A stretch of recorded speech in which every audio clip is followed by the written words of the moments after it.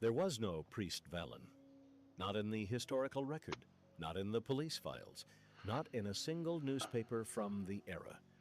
But the question of who Priest Valen was really based on leads you somewhere far more interesting than any movie. It leads you to the real men who led the Irish gangs of 5 Points. Men who were more complicated, more brutal, and more fascinating than anything Hollywood could invent.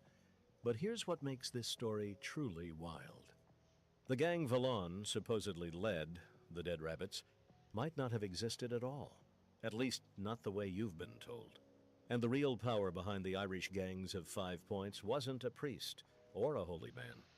It was a network of bare-knuckle boxers, corrupt politicians, saloon keepers, and a riverboat gambler who controlled everything from the shadows. To understand who the real Priest Vallon was, you have to go back to the beginning. You have to go down into the mud. In the 1790s, Lower Manhattan had a body of fresh water called the Collect Pond. It covered roughly 50 acres. It was up to 60 feet deep in places. For a while, it was the city's primary drinking water source. But by the early 1800s, tanneries and slaughterhouses had dumped so much waste into the pond that the water turned black. The stench was unbearable, so the city decided to fill it in. They drained the pond starting around 1803 and finished by 1811, packing the basin with dirt, garbage, and rubble. Then they built a neighborhood on top of it. They called it 5 Points, named for the intersection where 5 streets met.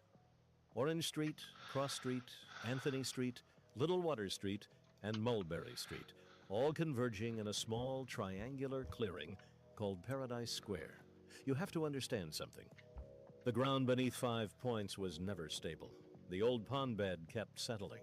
Foundations cracked, buildings leaned, basements flooded with foul water that seeped up from below. And into this sinking, rotting landscape came the poorest of the poor. Free black Americans settled there first. Then came the Irish. Between 1845 and 1855, roughly 2 million Irish men, women, and children fled the Great Famine, starvation, disease, eviction. They packed into coffin ships and crossed the Atlantic. Those who survived the voyage landed in New York Harbor with nothing. No money, no connections, no skills that matched the industrial city. And in a New York already hostile to Catholics, they had exactly one place to go: 5 Points. The conditions were beyond anything most people can imagine today. The most infamous building in the neighborhood was the Old Brewery on Cross Street. Originally Coulthard's Brewery, built in the 1790s, it was converted into a tenement in 1837 after the financial panic. By 1850, an official census counted 221 people living in 35 apartments, but the real number was almost certainly higher. Some estimates put it at 1,000 souls crammed into a single building. The legend said there was a murder inside the old brewery every single night for 15 years. That was probably an exaggeration. Probably. The building was finally purchased by a Methodist charity and demolished in 1852. They found human bones in the walls during demolition. 5 Points had the highest murder rate of any slum in the Western world. Only parts of London's East End came close for population density, infant mortality, disease, and violent crime. This was the world that created the gangs. Not ambition, not greed, survival. The first major Irish gang wasn't the Dead Rabbits. It was the Roach Guards. Now, despite what you might think, the name wasn't about cockroaches.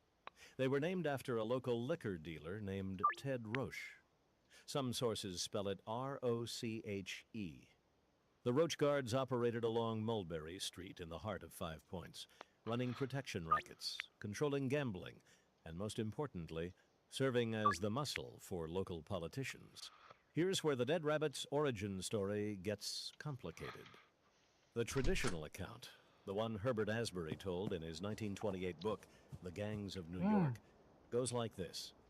During a heated meeting of the Roach Guards, a faction disagreed with the leadership. Tempers flared, and at some point, someone threw a dead rabbit into the middle of the room. A group of dissenters saw this as an omen or a rallying symbol and broke away to form their own gang. They called themselves the Dead Rabbits. They carried a dead rabbit impaled on a pike as their battle flag. It's a great story. There's just one problem. It might not be true. Tyler Anbender, a respected historian at George Washington University, spent years researching his book 5 Points. His conclusion was startling. And Binder argued that I guess you can't go across that way. as a formal organization never existed.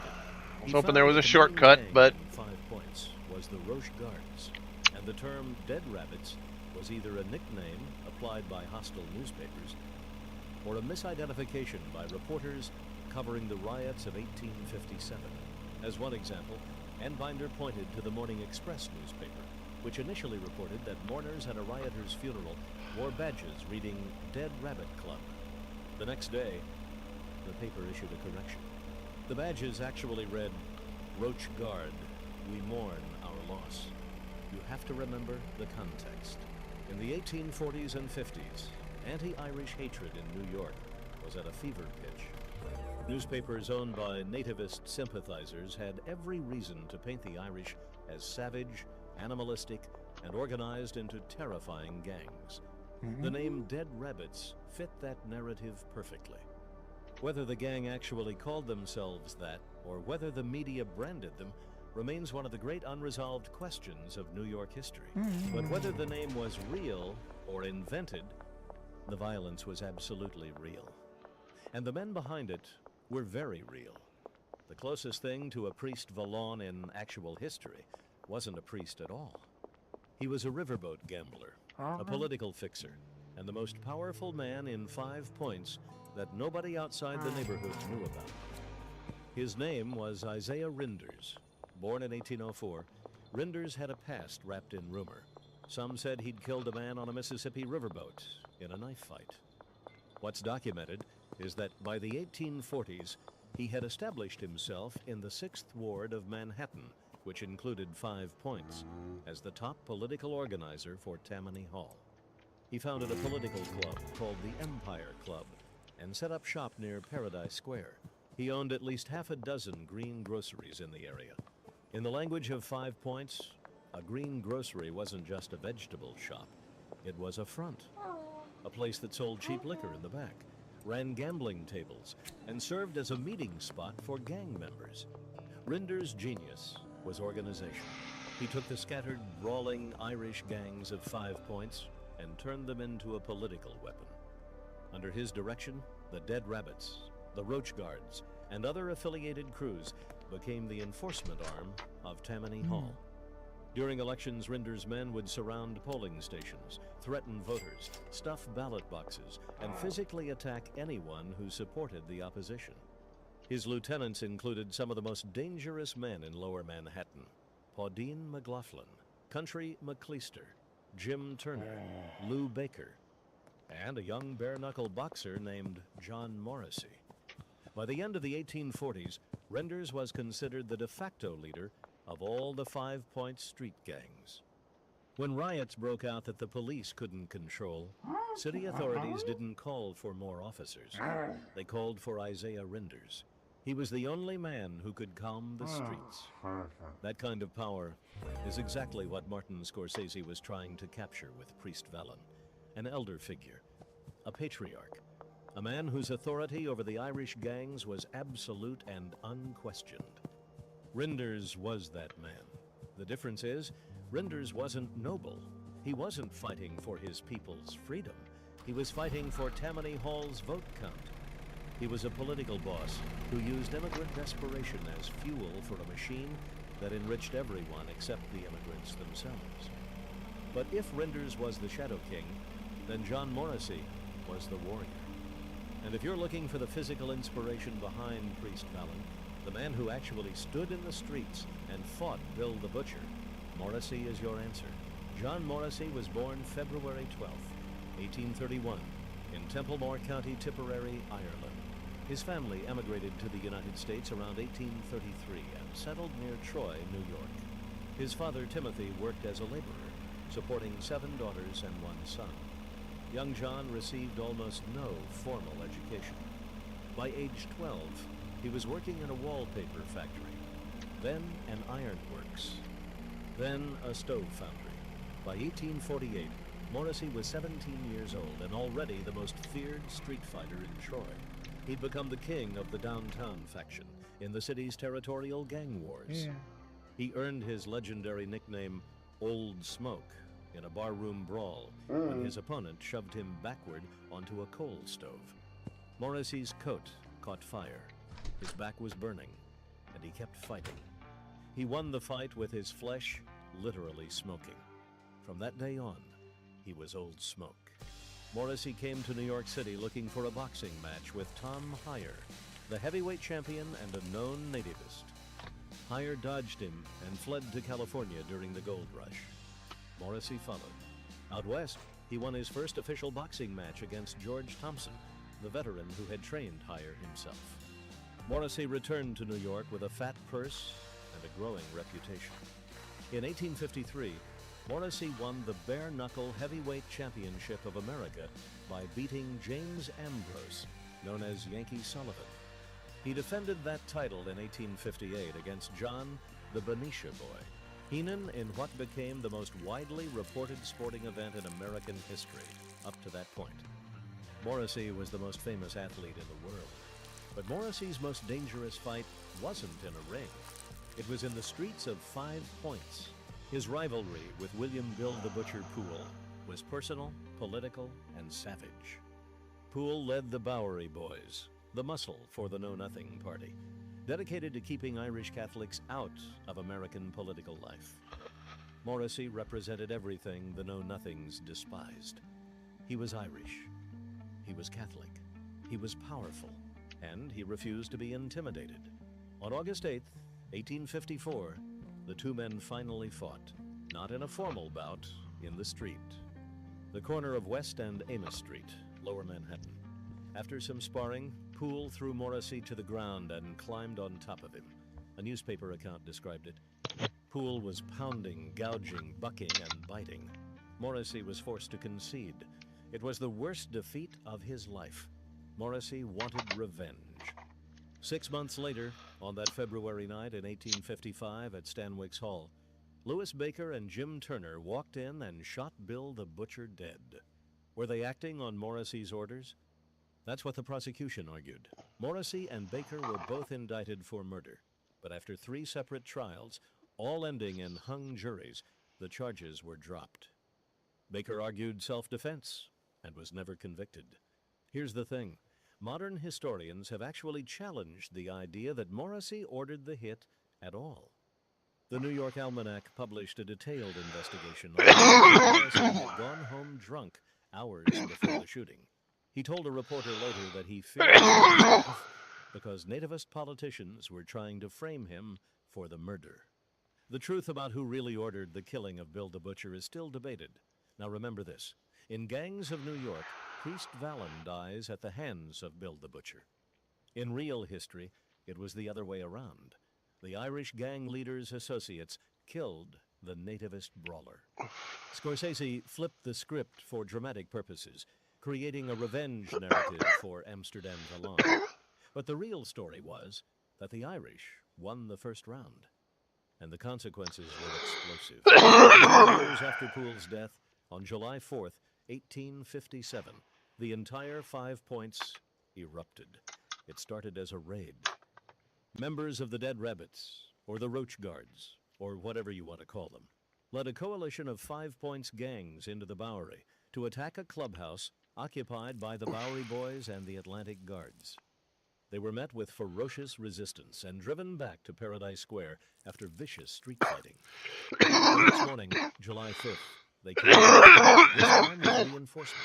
The Green Dragon, a popular Broome Street resort controlled by their rivals. The fighting spread across multiple blocks. Between 800 and 1,000 gang members took to the streets. Rioters built barricades.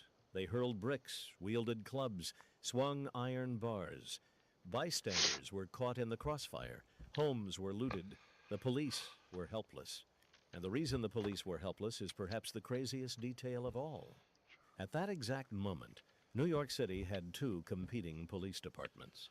The state legislature had created a new metropolitan police force to replace Mayor Fernando Wood's municipal police. Wood refused to disband his department. Look at him just So sitting both there all forces creepy. existed simultaneously, I should each go claiming stab him authority, with my clippers. neither willing to cooperate. While the two police departments were literally fighting each other in the streets, the gangs ran wild. It took the New York State Militia to end it. On the evening of July 5th, the 8th and 71st Regiments marched down White and Worth Streets with fixed bayonets. Two detachments of 75 officers each led the advance, clubbing anyone in their path. The show of force worked. The gangs scattered back to their hideouts. When the smoke cleared, 8 men were dead. Between 30 and 100 shipping more were containers in injured. this. Roughly half of the injured required hospitalization. Now here's where the story connects back to our Dude! question. Where was Priest Vallon in all of this? The answer is, there was no single leader who rallied the Irish, the way the movie shows. The reality was messier.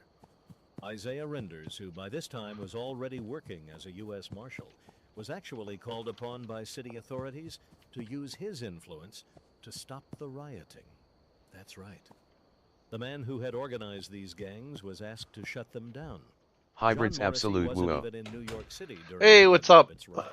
He was in Troy, running a saloon called the I'm Ivy gonna wait the Green on 4% 4th so I can harvest this He had before I deliberately leave, left and I can Manhattan replant after the another Poole one. killing to avoid further trouble. I'm trying to give Founder of the myself Dead every Rabbits, advantage a I man can known in this as game. Shang Allen, is barely documented in the historical record. And Hybrids Matthew absolute Brennan, happy who some holidays. writers have tried to link to the Dead Rabbits, was actually a Hybrids captain of absolute police happy and 420. later a police justice Yes, happy at the time of the 420. riot. He owned Monroe Hall, I home got of a the blunt Monroe all Guard, rolled up, which nativist newspapers later called but a first Dead I'm gonna Rabbits finish the one from headquarters, yesterday. just to smear Democrats. You see what I'm getting at. The Priest Vallon figure, the noble chieftain who united the Irish and led them into a climactic battle, is a romantic fiction. The real Irish power structure in 5 points was distributed, Hybrids fragmented. absolute. It's my favorite Multiple men holiday held today. pieces of the power. Renders I controlled still the like politics. Thanksgiving. Morrissey was the public face, the celebrity fighter. Shang Allen started the split that created a new faction. Kit Burns ran his notorious saloon on Water Street, where dog-fighting and rat-baiting drew crowds. Tommy Haddon Hybrids operated absolute. a I am cookhouse also on my where second sailors cup were of coffee. drugged, robbed, and shanghaied onto undermanned ships. I've The been up power since wasn't in 4. one man's hands. It was a network of I'm up saloons, 2 on my second gambling cup. dens, and Actually, my political second clubs, quart. all loosely connected by Tammany the experience of being Irish in a city that hated them for it. 6 years after the Dead Rabbits riot, 5 Points was consumed by something I'm glad I got far worse. my The New York City VTuber draft engine of July fixed, man. I 1863, just had that when the federal stupid government began drafting fucking. men to He fight wouldn't in the Civil move. War, He with barely a provision moved. allowing wealthy citizens But to I got pay it to $300 track again. to avoid service, the working class of New York exploded. The Irish were hit hardest. They couldn't afford the buyout. They were being sent to die in a war they didn't choose, for a country that wouldn't accept them. The riots lasted 4 days. Property was destroyed across Manhattan. By mobs of rioters, beaten and killed. An orphanage for black children was burned to the ground. Violence only stopped when federal troops Come on. fresh from the Battle of Gettysburg marched into the city. Over 100 people died. Well, Some he estimates can say walk. the toll was much higher. Dude's a Ironically, fucking 5 liar. Points itself was relatively quiet. Should I beat him up? during the draft Can I beat him riots. up? The neighborhood that had been the He's an old epicenter man. of I could gang take him. violence for decades sat this one out. By then, the old gang structure was No, I changing. can't The even wave of punch yet. immigration had shifted. Immigrants were beginning to arrive. The It would be funny geography if of you could power beat up was evolving. Uncle Within a few Nelson and the decades, entire the story 5 Points changes. gang, now led by Italian-American Paul Kelly, born Paolo Antonio Vaccarelli, would produce a new generation of criminals. Come on, Johnny 2 more Tony percent, and I'm Al Capone, harvesting that bitch. Lucky Planting a new Luciano. one. The future of American organized crime I think was that's why being they make born you on buy the 2 same bags of streets soil. where the Dead Rabbits had once fought with bricks and clubs. As for the men who inspired Priest Vallon, their endings were scattered and unremarkable. Isaiah Renders lived until 1885. I'm gonna get a good jump on He this died game, at man. 80 years old, having outlived his usefulness to Tammany Hall, a relic of an older, rougher I'll era. turn this down a little. John Morrissey went legitimate. He invested I his don't need books in Dan homes Rather in screaming in high-end my ear. publishing houses on Broadway, where men like Cornelius Vanderbilt played. He brought horse racing I was trying to find Silver a Springs, organizing what would become game-themed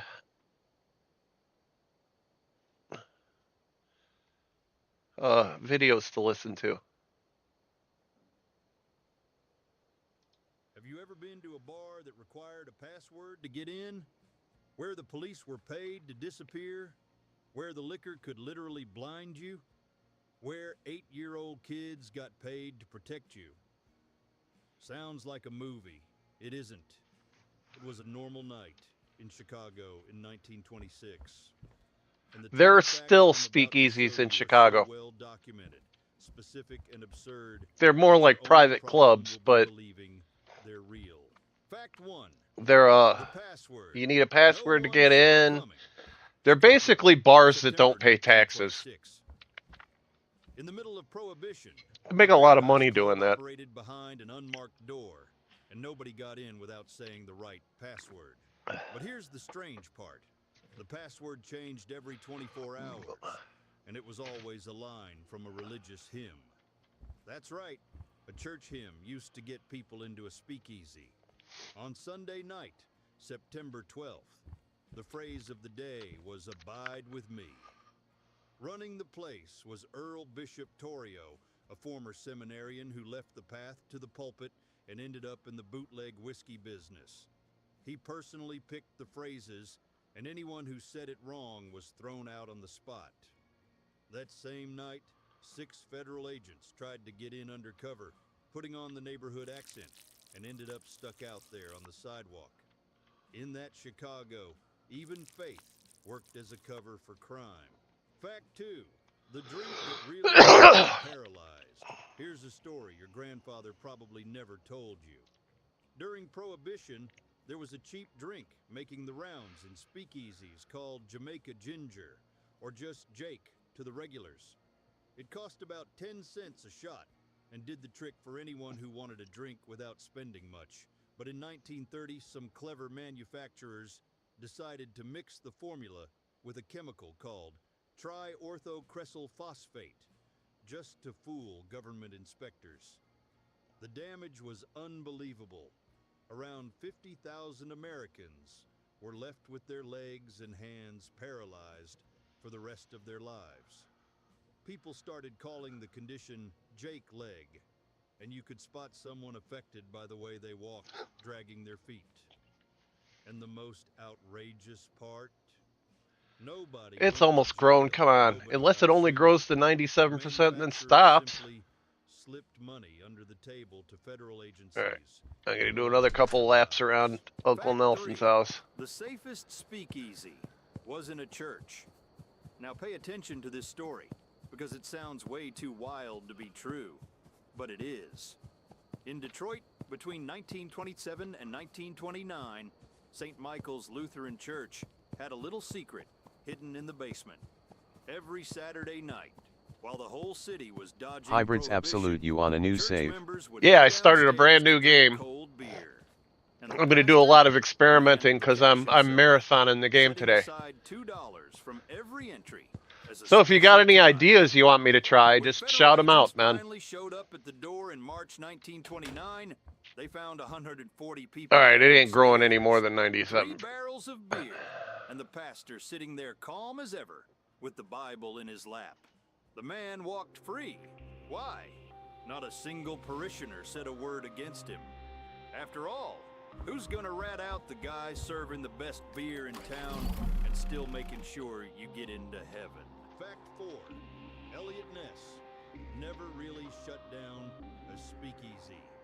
Here's one that might ruin a childhood hero for you. Elliot Ness and the famous Untouchables worked more like a marketing team than a serious police force. One thing that bothers me about this game is the Uncle Nelson calling you up and giving you advice.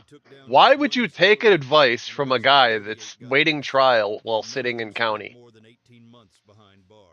I mean, obviously that guy doesn't know what he's doing. He got arrested. 10,000 speakeasies running at the same time, side by side.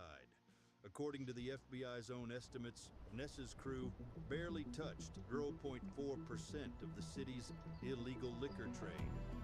The rest of the legend? In a fresh town with no product, no cash, no contacts, we only know one way to make money. Time to get to work. Hit subscribe and stick around. More myth-busting facts are coming your way. Fact 5. The menu that saved the bar. Here's something not many people know. The fancier speakeasies in New York serve better food. All right, let's spark. Than one of the city's regular restaurants. And it wasn't just for show. It was a survival strategy. The police had the authority to shut down an illegal bar, but they couldn't touch a restaurant. So the owners turned the kitchen into a legal shield. The 21 Club, which opened in 19 Marao on 52nd Street, served duck à l'orange, lobster thermidor, top quality filet mignon. Federal agents tried to shut the place down 5 times. You know what? I'm just gonna... And every time they raided it, the owners showed the judge the menu and said, I'm doing the stock guy, man. Sir, it worked every single time. The 21 Club was never shut down, made it through all of Prohibition, and is still open today, more than 100 years later. But behind all that glamour, Dude, people were paying a my very plan actually got smaller. price. And that's what we're going to talk about now. Fact 6. The warning system for police raids. Around 1905, Dutch Schultz came up with a setup that's still impressive even today. He paid a New York switchboard operator $200 a month, and she kept her ear on police radio calls. The second a raid was planned, she'd call the speakeasy and give the code phrase, "Your neighbor is sick." That was the signal to move. From the warning to the cops hitting the door, they had about 4 minutes max, and believe it, in 4 minutes that crowd could work miracles. They'd hide 200 bottles in a fake basement, flip the tables around, and by the time the police walked in, the bar had already turned into a regular lunch spot, with people eating sandwiches like nothing had happened. In other words, organization was already using technology, bribery, and a stopwatch long before Hollywood ever put that on the big screen. Fact 7. The kids who kept watch for the bootleggers. Here's something your history books probably didn't tell you about Prohibition. In working class neighborhoods in New York and Chicago, speakeasy owners had a pretty clever warning system, and guess who did the job? Boys between 8 and 12 years old. They stood on the corner, keeping watch, and whenever they saw a cop coming, they'd let out a whistle. They made 50 cents a night. Their nickname was Canaries. Most of them were the sons of Italian and Irish immigrants, and a lot of that money went straight toward paying for school. Hybrids Absolute, what video are we listening to today? The Chicago Tribune did a Oh, I'm survey. listening to crime videos. 847 boys doing that job on a regular basis. I could throw on some... The part that Nux. still bothers people today, not a single is that I think he's got new videos out. kids. I don't know if he works on Sunday. I don't think he works on... Oh, but Jewish people, Saturday is the... Okay. If they make him the face of the Democrats are never winning another election. Terrorists. Hiker has Hybrids a Absolute, it does controversial T matter whatever you want to listen to. At this point, you know, supporting the murder of Charlie Kirk and everything in between. Oh, it doesn't matter. I'm in it Destruction and playing the murder of game. Donald Trump. All right, let's be honest here. I just like the background noise. An immoral terrorist organization. That's my stand. That's what I have to say. A lot of people, oh no, that's how you say. Prove me wrong. Prove me wrong. They're all endorsing violence. They're calling for riots. They're calling for insurrection. They're celebrating the assassination of political figures. Like, what are we even talking about here? Hundreds of flocking to him, actually. The more people that flock to Hassan Piker is awesome. The better for me. They aren't afraid of Hassan. They want to make this idiot What happened the one earlier? that said America deserved 9/11 and says that rape is resistance, and Palestinians should actually be raping more Jews, right? Make that guy the face of the Democrats. See how that works, man. I think it's honestly a masterful gambit. Now, for me saying that he calls for, like, assassinations and stuff of people, he does. I've already showed you multiple times the fact that he called for the assassination of Rick Scott, right? He calls for his audience to murder senators and stuff. Well, here's an old resurfaced clip, and I think this one hits different. This was him and Destiny back when they were friends, before they backstabbed each other 47 times. This was back when they were buddies, talking about how they really want to kill Charlie Kirk. I'm ready for the great cleansing, dude. Cleansing?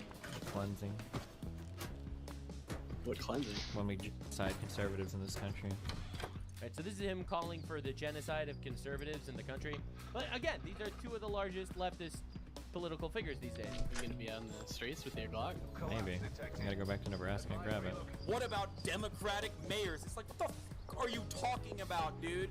We're f***ing talking about socialized medicine, and you f***ing turn around and you f***ing ask a question about murderous cities and their Democratic mayors. I want to f***ing kill him, dude. I want to. Well.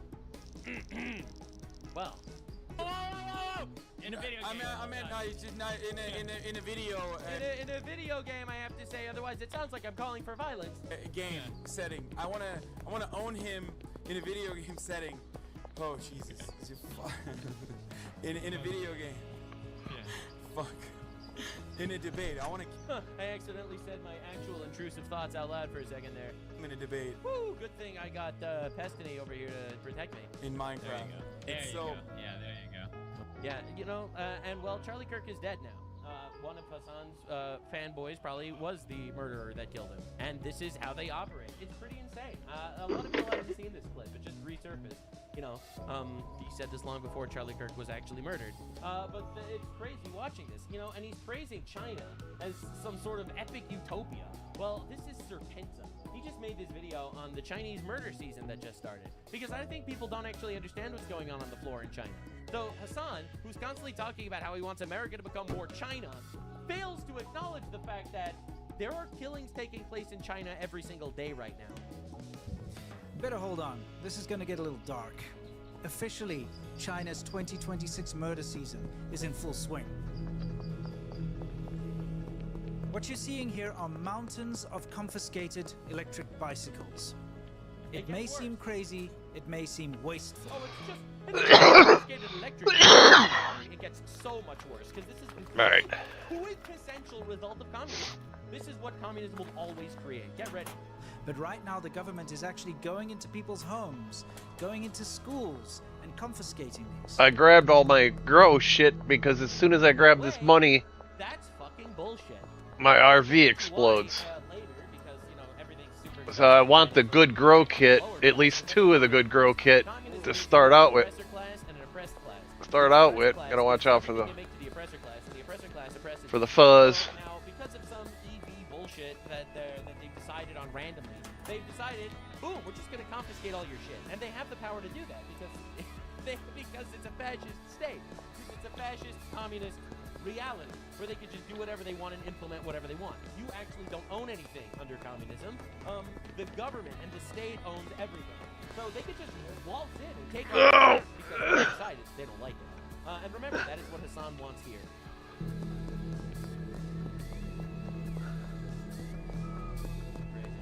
So dystopian. Putting them on the back of trucks and driving them out to these big fields where they're dumped, either sold abroad to places in Africa or quite Look at that dude. often just left to rot. That's crazy. And they could just do that. They could just decide to take your shit, and there's really nothing you can do about it. You can't vote your way out of it. You can't protest your way out of it, because they'll kill you. All right, you can't do anything. They could just decide, and it's over. The decision was made by the state, and they own you. That's scary, man. And here's the thing too, is like, how the fuck do they know I'm here to sell drugs? I haven't sold any drugs yet. Has decided that certain types of electric bicycles, the ones that people rely on to do food deliveries, the ones that people use as their family transport to get to school. I think there's somebody working against me, man. No, they're all going to be scrapped because they're illegal. This, of course, leads to the typical wasteful. Yeah. But hey, maybe they'll at least pay. You trying to get me killed? Electric bikes that they're confiscating. Nope. The bikes were always the government's. So you don't understand how communism works. They could just do things. Piles of rubbish lying around the Chinese countryside, whether it's subsidized EVs, e-bikes, shared bicycles, you name it. When they decide they're going to change something up, they just do it. And they've been doing it en masse. Huge crowds of police at intersections, huge crowds of police raiding schools, raiding businesses, and of course, raiding people's you're too heavy to homes, stop there. stealing e-bikes. Because you know what? They were legal to buy. They were legal to manufacture. That's right. But all of a sudden, until the government decided, nope, we're taking them all away. This is what Hassan wants from you. Hassan wants the government to be able to say, no more gas-powered vehicles. Poof, we're just going to take them all away. No more, whatever the fuck, going outside during COVID. Poof, we're just going to disappear you now. Sudden they're just illegal to own. Hey, how you doing? So, I'd like to run a room. why am I talking about e-bikes? All right, that's cool. This is a prime example of what leads to what are called revenge against society attacks. Get ready. When the government... And there's no one to fear more than someone who has nothing to lose. All right. You're gonna lock in. You're gonna lose your shit. Government in China Dude, decides that they're going that to egg change guy's got a policy or dick. implement something. They do not consult the public. There is no option for the public to protest against. No protesting, Oh, I can't pick it up. no public All right, sentiment. first of What the all, state wants. This. I mean, we're gonna if put you that right there. spent probably half a year's salary on an electric bicycle, Boom. something that is Boom. absolutely essential. Half a year's salary on an electric bike. You know why it's so expensive? Because under communism, nothing that you make is worth shit. You're poor, you're broke, you're oppressed, and unfortunately for you, everything costs everything to you. Welcome to China. Welcome to communism, because capitalism is what makes. And that's why Cuba, all right, Cuba's collapsed right now, because it's a communist state, and it's not getting propped up by foreign superpowers. So right now, Cuba's collapsed, because communism cannot survive on its own. It needs capitalism in order to prop it up. To your daily life, because you cannot afford a car, or you cannot afford or have access to public transport, and the government decides that they're just going to take it away. There's nothing you can do. That's right. They're not giving you any compensation. They're stealing it from you. That's right. So you can try and protest. Oh, But pawn if you shop's try to closed. protest in China, they will literally disappear you, Oh, yeah, or they will arrest you, or they You will get disappeared. will come and stop you, and any trace of you actually protesting, holding up a sign, or making a scene will be deleted off the internet. You are quite literally disappeared, both digitally and in the real world too. All right, I gotta start out with as much legit money as possible. Let me sleep. Do it. Go to Beijing, and they've got a petitioning office, but you could just simply write a strongly worded letter to the government, and they will promptly do nothing about it. nothing ever gets resolved. They don't care. The thing is, even if you can afford to go Alright, to the petitions office first in things Beijing, first. it's not going to change their policies. And They're run not going to all of a over to sudden the say, pawn shop. you know what, we're going to let you keep your electric bike that we've now deemed illegal because we just don't like these type. Because Good morning, they're sir. catching fire, or I would because like they're to not pawn meeting safety something. standards, or I would whatever like the to pawn reason this is for it. television Of course, the main and this reason is they lamp. don't like bikes. I would They like, make systems what that is don't it? keep I'd, poor, I'll say, I'll just say $1.50. and so on. There's lots of different reasons why they do. Like I this, said, but $1.50. Visuals of the city, which I mean makes sense. Aesthetics are important. All right. And therefore, Yeah, they're just gonna thanks, confiscate dude. something that was legal 2 seconds ago and give you Thought he was gonna get absolutely sketchy no on me. form of compensation because they don't fucking care. It doesn't matter what their reasons are. They decide overnight that they're going to change their policy on it, and all of a sudden, you lose out. So, what do you do in a situation like this? Nothing. Absolutely fucking nothing. You just wallow in misery under communism. That's the problem. There is no outlet. You cannot complain. You cannot protest. You cannot go and actually contact somebody in the government. You cannot contact the press to get them Hybrids to come and do an absolute, you interview with gotta you. get the free bat. Because China will pay a lot of Yeah, money for Hassan I to gotta, do I some wanna, sort of nice little gay fucking tour throughout fuck, China, I don't talking need a about watering China's can. actually utopia and awesome. There's Remember nothing that? you can do. You have to suck it up. Yep. Now this electric bike situation Gonna is make me just buy one. but a That's alright, I'll drop in the pawn bucket one. Of the types of frustrations that people have to endure living in Chinese society. And unfortunately, it leads to these horrific revenge against society ready. attacks. Oh, like this one Get that just happened in Guangxi last week, where a guy specifically targeted and rode over people on their bikes. Can I like start giving? No, I can't. Can't How even about the talk week to before, people, can when I? this BMW smashed into Yeah, children see, I and can't even. parents alike outside of a school. I bet you didn't even hear about it. That's a bet. Like, I started researching because I heard about one of them, and I looked it up, and I found another one by accident. I was like, wait a second, is there a pattern? And then I started actually looking into it, and yeah, there's a pattern. In Jiangsu. Or how about the guy in the front end Oh, loader God, that shut last myself month out of my- crashed into a crowded market in Beijing, killing over a dozen people. Did you even know about this? Massive terrorist attack?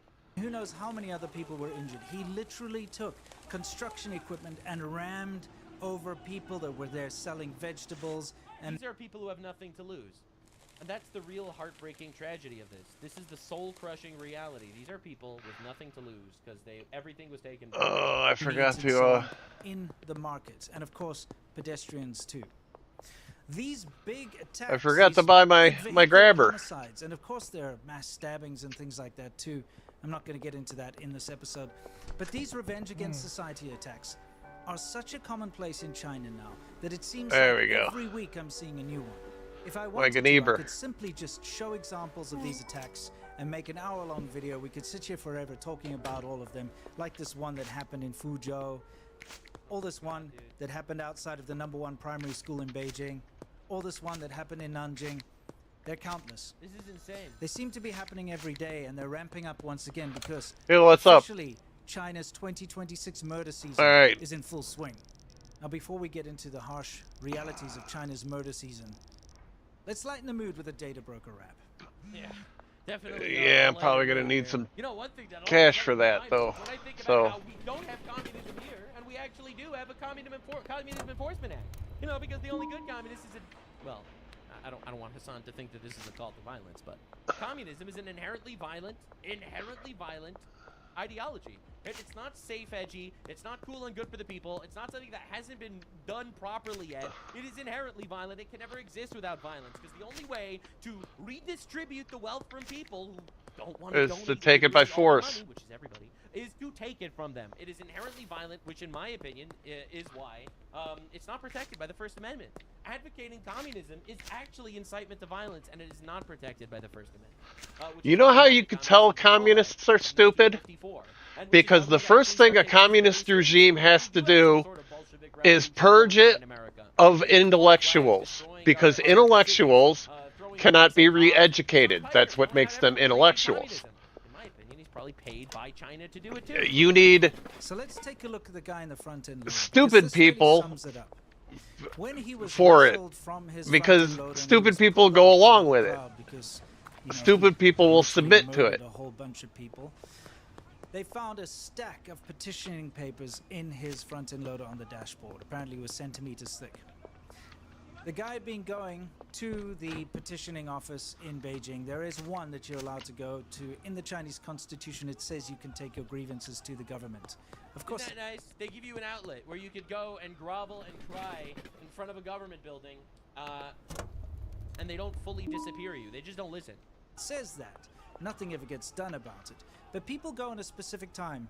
During the 2 sessions, there's a big government meeting that they hold. And so they go during that time because they know it's a sensitive time. And they feel I think 5 is the most I could buy. During this sensitive time, that the government is more likely to try to hush them up by taking care of their problem. But they don't. Of course, this isn't actually true. That's cool. Lines outside of that place, they are massive every day, and I don't think anyone ever gets anything resolved, but at least they have the belief that they will get their problems seen to. It's the ultimate placebo effect, you know? It's just, if you just come here and sit here every single day, all day, we might listen to you. And then they just don't. And resolve. Because why should they? Literally, why should they? Right? This is like, oh, don't worry, you have an outlet. you could literally cry here in public forever. You know, like how the Wano government did to what's his name, to Odin in One Piece. All you need to do is make a fool out of yourself in public for 1 year straight, and we'll listen to what you have to say. And then he does that for a year straight, and then they're like, we lied. Oops. So this guy apparently for years had been trying to get his problem, whatever it may be. It could be something to do with his real estate investment that, you know, went south. It could be something to do with the land that he was on that he was forced off. It could be something to do with investment scams. You never know. Oh, you don't understand. They could just force you off land in China. They could just decide. Alright, I'm just hanging out waiting for the drop. There's Oh, so but don't worry, Hassan Piker thinks that that's better. many issues in Chinese society that just aren't ever addressed. Because when people fall on hard times, the government ignores them. So what do they do? There are You know no what? social programs. For There are shits no and giggles, charities for people I'm gonna to go when downtown they're and in mug dire somebody. states. They have to rely on family.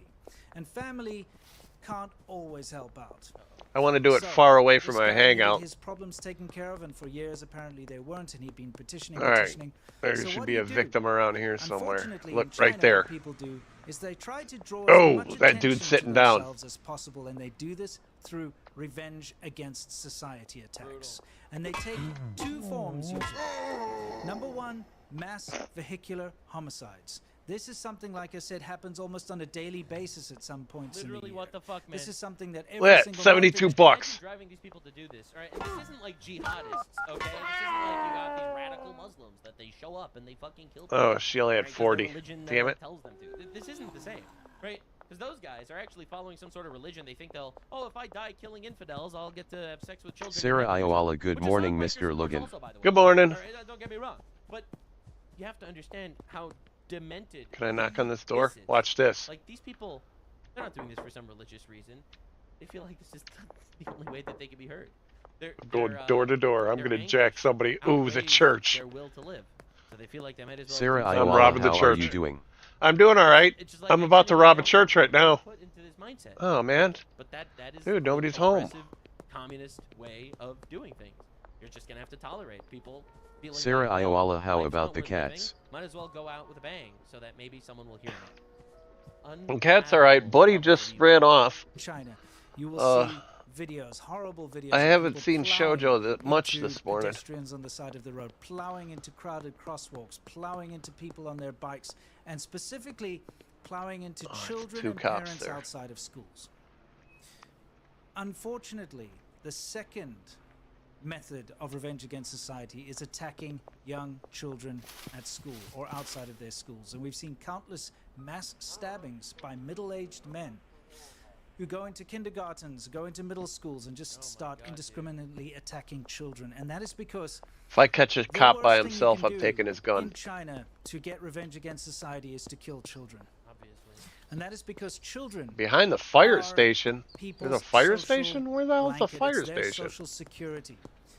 When you have a child in China, I had because no of the way idea the shit. family There was a structure fire works, station? you pour all of your money and your entire family's fortune into raising that child so that when you reach retirement age, Look how shit this is. You have a guy Holy who's shit, not there is a gonna fire let these station. bad kids, but they've disarmed I the did not know population. this was So they here. give them these massive Holy claw shit, grabbers. you learn something new every day. To fucking shoot the guy. Oh, here we they all go. have, like, these big sticks with like little grabbers at the end. Bink. you will be able to move in with All your right. child and they will look after you. It's like a We're gonna retirement. sow the seed. And to Nature get will rid of grow the somebody's seed. future, somebody's retirement fund, that is the biggest revenge you can have against society. That is why they go after children. What a nightmare. But it's unfortunate to see that murder season has once again kicked Wait off. a second. This is a societal ill There, that dudes will are not still go sleeping. away. This is a Not societal as long as communism exists. ill in mainland China only. This is a societal ill that will Gonna get me a only ever reputation go for away violence. if people have a way That of way the venting their cartel will frustrations. hesitate fucking with me. Of course, there's no excuse for these abhorrent acts and these terrible attacks. But Obviously. when you have a system that is so oppressive, You know, oh, that I know doesn't where allow that- a person cop by that has a himself is. grievance to vent their grievance, to have a place to go and talk about it, If to you're ha- owned by the state, all right? Oh, if well, they they must be back you changing into a shift. corner that just makes All your right, life let's go not sow a worth seed. living at all. Because of how oppressive and evil it is, it's gonna make these people do anything to be heard, and it's a nightmare. have the media to talk to have government institutions that they can reach out to have courts and All right, rights this is and gonna be labor my laws and challenge. things like that. I'm When gonna you don't kill a have cop that, at night. This is the result.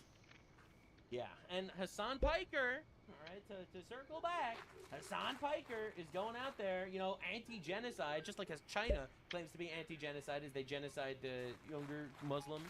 All right, so Hassan Piker out there talking about how China is great. He's in a very Chinese part of his life. China's the best place in the world. He absolutely loves China. The reality is everyone is more than happy on the right to make Hassan Piker the face of the left because this guy is fucking evil. He is pro-terrorist. He is anti-America. He's pro-communist China, and it's unbelievably, demonstrably evil, which is why he's tearing the left apart, and why the right is more than happy to use him as a figurehead. But don't forget for a second, he's the fucking enemy. He is the quintessential enemy. A foreigner that came into this country that was given some sort of citizenship because of bullshit, twisted birthright citizenship laws that now has some sort of moderate position of power that helps other foreigners get elected in order to hoist their power over you. This is the foreign takeover in writing, and I'm so happy that we have such a quintessential example of a pro-terrorist Islamist retard like Hassan Piker to help us understand exactly the caricature of what we're dealing with every single day in society. Thank you, Hassan, for being the useful idiot. Now we need to work on some sort of politician that'll get this motherfucker deported immediately.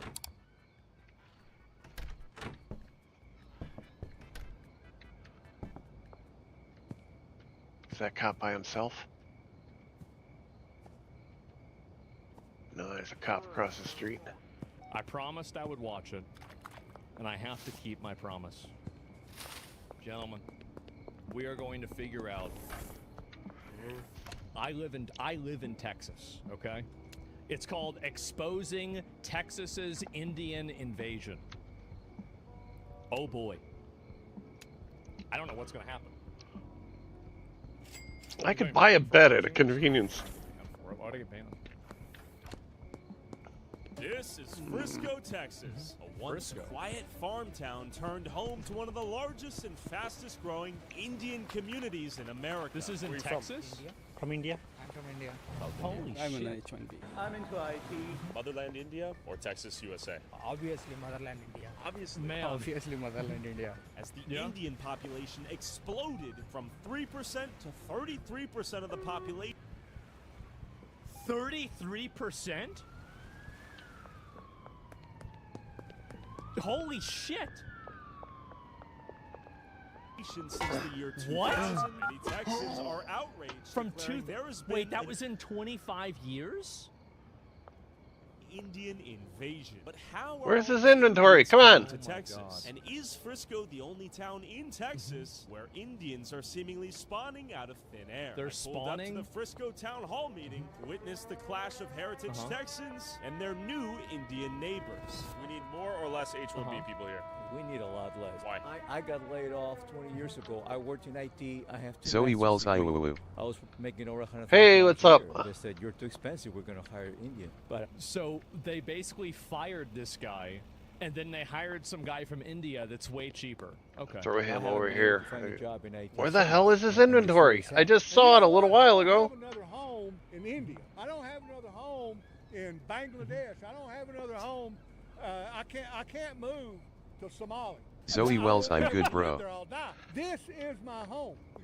I'm doing a marathon today on Schedule 1. So, just to let you know, I'm playing this all day.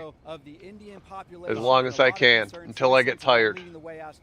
And I made this because I'm on my second cup of coffee.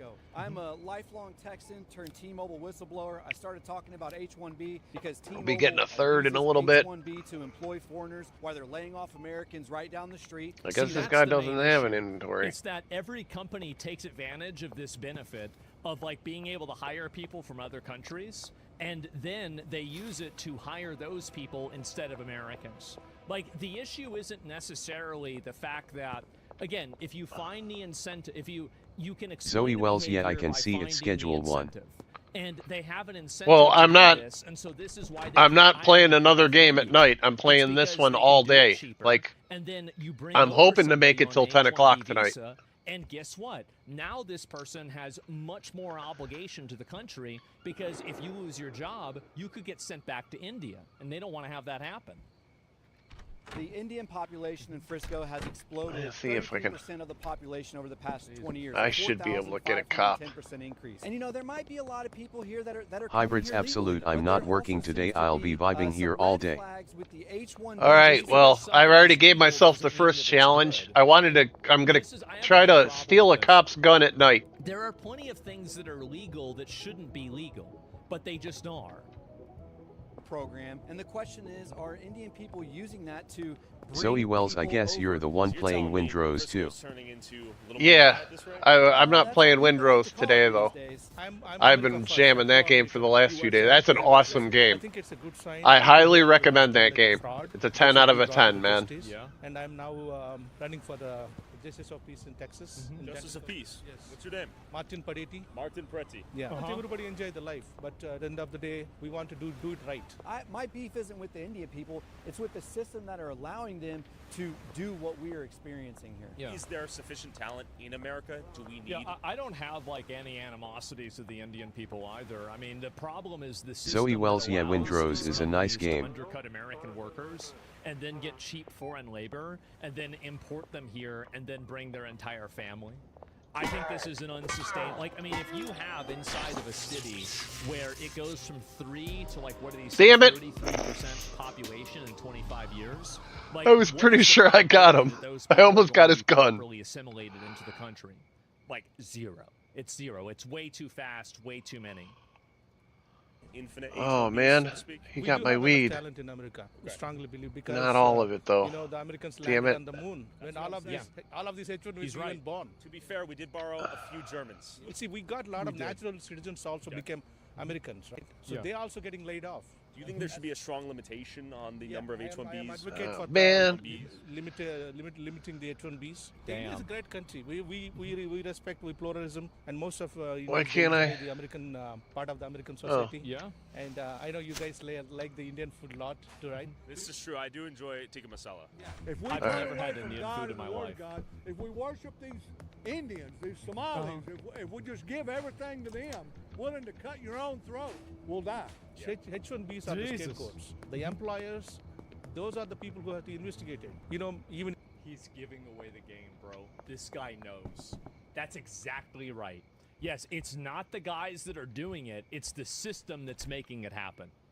That's right. One of my friends told in Dallas, you know, most of Indians, they'll follow the practice, the caste. If you're not in the same caste, they will let you go. It's happened in Dallas. So casteism is happening here in Texas. So we have imported another foreign weird cultural problem.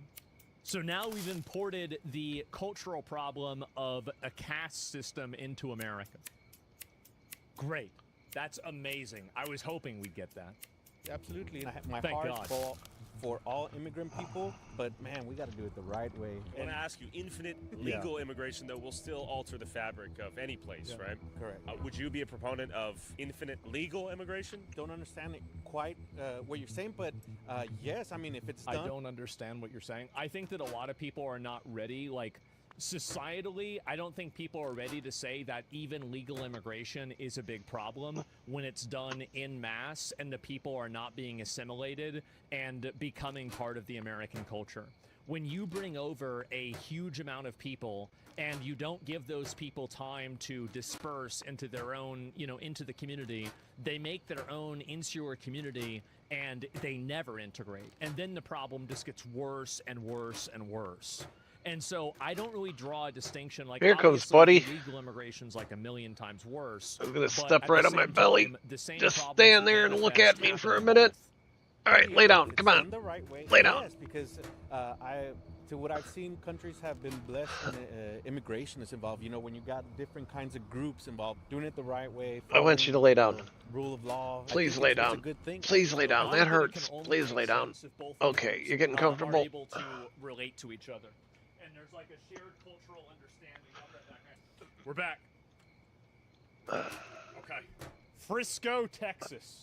Has allowed Frisco's Indian population to go from less than 2% to almost 20% Indian in the last 20 years, turning Frisco into a majority minority city. Look at this. Is the intent of these work visas bringing Indians to America to support our labor force or to replace it altogether? Oh boy. This is insurrection. This is the overthrow of the United States government, which is why 20 million people walked across that border. I can't go to Somalia and live, or Mexico. This is my home, America. The H-1B visas, we don't need them. We don't, not right now. Someday, but not now. And now, as of late 2025, T-Mobile USA opened a global technology hub in Hyderabad, India, that employs thousands of Indians while they're laying off Texans and Americans. They've even sent Americans to go train these Indians in India. T-Mobile USA. So wait a minute. So they're sending Americans over to India to train the Indians so they can hire the Indians over the Americans. Could easily open up this technology hub in the United States of America, and they could have ran it out of one of the two Frisco offices on Warren Parkway. On top of that, T-Mobile spent $81.5 million on salaries for H-1B employees in the United States in 2025. All salaries that could have went to Americans. Is it a coincidence that T-Mobile has a new Indian CEO as of November last year? Probably not. We are the entrepreneurs, high-skilled professionals during the tech and medical corridors that make our Collin County a national leader. In Frisco, you will find us serving in our churches, seeking peace in our temples, practicing charity at our mosques. We are guided by timeless wisdom that transcends borders.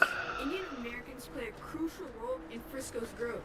Many work in high-demand fields such as technology. Stop looking at me!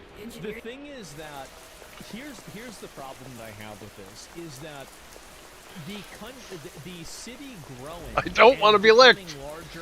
Besides, your breath smells horrible. Does not necessarily mean that the quality of life for the people living there has improved. This is the same as comparing the GDP of the country with people's quality of life. Like, our GDP now is infinitely higher, not infinitely, but it's a lot higher than it was in, like, let's say 2016. But I think most people would say that their lifestyle in 2016 is better than their lifestyle now, assuming that, you know, something weird didn't happen. And I think that's the main issue, is that these, like, basically accounting book corporate profits do not represent the material circumstances of what the average person experiences on a day-to-day life. And that's the big problem, is you have these basically graphs being used to explain why it's okay that you can't afford your groceries. And it's just not working. And that's why there's so much problems. In finance and entrepreneurship. My name is Shri. My name is Ardav. My name is Siddharth. Hi, my name is Mathila. Hi, my name is Anvika. Indian Americans make up 1.6% of the population. They're responsible for $200 billion in taxes, have the lowest crime rate. And over the last couple of years, we've seen some of the greatest polarizations in the history of America. I told you to stop licking me. The American dream is alive and well here, and it's not because the streets are paved with gold, it's paved with the ingots of possibilities. Every person in this room. I think the American dream should be focused on making it for people that are in America. When the American dream is only discussed in the context of foreigners coming here and making a lot of money, Fine, I think that is disrespectful to the Americans that have lived here for hundreds of years, right? Their families have been here for hundreds of years, who are being left behind by a system that's deliberately designed to sideline them and to fire them and lay them off in favor of hiring those foreigners at a lower wage. Right now, their ancestors have come from a different country, a different continent. Despite these positive contributions, Indian Americans sometimes face discrimination or hate. I urge the council and the residents to reject such a rhetoric that divides residents based on what or where they came from. Let me be clear here. There has been no credible evidence presented to any widespread H-1B visa fraud in this city. Today, many Indian families are living in fear. Replace it with reality. Unqualified. Now they're gonna make me buy a trash bag. Scamming Americans. Oh. Stealing tax dollars and destroying our nation in Texas. And the funniest part, if these are truly high-skilled Germans or Poles, we'd welcome the net positive. Instead, we get low-quality scammers with fake degrees abusing our systems meant for generations. Damn trash bag. That's a huge problem, by the way, is that like people that are coming from other places that don't have the same type of accreditation that we do, and they say that, oh yeah, I'm a doctor. Where did you graduate? From the internet. Well, that's a big problem. And America is huge issue. It lives in the hearts of all of us, the 243,000 residents. The only time that these people invoke American ideals is to subvert Americans that are already here and to justify. I wouldn't trust a doctorate from an online medical school. I'm sorry, dude. This is the only thing that they care about. This is why they're doing it. It's not about these ideals in general. It's about using the ideals. I mean, call it discriminatory, call it whatever you want, man, but yeah. I'm not going to a doctor that got his degree online. I think it's more than an idea. And I made sure that, he made a point that the Indian population in America is 1.6%. When the city it's an idea and the people, obviously. Agreeing very clearly.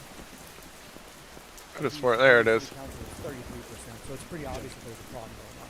Let's say we have infinite legal immigration. Is it better than illegal immigration? It's funny because we've almost been tricked. We've been marketed this thing where we believe that it's good to import people for jobs that we can't efficiently do. We built the jobs. You're telling the people who built the jobs we can't do the jobs. So it almost sounds like scam. Well, they threaten them with the H-1B visa and they hold that over their head because if they don't work a certain amount of hours, they won't sponsor them. So exactly it. And that's how they have a totally unfair relationship with the employees. And that's the big thing that a lot of people don't talk about with these different companies, is that these companies disproportionately take advantage of and benefit from these H-1B workers, because now they can hold your entire residency in the country over your head. Massive. They can't threaten you with undercutting being able to go labor. back home because It's you're bigger home than as an American. It's a lot bigger than America, like the United States, if you're an American citizen. So, and they can just rip them to the bone. So we're headed into the heart of Frisco to speak to some of these elite H-1B engineers we've imported from India to save our economy from our unqualified, lazy American labor force. There is the Karya Sidhu Hanuman Temple, the god of courage. Where are you from? I'm from Andhra Pradesh. From Karnataka. I'm from India. South India. Hyderabad? Are you from Hyderabad? Yes. Really? I'm from Chennai. Are you here on like H-1B? It's a lot of people. Right now, still I am my student visa. So, student visa. Yeah. Yesterday, the H-1B results got rolled out, so I'm just waiting for my decision. Yeah, I'm waiting for the same results. Are you anxious right now? Let's hope for the best. I work in a company, software company. Software? Yeah. And are you H-1B? Yes. So if I get my H-1B, I can stay here for more 5 years. What happens if you don't? I still have my time, like almost 2 years from now. 2 more years. So maybe I need to try for different visa, or else like. I think go the back. Yeah. and there's another issue is that they say that Americans are unable to do these jobs. I think the reality is that the reason why Americans are unable to do the jobs is because the education system is terrible. Because I do think that it's true that, India has a lot of people in it, so just by averages, they're going to have a lot of people that are going to be smart. But the other issue is that Pipper Lane, what S up? you have people that are systematically Hey, what's up? How's it going? Welcome to the marathon. Our education makes people retarded. And so why are you surprised that you need Pipper to Lane import Wagwan in a brother. bunch of Indians, Pakistanis, or people from anywhere else in the world? Why are you surprised whenever you have to do that, whenever you've engineered this problem to exist? And I think that's what's happened. H-1B. H-1B. Did you come here as H-1B? Pipper Lane, happy holiday. So F1, They can't read anymore? Yeah. Same to you. It's not true. You have amazing universities. You're absolutely right. Surprised how many people celebrating Hitler's birthday. Our public school system is really bad. It's a very, very weird Come here as international student, get a green card. Was it that's what it is. You've seen the new wave of people from Telugu. A lot of them. How long have you been in the States? Around 10 years. Are you on H-1B? Okay. Okay. Are you like on F1 visa? I see. Why did you end up here in Frisco? I don't think I need to drop off money. I just need to Uncle's restaurant? order more seeds. Go from F1 to OPT to H-1B? Yeah, exactly. Okay. Motherland India or Texas, USA? Alright. Obviously, Motherland India. Pick up some trash while I'm waiting. I don't have a problem with them saying that. I mean, very clearly, these are Indian immigrants. I mean, they're not going to have the same type of, they're not even citizens of America, right? They're on a visa. I mean, I don't view this as being a bad thing. My motherland is India. I'm born and brought there, grow here, and I'm here to serve the US. So I can say that second land for me is US, because I'm getting here the US team the respect, job, and a good opportunity. And obviously I'm planning to go back to India. So your daughter, is she a citizen of the US? Yes. Yeah, so you're gonna bring her back to India one day? Definitely. Oh, that might be challenging for her. Hyderabad or Frisco, Texas more? Hyderabad, of course. Then I have to ask, why are you here? Why are you here? Yes. I had to. Queensland, I'm still in Ooh. my hometown. Good. Everybody from my hometown here. Wow. I feel like I'm still in my hometown. Yep. So you moved all the way to Hyderabad, thousands of miles away. To Hyderabad. What a Texas. tell, yeah. The India Bazaar is right there. I want to see if we can find some F1 students in this 7-Eleven. And secondly, I want to see the moment I walk in there. I'm looking at a 7-Eleven. All right, we gotta find some Indians. It's a 7-Eleven. Okay, let's go over there. Oh God. Sorry about that, dude. I wanted to be nice. Close his door. That's the worst thing. F1? Are you an F1 student? Okay, are you H1B? You're H1B. Working here at 7-Eleven? Okay, where are you from? Wait a minute. I thought they said this wasn't happening. So you've got H1B workers at a... You're telling me that we need to import somebody over from fucking India to run a 7-fucking-11? Are you kidding me? What's going on? It gets worse? I know. I know. We're in India. Angara. Is that close to Hyderabad? Yeah, I'm going to problem manage. Okay. Uh-oh. You work in IT? Yeah, I work in IT. Yeah. I'm working with the Walmart here. Okay. As a software engineer. Yeah. Okay. I'm into IT. I work for a company. It's really funny because I know another guy that works with Walmart. He's high up there as a software guy, and he's in India. It's really funny. IT? Yeah, yeah. I knew it. Tremendous guy, by the way. Love him. Great guy. Have you had to work for IT? IT. Yeah. Why do they dominate IT? Just dominate IT because they have a master's degree in computer science. They study back in India. Okay. Finley Skid, how are you doing today? That's how they just dominate. I'm doing good. Student right now. And you work in IT? Yeah. Okay, so my question is, are you F1 visa holder? So as an F1 visa, how many hours can you work per week? Behind the casino. Is it legal to work full time on an F1 visa? Full time? Yeah. That's my teacher. Chicken tandoori pizza before GTA 6. Frisco has become Dallas's unofficial Little India. You can find H1B Indian Little spawn India? points all the way up in small. Wait, did he just call it a spawn point? Are you freaking kidding me? You can find H1B Indian spawn points all the way up in small Texas towns like Argyle, Texas.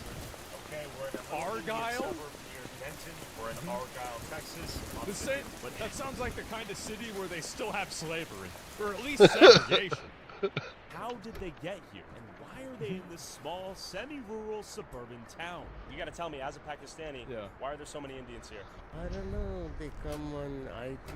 Are a lot of F1s working here? Yeah. Yeah? Illegally, right? Illegally. I knew it. They don't even pay right amount.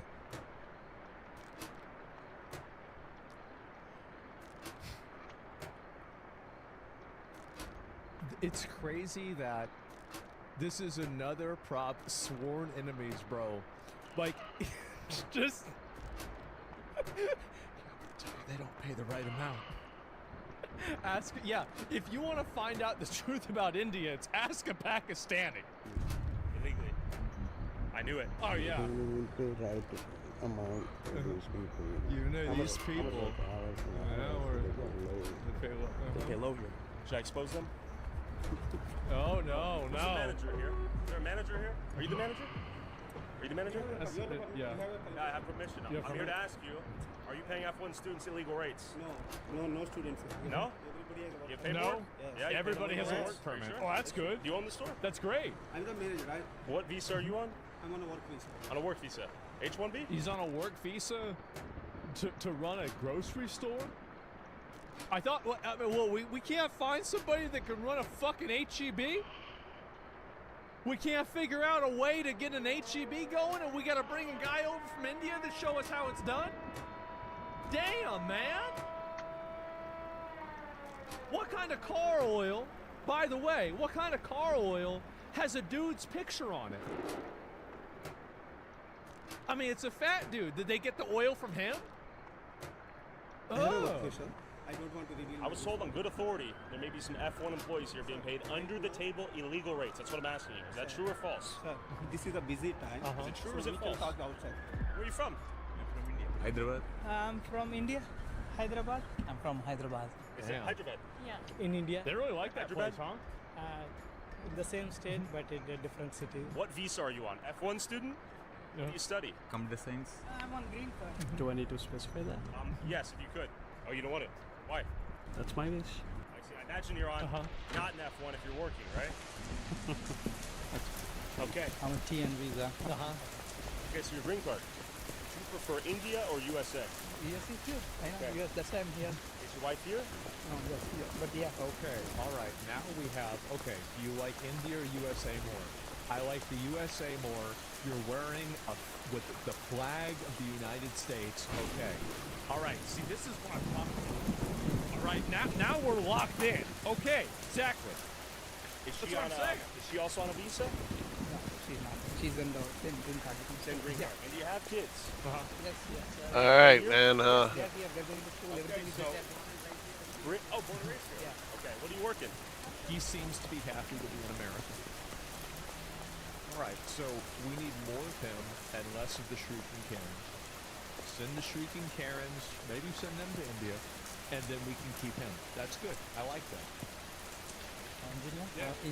Software. Software engineer. Did you get a college education in India or the USA?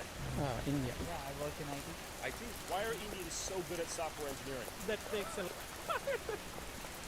And he just answers it. lot of math, Brainpower? physics. I came here on F1, but then I converted to H1.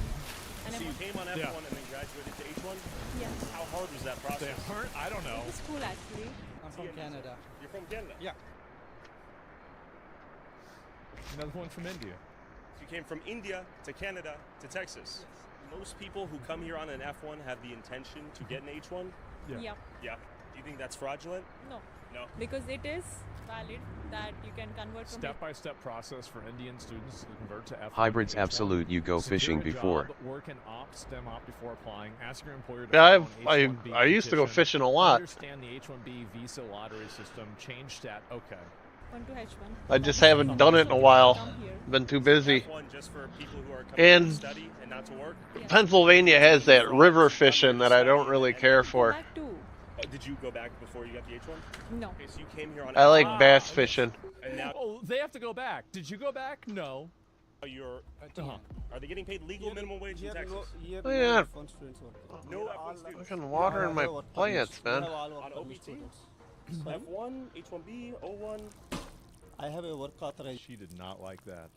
I know you My do. employers have all work authorizations. So you're not employing any F1 students? On the record, yes or no? No. You promised me? Yes. You would swear to God? Yes. Swear on your mother's name? Why you are asking like that questions? Obviously, the H1B is... Honestly, I think Tyler's pressing him. Like he seems pretty straight. It's a non-immigrant visa. When will you be going back to India? We are thinking to go soon, but we are not sure about Okay. date. And how have you liked All Texas? right, probably not a good idea. I like India more. That is the reason I'm trying to go back. Basically, at the end of the Okay, that's understandable. Have a nice I'm doing day. $40. I hope you enjoyed. Your I'm the stay. only game in You town. want to go back to India? Okay. So Sounds good. our family is important, right? Our family should have is in charged India, 50, so we need but to go back to India. I see. Yes. Are you married here? Great idea. Is he also on H1B? So 2 H1Bs, and do you guys have children? Yes. Were they born and raised here? Yes. Do your children have Indian citizenship as well? No. No. Okay. I told you, right? If you want the records, come with the legal. Okay? I can show all my employee information, but Let's see. I don't want to. Okay, you're gonna show me the paperwork. I can or what? show everything. Me? No, you don't have to write something inside. I just did. You can just, Why don't you just show me the paperwork and I'll be on my way? Do you illegally pay F1 students? Yes or no? No. No. Okay, fine. yeah, that's fine. That's fine. I hope not. dude, he's overpaying. Okay. When I asked him Yeah. his mother's name, Dude, I'll meet you right fucking now, man. I don't know. I think Tyler pressed him too much. I think that I am on my way, buddy. in like a Oblivion or Holy like shit. one of those games where like you're like bartering Hybrids with somebody absolute. and He'll you spark keep with you if you undercutting want. them and you keep lowballing Yeah, them, give me a sec. and I you wanna have, like 3 chances to do get it, some and cash you in my lose all pocket three right and they get quick. mad at you. I think that's kind of what happened. Like, I feel like he was pressing him too much, and it's hard to be sure. I mean, I think there's a lot of scamming. It's just that one I'm not really sure about. For the first time in my life, by an Indian. So this is a meme right now. Please be patient, student driver. Oh. This is kind of a joke, a meme online. All There's so right. many of them. Are you a student driver? Let me take a couple tokes here. Why do you have the student driver sticker? No, why are you taking video? We're doing a Why are you taking the video after you ask her why she has the... Okay. survey for people that have student driver stickers. I'm not a student. Do you have a student driver in your family? Before I am a student driver, so I kept it. I forgot to remove. How old are you? 30. I have a sticker which I put it inside You have a my. student driver sticker? That's for my girlfriend. So. I really, really, really want to talk shit about this. But I have to tell you guys that years after I graduated from college, I still used my student ID to get this at Sissy's buffet pizza. I did. I'm not proud of it. I shouldn't have done it. It was the wrong thing. But I did. So your girlfriend has a student driver sticker. And she has a student driver license. Is your girlfriend a little girl? Yeah, no, How old is she? She's about 30. She just started driving. She wouldn't drive. Learning to drive. I see. Does she know how to drive in India? No. I see. It's a difficult translation over here. Yeah, it's left to right and all that, so. Shut it down. She did her course 2 weeks ago. Okay. It generally looks a little scammy almost. Sure, yeah. Now I know that's a great thing. I'll remove that. Is that your sticker? Uh-huh. It is. Are you a student driver? I'm not. Why do you have that sticker? So many of these highly specialized H-1B Indians. I mean, he's bald, so he could have a kid.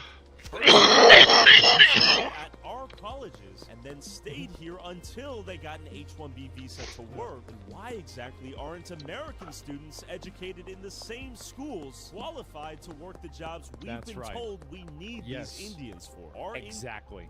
That's the... Yep. Indians somehow vastly more overqualified than every nationality on the planet and therefore receive America's H-1B visas? 71%? Siddiqui, a U.S. Foreign Service officer with 21 years of experience in national security and foreign policy, who worked as a visa officer at the U.S. consulate in India to understand what's going on here. I'm not representing the U.S. government. I'm not representing any other entity. It is just me, myself, and I speaking from my personal experience as a consular officer in India, which was 20 years ago. So the H-1B visa is a guest worker visa. It's a temporary status visa. You abide by the laws of the United States as a non-immigrant, and then your permanent residence needs to be in India, so you have to return back. When I served in India, my job was initially to basically focus on what is known as non-immigrant visas, that it is a travel document which is meant for temporary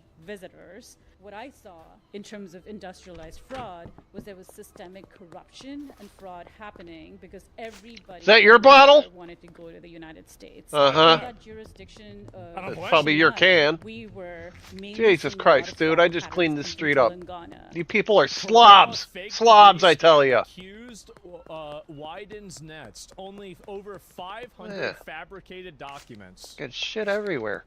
the Jesus Telugu Christ. community and really People make me rampant sick. hunger Fake amongst the 16 to certificate? 45 years of age people to basically use the visa loophole in order to cut Massive. Wait, what does it say? Here's another one.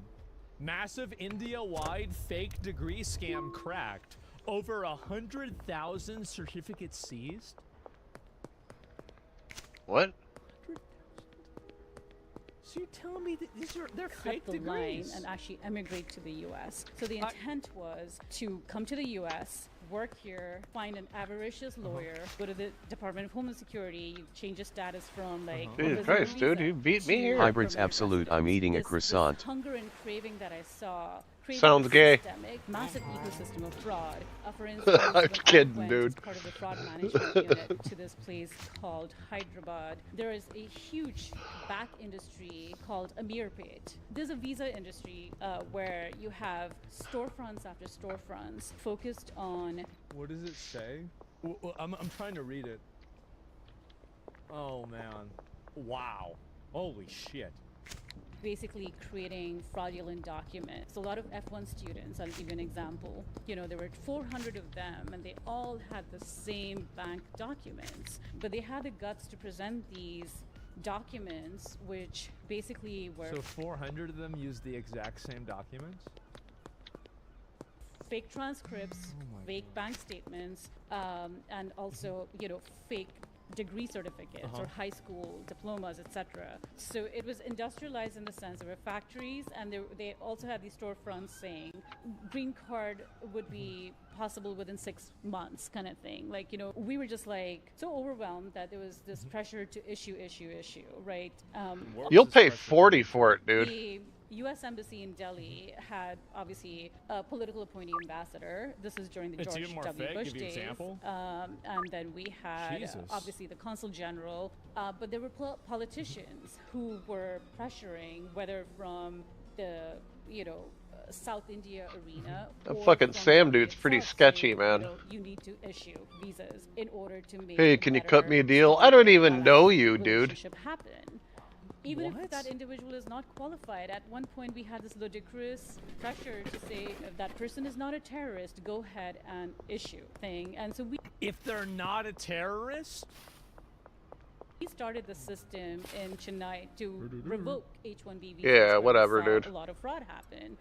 The United States spits out 150,000 people a year. Amongst 800,000 students, you have 100,000 broke ass motherfucker. Rigorous, like computer science coursework. Where's a payphone? There's one. They're told they don't have an opportunity dude. to work in our industry, but then you have these Indian H-1Bs come in with just a Microsoft certification. Some even had the guts to present us with graphic designing, you know, which is very. Hey, let's look at the map. Assembly language. Let's find out where I'm at. I'm over here. Who's this guy? Potential customer. Oh, that's the chick at the hotel. A very hard time revoking these because it's not like a simple revocation. It's a bit of a uphill battle for a public servant or a consular officer. Hey, babe, what's up? To revoke those. Hey, the burden's want a little something? falls on me.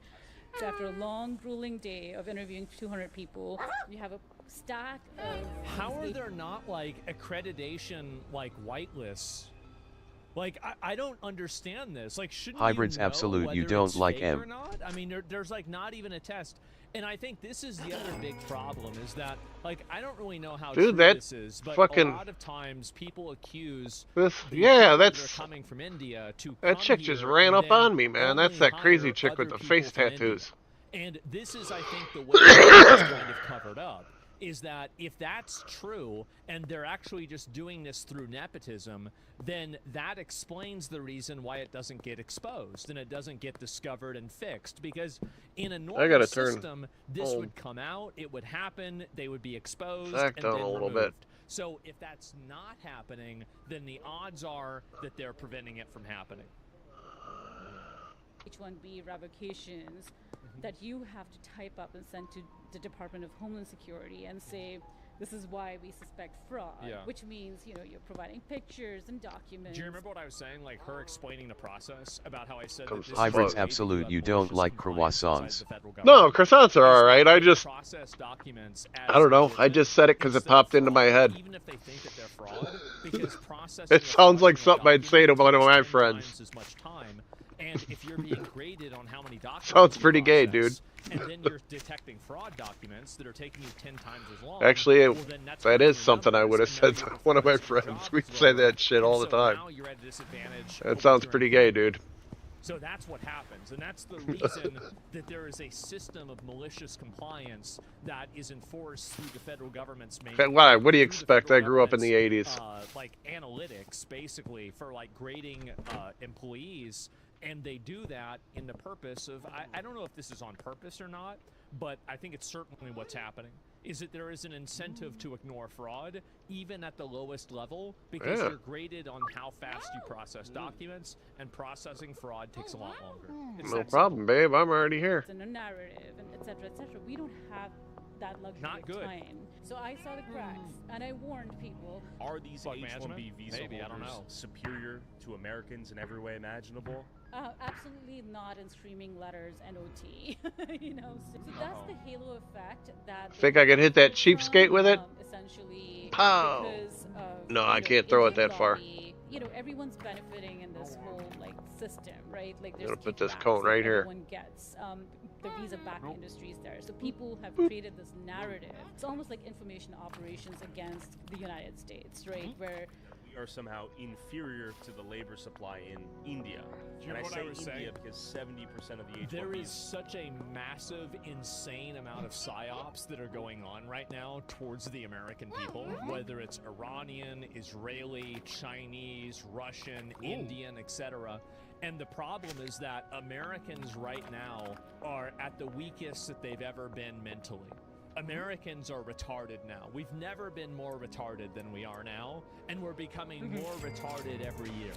And so what's happening is that you have all of these foreign Alright, powers not too that are far away from the competing for 800. the All we gonna do is mindshare one more of the sucker to American call me. voter, so they can convince the American voter to vote for Bop, beep, policies bop, beep, that are in the bop, bop. better interest of the foreign power that they represent. That's what's happening, and everybody's trying to take a piece of the pie. It is Dumpsters so are always good for some insanely junk. bad. And I don't know why nobody's seeing this. I don't. It makes me so annoyed. Are coming from India. Exactly, right? And there is a visa category that they could leverage called the O1 visa, where they were 4chan indeed foretold those, this? Maybe, you I know, don't know. super geeks System's or fucked very up, they smart fix it, people. they do. But these are not exemplary individuals. These are run-of-the-mill people. But when they come here between the 16 to 45 years of age, and the ones who have basically taken the F1 visa route, and then they get sashayed into the OPT program, and then they get preferential treatment by the Silicon Valley managers and the various IT industry Why are they getting preferential treatment, though? That's the question. managers who are basically get seated in the H-1B managerial role. They would prefer their own Indian people, because it's not about necessarily, because the Indians are the best and the brightest. You know, bribery is quite normalized. Bribery? The sad part is, I saw a lot of H-1Bs as well as J-1s, especially physicians and others who have bought their seats into medical school, and you have 40% percentile on your score sheet. You're India's elite exams hit by corruption scam? Dude, no. F student, but you can get a Oh, you know what? That sort of stuff does not jive with our values. Our values are very different. yeah, that dude runs a pawn shop. It's probably I could cut him a deal. Where you at, Tex? Right here, hey, you paying attention, man? People that he's bringing in, whether he or she are bringing. There you go, home slice. The idea is to get a cut from their salaries. It's almost like a pyramid scheme. Yeah, I need 15 bones, man. Skimming, for instance, so nice quid I could pick that up in the ditch, I bet. Or did I already clean out the ditch? I think I already cleaned out the they're ditch. basically all in on this, and it's like a mutually beneficial thing, so nobody's ruining this because they're all benefiting. Bucket. from it. Okay, that makes sense. Some hazmat. Manager does know that if he can. or she gets outed, then this person will lose their job. So it's kind of like an honor among thieves. Yeah. So today I don't know what. Right next to the garbage can. Oh, that's the kind of shit that pisses me off, man. Like literally. Dude, it was a foot away from the garbage can. Workers being invited on an H-1B. You have accountants being invited on an H-1B. These are not specialized skills. Teachers. Could have swore I saw a little. Our colleges and universities create these wonderful, best and brightest computer scientists and computer programmers and engineers. After a 4-year college degree, we go through. All right, I get my 800 bones. That holistic training that happens in the United States far supersedes what you find amongst the H-1B cloud. So it's a lot shorter training then. Boink. And out of all Boink. the 50,000 plus visa applications, how many of those were legitimate? There were, easily between 70 to 80%. That was my denial rate. And 70 to 80% were fake.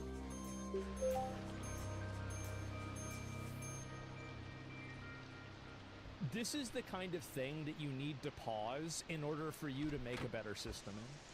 That is a crazy ratio. 70 to 80%. Or denial rate, not fake.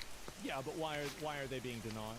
And we created that gold rush. One example of how H-1B Indians are used to suppress American wages all starts with this guy who needs some more. Like, do I need to water all those plants? Why aren't they growing? Costs of hiring an Did I? American. He outsources the job to an IT staffing company. This IT Can't believe I forgot to water them. Why do I keep doing that? High-skilled H-1Bs to fulfill the contract, all at a cheaper cost. And most of the time, these IT staffing companies will rent an office like the empty ones you're about to see, put that address on their H-1B's employees' paperwork, basically telling the government, don't worry, here's the office where he'll be working. But the reality is the IT staffing company won't use that office for anything and will send the And so they're just going to have everybody working from home then. the employee directly to the client's worksite. The client gets cheaper labor without the responsibility of sponsoring the H-1B. The H-1B makes great money compared to what they make in India. They can work towards getting a green card in the U.S. I don't need anything right now except for all while the IT staffing company collects the cash, man. they underpay their H-1B employee and Alright. the client pays them. It's just a complete Yeah, hey, of malicious I'd like to get the room. and everybody tries Yeah. to get a little bit more. It's alright. Don't tell nobody I'm up there though. Alright? Gotta keep it hush hush. Now let's go investigate these genius Indian IT staffing companies. Dev Apps all IT. over Texas. But real quick, I just made $100 by playing games. Hey, buddy! And no, Oh, man. Is it gambling? Let me show you. Free Cash is a free platform where you can actually earn money by playing mobile games, doing quick surveys, and more. And they've got a 4.8-star rating on Where the fuck am I? so you know it's legit. There's a dude walking right towards me. Hey, I remember you. I wonder where they do their IT. And you can win more money by completing different challenges within each game. Challenges can be as easy as playing the game for up to 2 minutes and the cash rewards go up and up. I just made $10 for downloading Solitaire Cash on my phone. Just make sure you have app tracking turned on so you actually get rewarded. And you can cash out with PayPal, crypto, or even Amazon gift cards. Wow. To get started today, click the link in the description or scan the QR code on screen and you'll get a $5 bonus Hey, Peggy. just for starting your first offer. It won't replace your day job, but if you're gonna play games on your phone, you might as well get paid. I'm surprised couldn't you just scan that at Free scale? cash. Can you do that? There is I don't know. Hey. Ubits Tech Systems LLC with 8 LCAs, all from its residential. Another potential customer? Labor condition. What is it? What is an LCA? Over there in Westville, everything's popping off, huh? And how many of them did they have? Let's go check out what's going on over there. Systems LLC with 8 LCAs, all from its residential. There's 8 of these. There's 8 people working. Let me grab this because I'll throw it at a cop if the road is blocked. Yeah, this seems good. Oh, it's not, huh? Who's this guy? Alright. Hi there, worksite inspection. Where can I put this basketball? Hi there, this is Tyler. I'm here to conduct a worksite inspection. Am I speaking to Hari Madi Raju? It's not. Huh? Sorry, cut off. He's not. Hey, Chloe. I'm not at home. Uh-huh. Right. Who is this speaking? Is there another worksite that you're working from? Yeah, 4425 West Airport. West Airport? Okay, so there's no one working from the residential address here? Why do they work for the Alright, the last guy's over here by the wharf. Where's your home? Pete! Yo, Pete! Where's Pete at? Whoa, you're a cop. Hey, Pete! What? So you don't... No, I'm not from the government. I'm conducting an independent investigation. If you're not for government, yes. work right now I don't have any people, but you can go to the workplace and work there. Alright. Okay. We'll take a look So at your they're office. going to go Thank to the you. workplace. Some All right. attitude. Yeah. But why would this guy Do you file live in your 8 toilet? LCAs with the worksite listed as his residential home? So we went to his office only to find a collaborative worksite and his completely empty unit.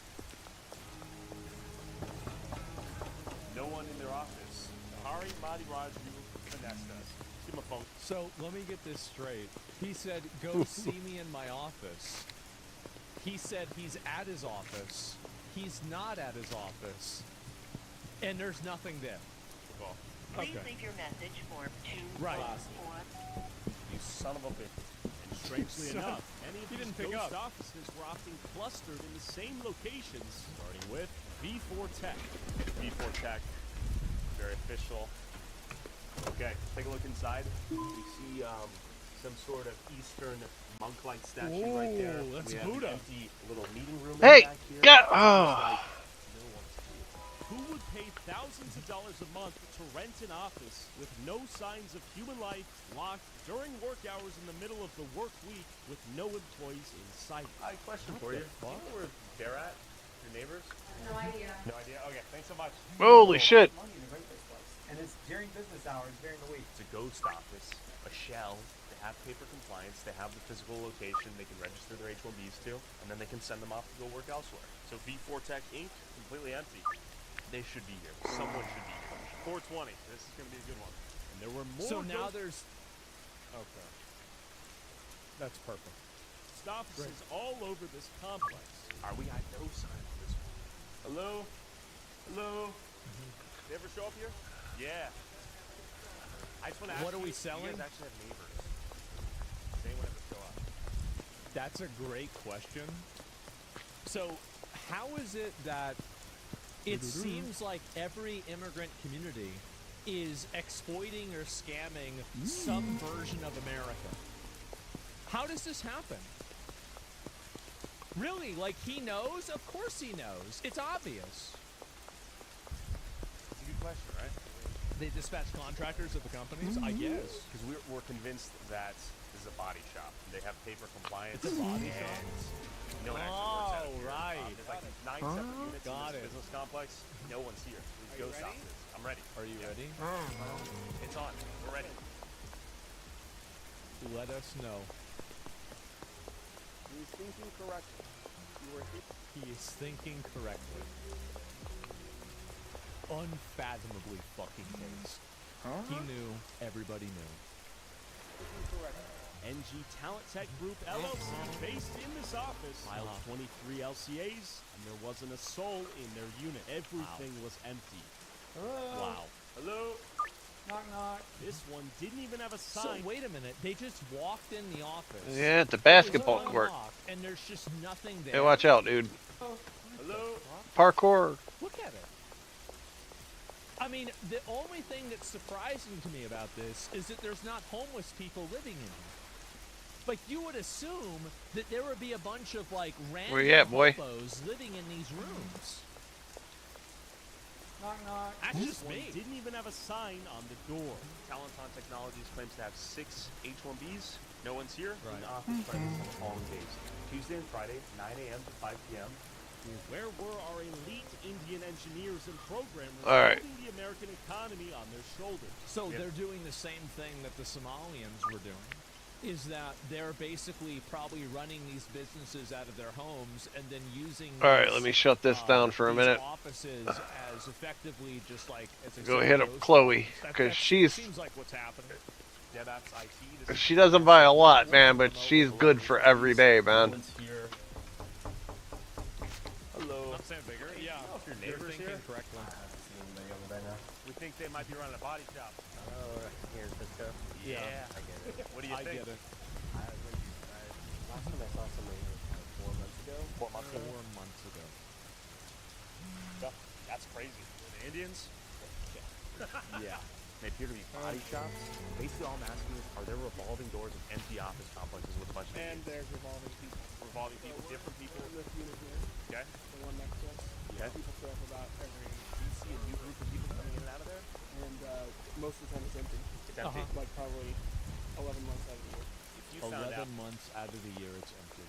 there were 10 body shops running out of this complex, what would your thoughts be? Never mind. I gotta go over here first. America right now, just. This is what's so frustrating to me is that there's such a acknowledgement and like such a passive and just implied acknowledgement that we're being scammed, ripped off, and taken advantage of, but nobody really actually wants to do anything about it. And every time that something is proposed to do something about it, everybody's like, oh no, well we can't do that. Everybody knows this. That's what's so insane to me. How can everybody understand and see this, but nobody wants to do anything about it? It's crazy. You think we're cooked? Ah. Absolutely, yeah. It doesn't seem like Abbott really cares that much. He's probably getting paid himself, so our whole government's cooked. To my surprise, we finally found an office with an Indian inside, but the sign they had hanging in their office listed a different company than Executive what they'd Software filed Guild? under. Is this Grand IT LLC? You guys work here? This is a body shop? No. No. It's IT service. Prada. Are you guys a staffing company? We got chain too. Sweet. What's your name? Sachin? Sachil? Tyler. Good to meet you. Here we go. Tyler, what's the name of this place? Are we cooked or Grand cooked? IT LLC, Yes. right? Grand IT LLC, and this is one of Wait, the what's this? ESG. You guys share offices or what? No. Like, So are you guys Grand IT or Executive Both, Software? yeah, Both. Both. Okay. Okay. And you're They not share a scammer. offices. Who was Executive Software Guild Inc., and who is this Prada-dripped Indian? Where were the other employees? What do we got? We got a brand new TV right here. yeah, it's like a... Dude. Don't wait for opportunity. Create it. Yeah, leave me alone, man. I know what I'm So doing. true. So true. Fuck. It's like a regular meeting. I gotta wait until these grow. And how many people work here? Seems that works. Okay. What are their names?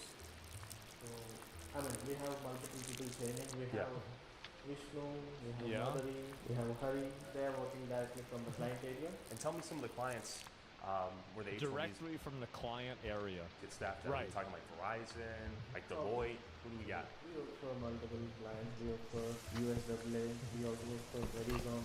So I gotta ask, why would anyone print out LCAs and pin them on the wall? I mean, if someone like a ICE department, we can just show them directly. If they come for any verification of the candidate, Yeah. we can show them, yeah, we are doing the... That doesn't seem like that's too unreasonable, We have right? software developer. We have who's this guy? What does he do? Vishnu is the owner of the company. Okay, he owns the company. Okay, we got another sort of empty office set up here, and I like that quote. If it doesn't challenge you, it doesn't change you. That's a True. good point. So true. So why is it the Maryland labor law postings up there? I mean, And it's like the workers' compensation in Maryland. Yeah, That's this what is like at an orientation room at an office, and they just have this in one of their own rooms. I'm trying to figure out all the Maryland paperwork right here. I don't know. I mean, I'm just asking questions. Yeah. It's a little bit weird, right? Maryland state as well. I see. So you guys do like yeah. you guys do CPA for Maryland? Like you guys do like accounting too? Yeah, only. That makes sense. And you're not lying to me? You're not lying to me? Okay. No. all right. Okay, that's good. I was worried about that. I would just think you would post like Texas, Yeah. Texas labor law posting, you know, because we're in Texas. You know what I mean? But I don't know. I don't know what I'm Why was I don't know why, but for some reason I didn't realize. Yeah, Maryland's another state. They're in Texas. I don't know. I'm just watching the video and I'm not really thinking about it. Yeah. Wait a second. That does sound really weird. Yeah. Wait a minute. Like, wait, you didn't? No, I wasn't paying attention really. I was like mentally AFK. I was like, yeah, sure. Oh fuck. Freshly You got unboxed bamboo- furniture I and did. I got appliances bamboozled. scattered throughout the mostly empty office. Not to mention, why was this on their wall? Yeah. On our way out, I couldn't help but notice this six-figure luxury car in the parking lot. Probably Mr. Prada's. Yeah. Oh, yo, I gotta ask you. Of course. One last thing. Is this your Range Rover? My man, don't be humble. Give us a quick whip tour. This thing's badass. I knew it, That's bro. proof of the American dream right That's there. right. The American dream is real, right? The IT staffing business was Man. clearly profitable, so we went to another How cluster about of that? suspected ghost offices. Oh, yes, we have slush You can incorporate anywhere, yeah, but you can incorporate anywhere, but this is like, it's about being pregnant. This is not about incorporation. Ink right there. There's a guy inside. Hi there. Ooh. Are you working on behalf of Slesha IT? Yes. Okay, hi there. My name's Tyler. We're conducting a workplace inspection. Okay. Are the other 4 engineers that work here present today? Where are they? Oh, in each room? Oh, okay. Can you show me? Okay, thank you. How are you doing today? Okay, who's this? Dude. Hi. This appeared to finally be the first company with actual H-1B Indians on site working on Yeah, it seems like these guys just have an office. This doesn't seem too crazy at all. their laptops. Yeah. and Big blob. They are replacing American Yeah, you work. can tell that guy's... What did I just see? All right, sorry, I had to I had to snuggle buddy for a second.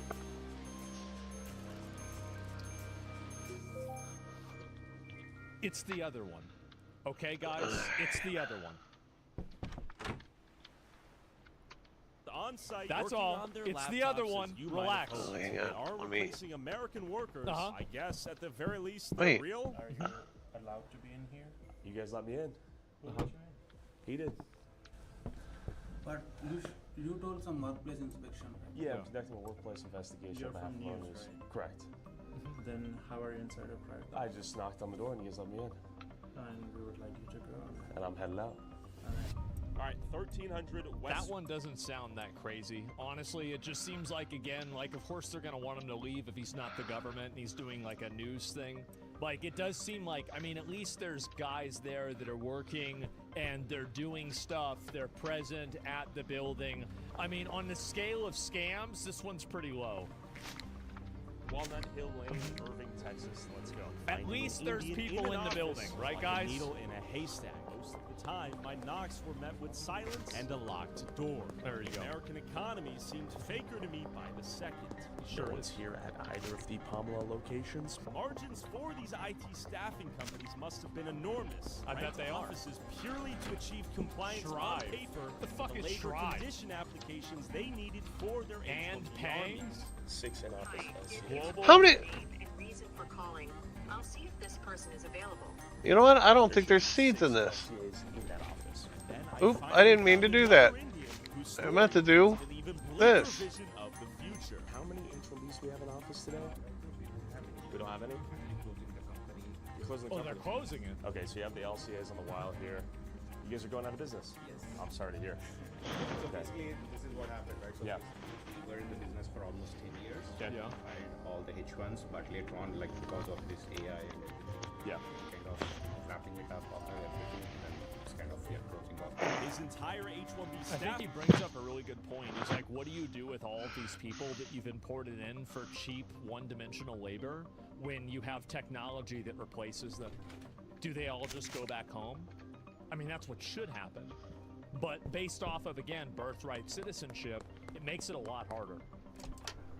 And this is like an impending from problem. India was now obsolete as AI became increasingly advanced. As Americans were replaced by Indians, Indians were beginning to be replaced by AI. That's There right. is this misconception There's always a that, bigger like, you know, all the H1 guys are like they are taking the jobs. Yeah.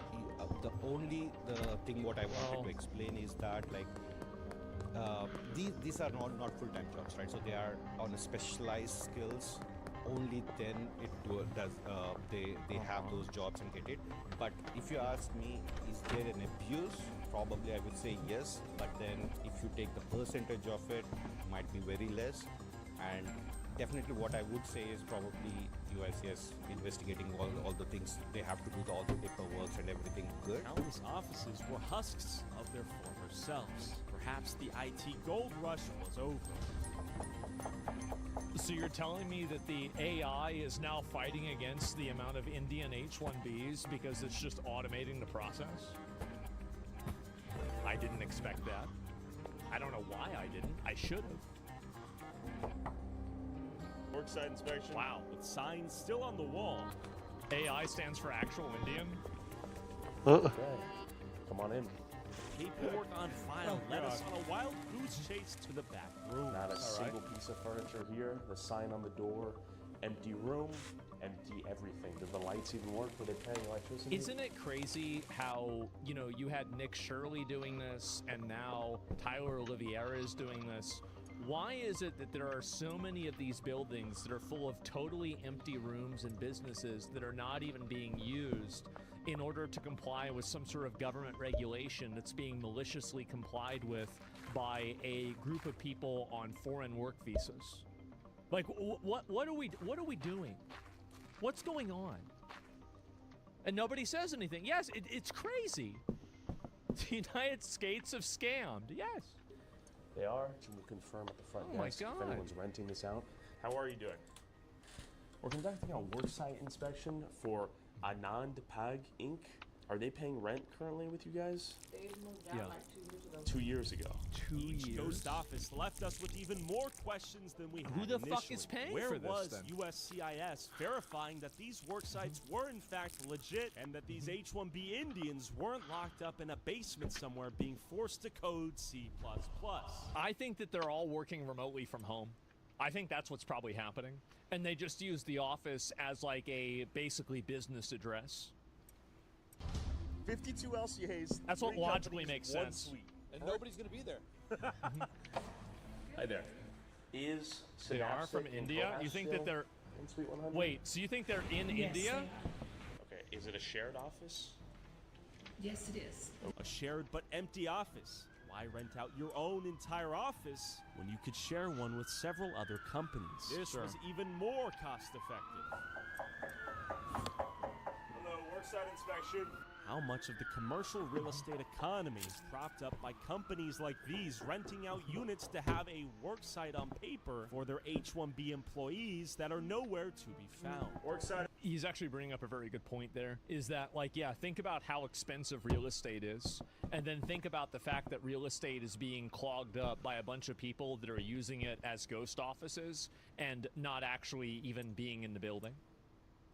Inspection. Worksite inspection. This country is all an illusion. No one's around. Yep. So they should have 4 people working on site. Do we have anyone here today? No one? Okay. Nobody's you here. pay them $20 a month to get an office. Yeah, what's up, dude? In the ether. Maybe a mailbox. So you have paper compliance.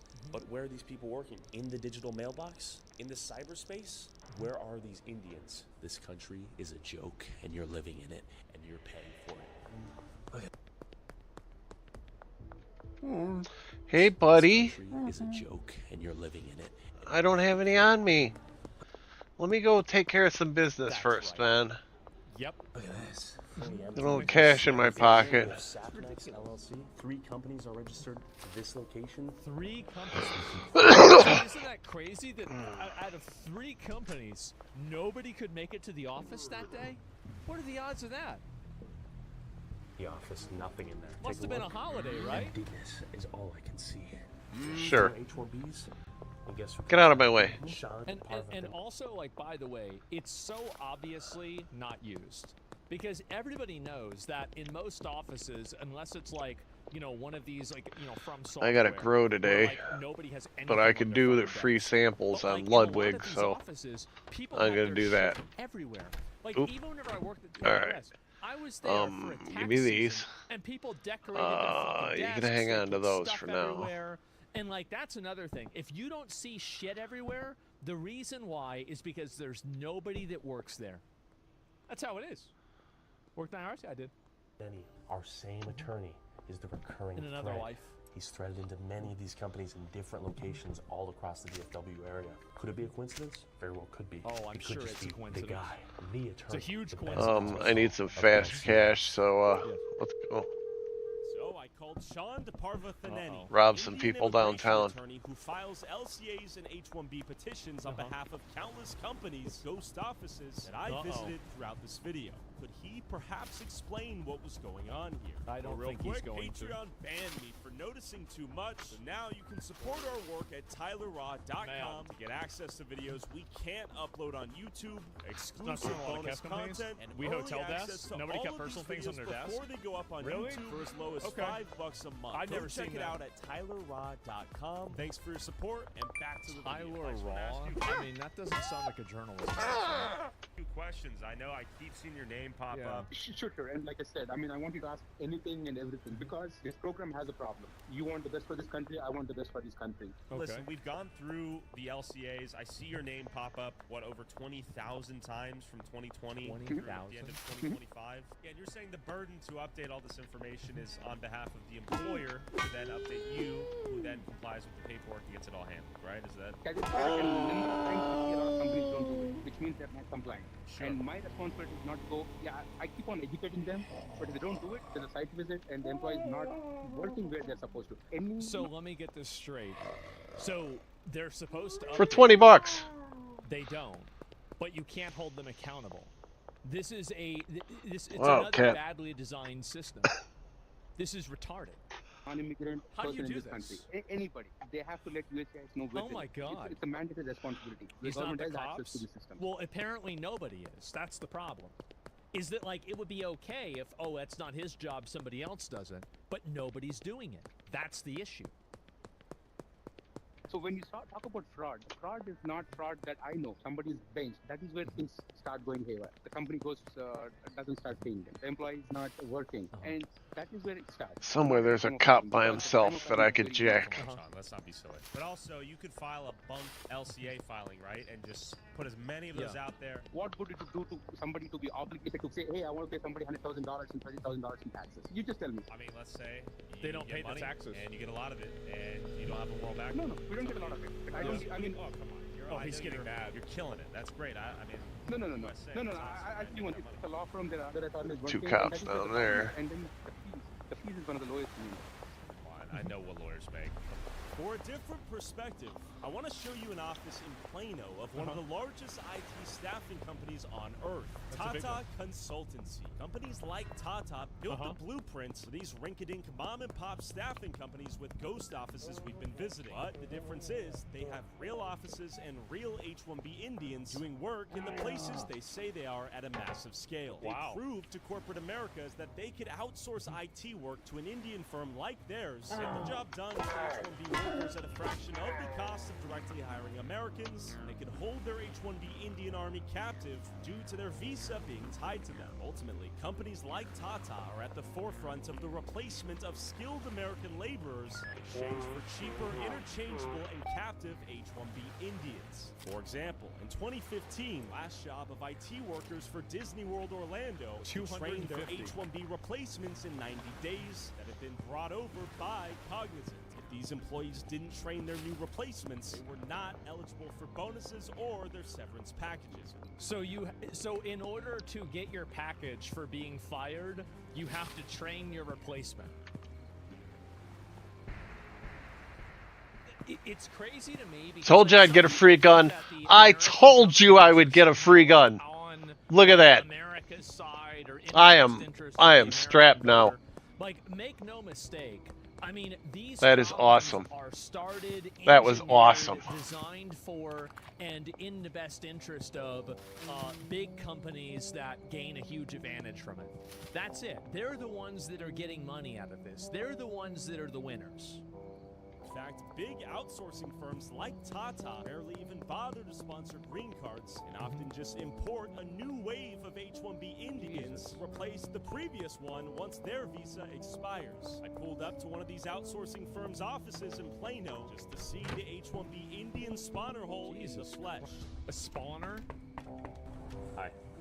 We're here to verify that 12 of the LCAs filed on behalf of 12 H-1B employees are on site and they have the paperwork on the wall. Yeah, where are they? Excuse me, do you work on behalf of Tata? Yep. Are you H-1B? Okay. This place was teeming with Indians. Whose sole job was to replace you lazy Americans watching this That's video. right. Hi, my name's Tyler. Well, do you have an appointment or pre-approved? No appointment. Hang on. Thanks so much. What is your name? Are you the manager? See if reloading will help me, because the phone ain't ringing. Keep in mind, these H-1B employees are on non-immigrant work visas. They are temporary guests. Don't shoot us, please. Okay, no worries. No, what is this photo? I've never seen an instance of a person blocking a camera that wasn't probably doing something wrong. It seems like every single time that somebody does that, there's a reason for it. Alright. Conducting a work site inspection. Here to verify a few things to be out of the office. You're up. Okay, I will. And pursuant to 20 CFR section 655. There we go. Yeah, see, there. Can demand the public access file, and failure to make this information available within 1 working day is a violation. Yeah, but I don't have my... Oh, I still have my gun. Holy shit. Holy shit.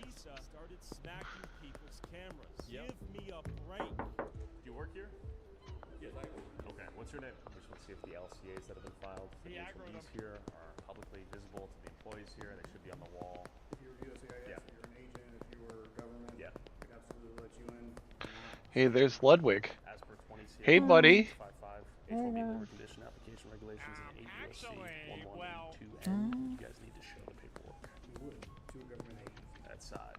Nonsense. All right.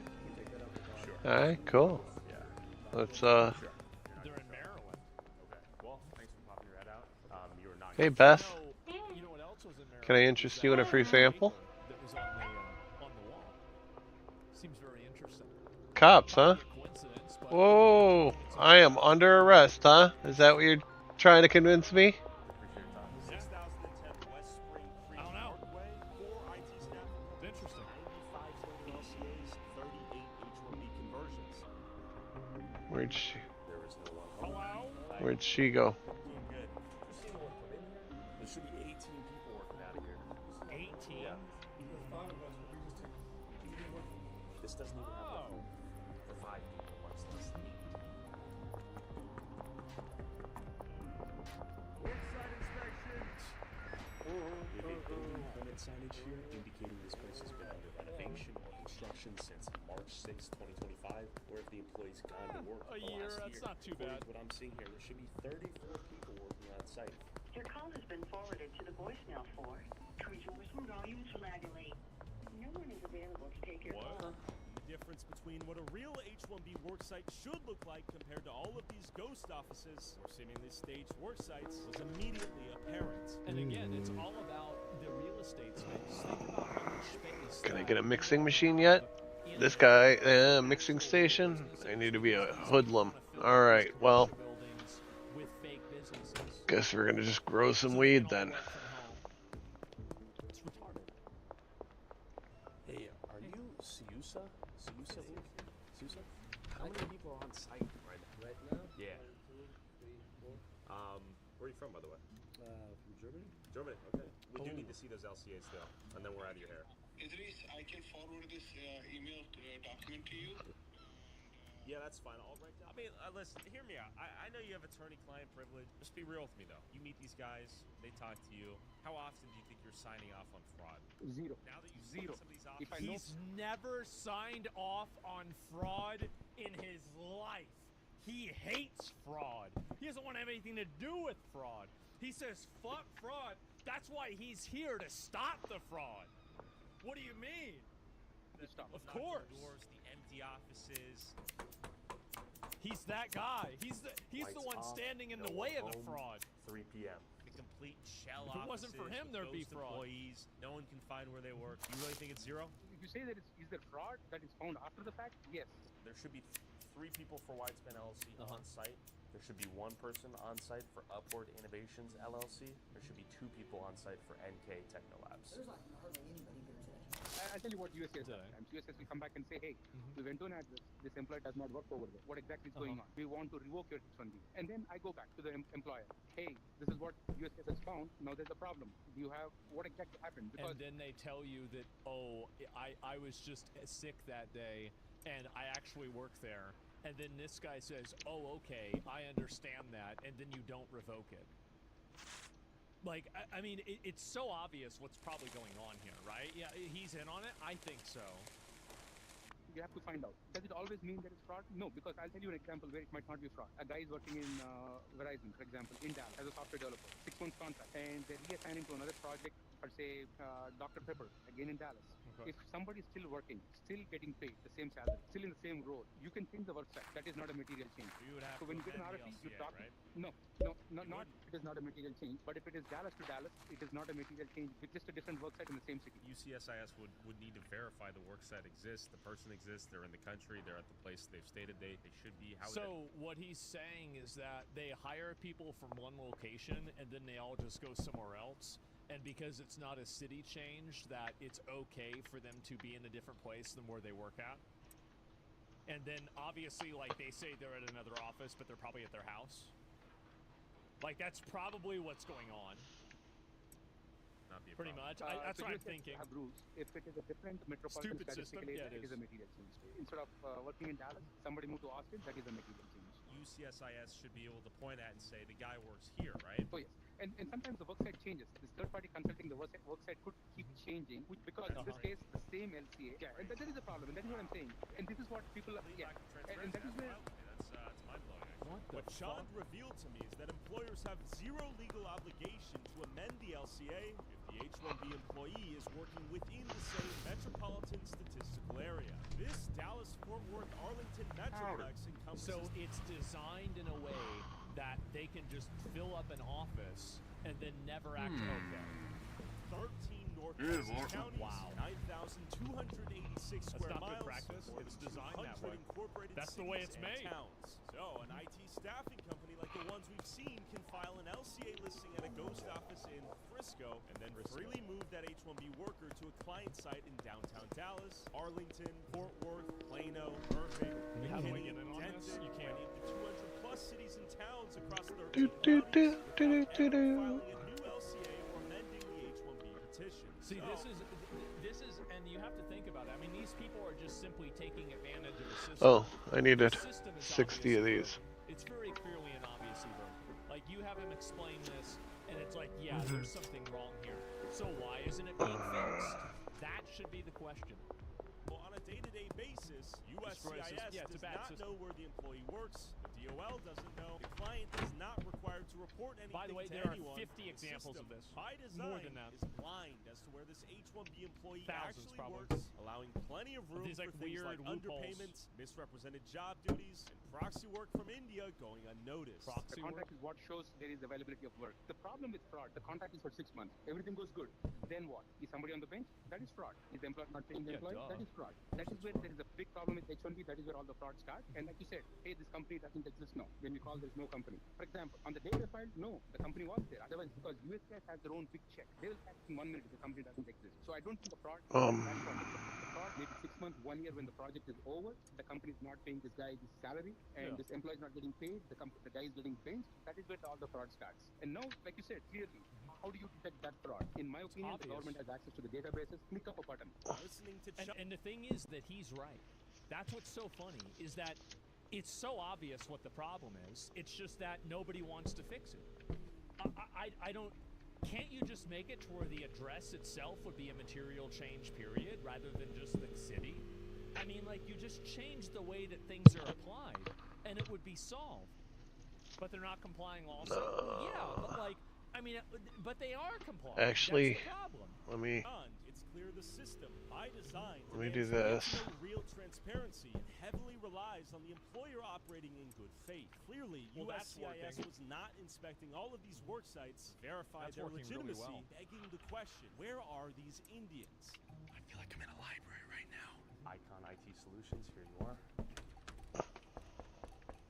Are we talking about an entire empty building full of fake offices? Like, I mean, Icon Solutions? I have 13 LCAs. Where's my snippers there?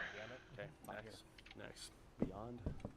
Hello, is this ESK? Oh, there's somebody. Okay, Hey! hi, my name's Tyler. Hey, man. Good to meet you. What do you guys do? It's software development. Okay, where do you guys put your LCAs, your H-1Bs? H1Bs? Yes.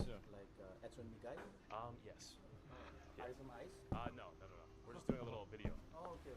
Yes. H1B guys, like these guys are. This guy seems legit. I mean, they got a ping pong table, they're watching TV, they've got bullshit around here. This looks like a legit office, actually. To me, it does.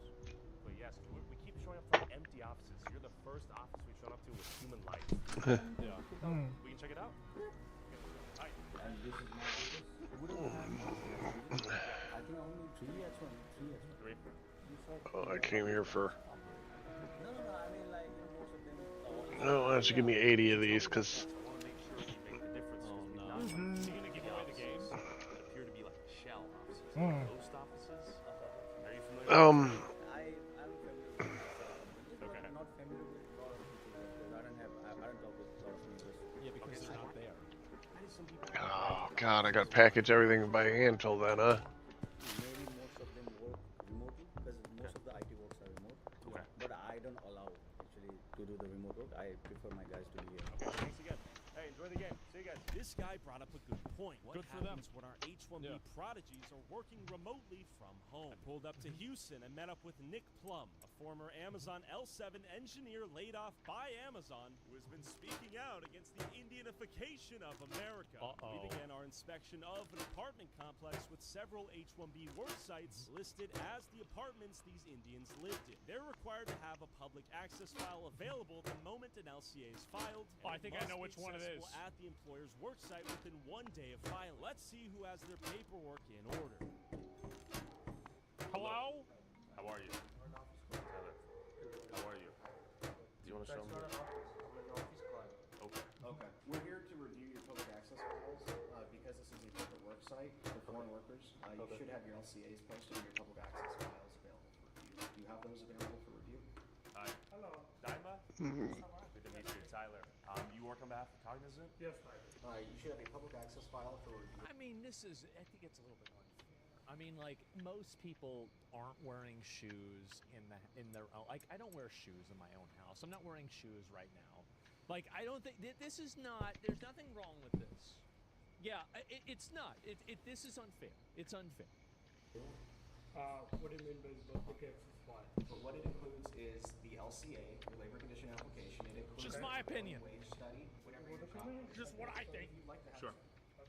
What we're really saying here is how rare USCIS compliance is, and how before remote work was common, at least you had a corporate office where the public access file could be filed and LCA notices could be posted on a wall. When the H-1B's work site is now just this guy's apartment, all of this info becomes harder to verify and easier to fake. While the Department of Labor doesn't have enough resources for in-person audits like these, they did create a provision to allow members. It's not that bad, guys. Like, you're giving them a hard time over nothing. I mean, really? I mean, what? What's one roach in the house? I mean, come on, guys. Members of the public to demand the same info. The only problem is, nobody ever does. Of course, we stumbled into this engineer vibe. Could be a good roach. Time. Just look at this guy's screen. By law, you should have. All right, guys, give me a minute. I'm going to run to the bathroom real quick and get another cup of coffee. I will be back in a jiff. In 2 shakes of a lamb's tail. My LCA petitions, so I do have it. We will be reporting that we were unable to review the public access file locally. Yeah.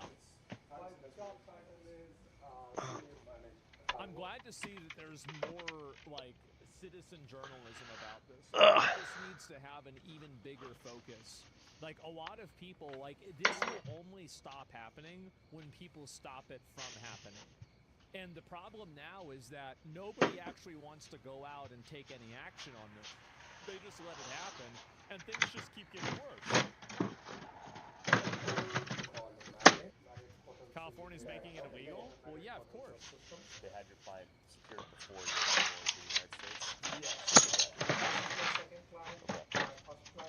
I mean, here's the thing. The guy's house is a shithole. It is. But, like, my house is a shithole, too. Like, I can't really criticize it. It is what it is. Company, Cognizant is my Just what I think. Sure. They have the right to hire. You want to talk? Sure.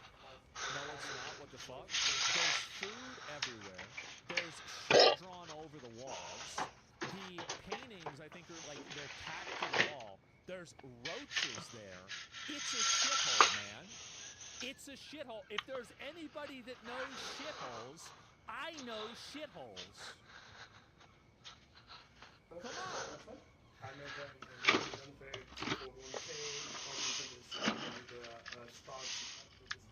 the expert. Your standards are too high. Cool. The computer that he was working on, it was like a $299 HP computer. We come in, we see ChatGPT up on the screen. He's not. Is that ChatGPT?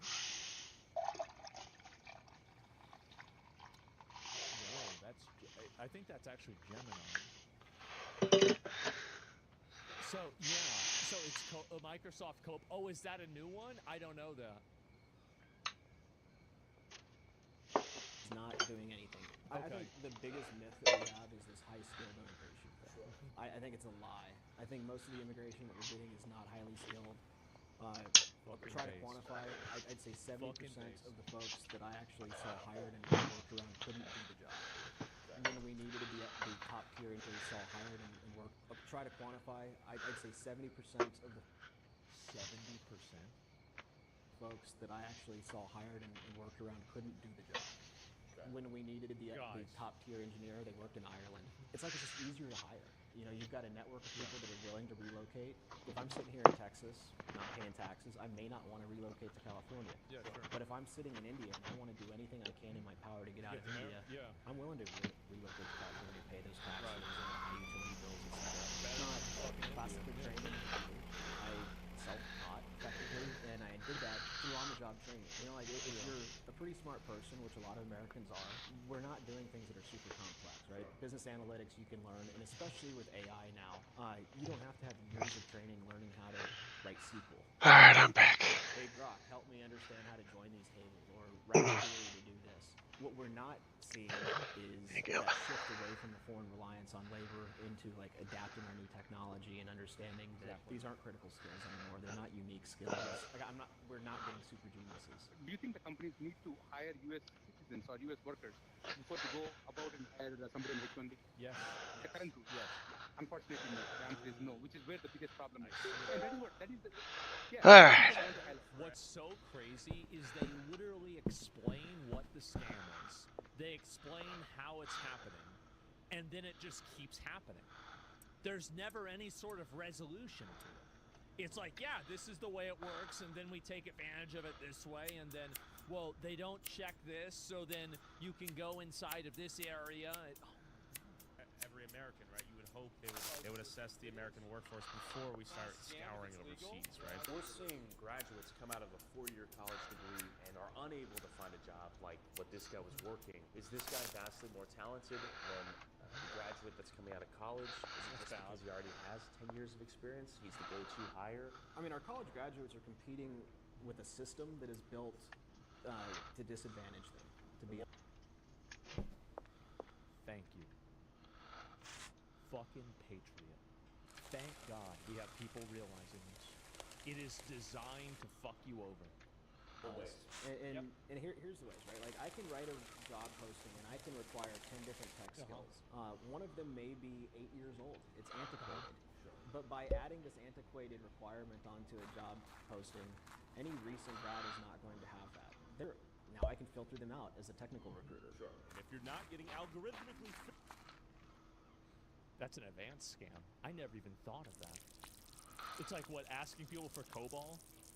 Like, yeah, like if you don't have gray hair, you probably don't know how to do COBOL. Filter it out of job postings on LinkedIn. You can find job postings online hiring H-1Bs. Yeah, exactly. What a racket. Hi there. How are you? You know where Suite 678 might be? It might not even be in here. It's a mailbox. Oh, okay, mailbox. So, yeah, we're just trying to confirm. See if they're actual suites. Yes. 678 is the first one. Anything that's over 200 is not going to be here. Okay, so 534.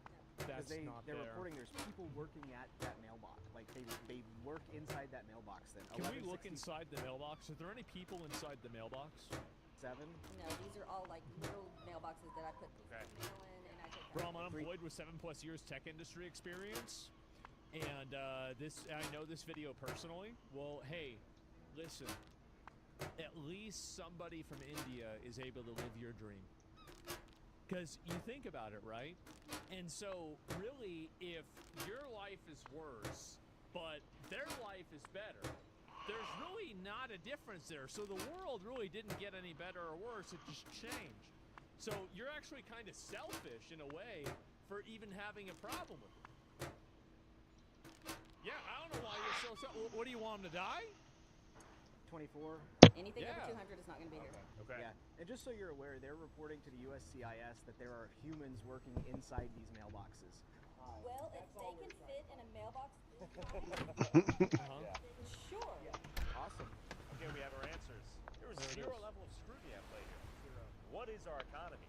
What happens when an Indian comes? This is one thing. I remembered the water. Yeah. Okay. I think the more this is discussed, is that so much of our economic structure is based off of a house of cards. All right. Austin, my man. Damn. Kyle, he's the everyday dude. Why are you here in Texas? What's going on? I just came for my my father's further studies like masters. I'm from India. Yeah. I'm coming from Mumbai. Mumbai is my home country. nice place. That's why I like this country. Do you like USA or India more? India more, but for my further studies, I have to come here. And how difficult was it for you to move your whole life to the USA and study?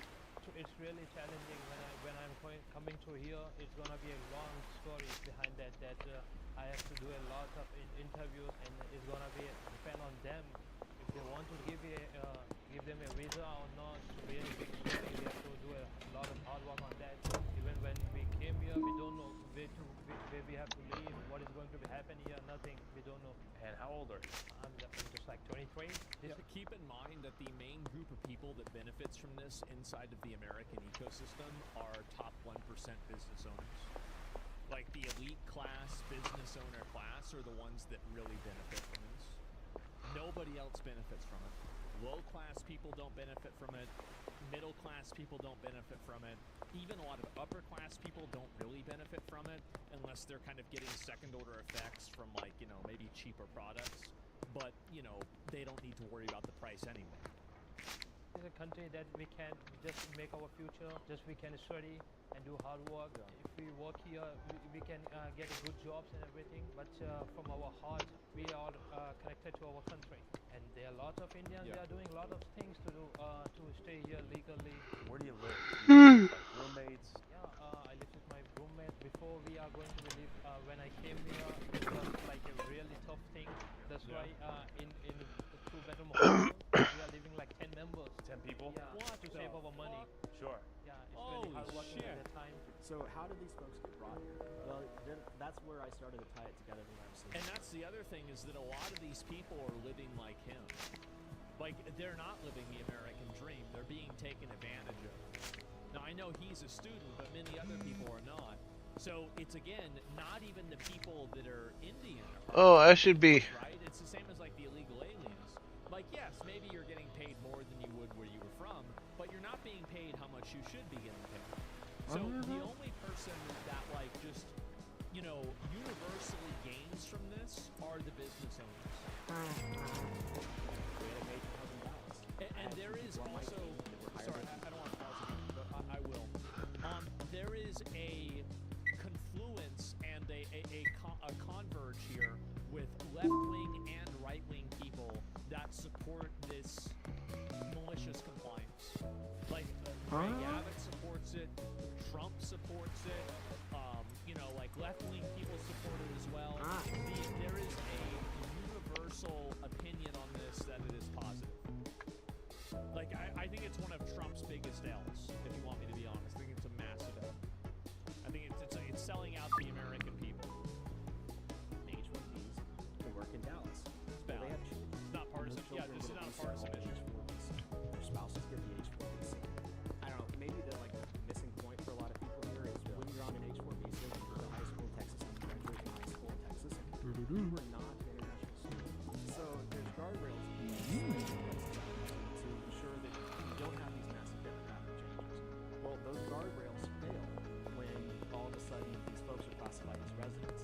I find it very interesting how we have folks on H-1Bs acting as technical recruiters. The person doing the vetting is, you know, not American.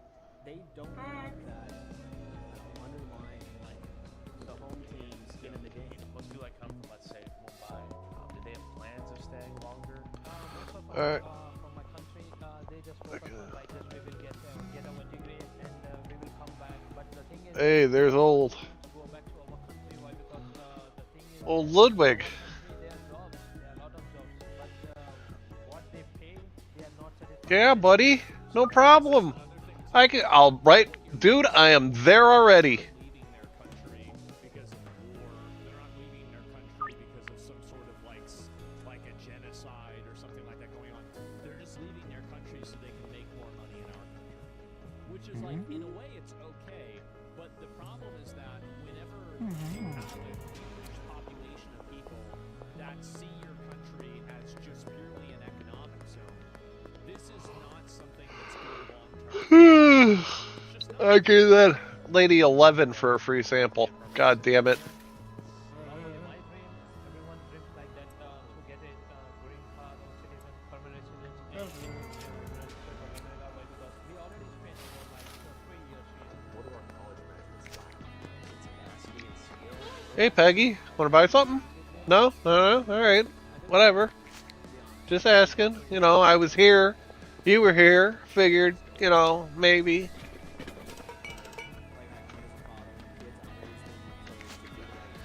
Stick around, clean up the neighborhood a little. I'm eventually gonna buy that laundromat.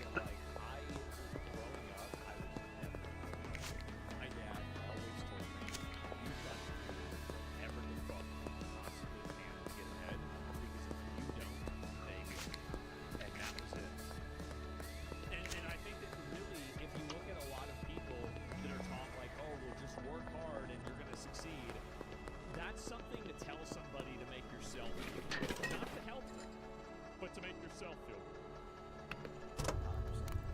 I actually, That's it, right? You want I changed my message. Yeah. What is the messaging now? Now it's A, B, C. You need to do the right thing, but you also have to understand you are competing against in a system that is built structurally to disadvantage you.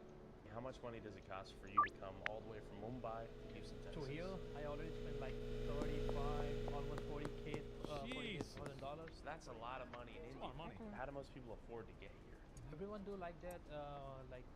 They have some savings in our country. Some savings like of their fathers or something, or something. They are. Are you serious? To get 78% of wealthy Indian parents send kids abroad, risking retirement savings. I mean, I don't blame them, right? I mean, like, if I was rich in India, I'd want my kid to go somewhere and it was a lot nicer. Sure, I mean, I get it. I understand that completely. Sure. The job here, they are selling their homes in our country to only just to visit the United States of America. They are selling a homes, they are selling their like savings and everything, the gold and everything. And when they are coming here, they are not satisfied. Why? Because after all these things, the IT job market is no more. We are not getting a good jobs and nothing like that. Who benefits from importing infinite labor from all over the planet? I mean, I think there's a bunch of beneficiaries to this. Yeah, well, it's not the youth. It's not the American worker. It is big capital. These folks don't have freedom of movement. If they're let go, they have 60 days to find a new job, or they have to leave the country, or really what ends up happening is change status to a visa. But they should leave the country. You can't get a job in IT. What's your plan? But the last option, if I will not get a job, like even I also find a girl on the dating places. A nice Indian girl. Fucking dream. Girls? Not an Indian girl. One white and one Mexican. The white women, they are not like green. Some of them like a green, but everyone not a green. But in Mexicans,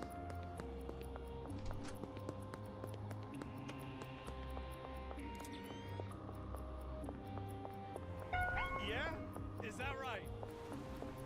like a green. Some of them like a green, but everyone not a green. But in Mexicans, you cannot trust them. What have you seen? What have they done to you? What did they One do? of my friends was interesting to one and he's trying to get a job in London. After that, all the hard work, he's not getting a job. So he find a girl. First, my friend said, "Oh, I like to. Can I get your number or something?" And then they went for the dates and everything. My friend he said to the Mexican girl, "Oh, can I ask you for a favor? Only my favor is yours." That usually loses them. You are struggling hard, so it's really good for you to. Can we do like a marriage just to fix my paper? Sure. Yeah, okay then. They get married? Yeah, they get married, and the thing is that after they get married, and she said, I have some conditions, right? When she's going to sign a paper, she wants like $5,000 in her first time. Based Latinas. I gotta say it. That's smart. Like, well, let's look at Amazon, right? They laid off 16,000 people January 28th, 14, 15. Extorted, yeah. I am sure there's Exactly. in fact, Man. at least one that wasn't impacted. Those cops were relentless. Is I'm sitting here, right? I'm not worried about being deported. My visa's not going to get lapsed. And these folks, I mean, they bought cars on 5 notes. How you doing, Kathy? They may even have a kid here that's now an American by birthright citizenship. When someone has that much to lose, you can really compel them to do anything you want. Then you see them giving up. I'm glad that he's able to identify that, because that's another huge problem too, where obviously if you have this, imbalance of power, where the employer not only controls now your job, but they control your entire destiny in the country, that gives the employer way more power to negotiate different terms for that employment. And it's unfair. Everything. Very big Oh, I forgot to do that. Or get their kids from this status of being lower or middle class to upper middle class and beyond. They may sell the family farm for all that, right? Back home, their families are becoming millionaires, so to speak. Oh yeah, multi-millionaires, right? They're wealthy, and so I think we just more wealth redistribution away from the United States. Sort of we created that gold rush. And this is a torta. Oh shit.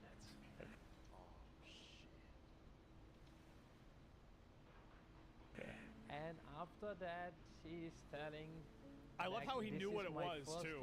This is my first condition, and now listen my second condition. Every month you have to pay me like on the payments, like every month $1,000. After that, in additional to you have to pay some of my rent, some of my bills. So it's like a real marriage now. Yeah, but she don't want to sleep with my friend. And she doesn't want to have sex. Yeah, dude. This is outrageous. No, she don't want anything. Oh, she just wants the money. Just want money. Even she just wants after the money. They got married. Yeah. At the time, he already gave $5,000 to her. He's really living the American dream, huh? After she receiving $5,000, she is like disappear. Oh, She's not yeah. responding. She's not receiving Oh, the shit. calls and everything. Right. She's just ignoring him. When she needs money, when she gets a time for her payment, he's calling her. Where are you? He asks for the money. Where is my payment for this month? I'm doing your work from last 2 days and you're not paying for me. When she got her money for the payments, for the first payment month, then she disappeared again? She did the same thing. She'll come back the next month for more money. And this friend, this isn't about you? The thing, You're not the friend, right? No.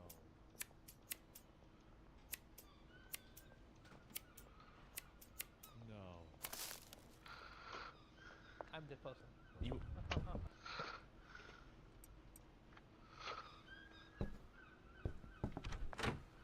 It was me all along. Wow. You are? Yeah. I'm sorry. This happened to you. Man. I heard I did a lot of hard work, like 8 to 9 months to get that money, and the beach she took in 2 months. How is it being an Indian in 2026 here in Texas? Well, he's living the American nightmare now. Okay, so you're married to a foreign wife that doesn't love you, won't have sex with you, and only interacts with you for money. All right, well, it's a different kind of American dream. They are thinking like they are saying also like they are thinking, oh, Indians, you are Indians, you are not our catch, okay? You just be aside. One homeless came to my store, and he's telling me like he's asking me, oh, can I get the lighter? I said, okay, you have to pay for that lighter. He's telling me like this is my country. I'm just fed up with these things. Really? Yeah. From only just from 2 months, what I say. You ruined the whole experience. All the things, all the dreams. Yeah. I once talked to a guy, 27 years in the United States, not a citizen. And I'm not saying they should be citizens. I'll be real clear. I think they should have departed after 3 years, period. But they've been here, bound to their employer. That's a shit system. It doesn't benefit anybody. And then we have to think about the problems that it gives to their kids. You know, they come over here with their kid. Their kid can stay on the H4 until they're 21. They age out of the system. Now, maybe they have to move back to India where they don't have any family. There's no angle that you can take that says this H1B is good unless you are big capital. Yeah, that's right. There's not. GDP goes up. GDP goes Oh, up. I gotta move my coffee cup. That there is 104 million people that are not employed or seeking employment. Wow, that's right now. The needs a lot of shall people. inherit the Like, earth. are we in too deep? We probably are. Yeah. I mean, that's the depressing thing. I think we need to pause all H1Bs. Moratorium. You have to look at illegal immigration versus legal immigration. And let's, I mean, right now, I think the nation, by the mandate that was given to Trump in the House, when in Congress, when we, was 2024, That's been squandered, it showed by the that way. we had the appetite. We wanted mass deportations. We wanted to, end illegal immigration. immigration, but now here we are, a couple years into it. You hear the messaging changing away from mass deportations to only criminals. The reason I bring that up is if you don't have the appetite to handle illegal immigration correctly or authoritatively, you're not. See, this is the problem. Is that he's totally right about this? Is that everybody wants to do this until they see what doing it is. Mass deportations and removing illegal aliens is tearing apart families. It is rounding up kids. It is, basically alligator Alcatrazes all over the country. If you don't want that, you don't want mass deportations.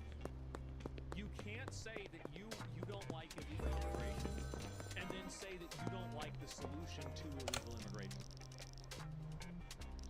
Obama didn't care. Obama didn't do enough.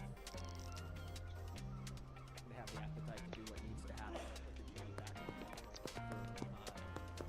the legal aspect. To any of those guys that are simping for the Indians or the immigration lawyers, this is America. This is my nation.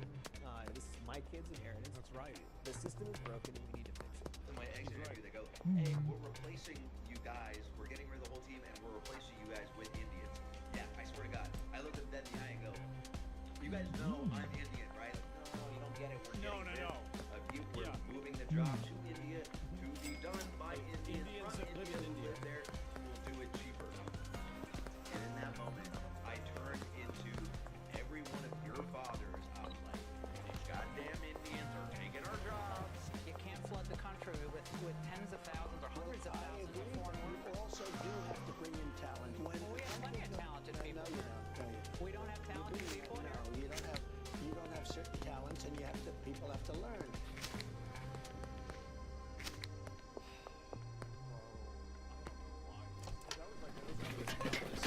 Things he said, man. It was so fucking stupid. I was shocked that he said that. And again, I'm gonna link you guys the video. I mean, this is a long video. I wanted to watch it. And again, I think this problem is a lot bigger than what people realize. I do. And I think what's going to happen more and more is that as you start seeing more citizen journalism like this, you're going to start seeing this manifesting all over inside of the country. Is that this is happening inside of medicine, it's happening inside of childcare, it's happening in IT, and what do you think the odds are that it's happening everywhere else? And so the fifth guy's name. So many companies propped up by bullshit. Yeah, exactly. And they're all benefiting from it, so they don't say anything about that. Trump's Epstein class confirmed doesn't care about deportations. Well, I think again, Trump is very much an imperfect actor, right? I mean, Trump's better than Kamala Harris, but he's not doing a lot of the things that I think that he should be doing. And so I feel like that's been a problem for quite a while. And it's for a problem, bro named Skooma. Yeah, sure. It increased the price of H-1B by 100K or something like that. And that's good. I'm happy about that. It's very good. But there are also other things that I think could be a lot better. And what I think has happened so far is that it's very weird to me because it's like everybody knows these scams exist. Everybody knows what the problem is. Everybody knows where the problem is, but nobody wants to actually solve it. And the problem that I have is that you have all these people that want to talk a big game, but whenever things actually get serious and there are actions being taken, now they're terrified of it. It's like the whole, Iran can never have a nuclear weapon. Then you have to bomb Iran because they're going to make one unless you do it. Well, you can talk to them. They're not listening. They're going to do it anyway. They're going to say they're not doing it, then they're going to do it. Or deportations. This is another one. Well, what do you think deportations look like? It means going to people's work, dragging them out of their fucking house, and then taking their shit and putting them in a camp until you deport them. That's what it means. And so if you're not willing to do that, you fundamentally are not, you actually don't believe what you're saying. You actually don't care. Or you only care to the extent, and this is also a major problem with what we have, is that God damn it. people are way too controlled by the outrage Buddy. from, I would say, far left people. Like the moment that far left people go into like a frenzy over something, a lot of right-wing people think, oh my god, okay, well I have to listen to them. bunch of mentally unstable, SSRI addicted, middle-aged, screaming, hysterical women. No, you don't. You don't have to listen to them. You don't have to care about them. You don't have to take them seriously. You don't have to look at their point of view. It's all completely worthless. It is a temper tantrum. So just ignore it. Why didn't I get the sodies? Is that steroids are not addictive? Well, I mean, I don't know. Well, maybe they're addicted to something else. So, and this is the problem, because they're nuts and violent. Well, then just go and round them up and Why not? arrest them. Oh, because they don't even have seeds. That's Easier. why. See, All right, the never solution to mind. This is so easy. But, and again, also, if you're going to arrest the violent protesters, you are going to have people die. I guarantee you will have people die, because somebody will escalate it, an error will be made, a gun will be drawn, and it will be shot.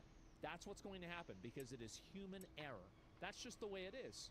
So the problem with this is that you have an overwhelming amount of people that want to talk about how bad the problem is, but they're unwilling to take the actions to solve the problem. That's the issue that I have. That's the problem that I have with it, more than anything else. Then the judges let them out? Yeah, but then you go after the judges. But then they say, oh, you can't do that. Why not? Just do it. And so this is the issue, is that people are minimally controlled, and they've been ideologically captured by ideas, systems, and designs that are made intentionally to subvert them. But they don't realize that, and so they have to keep living inside of the lines. It's a box that you're I'll go pick up my sodies. Why would you do this? It drives me fucking crazy. I don't understand it at all. We can't do it because we don't have 50 years of institutional power. They do. You just do it. You just do it. It's like whenever they shut down USAID, do you know how they did that? They went in there and they stopped the payments and they told everybody to get the fuck out. You're gone. It's actually so easy. The problem is that people are unwilling to take the action. That's the main issue. They're unwilling to take the action, and because they're unwilling to take the action, things just continuously get worse. Yes, you just flip the switch. It's actually that easy. And look at El Salvador. You just do it politically? Well, I mean, as long as you can do it, period, that's what matters. And if you go after the ones funding it, like Cognizant and Amazon, and you really solve it, yeah, you're right. You're right. They do have to go after them. And they are the ones that benefit from it more than anything else.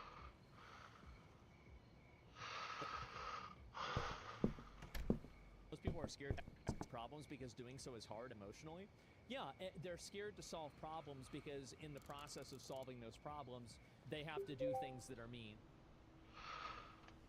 All right.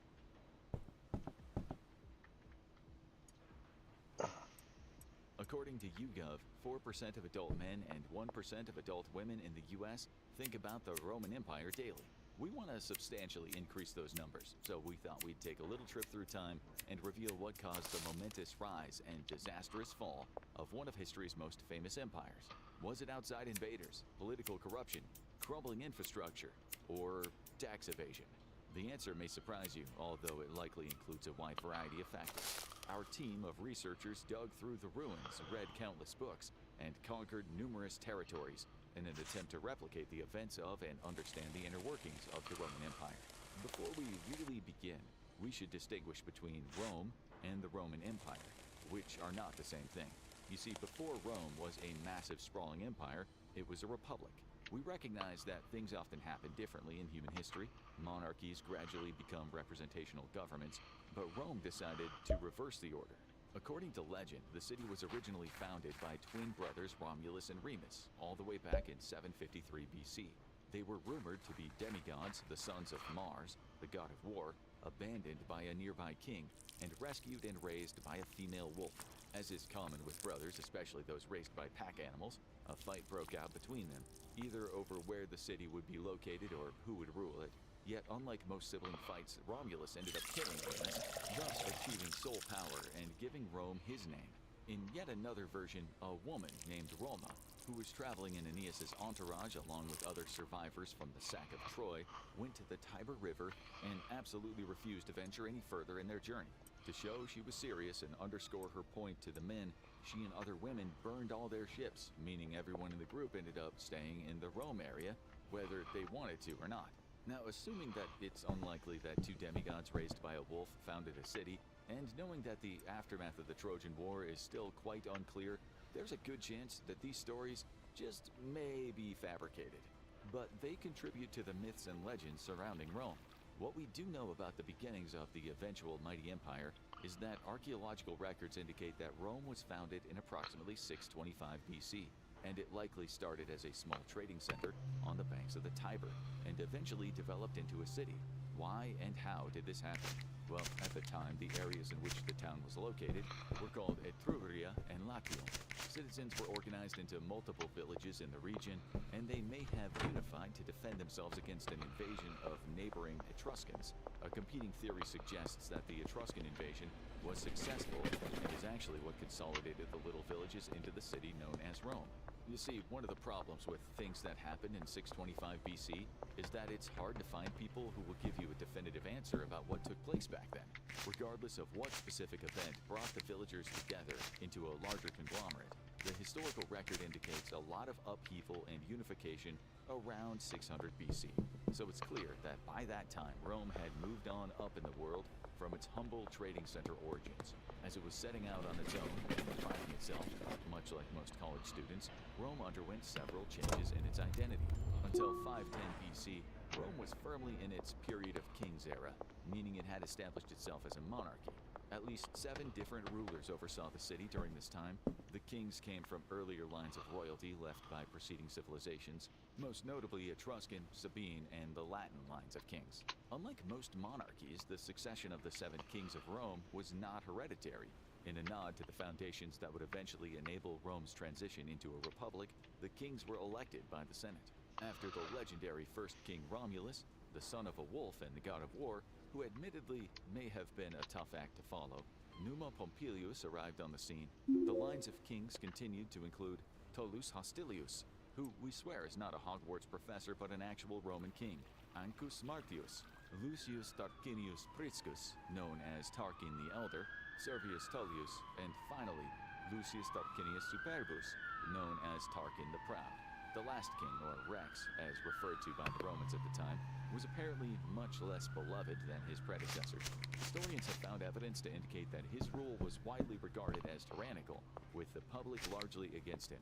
Well, this came to a boiling point when Lucius Superbus' son allegedly forced himself upon a well-liked noblewoman, Lucretia. Roman residents and nobles alike reacted with rage and wanted Lucius Superbus and his son out of power. Eventually, the king was overthrown, and Rome transitioned into a republic.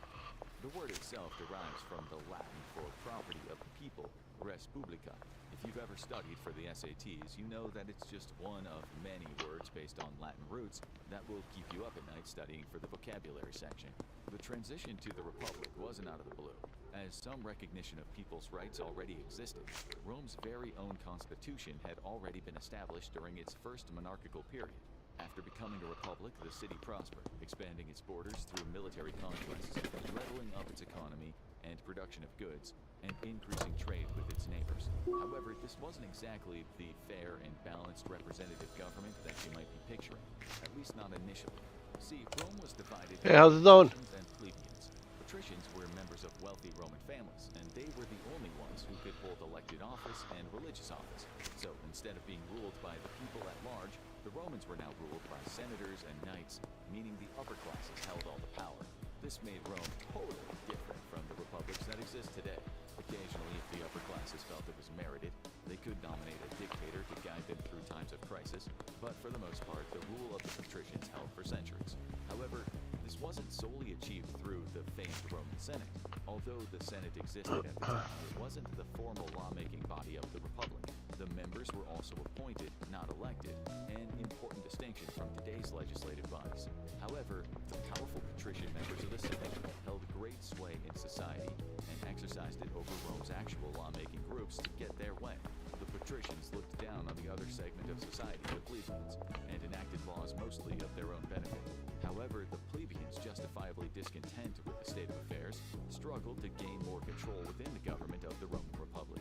From the start of the Republic in 509 BC Until 494 BC, the Senate persisted as the only governing body within the state under the leadership of two consuls.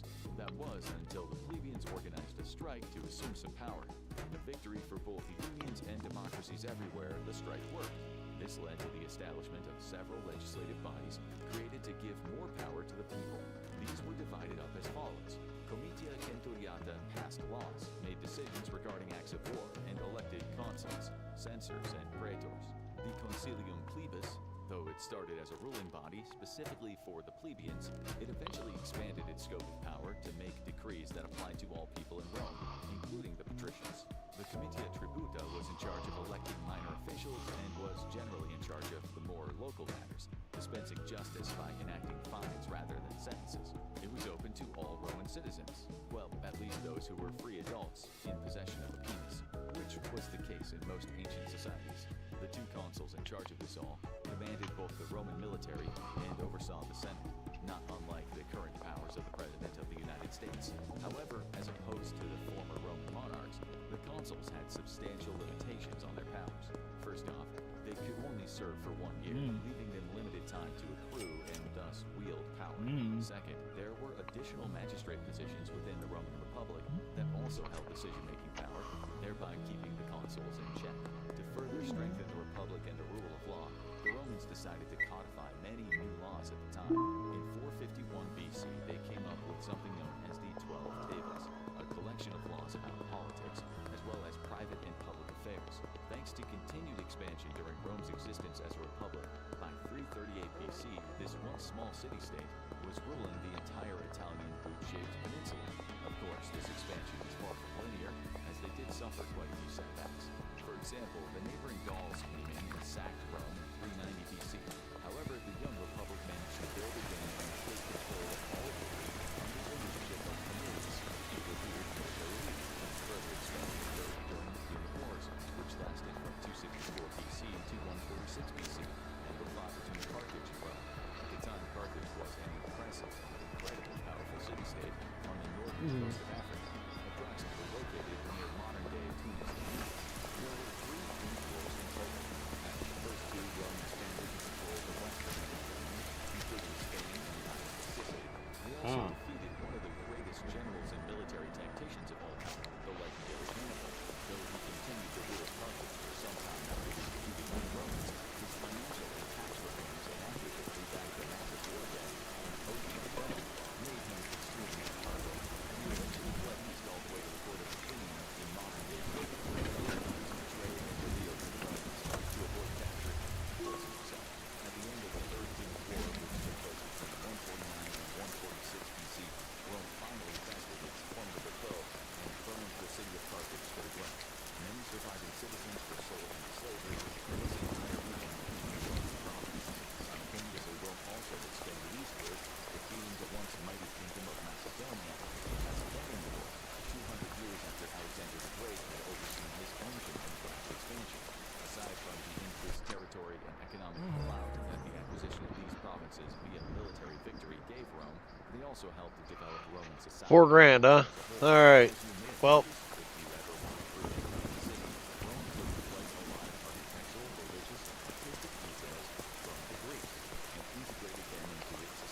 Where's the garbage machine?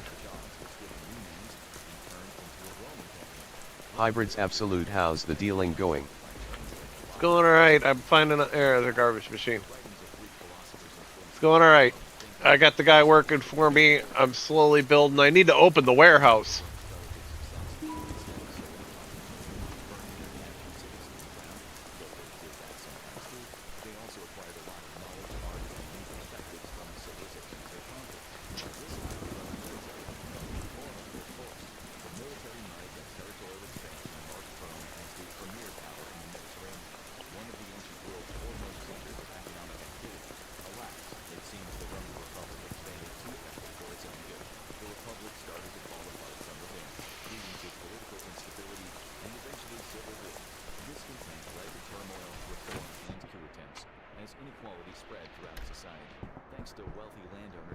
Resources and power to push small farmers out of public land.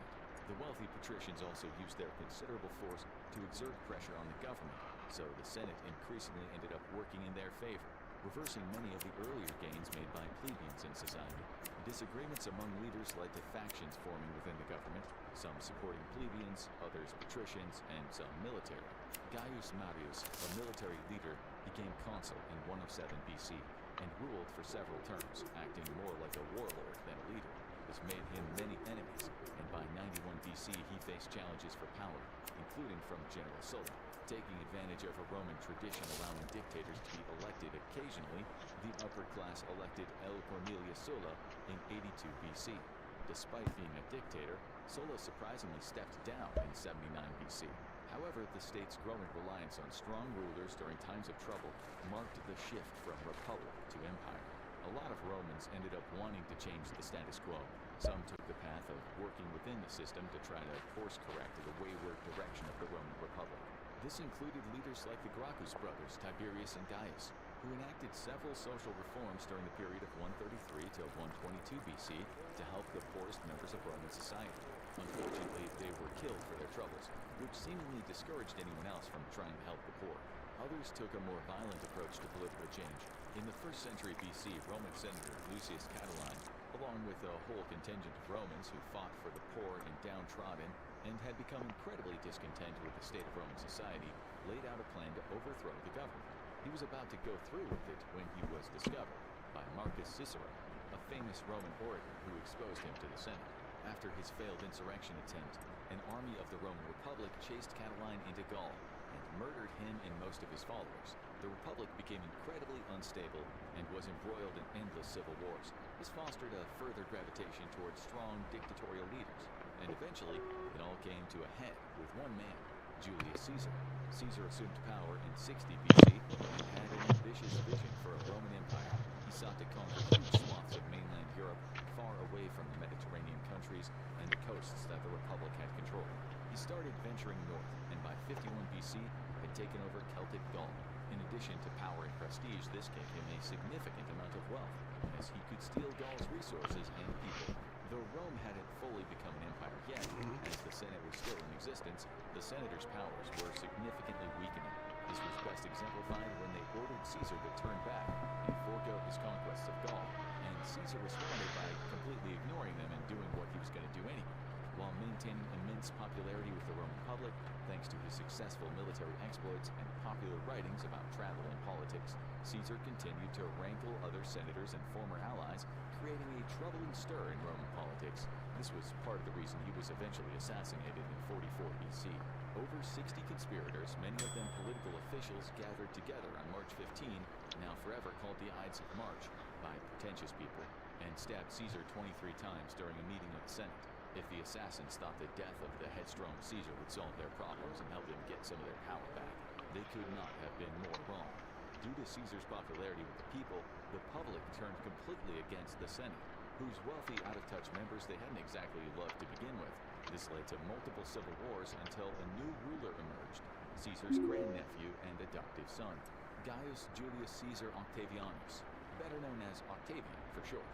He took his place and ruled alongside Caesar's former friend, Mark Antony, the Roman emperor, not the Latin singing sensation, and he renamed himself Augustus Caesar, a nod to his adoptive father. When Mark Antony was killed during Rome's conquest of Egypt, Augustus remained the video.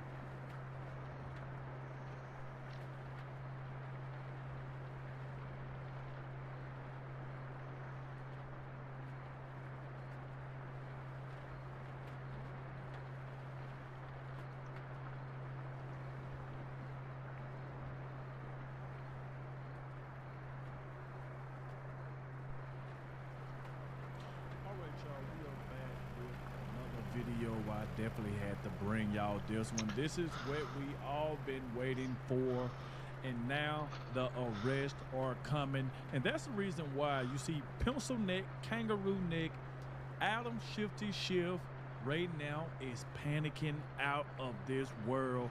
And Elon Musk even said there's going to be consequences on a lot of these Democrats, and I'm about to tell y'all exactly what's going on, especially what they did to President Trump with these hoaxes, this Russia lie by Adam Schiff, how they changed the rules to try to impeach President Trump. Tulsi Gabbard just exposed that. We got so much to get to. And like I said, President Trump and Kash Patel is not playing around. And not only that, we even got more updates on what happened in Iran today, but we'll get to that towards the end of the video. So make sure you stay to the end so you don't miss out on any of this. So please hit the like button, subscribe to the channel. And like I said, another thing is that I see a lot of y'all been saying, how can y'all donate to me? I do have a cash app and a PayPal down below in the description. If you would like to send anything, I really, really appreciate it. And like I said, let's go ahead and dive straight into this because y'all definitely got to see this right here. So right here by Eric Dollar said, boom, President Trump just posted this, and he pretty much reposted what Elon Musk said, because Elon Musk said there will be consequences for those who push foreign interference hoaxes. The hammer of justice is coming. So you can see right here by President Trump reposted it. And let me play this. I might have to speed it up because it got music playing, and I don't know if this music is copyrighted or not. But let's just be on the safe side. Let's go. Jackals. Hyenas. They're barking at him, laughing at him. They nip his toes, eat the food. It's in his domain. They do this. Look at pencil neck. Closer and closer and bolder and bolder. Until one day, that lion gets up and tears the shit out of everybody. Runs like the wind. Eats everything in his path. Because every once in a while, the lion has to show the jackals who he is. Wow. Oh man, and like I said, y'all, this right here is just heating up. Now I want to move to this right here, and then we're gonna get to what Kash Patel talking about, that the arrests are coming. So it said just now, FBI Director Kash Patel has obtained information supporting President Trump's statements that 2020 was rigged. Hold on, because when you started this interview, you said, Maria, you and I have been working together for a long time, and this is exactly what you were referring to. You were on my show repeatedly talking about the Russia collusion story, and our audience wants to know why there's never any accountability. But specifically, the question that I asked you was about election integrity and whether or not you had any information to verify what President Trump says all the time, which is the election was rigged. That's what I asked you, Kash. I'm sorry, Maria, I misheard. Yes, so what we are doing is folding that into our entire conspiracy case, and we will let the prosecution speak for him, but we have the information that backs President Trump's claim, but because it's an ongoing prosecution investigation, I can't get ahead of the DOJ and the president, but President Trump speaks truthfully when he says that, and that's what I've been telling you about. When we find terabytes of data on computers from the last 10 years that we were supposed to find 10 years ago, that's what it took. It took his re-election, it took this FBI to go in there and find it, and it takes a long time to get through that material. But I would say stay tuned this week. You might see a thing or two. Stay tuned this week. You might see a thing or two. But like I said, he didn't even stop there, because like I said, Kash Patel, he kept going. So if you see right here, Kash Patel just said arrests are coming, and James Comey is not going to be the only one facing criminal consequences. I lived through it, and the media came at me then too. That just shows you that when you're over the target, you keep pummeling the target because the media's going to try and pummel you. We are not going to take this, and have not taken this laying down. We did already indict former Director Comey, and that's going through the judicial process, but we also at this FBI, even though we uncovered what we uncovered back in the House Intel days, I had to come in here and find rooms that they hid from the world. I had to come in here and find access on our computer systems in restricted and prohibited case files that they purposely put in places for no one to see and find. We have found all this information. We are working with our Department of Justice partners, and I am never going to let this go, because they not only have personally attacked the presidency of the United States and President Trump, but they tried to thwart our elections and rig the entire system. And that is not something that is going to stop. That is not something I'm going to allow on my watch. But you just have to remember, they built this disease temple over 20 and 30 years. We've got all the evidence. I can announce on your show that we've got all the information we need. We're working with our prosecutors, the Department of Justice, and their Attorney General Todd Blanche. And we are going to be making arrests, and it's coming, and I promise you, it's coming soon. Well, because when you started this interview, you said, Maria, you and I have been working together for a long time, and this is exactly what you were referring to. You were on my show repeatedly talking about the Russia collusion story, and our audience wants to know why there's never any accountability. But specifically, the question that I asked you was about election integrity and whether or not you had any information to verify what President Trump says all the time, which is the election was rigged. And we know for a fact President Trump is right when he said the election is rigged. He knows exactly what he's talking about. But yet, y'all remember, y'all know how the Democrats was on President Trump's bumper for the longest. Why you keep saying the election was stolen? Why you keep doing this? Why you keep doing that? These people are stupid, man. They are freaking crazy. We know exactly where it happened. We know that President Trump is telling the truth about this.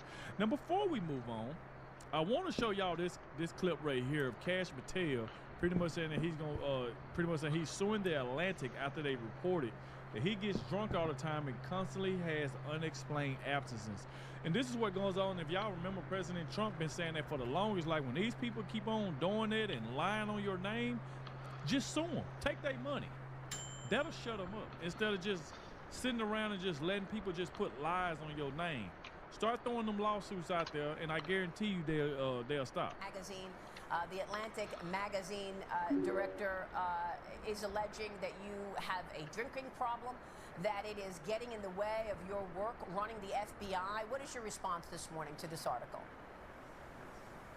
Look, Maria, you and I have been at this together for a long time, whether I was leading the investigation on Russiagate back in the House, or my time in the Trump admin 1 and now, and the results, I say, speak for themselves. If the fake news mafia isn't hitting you personally with baseless information in Washington, D.C., then you're not doing your job.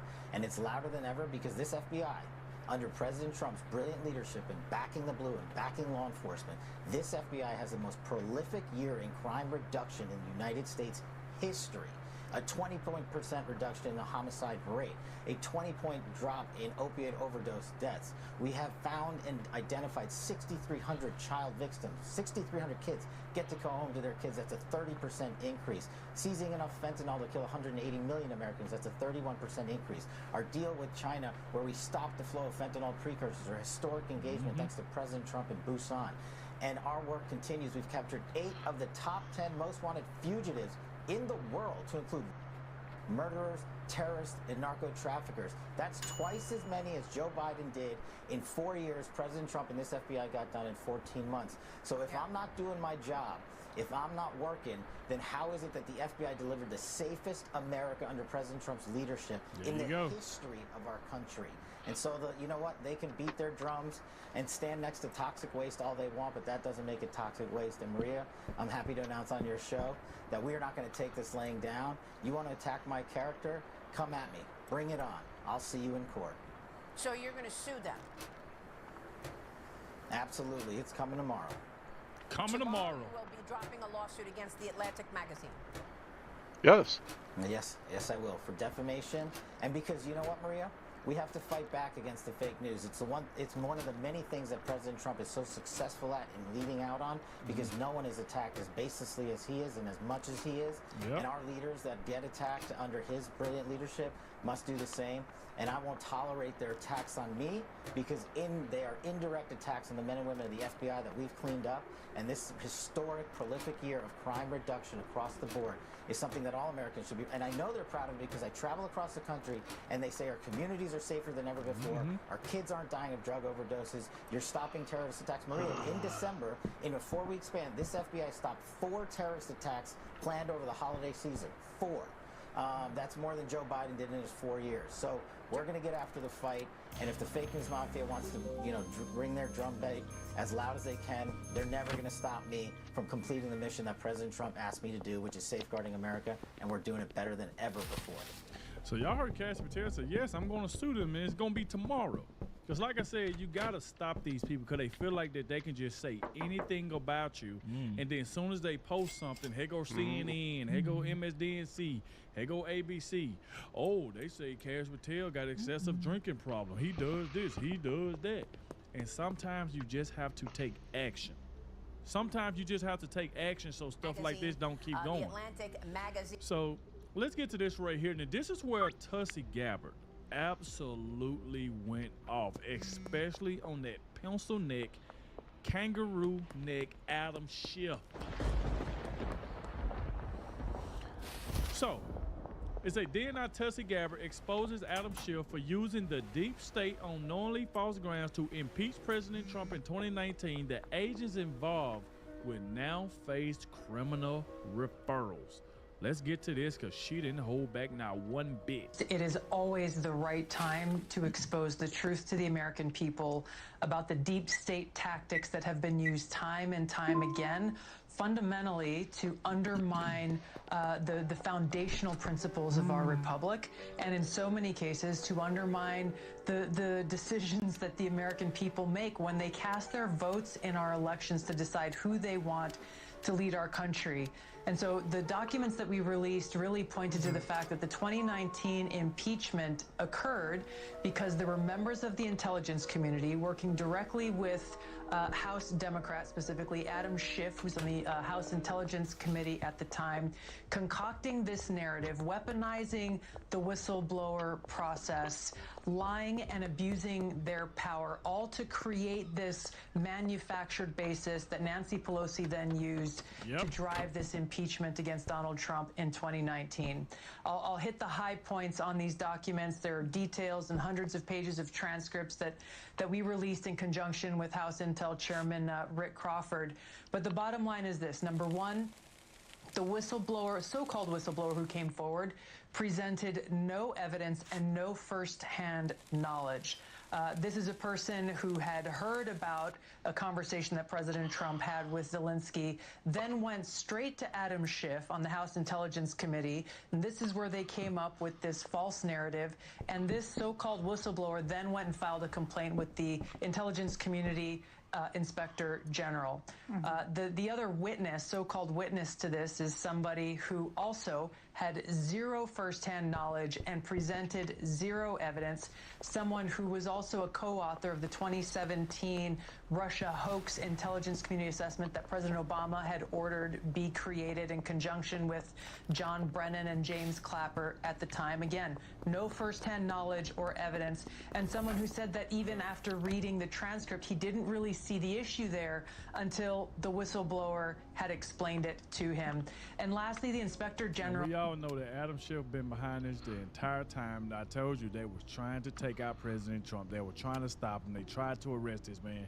These people tried everything, and Adam Schiff was right there in the middle behind everything, and he just had the nerve to be running around here talking crap about President Trump. Not only that, remember, he was trying to put President Trump's son in jail.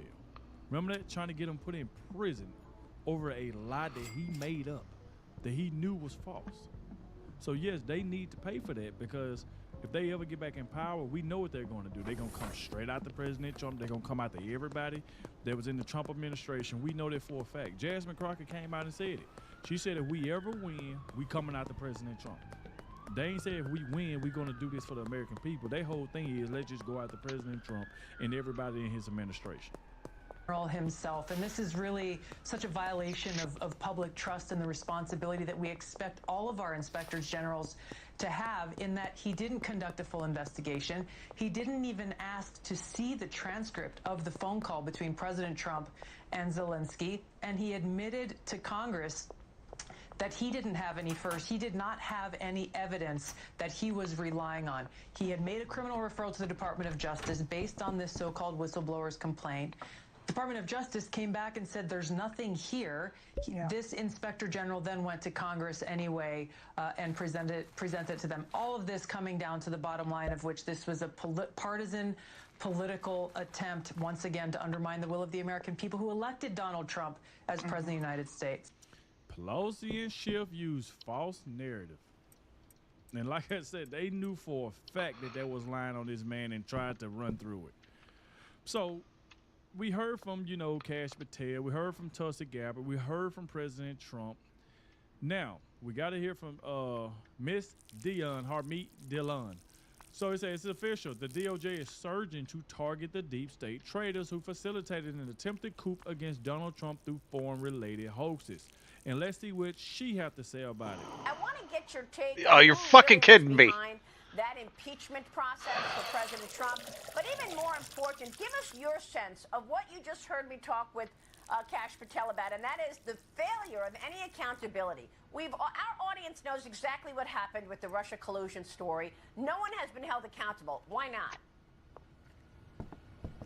Well, Maria, thanks for having me this morning. And I heard Cash's remarks. I agree with them. And, you know, your folks need to understand that when we start these investigations, it takes time. We have to interview a lot of witnesses. We don't want to do what the other side did, which is just jump to conclusions. And so we're building strong cases. And I think your viewers are probably familiar with the fact that some of the judges out there, particularly judges appointed more recently, have been, you know, doing their own form of lawfare by simply denying the Trump administration's valid cases in court on numerous different cases. And so we've experienced that at the Department of Justice. And so we're trying different tacks. We're putting teams together. I'm personally involved in some of the issues that we've talked about. Like Cash, I can't talk about things prematurely before they come to a grand jury or before we're able to announce them. But I can assure you that you know, the whole Department of Justice is very committed to this. And acting Attorney General Todd Blanche is continuing the work started under the Attorney General Pam Bondi. And 2 o'clock. I don't have nothing. I gotta go buy some baggies. And there's so many issues, Maria, like you just mentioned. The Atkinson situation. I mean, we just saw the news come out in the last couple of days about the CIA's weaponization of the government and intelligence officials to concoct a fake narrative regarding the Hunter Biden laptop and sign on and lie to the American people. And they did that, many of them, on the government dime. And so there are some serious violations that may come out of that as well. And, you know, I noticed that they stopped talking about, you know, like the stuff that they found in the White House. Y'all know what I'm talking about, the coke that they found in the White House. Seemed like their story just went away. Seemed like it just went away. So, like I said, y'all heard about this right here. And you can see now Adam Schiff, all of them, Nancy Pelosi, all of them that was behind this, you know, pretty much trying to get President Trump impeached, pretty much changing the rules around. And this is You're a good kitty. To do. So I do want to move on to this right here and show y'all what's going on in our run. All right, I just gotta wait for this day to end.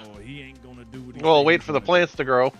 So it said President Trump just announced the U.S. military has seized an Iranian cargo ship which attempted to get past America's naval blockade. Let's check this out. East of the Strait of Hormuz. He says that vessel is now in Marine custody with a hole blown in its engine room. Meanwhile, Tehran reportedly is refusing to negotiate with the U.S. in Pakistan. Senior Foreign Affairs correspondent Greg Palcott is live from Tel Aviv with the latest. Greg. John, there are new questions about those planned upcoming talks between the United States and Iran as the U.S. and Iran face off in the Gulf. The U.S. Navy is enforcing a blockade around the Strait of Hormuz. President Trump just recently has said a naval ship intercepted an Iranian vessel that tried to get past the quarantine, refused to stop, forcing the U.S. to target this ship. And for the first time during this operation, U.S. service members went on board. He said in a post, in part, our Navy ship stopped them right in their tracks by blowing a hole in the engine room. Right now, U.S. Marines have custody of the vessel. They think President Trump is playing. They already done violated the ceasefire. They done violated that. So he already said he was going to blow President Trump. You know, you got, you know, a lot of people that done pretty much turned on President Trump over this thing. Megyn Kelly, Tucker Carlson. It's like they just, I don't know, man. It's like you can't just turn on the president. Just say if he made a mistake in your eyes. So one mistake of him just saying something just makes you just do a whole 360. It seemed like you was fake the entire time. Everybody make mistakes if you felt like he made a mistake. Like that right there is crazy. Come on. U.S. service members on an Iranian ship. All this comes as talks are planned for Islamabad starting Tuesday between the U.S. and Iran just ahead of the current ceasefire running out midweek. Now we're hearing from Iran as well, referencing the U.S. naval blockade and the rhetoric coming from the White House, indicating they might not even take part in the talks, or at least they still haven't decided. One state news agency blaming, I'm quoting here, Washington's excessive demands, unrealistic expectations, constant shifts in stance, repeated contradictions, and the ongoing naval blockade, which it considers a breach of the ceasefire. John, we are waiting on a final move from both sides to see if this is just a last-minute posturing and some skirmishing or a real breakdown in the diplomatic path. We will see in the coming hours and days. Back to you. Come on, The constant shifts in stance, that's unusual. The White House, it seems, at least from the talking points that have been released on the U.S. side of things, they've been pretty consistent about what they want from Iran. Very consistent, yes. I mean, key points, and I think we still have to keep going back to the central issue that's at the heart of this, and that's the 9 more percent, nuclear huh? program of Iran. The U.S. is demanding that the highly enriched uranium that Iran has be shipped out of the country. The enrichment process ends, and any thought of Iran building a nuclear weapon. Yeah, because they want a nuclear weapon, and President Trump like, no, y'all ain't getting a nuclear weapon. That's exactly what he said. So, like I said, the last couple of things I do want to show you is that President Trump announces the U.S. Navy intercepted and blew a hole in the Iranian flag cargo ship attempting to get past the blockade, and that the U.S. Marines have now have custody of the vessels. So, just to read it in its full totality. President Trump posted on Truth Social that today it's an Iranian flag cargo ship named Tuska, nearly 900 feet long and weighing almost as much as an aircraft carrier, tried to get past our Navy blockade and did not go well for them. The U.S. Navy guided missile destroyer USS Spruance intercepted the Tuska in the Gulf of Oman and gave their fair warning to stop. The Iranian crew refused to listen, so our naval ship stopped them right in their tracks by blowing a hole in the engine room. Right now, U.S. Marines have custody of the vessel. The Tuska is under U.S. Treasury sanction because of their prior history of illegal activity. We have full custody of the ship and are seeing what's on board. President Donald J. Trump. So, it didn't stop there, because this is another one that I want to show y'all that President Trump posted on Truth Social. President Trump said, Iran decided to fire bullets yesterday in the Strait of Hormuz. A total violation of our ceasefire agreement. Many of them were aimed at a French ship and a freighter from the United Kingdom. That wasn't nice, was it? My representatives are going to Islamabad, Pakistan. They will be there tomorrow evening for negotiations. Iran recently announced that they were closing the strait, which is strange because our blockade has already closed it. They're helping us without knowing that they are the ones that lose with the close passage. $500 million a day. The United States loses nothing. In fact, many ships are headed right now to the U.S., Texas, Louisiana, and Alaska to load up. Compliments of the IRGC, always wanting to be the tough guy. We're offering a very fair and reasonable deal, and I hope they take it, because if they don't, the United States is going to knock out every single power plant and every single bridge in Iran. No more Mr. Nice Guy. They'll come down fast, they'll come down easy, and if they don't take the deal, it will be my honor to do what has to be done, which should have been done to Iran by other presidents for the last 47 years. It's time for the Iran killing machine to end. President Donald J. Trump. So, that right there is what the president had to say about that. I wanted to bring y'all that about what's going on in Iran. Seeming like they violated the ceasefire. They feel like they're, I guess, trying to call President Trump bluff as if he's a Joe Biden type of president or something, but he's not. So, like I said, y'all get in the comment section. Let me know what y'all think about all of this. I will keep y'all up to date as more information comes out, because we know stuff happens every single day. So, like I said, once again, thank you all for watching, and I'll catch y'all in the next one. Got it stuck in the lid. I threw it so hard. Time for Lefties Losing It. Let's start in Canada, the thoroughly loopy land that is over. God damn it! Why did I do that? Losing it, including this woman. She is Canadian MP Leah Gazan, and here she drops several new pronouns. I'm sure doing the this. ever-expanding Nope. alphabet community was ready for this. When the budget was released, I was shocked to find out that Prime Minister Carney is cutting $7 billion between Indigenous Services Canada and Crown Indigenous Relations. They provided $0 to deal with the ongoing genocide of MMIW G2S LGBTQIA+. This is abhorrent. This is callous. That, of course, stands for Missing and Murdered Indigenous Women, Girls, Two-Spirit, Lesbian, Gay, Bisexual, Transgender, Queer, Questioning, Intersex and Asexual People, plus, always the plus. That's fantastic, Leah, but does it go far enough? Can we please try to be a little bit more inclusive and include the SWALT, CTW, TIW, GMI, YOCWMADC, please? And of course, if you're some sort of filthy bigot, you know that stands for Slow Walkers and Loud Talkers Community, together with Italians who get mad if you order coffee with milk after dinner Community Plus. Please, let's just try to be inclusive. Now to CNN, which has been hysterical for weeks now, trying to whip up anti-American sentiment and carrying on like Iran is winning the war. Here they get a little bit of a reality check from NATO Secretary General Mark Rutte. Is the world safer today than it was before the war was started? Absolutely. Because, and this is thanks to President Trump's leadership, degrading these capabilities is really very important for your and my safety here in the US, in Europe, in the Middle East.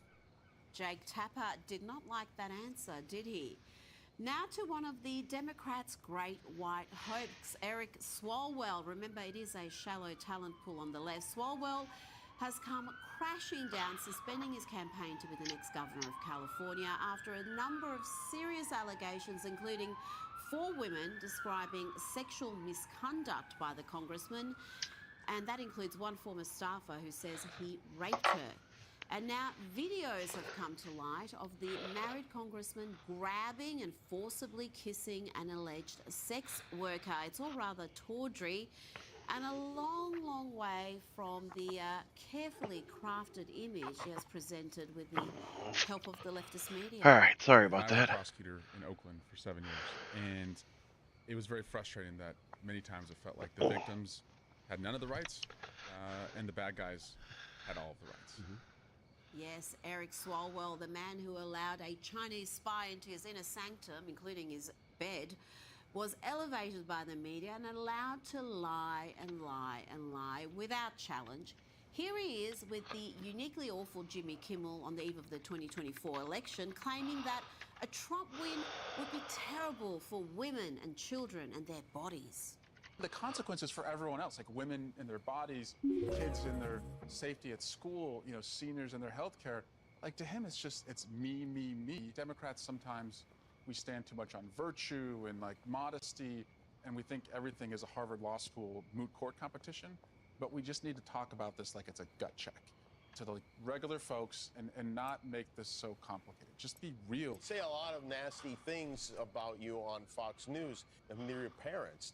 Doesn't that upset them and make them go, I see that what they're saying is not true. I shouldn't believe anything else they say. The chutzpah is off the charts. Yep, the media allowed this creep to lie and lie and lie without challenge, including pushing the debunked Russian collusion hoax. And to be clear, Swalwell's lies weren't limited to claims of collusion. He claimed President Trump was a Russian asset. You're a member of the Judiciary. Do you believe the president right now has been an agent of the Russians? Yes, I think there's more evidence than he is. Yes, and I think all the arrows point in that direction, and I haven't seen a single piece of evidence that he's not. An agent like in the 1940s where we had people who were Reds, to use an old term, like that. In other words, working for a foreign power. He's working on behalf of the Russians, yeah. Okay. The question has shifted from whether the president is working with the Russians to what evidence exists that the president is not working with the Russians. At what point do you draw the line and not accuse the President of the United States without any evidence of being an agent of Russia? Yeah, he's betrayed our country, and I don't say that lightly. I worked as a prosecutor for 7 years, and Betraying the country, by the way, we want evidence before you say that, but you said an agent of Russia. Yeah, he works on their behalf. I'm not hearing the evidence that he's an agent of Russia. Yeah, I think it's pretty clear. It's almost hiding in plain sight. Hiding in plain sight, yes, that appears to be how Swalwell operated. And now that these allegations have come to light, all sorts of folks are coming out of the woodwork saying that Swalwell's antics were the worst kept secret in DC. Now, Eric claims all these allegations are false, even the ones from former staffers, but let's judge Eric Swalwell by his own standards. Remember when he said this? What are the chances that 3 or 4 women independently who never met each other would have similar experiences with one person? So either, Ari, this person committed these horrific acts, or he is the single unluckiest person for these people to conspire and make up lies against him. But it's a very hard case to make the more allegations that come in.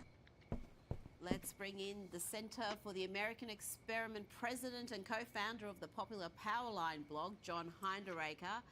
John, we will get to the conflict in the Middle East shortly, but first, your thoughts on the Eric Swalwell saga. And we now have more than 50 former staffers calling on him to resign, and more allegations are coming to light. And also there's been a renewed focus on that entire infamous Fang saga. Well, Rita, can Swalwell survive? I'd say he's already going down. Earlier today, he announced that he was suspending his campaign for governor of California. Effectively, that means that he is withdrawing from the race, and now he's under a lot of pressure to resign from Congress. My guess, Rita, is that he will have to resign from Congress. And I think the most interesting thing about this whole story is something that you briefly referred to, and that is the fact that we're now learning that many people knew all about Swalwell's conduct. It was notorious in Washington, D.C., but it went unreported in the press because Swalwell is a Democrat, and he has been one of the most vicious critics of President Trump. It's coming out now, everybody thinks anyway, because he's one of something like 8 Democratic candidates for governor of California, and the way their primary system works, that could be a real problem for the Democrats. And so I think there's an incentive now among the Democrats to winnow down that field and force a couple of people out of the race. Well, before we move on from this issue, I've got to say this story has given us perhaps the best headline of the year so far, courtesy of the New York Post. They had this: Eric Swalwell filmed rape denial video at lavish mansion of eccentric billionaire who is in a relationship with alleged honey trap burglar. There's a lot happening in that headline, John. You think he might even step down as a congressman? I mean, this is a fall from grace. This is a man who has, well, he had hopes of being president one day. Yeah, a lot of people have been calling for Swalwell to resign from Congress. Frankly, I think he will. This has turned into a huge scandal for the Democrats. I think they will cut their losses by forcing him out. Now to the war against the Iranian regime, and J.D. Vance delivered the bad news that no deal was struck with Iran's leadership. We've been at it now for 21 hours, and we've had a number of substantive discussions with the Iranians. That's the good news. The bad news is that we have not reached an agreement, and I think that's bad news for Iran much more than it's bad news for the United States of America. So we go back to the United States having not come to an agreement. We've made very clear what our red lines are, what things we're willing to accommodate them on, and what things we're not willing to accommodate them on. And we've made that as clear as we possibly could, and they have chosen not to accept our terms. John, other than attacking Iran's infrastructure, their water supply, electricity plans, what can the US do to make what is essentially a terrorist regime come to a reasonable agreement? Well, Rita, I really don't think that a reasonable agreement should be the goal here. But when the campaign started, President Trump and others in the administration said that our goal was to degrade Iran's military capability to the point where they can't be a threat to us or to others for some years to come. We've done that. No doubt we could bomb some power plants and so forth, but I think the real loose end is the Strait of Hormuz, and in my opinion, once we have seen the strait reopened, we should end the campaign and go home. The Vice President's given a little insight into what some of these sticking points were, what the Iranian regime was rejecting in the peace deal. But the simple fact is that we need to see an affirmative commitment that they will not seek a nuclear weapon, and they will not seek the tools that would enable them to quickly achieve a nuclear weapon. That is the core goal of the President of the United States, and that's what we've tried to achieve through these negotiations. Again, their nuclear program, such as it is, the enrichment facilities that they had before, they've been destroyed. But the simple question is, do we see a fundamental commitment of will for the Iranians not to develop a nuclear weapon, not just now, not just 2 years from now, but for the long term? We haven't seen that yet. We hope that we will. Is that wishful thinking, John, expecting Iran to genuinely agree to that and stick to it? And how long is the Trump administration willing to stay in this conflict if Iran doesn't bend on that core demand. Well, Rita, the reality is that there is no one who can now speak effectively for the Iranian government. Its leaders, as of a couple of months ago, are dead. And a promise not to develop nuclear weapons in the future would be worthless. We've heard that before.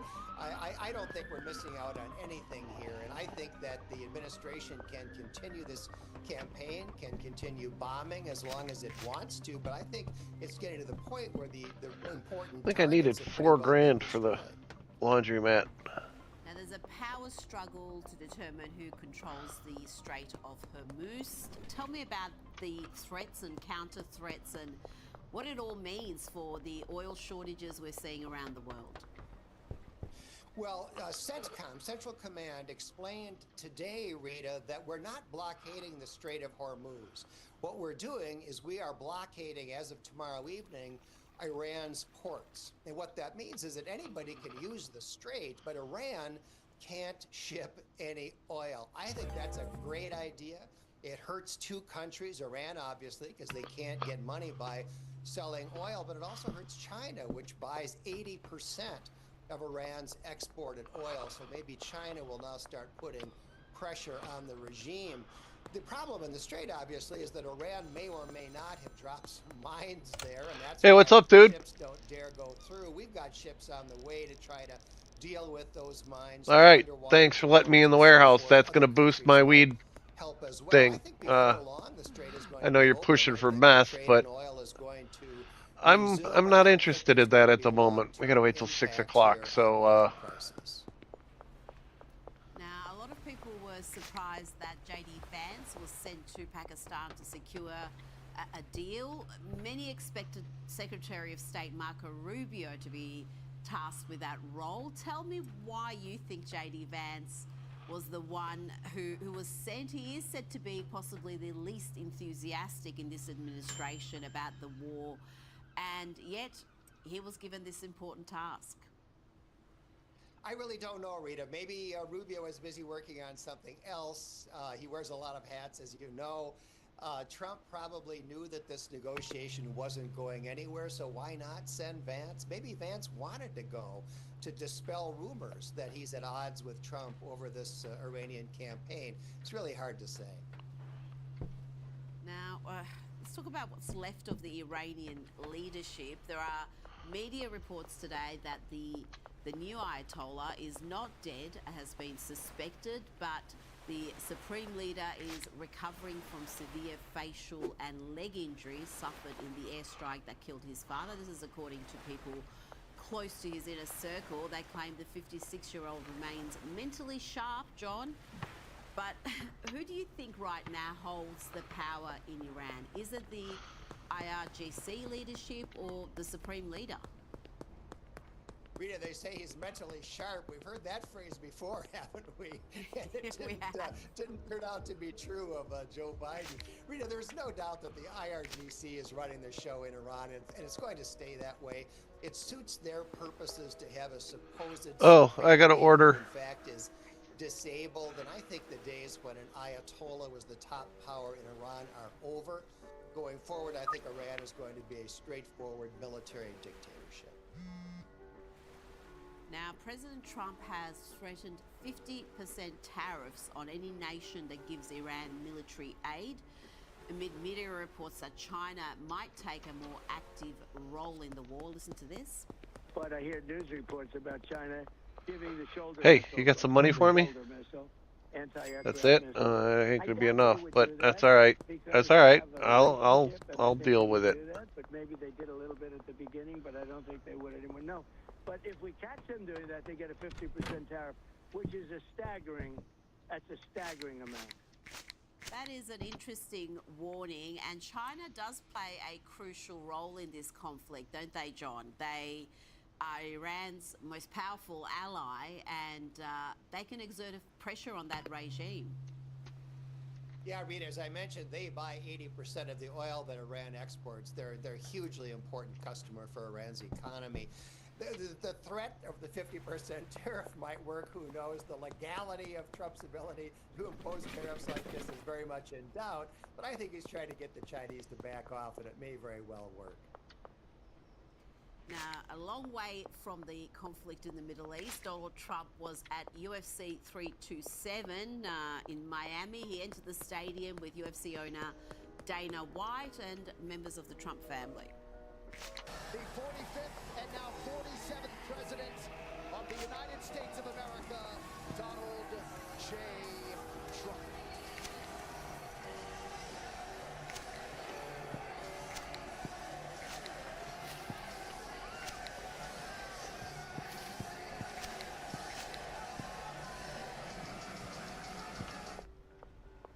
And in scenes that will enrage the lefties, no doubt, we had fighter after fighter after their wins paying tribute to the president, including Brazilian Paulo Costa.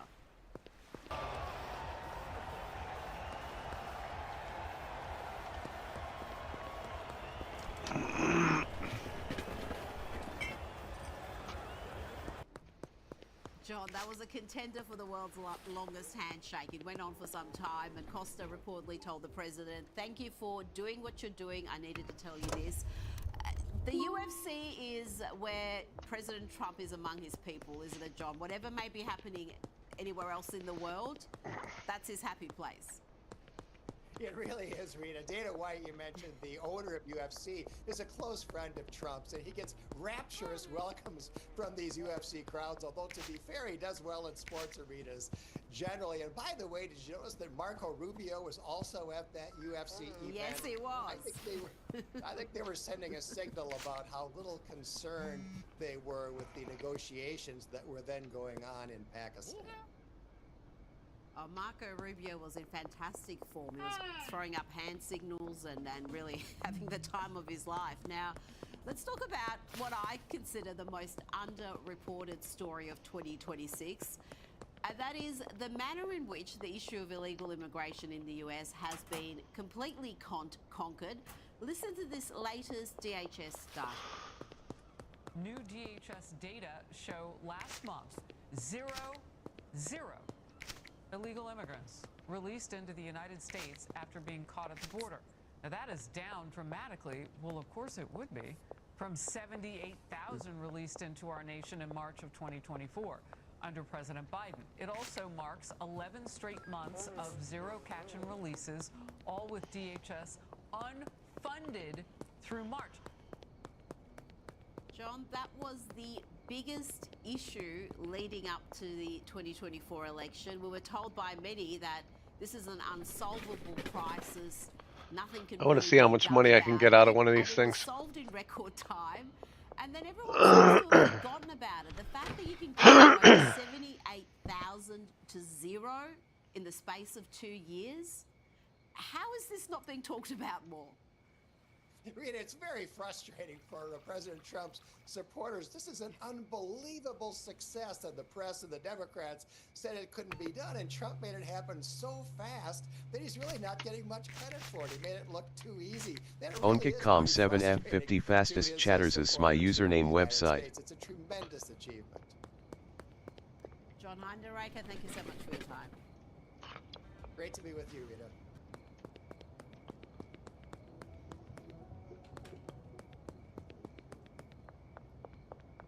And it's time for Lefties Losing It. Let's start in Canada, the thoroughly loopy land that is overrepresented in the number of lefties losing it, including this woman. She is Canadian MP Leah Gazan, and here she drops several new pronouns. I'm not sure the ever-expanding alphabet community was ready for this.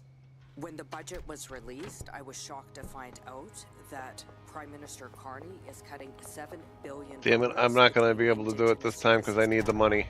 And Crown Indigenous relations. 119, not too shabby. Hopefully I could buy a... To deal with the ongoing genocide of MMIW G2SL. Let's see, each one gets 1236.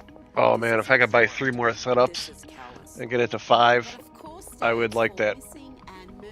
Well, let me look. Maybe I'll just... Can I come in? Sexual people, plus, always the plus. That's fantastic, Leah, but does it go far enough? Can we please try to be a little bit more inclusive and include the SWALT, CTW, TIW, GMI, YOCW. All right, well, I guess I'm not doing that now. Please. And of course, unless you're some filthy bigot, you know that stands for slow That's cool, because I walkers, could loud really use talkers, more money. together with Italians who get mad if you order coffee with milk after dinner community plus. Please, let's just try to be inclusive. Now to CNN, which has been hysterical for weeks now, trying to whip up anti-American sentiment and carrying on like Iran is winning the war. Here they get a little bit of a reality check from NATO Secretary General Mark Rutte. Is the world safer today than it was before the war was started? Absolutely. Because, and this is thanks to President Trump's leadership, degrading these capabilities is really very important for your and my safety here in the US, in Europe, in America. Jake Tapper did not like that answer, did he? Now to one of the Democrats' great white hopes, Eric Swalwell. Remember, it is a shallow talent pool on the left. Swalwell has come crashing down, suspending his campaign to be the next governor of California after a number of serious allegations, including 4 women describing sexual misconduct by the congressman. And that includes one former staffer who says he raped her. And now videos have come to light of the married congressman grabbing and forcibly kissing an alleged sex worker. It's all rather tawdry and a long way from the carefully crafted image he has presented with the help of the leftist media. And I was a prosecutor in Oakland for 7 years, and it was very frustrating that many times it felt like the victims had none of the rights, and the bad guys had all of the rights. Yes, Eric Swalwell, the man who allowed a Chinese spy into his inner sanctum, including his bed, was elevated by the media and allowed to lie without challenge. Here he is with the uniquely awful Jimmy Kimmel on the eve of the 2024 election, claiming that a Trump win would be terrible for women and children and their bodies. The consequences for everyone else, like women and their bodies, kids and their safety at school, seniors and their health care, like to him it's me. Democrats sometimes, we stand too much on virtue and modesty, and we think everything is a Harvard Law School moot court competition. But we just need to talk about this like it's a gut check to the regular folks and not make this so complicated. Just be real. Say a lot of nasty things about you on Fox News, and they're your parents. Doesn't that upset them and make them go, I see that what they're saying is not true. I shouldn't believe anything else they say. The chutzpah is off the charts. Yet the media allowed this creep to lie without challenge, including pushing the debunked Russian collusion hoax. And to be clear, Swalwell's lies weren't limited to claims of collusion. He claimed President Trump was a Russian asset. You're a member of Judiciary. Do you believe the president right now has been an agent of the Russians? Yes, I think there's more evidence than he is. Yes, and I think all the arrows point in that direction, and I haven't seen a single piece of evidence that he's not. An agent like in the 1940s where we had people who were Reds, to use an all term, like that. In other words, working for a foreign power. He's working on behalf of the Russians, yeah. Okay. The question has shifted from whether the president is working with the Russians to what evidence exists that the president is not working with the Russians. At what point do you draw the line and not accuse the President of the United States without any evidence of being an agent of Russia? Yeah, he's betrayed our country, and I don't say that lightly. I worked as a prosecutor for 7 years, and Betraying the country, by the way, we want evidence before you say that, but you said an agent of Russia. Yeah, he works on their behalf. I'm not hearing the evidence that he's an agent of Russia. Yeah, I think it's pretty clear. It's almost hiding in plain sight. Hiding in plain sight, yes, that appears to be how Swalwell operated. And now that these allegations have come to light, all sorts of folks are coming out of the woodwork saying that Swalwell's antics were the worst kept secret in DC. Now, Eric claims all these allegations are false, even the ones from former staffers, but let's judge Eric Swalwell by his own standards. Remember when he said this? What are the chances that 3 or 4 women independently who never met each other would have similar experiences with one person? So either, Ari, this person committed these horrific acts, or he is the single unluckiest person in the world for these people to conspire and make up lies against him. But it's a very hard case to make, the more allegations that come in. Let's bring in the Center for the American Experiment president and co-founder of the popular Powerline blog, John Hinderaker. John, we will get to the conflict in the Middle East shortly, but first, your thoughts on the Eric Swalwell saga. And we now have more than 50 former staffers calling on him to resign, and more allegations are coming to light. And also there's been a renewed focus on that entire infamous Fang saga. Well, Rita, can Swalwell survive? I'd say he's already going down. Earlier today, he announced that he was suspending his campaign for governor of California. Effectively, that means that he is withdrawing from the race, and now he's under a lot of pressure to resign from Congress. My guess, Rita, is that he will have to resign from Congress.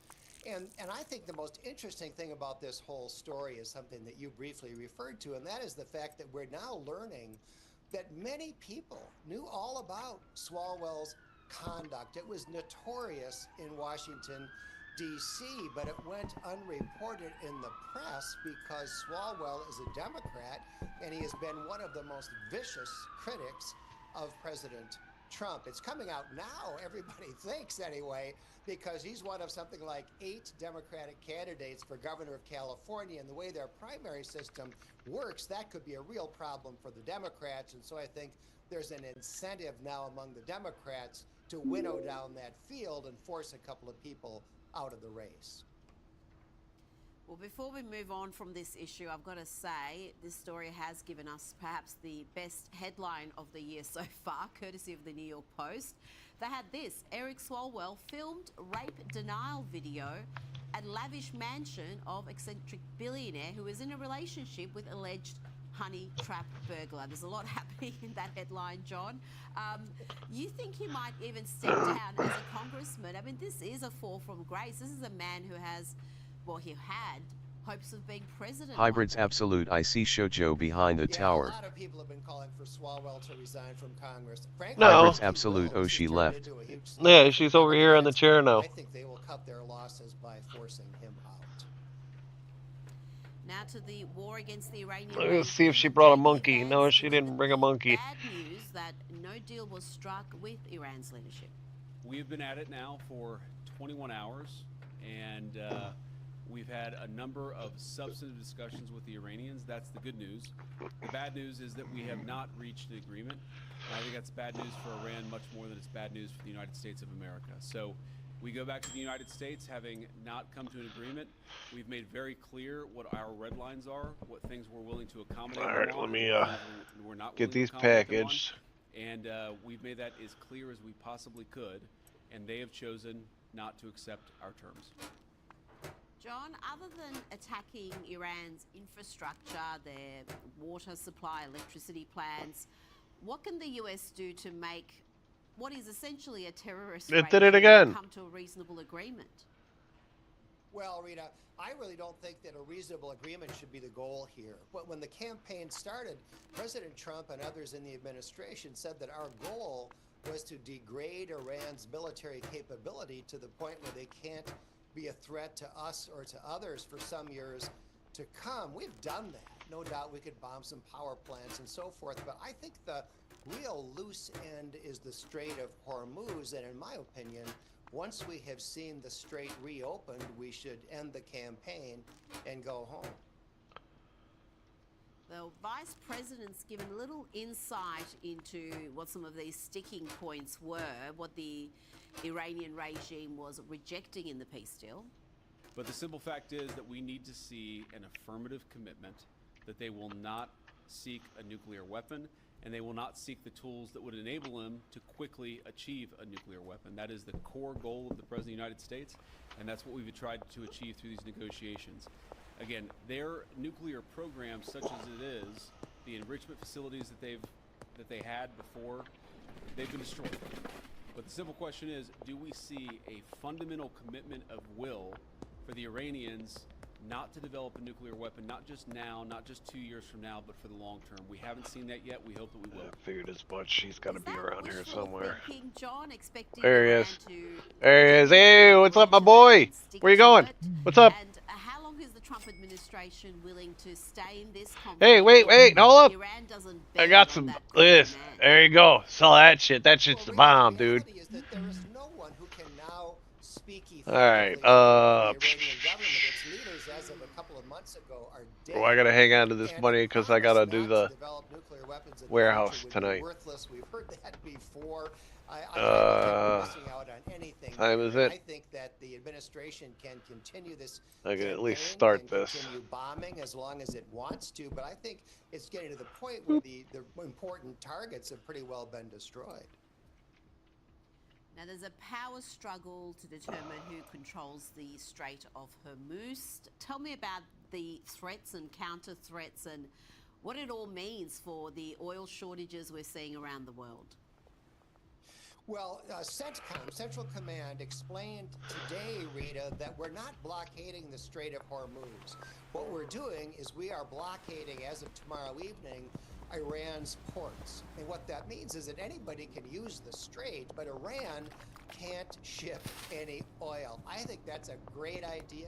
It hurts two countries, Iran obviously, because they can't get money by selling oil, but it also hurts China, which buys 80% of Iran's exported oil. So maybe China will now start putting pressure on the regime. The problem in the strait, obviously, is that Iran may or may not have dropped some mines there, and that's why ships don't dare go through. We've got ships on the way to try to deal with those mines through underwater drones and so forth. Other countries might help as well. I think before long, the strait is going to be open. I think the trade in oil is going to resume, and I don't think there's going to be a long-term impact here on oil prices. Now, a lot of people were surprised that J.D. Vance was sent to Pakistan to secure a deal. Many expected Secretary of State Marco Rubio to be tasked with that role. Tell me why you think J.D. Vance was the one who was sent. He is said to be possibly the least enthusiastic in this administration about the war, and yet he was might be given why. this important task. I really don't know, Rita. Maybe Rubio is busy working on something else. He wears a lot of hats, as you know. Trump probably knew that this negotiation wasn't going anywhere, so why not send Vance? That and he needs some grooming for the presidency, man. At odds with Trump over this Iranian campaign. I kind of do believe that they're gonna be priming J.D. Vance to be president. He's gonna be in for 28. Especially with this fraud, he's gonna go in with this fraud thing, and he's gonna come out looking like a hero, man. Recovering from severe facial and leg injuries suffered in the airstrike that killed his So keep father, in mind that's what's close gonna to his happen. Circle, they claim the 56-year-old remains mentally sharp, John. But who do you think right now holds the power in Iran? Is it the IRGC leadership or OwnKickCom F8 to get thousands of viewers and chatters on with your own cheapest panel. Look at my username. It didn't turn out to be true of Joe Biden. Rita, there's no doubt that the IRGC is running the show in Iran, and it's going to stay that way. It suits their purposes to have a supposed supreme leader who, in fact, is disabled, and I think the days when an Ayatollah was the top power in Iran are over. Going forward, I think Iran is going to be a straightforward military dictatorship. Now, President Trump has threatened 50% tariffs on any nation that gives Iran military aid, amid media reports that China might take a more active role in the war. Listen to this. But I hear news reports about China giving the shoulder missiles, what's called the shoulder missile, anti-aircraft missile. I doubt they would do that because they have a relationship, and I think they wouldn't do that. But maybe they did a little bit at the beginning, but I don't think they would anymore. No. But if we catch them doing that, they get a 50% tariff, which is staggering amount. I need that. And China does play a Oh, I can't get one of those yet. But that packaging station, yes, that's important. ally, and they can exert pressure on that regime. Yeah, Rita, as I mentioned, they buy 80% of the oil that Iran exports. They're a hugely important customer for Iran's economy. The threat of the 50% tariff might work. Who knows? The legality of Trump's ability to impose tariffs like this is very much in doubt. Onkicom 4F4 non-drop viewer and follower BTS cheapest on the look at my username. Now, a long way from the conflict in the Middle East, Donald Trump was at UFC 327 in Miami. He entered the stadium with UFC owner Dana White and members of the Trump family. The 45th and now 47th President of the United States of America, Donald J. Trump.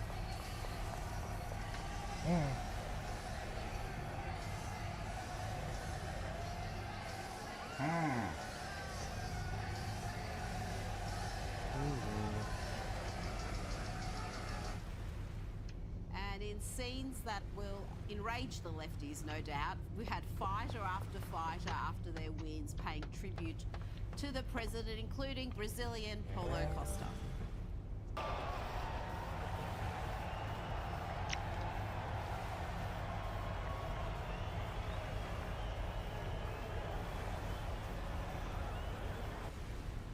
John, that was a contender for the world's longest handshake. It went on for some time, and Costa reportedly told the president, "Thank you for doing what you're doing. I needed to tell you this." The UFC is where President Trump is among his people, isn't it, John? Whatever may be happening anywhere else in the world, that's his happy place. It really is, Rita. Dana White, you mentioned, the owner of UFC, is a close friend of Trump's, and he gets rapturous welcomes from these UFC crowds, although to be fair, he does well in sports arenas generally. And by the way, did you notice that Marco Rubio was also at Onkicom C06D best viewer follower BTS cheapest prices guaranteed look at my username.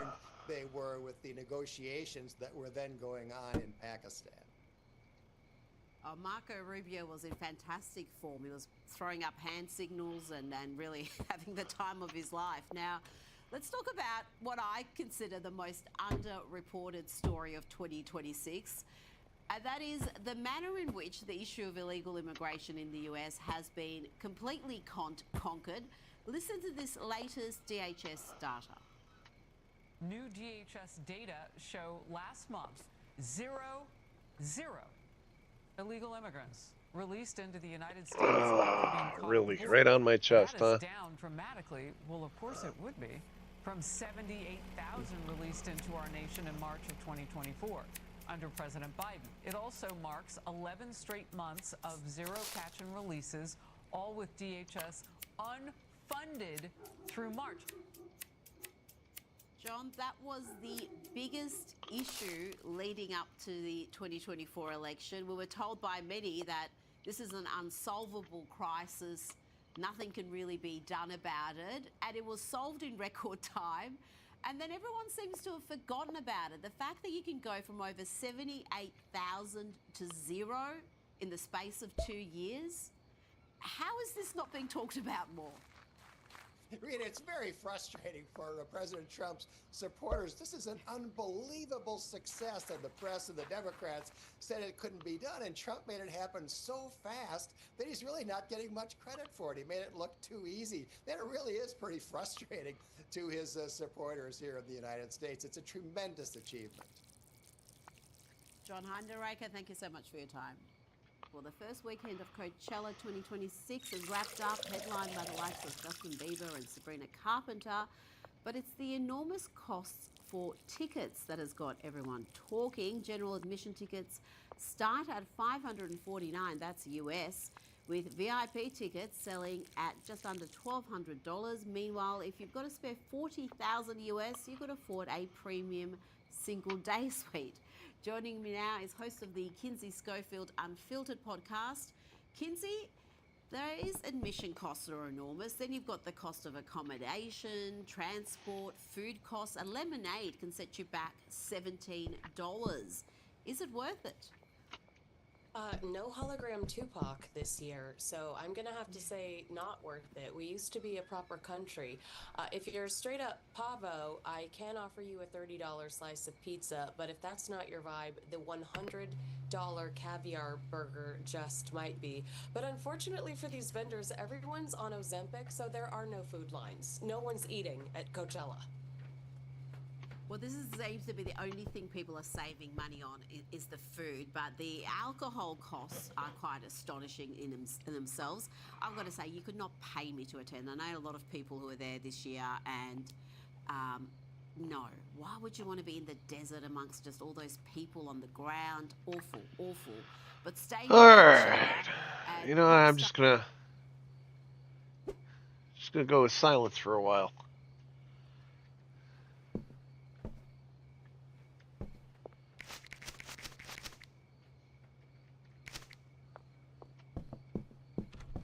Like, I'm annoyed by snobby people, but for some reason, snobby Australians just seem to be the worst kind of snobs. Hybrids absolute, these damn bots still going. I'm always gonna get them. I'm assuming. Unless I get like 1,000 viewers, then the bots aren't gonna bother. But I'm far away from 1,000 viewers, man. So I just gotta ignore them.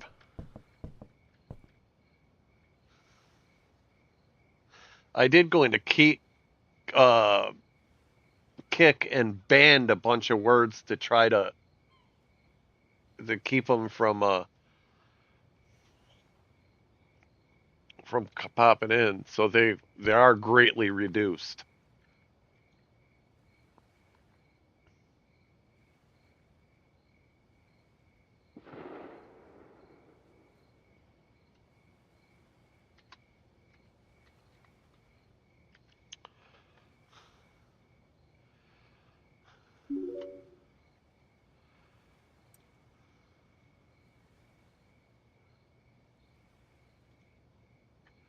I forgot to see how much it was worth. I'll look here in a second. Boink. Oop, I gotta back out of this. Boink. Boink. Scoots. Worth only $65. Well, we're just gonna have to mix that again with some gasoline. Ain't got no gas.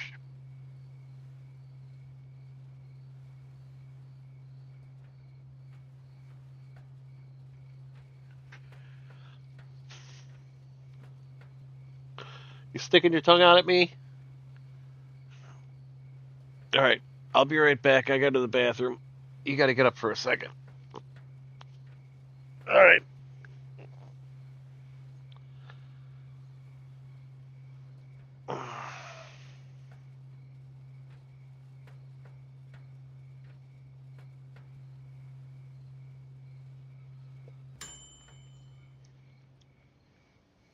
Oh, I can still get that before I go.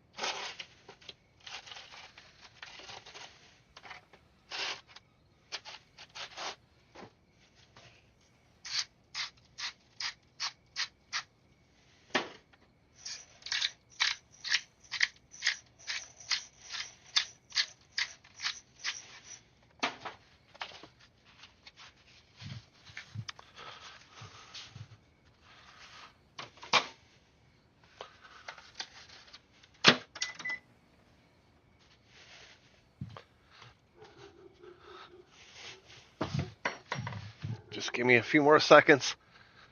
I will be back here. Let me. Oh.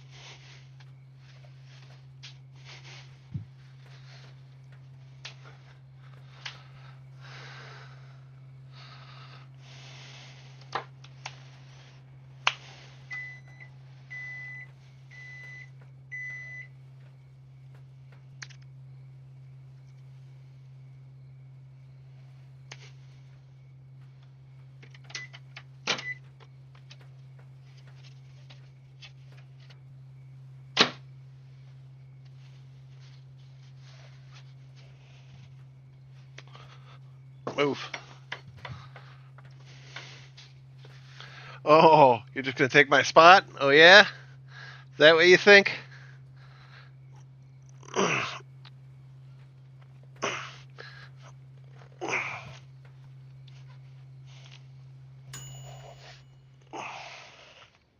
right. Let me get in my nest. All right. Legs going up. Got the monkey.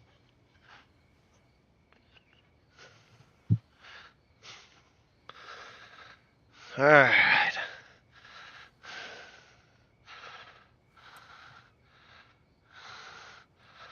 I don't feel like Nightmare makes enough money here. So let's boost up its calories.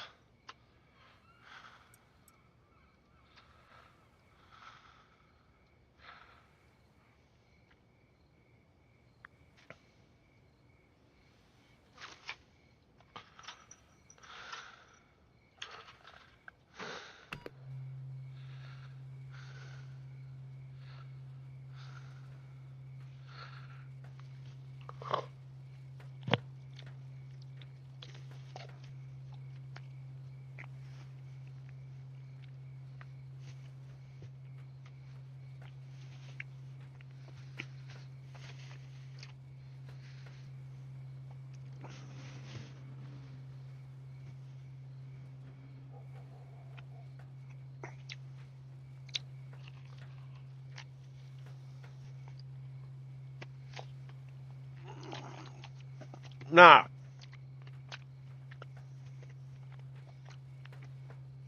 You're too fat for that.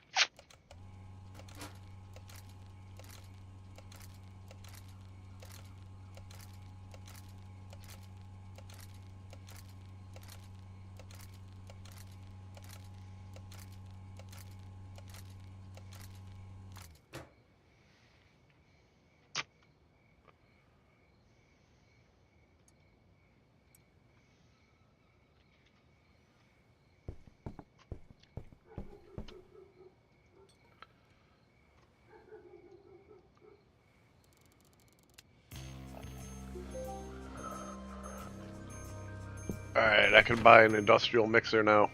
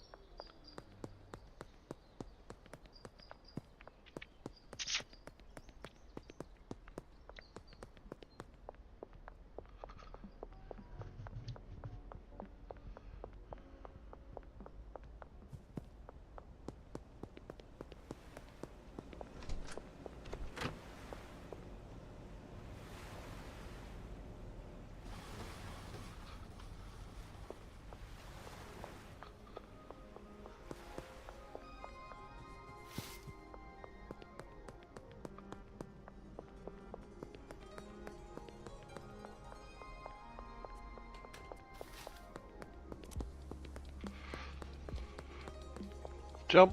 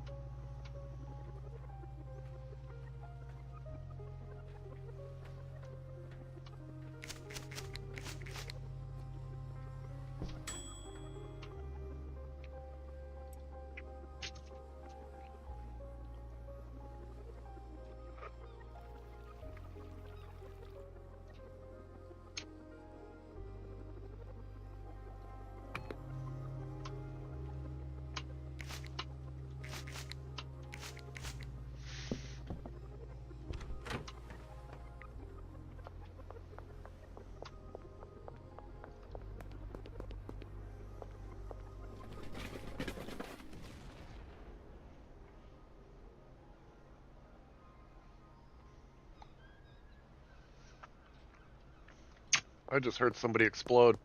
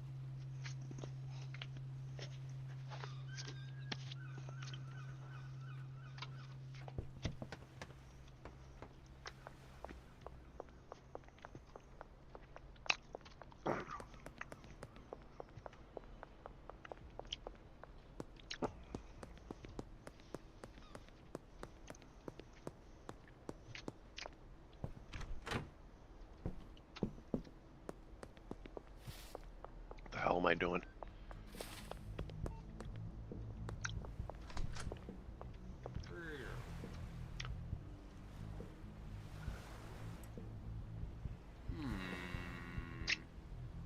Yeah, what the hell?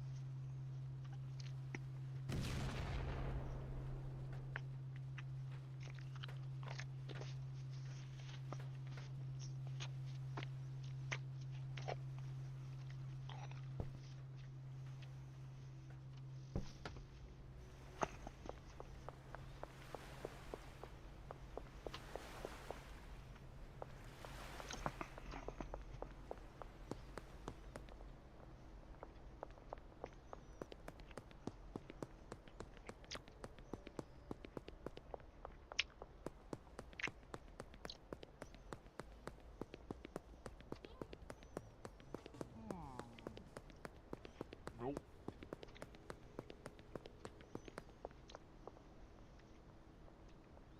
I want to watch somebody explode.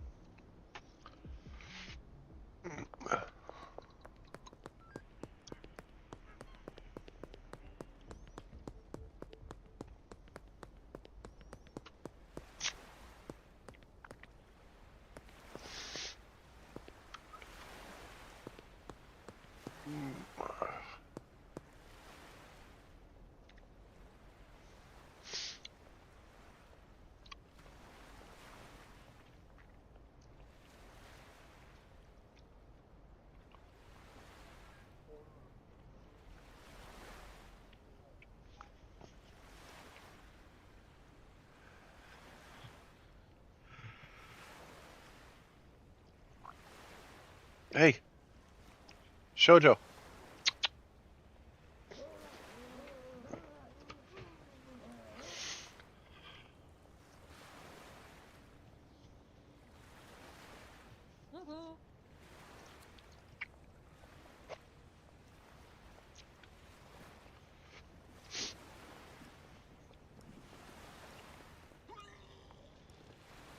She threw up.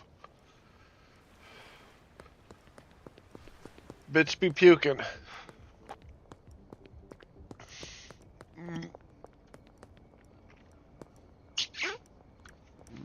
Sell it to somebody that explodes. Come on. I want to see the splody weed. Holy shit. I didn't see it. Just wearing panties.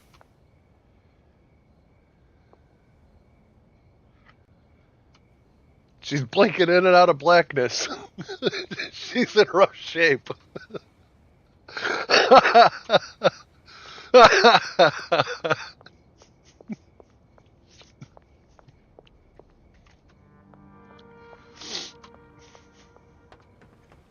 that was kind of funny.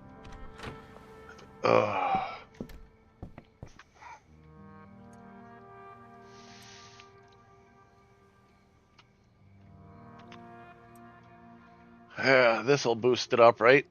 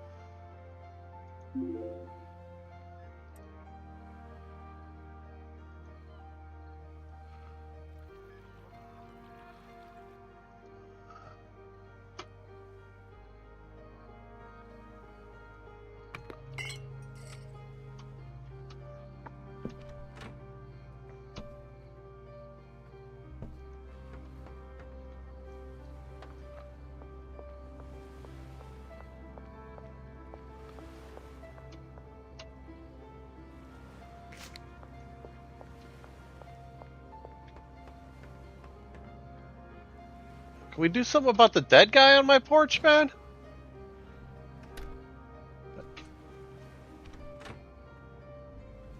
No?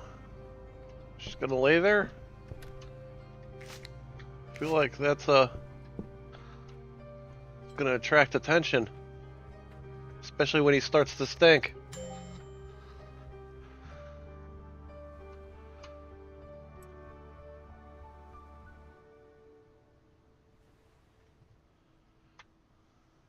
Cue ball worth $90, good enough.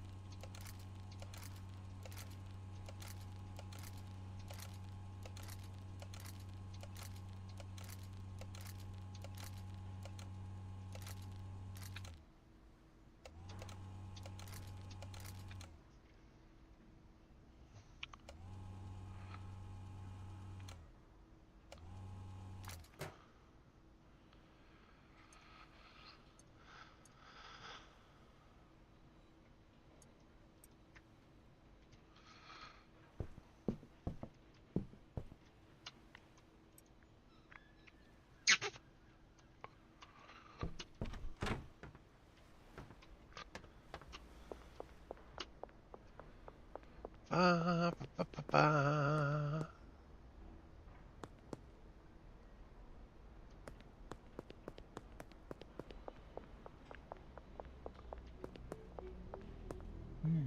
Hey, what's up?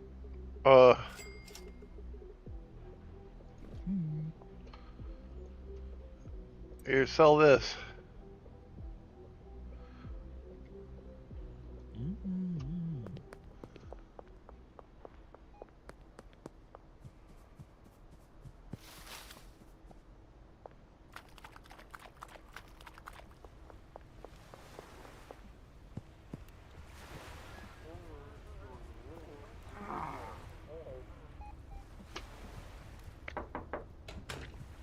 Hey, Jerry. No? What about this chicken here? Hey, Joyce. Can I interest you in a free sample? Alright, let me back up because you might explode.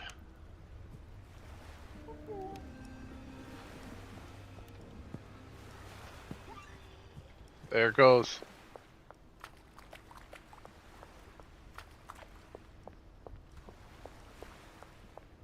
You're just gonna hang out there? Gonna smoke a little more? Drinking something? Trying to get that taste out of your mouth, huh?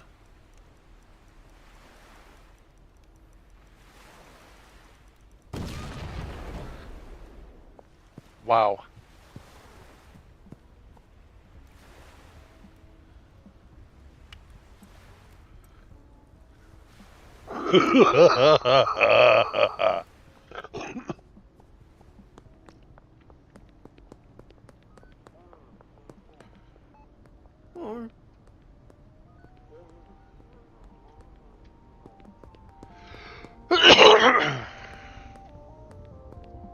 Oh, this will be funny. Oh, I can't. Damn it. It would have been funny, though. Maybe this dude over here? Oh, they're cops.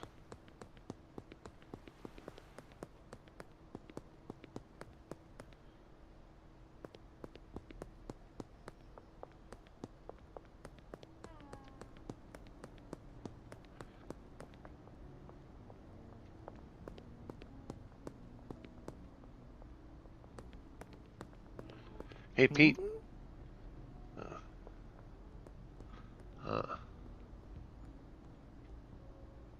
That guy fart? What happened? Sorry your girlfriend exploded. Oh, hey.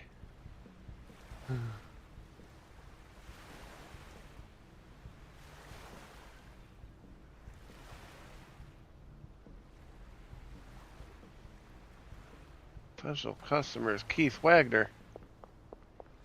You get away from my pizza, I'll punch you right in the stomach.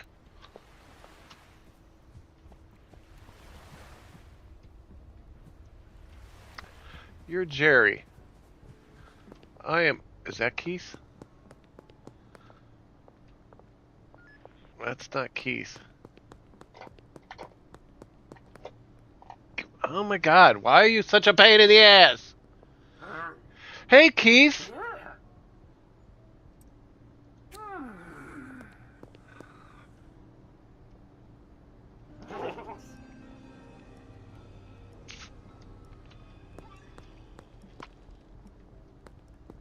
Try to watch him from a distance. It'd be cool if he ran towards a cop. Exploded next to somebody.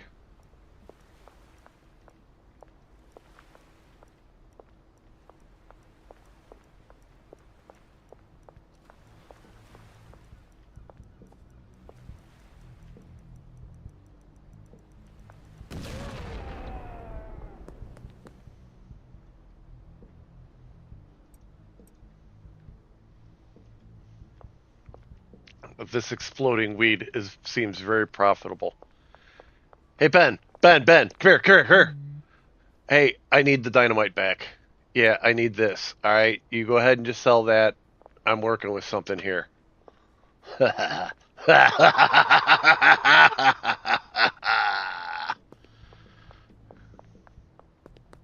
right, who's my next potential victim? Oh, look, there's Jerry. Hey, Jerry, why don't you come here? Got something for you. You shirtless bastard. Where you at? Where you at? Where you at? Said you were down here. I don't see you down here. You must be in one of these here buildings.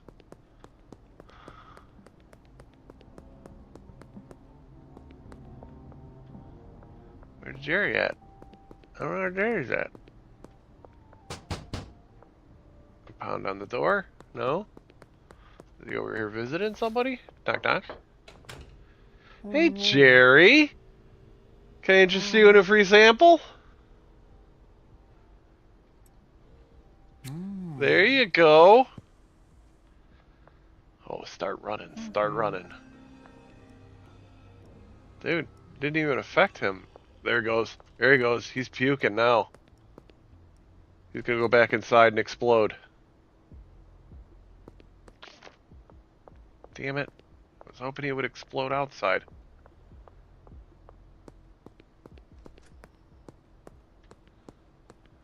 I wanted him to explode outside.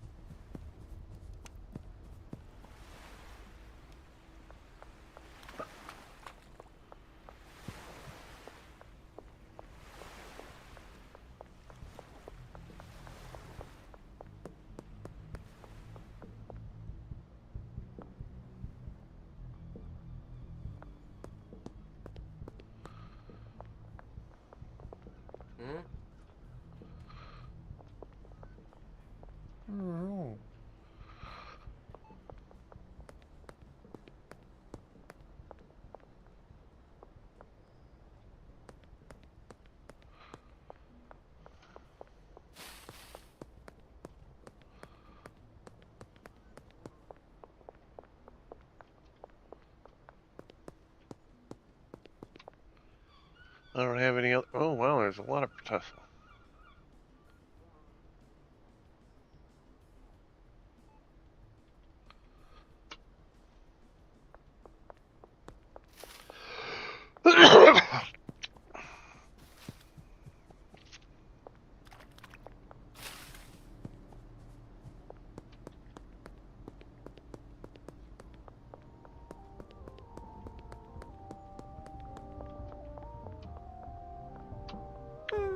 Hey Doris, how you doing?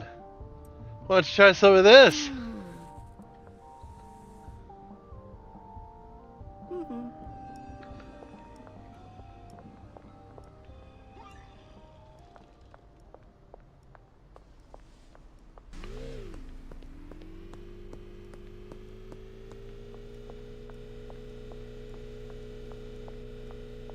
Oh, she ran inside!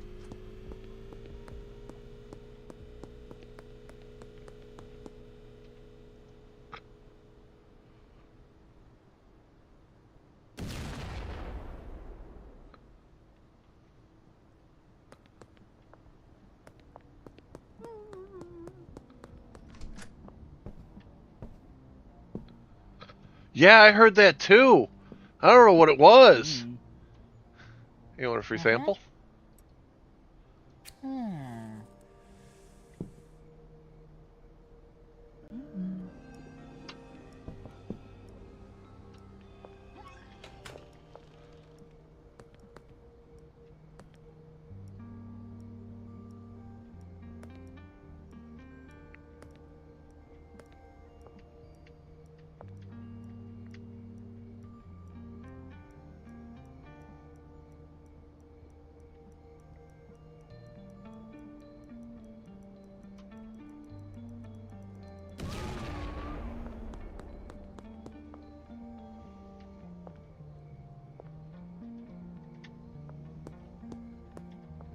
It won't let me in there.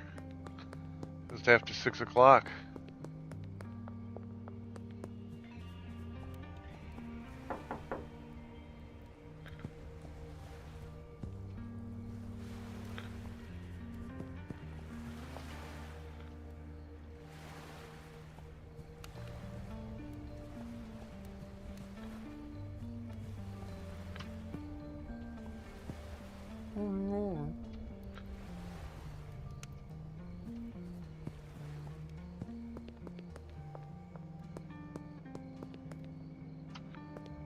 Hey, Chloe, want to buy something?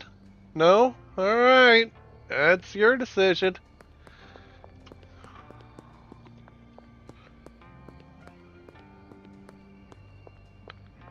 Hey! Oh, man. Come on, I want to explode some more people. Let's get up here and see if...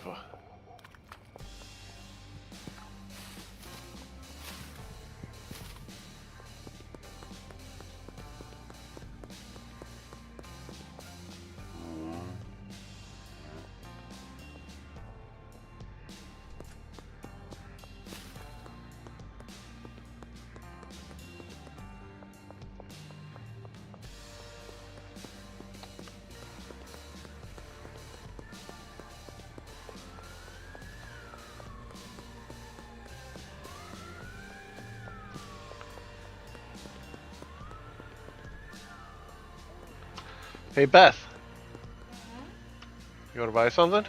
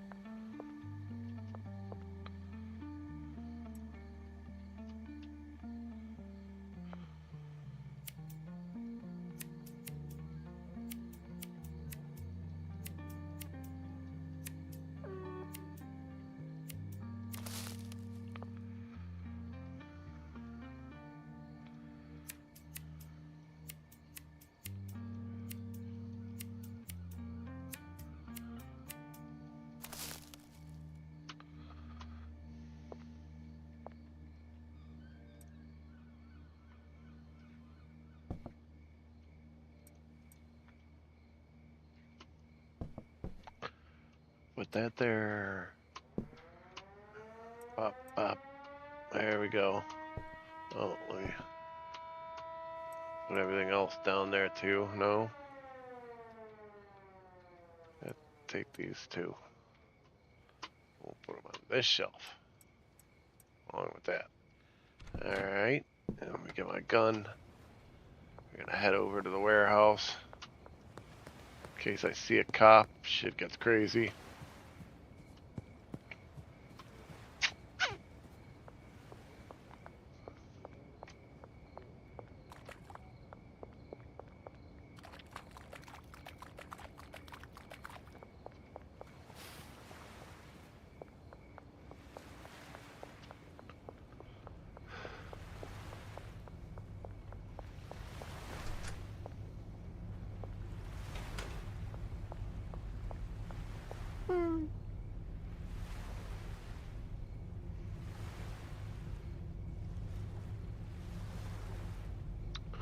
I still can't buy one, huh? God damn, that's terrible. That is just awful. Well,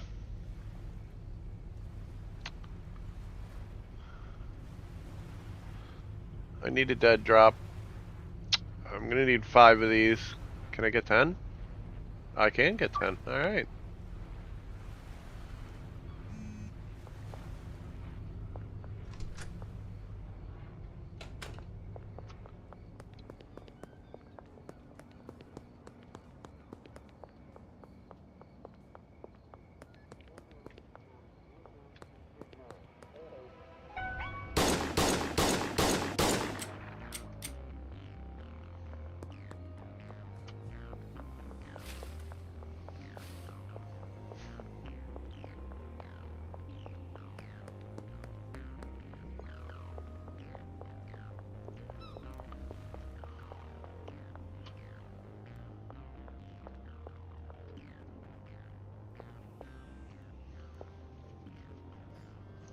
I shot a cop over curfew.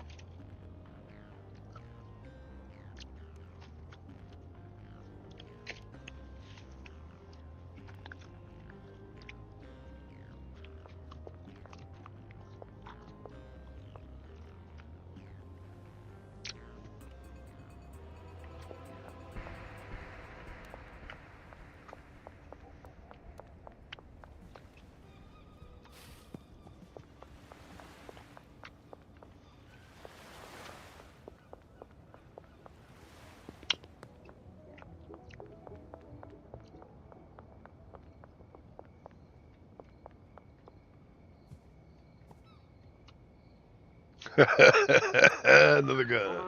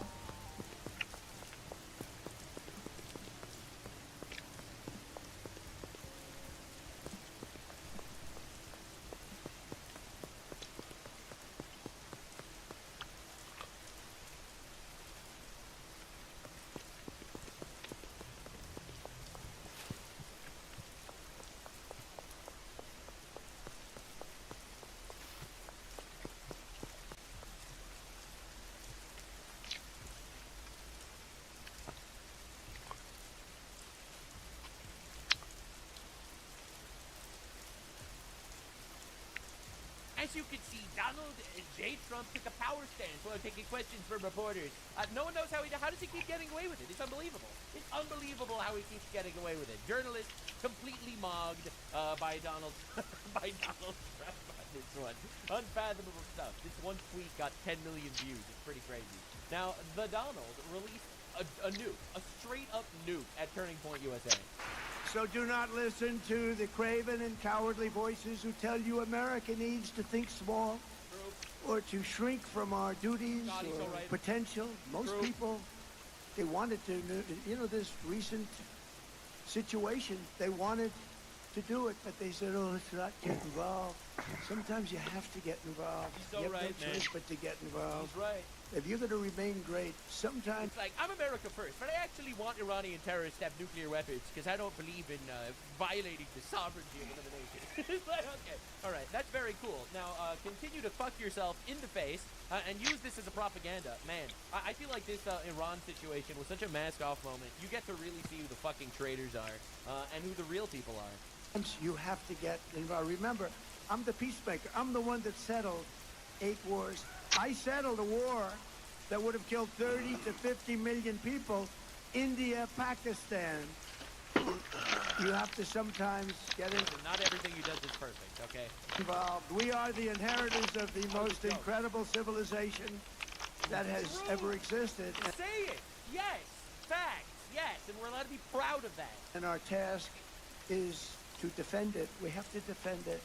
Past leaders used our wealth and power to make other countries rich and treated our military like a charity for the world while getting barely a word of thanks in return. Nobody thanks us. They don't say, oh, thank you so much. True.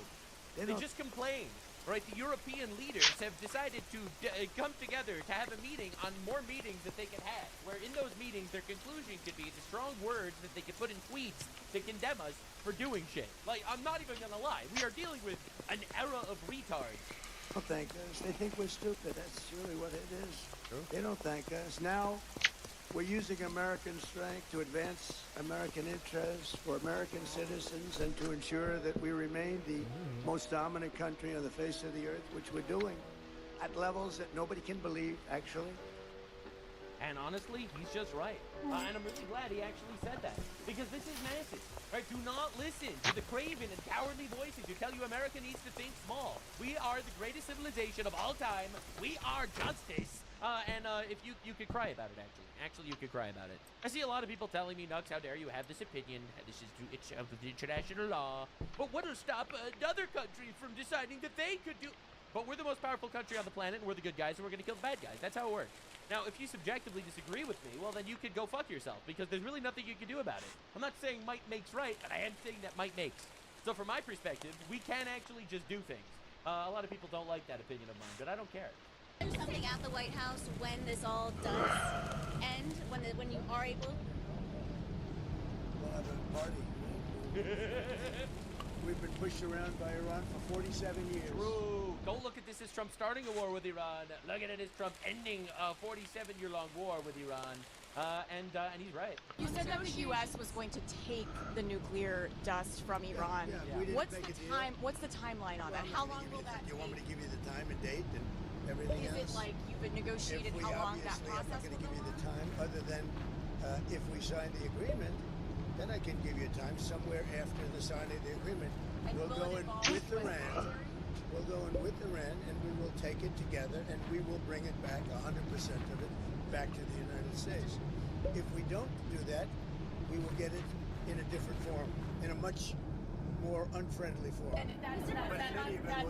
But in any event, excuse me, but in any event, we'll get it. Obviously, it's going to be war. What the fuck unfriendly form do you think it means? This is massive, by the way. The fact that we're actually going to get all their nuclear dust is insane. The Obama equivalent is giving them $10 billion. Trump is like, instead of giving you $10 billion, we are going to take all of the shit that we deserve. Why do we deserve it? Because we're better. Suck it. Literally suck it. Iran, with the help of the USA, has removed or is removing all sea mines. Thank you, President DJT. The Donald posted this nuke on Truth Social. Sometimes in history. This is an Iranian civilian posting, President Trump, please help.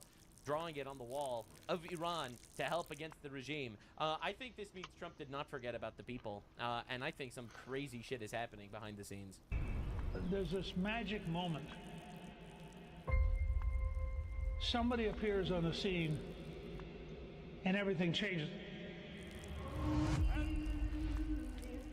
I am with you. We've never seen anything like this. Yeah, basically, this Iran situation is going to make the lives better for a lot of people. I think this is huge, by the way. I really do. People think that Trump just wants to, like, get out of there at this point. I agree, but I think he also wants to come out winning. Right? Trump's not the type of guy that's like, well, they pushed this around, I guess we'll fold. I don't think they realize what they're dealing with.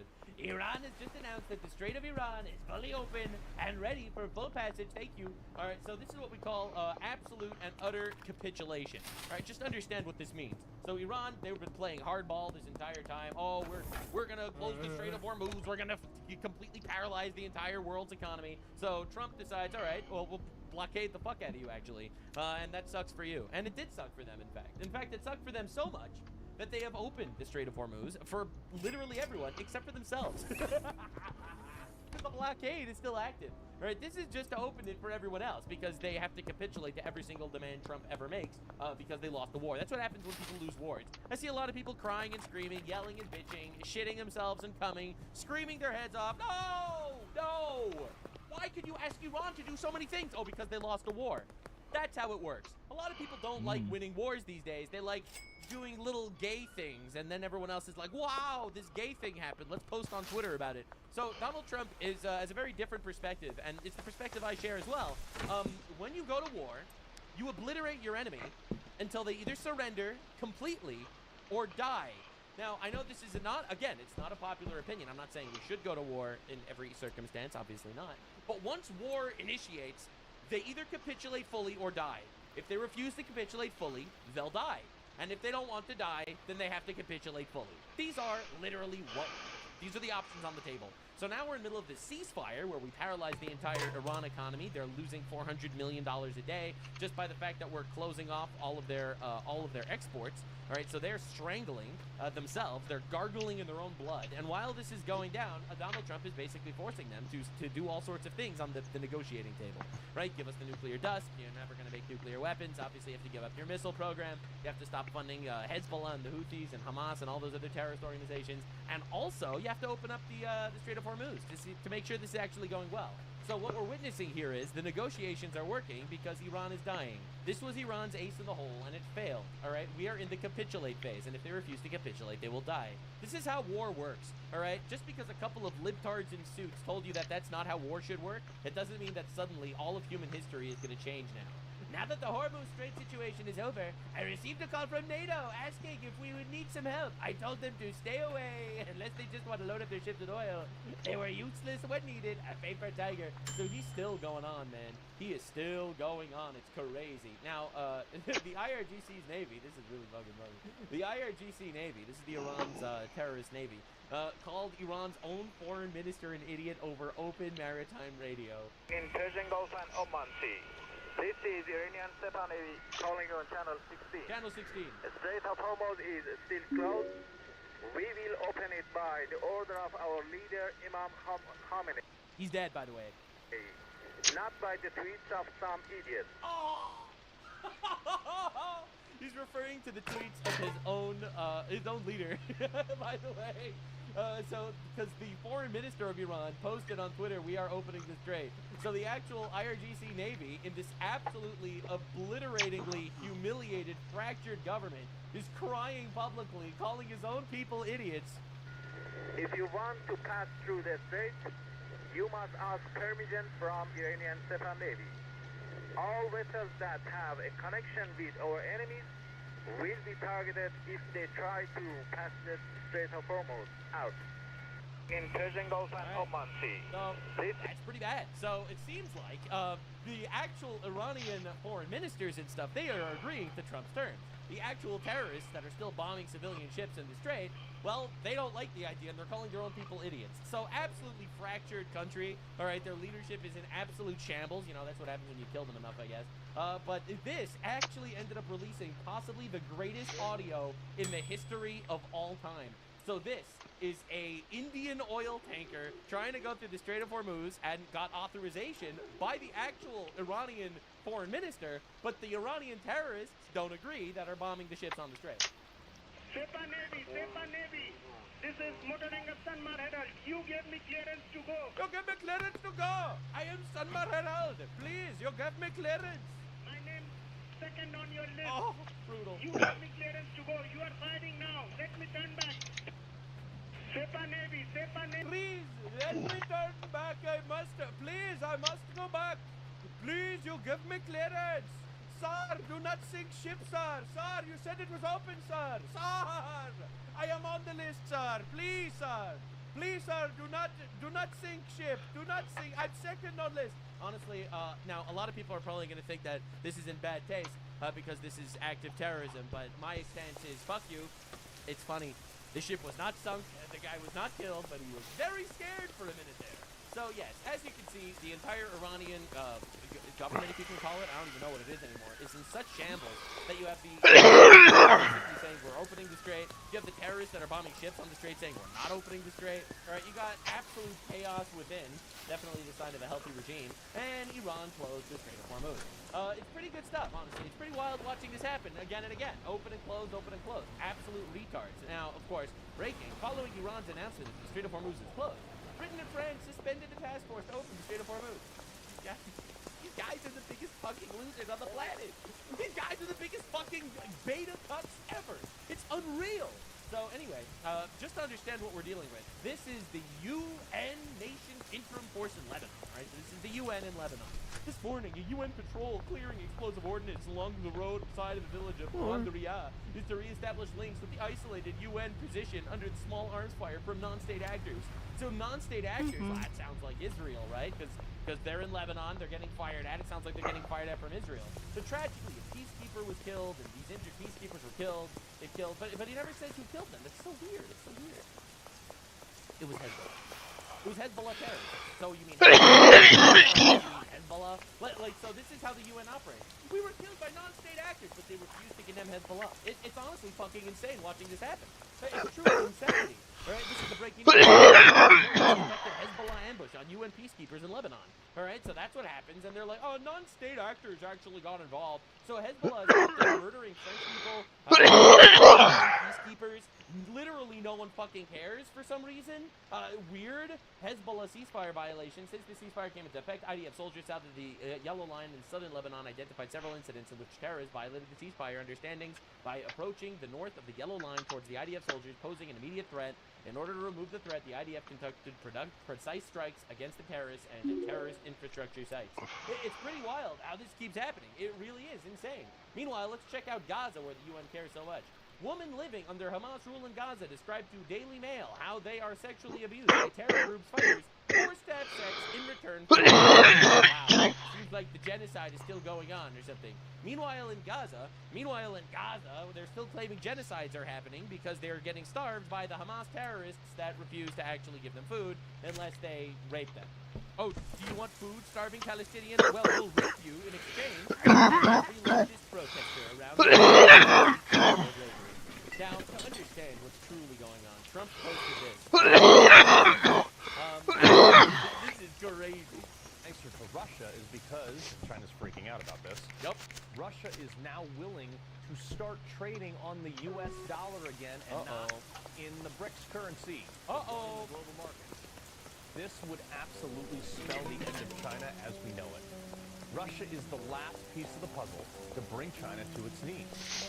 And we don't actually have a problem with, well, we shouldn't have a problem with Russian values. They're pretty people.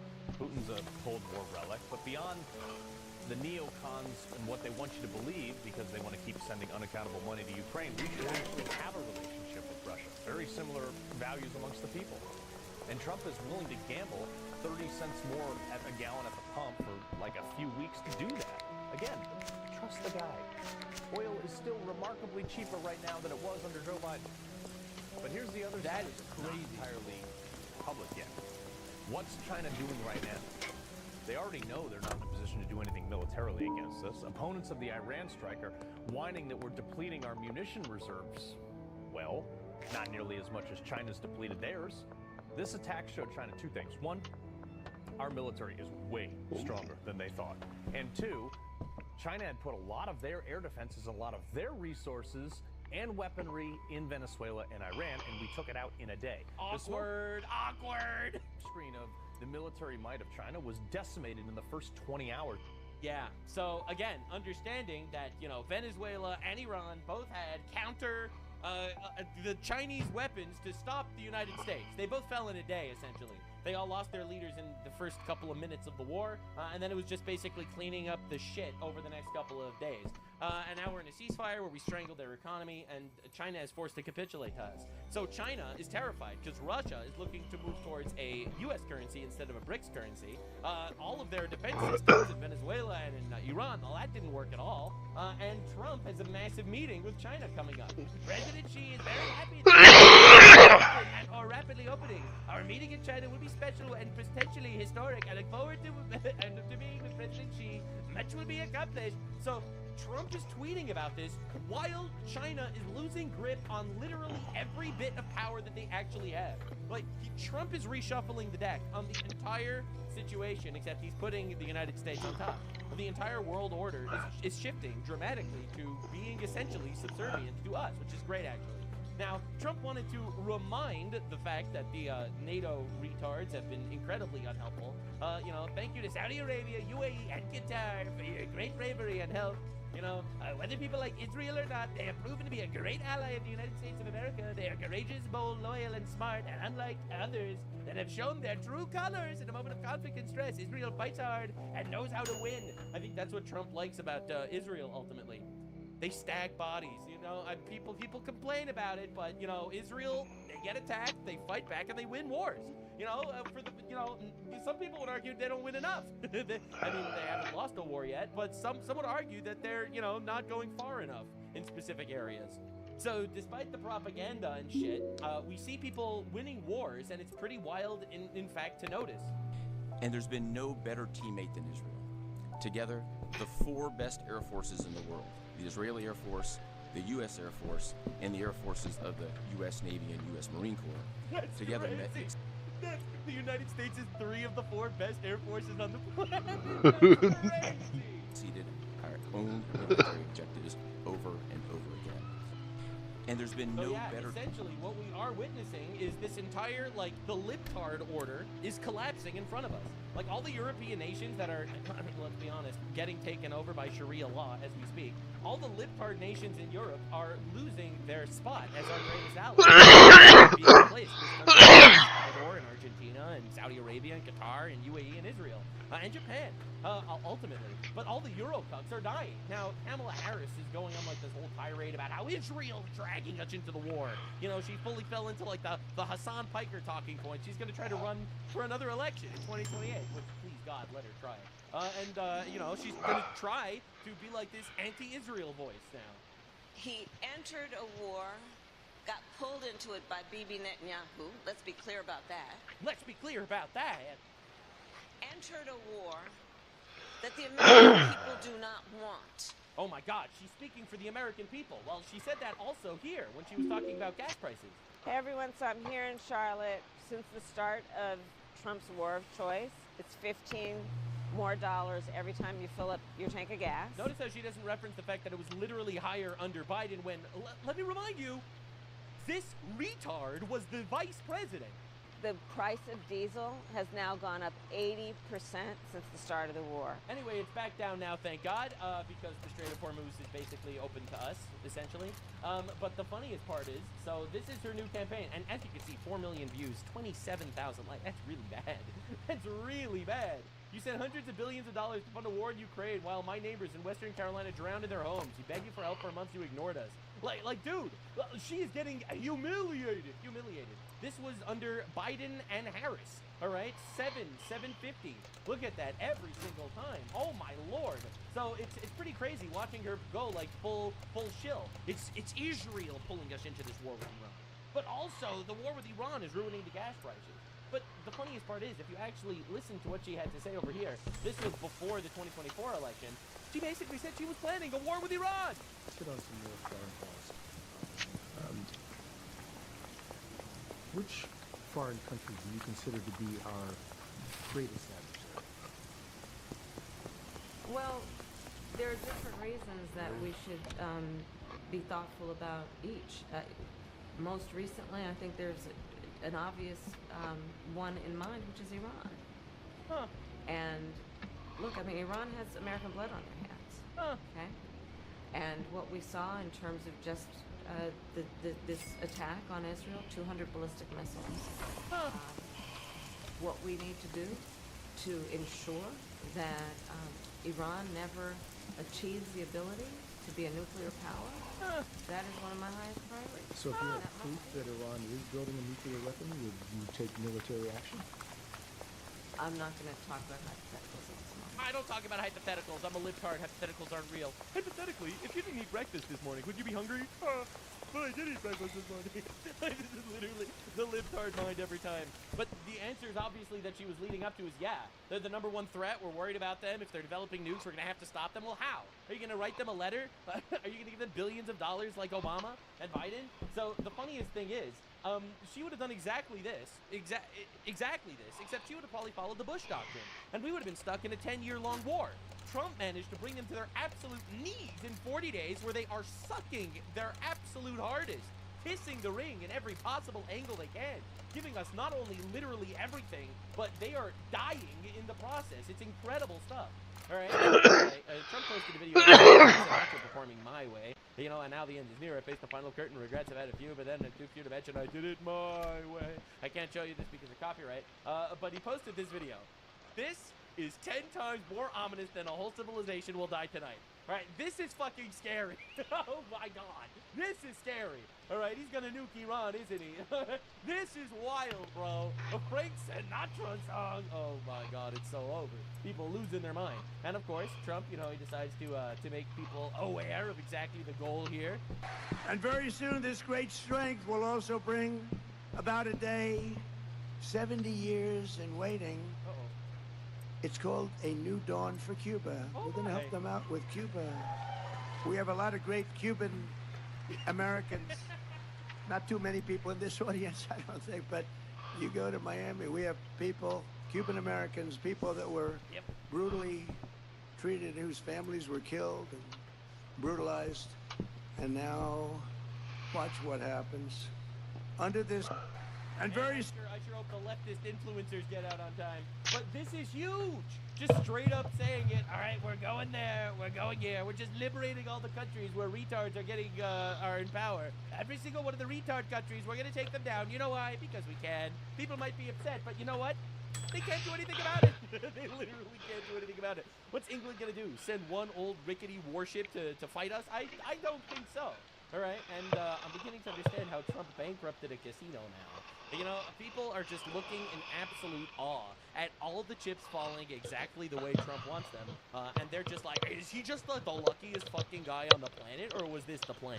Or was this gigantic domino effect of, you know, wipe out Venezuela, you know, weaken Cuba, wipe out Iran, you know, wipe out Cuba, make them all our allies. China's now weak. Russia wants to come to the table because they can't get their oil, they can't get their free drones. China has no oil, China has no money. All of a sudden, the entire hemisphere is kind of on our side. We no longer have to deal with existential threats around the world. The entire world order is basically buying oil now from America instead of Iran. Oil prices are back down. Gas prices are back down. The economy is skyrocketing. The stock market is at an all-time high. No one's even talking about how tariffs are supposed to bankrupt us anymore because they were a massive success. It kind of seems like things are just, you know, falling into Trump's lap, and these guys are all like, oh, Trump, he's demented, he's a blathering idiot, and literally everything fucking works out. Coincidence? I think not.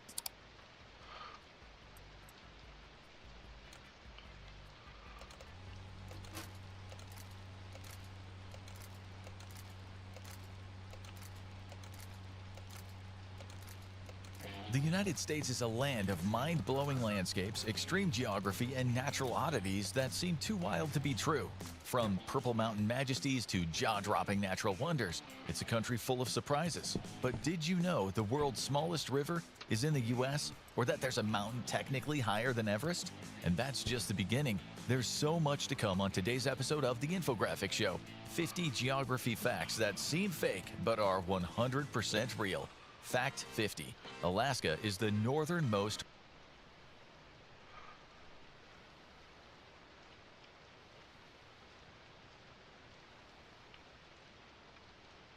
Welcome back to a series so miserable, even Diddy Piker subscribed. Video. Hassan is now going after gamers, calling them all loser incels. This is after he read a tweet about Capcom's Pragmata and how gamers want to start families after seeing the wholesome dad-daughter dynamic in the game. He claims he doesn't understand why gamers who apparently do nothing but eat Cheetos want to start a family. He claims they are LARPing, presumably because of politics. He also sees a little girl and instantly thinks of PDF file stuff because he's a weirdo. Asmongold has responded, pointing out the absolute projection. He's going viral for his thoughts on marriage and a traditional relationship. Hassan continues his beef with debunker XQC, who covered him shocking his dog. He talks about other streamers confronting him, and he is very happy about it. He somehow makes it about Asmongold and blames them for ruining the streamer community. He claims he hasn't talked about streamer drama in the past 5 months. Omega Cap. Subscribe or you become a joyless ghoul like Hassan. You're cucked. Man, even after I shot him the other day. Right, so Hassan is back being extremely miserable as always. This time, he's going after gamers and men. Basically, context, there's a new game by Capcom called Pragmata, and it's basically this sci-fi action adventure game. And essentially you play as a guy who's navigating this lunar facility, and it's been taken over by like a rogue AI, and you happen to meet this android named Diana, or you name her Diana, who saves you and helps you out. And people are jokingly calling it like a dad simulator. She's kind of like your daughter. It's like a wholesome thing, and it sort of makes you want to be a parent. And apparently that's like a right-wing thing now. Starting a family is somehow a political thing that only fascist Nazis do. So naturally, Hassan is mad despite knowing absolutely nothing about the game. Twitch streamer Hassan Piker gives his take on Capcom's Pragmata, and he basically reads a tweet about it, which is how he gets all his info. In any case, what is this? Capcom's Pragmata. Wait, did it come out already? Pragmata, it's making thousands of people suddenly want to start a family. You play as Hugh, a soldier stranded on a ruined lunar research station. His job is protecting the childlike android Diana while fighting rogue AI. It's out already? Is it good? Isn't this like Death Stranding? In one emotional moment, she gives him a crayon drawing of the two of them together as a little family. Even streamers who say at the start they didn't want kids end up breaking down happy in tears. So what's really interesting about this is all of these unfuckable losers in the gaming sphere always talk about like starting families and stuff. And I don't understand like why this has become a thing that they care about. Like, I mean, of course you don't understand because you're a sociopath. So wait a minute, let me get this straight, right? Hassan hears about this new game, realizes it's like this wholesome story, there's a whole dad and daughter dynamic, and realizes that, okay, so people after playing this game or watching the dynamic seemingly want to start families because of it, because it's wholesome, it's a good message, and Hassan immediately goes, oh my god, these gamer loser virgin incels, why do they even care about this? Because he's obviously anti-family, right? He's an utterly pathetic, miserable man who lives a hedonistic lifestyle, engaging in luxury capitalism, right? I don't know, Hassan, maybe because they want some happiness in life and actually do dream about starting a family one day instead of being perpetually miserable like you. how can I be okay? He's literally out here calling other people losers while pushing 40, still no family, no love in his life. And the thing is, to him, you can't even blame him because he can't understand it, right? To him, it's legitimately a concept.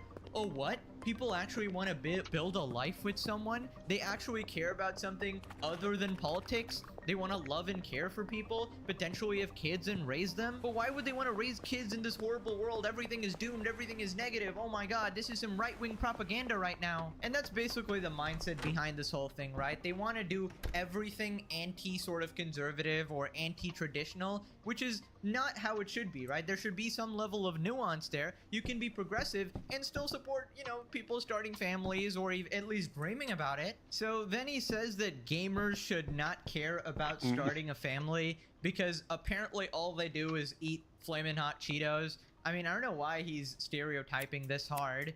If you're a gamer, you should care about things that you actually experience. You should care about things that you actually enjoy, right? If you're a fucking lonely gamer who has never been around a woman and will never have sex with a woman, why do you care? Like, why do you care about having children or like riding for having children? Like, if they changed hot Cheetos, if they changed the recipe of hot Cheetos, if they changed the recipe of like, I don't know, Dr. Pepper or something, and you fucking freaked out about that, that makes sense, right? Like, that's precisely what your life is about. But as far as like LARPing about starting families and whatnot, this is something that I never understand.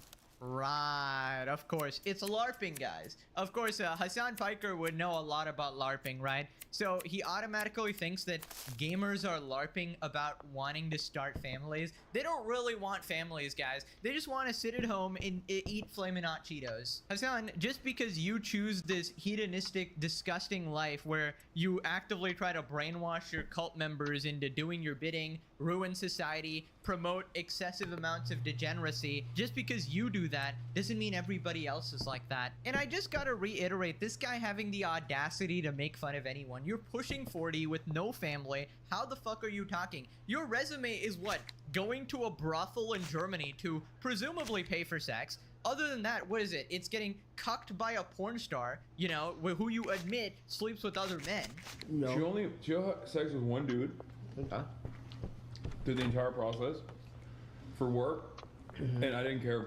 After that, it's thirsting after a 53-year-old trans woman, fetishizing them like a complete creep. Okay, this can't get back to her, but she's so fucking hot. It's crazy.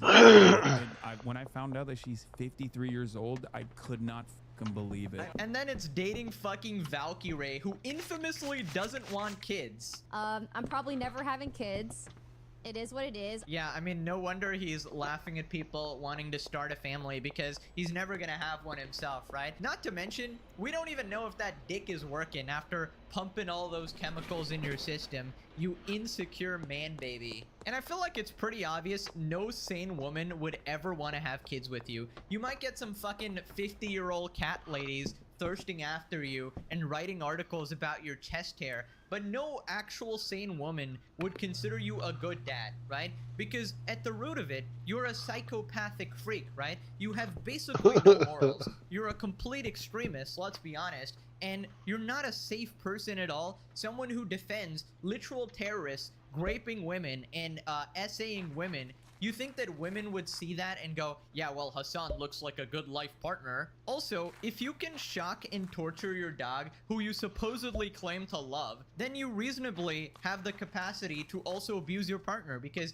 it's a common pattern of behavior. If you're abusive to one, then you can be abusive to all. And also, obviously, you don't exactly display the characteristics of a loving partner, considering you fucking crash out and melt down in a fit of rage every time on stream, and let alone good father, heck no.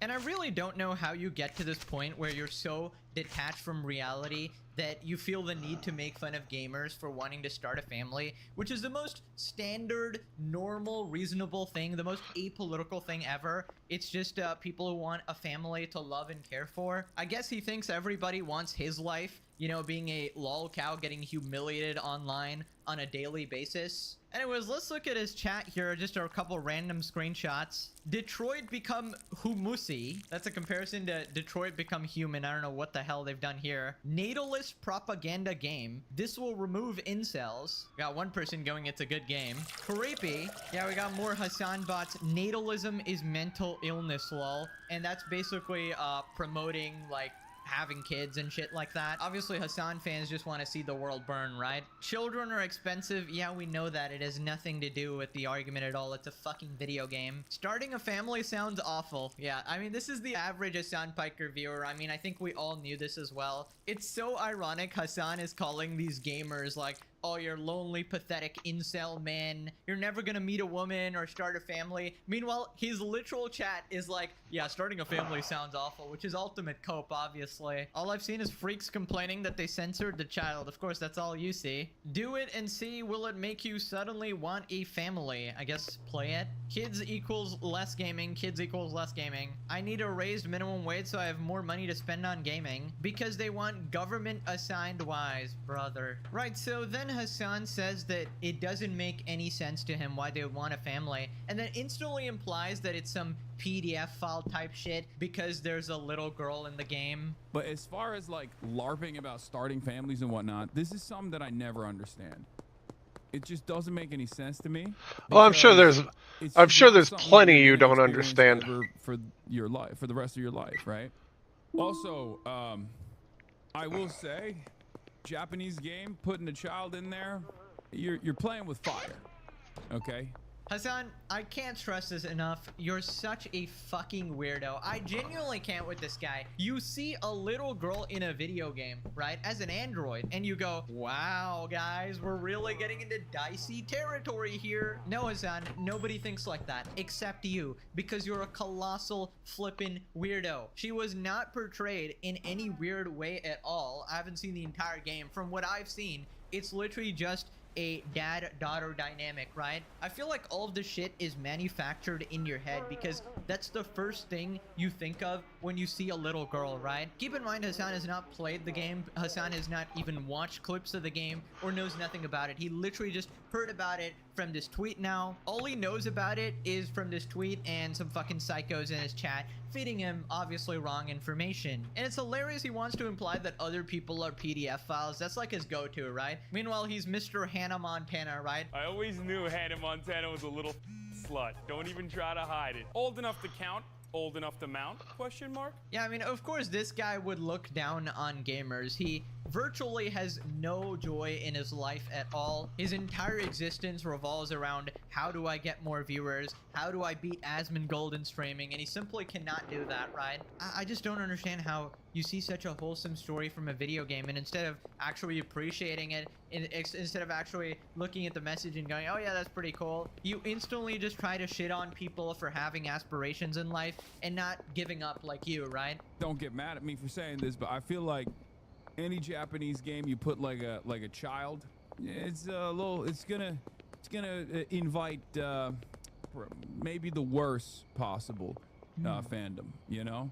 I know it's not like that. I'm sure the game is not like that, but there will be people who take it like that. Yeah, he goes, there are people who would take it like that. That's you, man. You're the people who would take it like that. Bro, yeah, you immediately thought that, so you're the person that's going to take it like that. Yeah, you know, I'm sure it's not like that, but it goes to some people. So, I don't know what the message is. Do you want them to not have a little girl in a video game ever? So what do they actually do to convey any stories in any video games ever? Is it because it's Japanese and you think everything Japanese is weird? I mean, you're the weirdo. You're the person who looks at a little girl and goes, oh yeah, that's probably gonna be creepy or some shit. Also, I can't believe I have to point this out. Women play video games too. I know, guys. Wow, I can't believe I'm saying such a controversial statement that is obviously facts, right? Him calling all gamers like lonely incel virgin men is just so pathetic. It's so pathetic. People responded, Hassan seems like a really nice, well-adjusted person.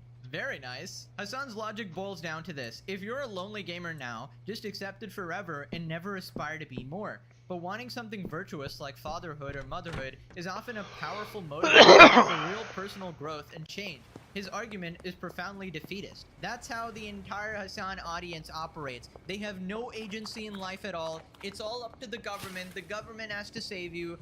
If your situation in life is bad, it's because of other people. It's because of the world. It's because of everything. You have no agency. Nothing you say or do ever in your life ever would change your circumstances at all. And it is the most defeatist, pathetic attitude that 100% guarantees you that your position in life will never change at all, right? The truth is, even if you are a quote-unquote loser, you can always do something about it. The fact of the matter is, everybody starts out a quote-unquote loser. Everybody starts out from the beginning, right? Even the most famous fucking basketballer or whatever, right?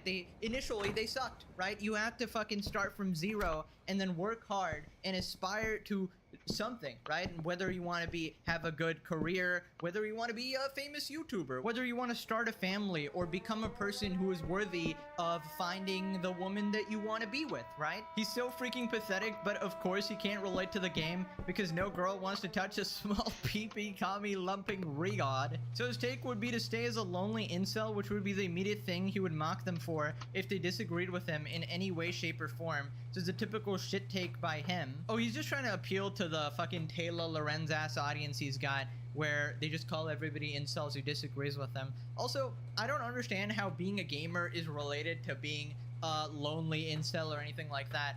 Anybody can enjoy a video game. Many successful people love playing video games, right? It's not like exclusive to lonely incels. For anyone who doesn't know, Hassan Piker is a closet case who spends his free with other men working out. I wouldn't expect a closeted gay man to understand why gamers would want to have a daughter. He can't have children himself without a surrogate. Okay, I don't know about that, but you know. This is coming from an unfrickable loser who doesn't have a family and has 100% never touched a woman in his life. It's all projection and these freaking losers are exposing themselves for the cancerous degenerates they are. You should only care about things you experienced. Alright, Hassan, how about you go experience firsthand the genocide in Gaza? Oh, how about paying for healthcare? Or anything else you completely exempt from that you can't seem to shut up about. Oh, don't ask Hassan to actually apply his own standards, alright? It is specifically for this one use case scenario where he can make fun of a bunch of people and find some weird standard to apply to it, right? Says the guy who sits in his room for himself 20 hours a day, yelling at tweets and abusing his animal. I don't understand how someone can be so fundamentally broken that this is their reaction to such a simple, relatable concept. That's what I've been saying. That's what I've been saying. He's detached from reality. That's Give me from a 35-year-old 10 of who these. lives in a mansion using hair medication that makes your ooh, dick stop 10 of working. these. Get to sources from Twitter while 10 of simultaneously these. shaming people for getting their sources from Twitter. And how about I've never hated anyone in my life more than I hate Hassan. Every single day he makes me hate him more. He's actually the least likable person on planet Earth. I will say, as much as I love the entertainment, I have to point out he is truly detestable in every form. Famously, Hassan believes no women play video games. Probably because nobody in his audience plays video games. And he thinks it's like a safe thing to poke jabs at. And he also knows his arch nemesis is Asmongold, whose fan base is full of gamers, right? So he wants to call them lonely loser incel men. By the way, I only mention age to make fun of Hassan because I do like roasting him. But I don't actually think age matters, to be honest. That's a trap by the Matrix. Now, but really, everybody has their own timeline in life, your own life circumstances. There's a million reasons why you may not be where you want to be in life just yet. Sometimes you focus on different things, and that's totally fine. There's plenty of people with families that are very miserable. Plenty of people with a partner that are very miserable, like iDubbbz. If you don't have any of these things, doesn't mean you're a loser. Just try your best every day and put one step forward at a time, you know? You're gonna make it. Anyways, as been responded to people bringing up this sort of same type of argument,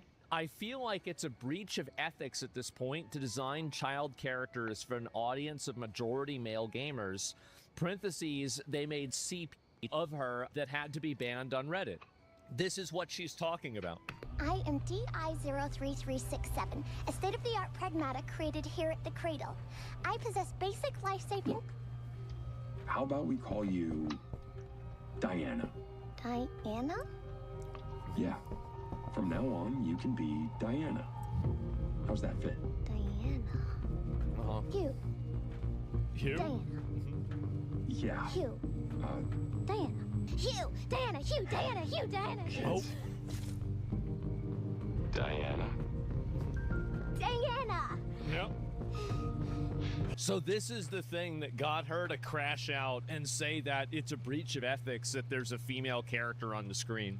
There are so many people on the internet that have personal, unresolved trauma, and they need the entire world to live in accordance with it. It is so f***ing exhausting to me. It drives me crazy. Oh yeah, I mean, it is total projection, right? Most normal people simply don't think like that. The first thing after seeing a little girl, if your mind goes to like PDF file type shit, that is a you problem. That is a you problem. Your mind has been fundamentally warped by the internet. You're a fucking weirdo. People responded, guess we're the normal ones. I just see a father and his daughter bonding. Looks like you're a lonely, pathetic gamer man. I see a cute scene of a little girl getting a name from her surrogate father. You will recognize true evil by the fact that it cannot tolerate the simplest kind gestures in its presence. Dad's face. How dare they represent a father and daughter relationship in a video game? That's not allowed. That is far-right Nazi propaganda. We can't be having families. The world should just go to shit, and humans should stop reproducing, and everybody should die. That is the future that Hassan wants. I'm a father of 2. This game just reminds me of how precious children are. You can't be a father. You forgot you're an incel, actually. If you think of kids being boned every time you see a kid on screen, you should probably have your hard drive scanned or your head checked. If you can't handle seeing a child without seeing them in the sexual light, maybe you shouldn't be around children. Rest of us are normal functioning members of society. Everything isn't prawn. Don't engage or even talk to those people if you can help it. So people are cooking him on Twitter. Any gamer who wants to start a family is just LARPing is the most insanely out of touch shit I've ever heard. He just takes anyone who plays any video game and puts them in the same category as that WoW caricature from South Park. How is he so fundamentally broken as a human? Well, 10 years of actually LARPing will do that to ya. And brain rot politics, of course. I was actually really mean-spirited. With the actual hell, he was being a massive prick. Another day of Hassan. OnKitCom B057 stop paying more, get premium viewers and chatters with the cheapest BT service. Look at my username. Is going viral for his thoughts on marriage, and this is the complete opposite view of Hassan here. Asmon reveals his very traditional views on marriage. And the thing is that she's actually not wrong. Like, I have very traditional views on marriage. I think that you should be able to earn a living with one person working, and the person working should be the man, and the woman should stay home and take care of the kids. I would never force a woman to do that, but I would want to be in a relationship or a marriage with a woman who wanted to do that. How do I know that works? Jeez, guys. I don't know. Maybe like all of history. Yeah, maybe the entire, maybe like the whole time. Like, that's it. You need capital. Yes, exactly. All of history, maybe. So what about before with no kids? Well, why would you get married and not want to have kids? What, are you retarded?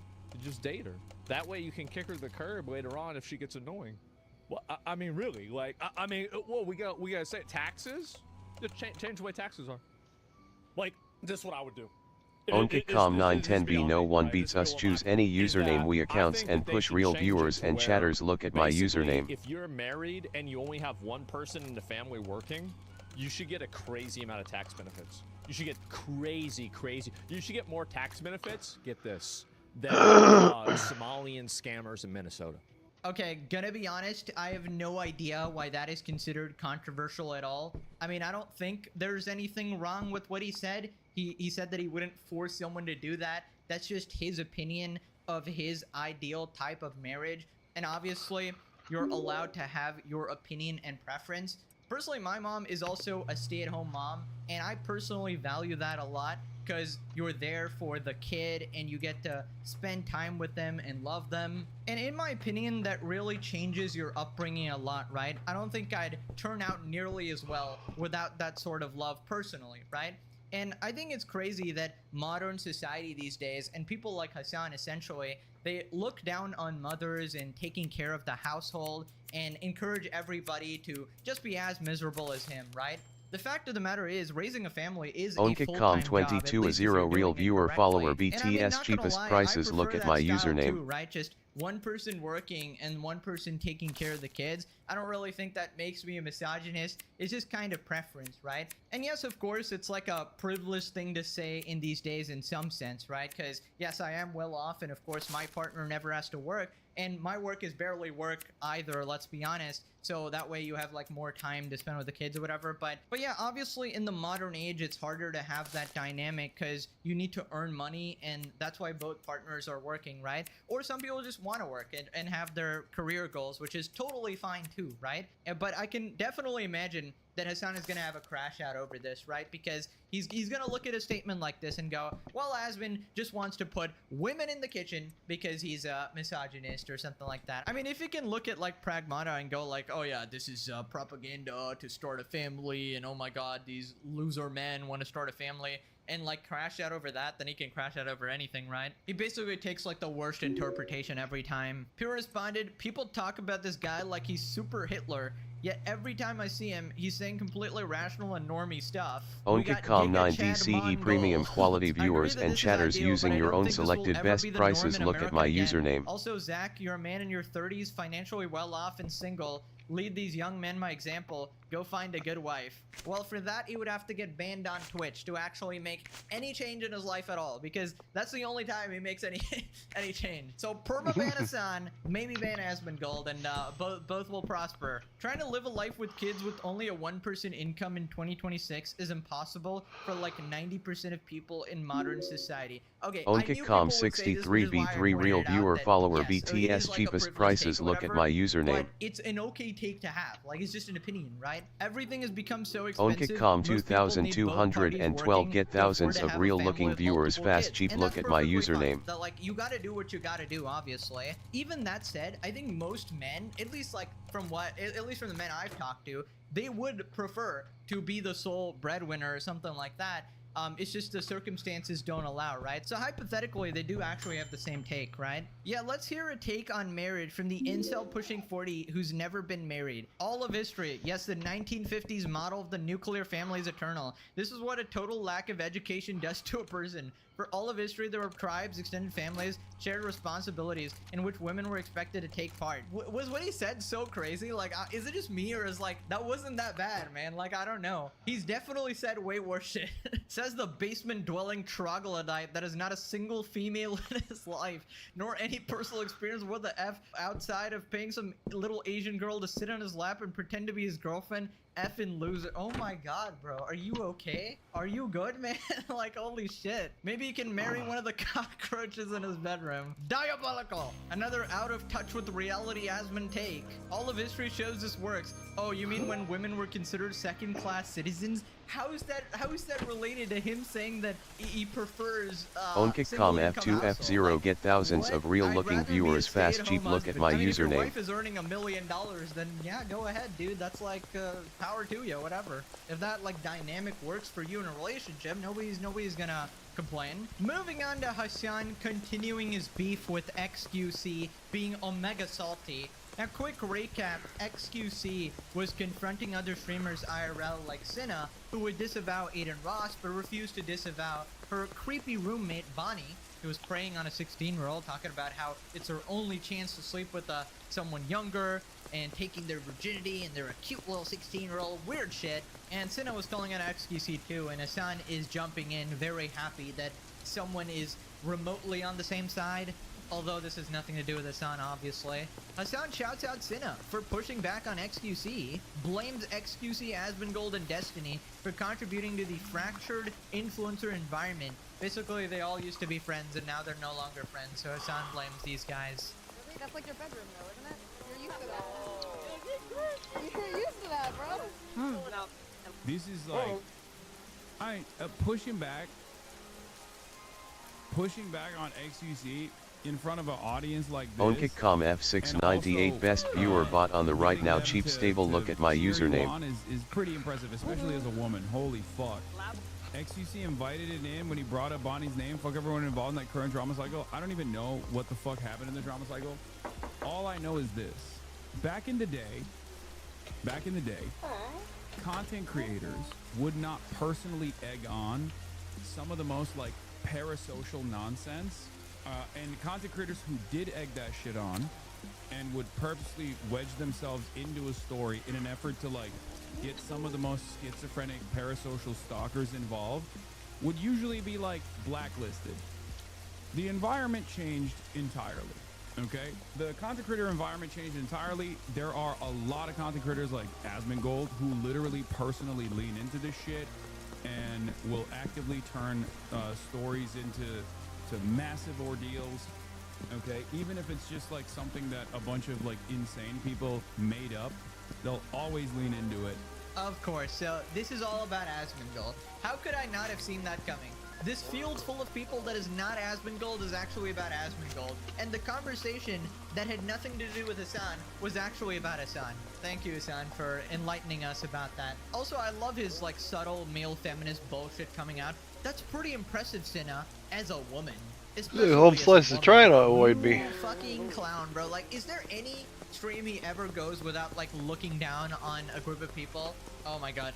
As a woman, like, I can't believe you did that. In a field full of men, you actually call that XQC? I can't believe it. Absolute omega narcissist. Also, I find it crazy he talks about leaning into the parasocial nonsense. By that he means literally criticizing him at all.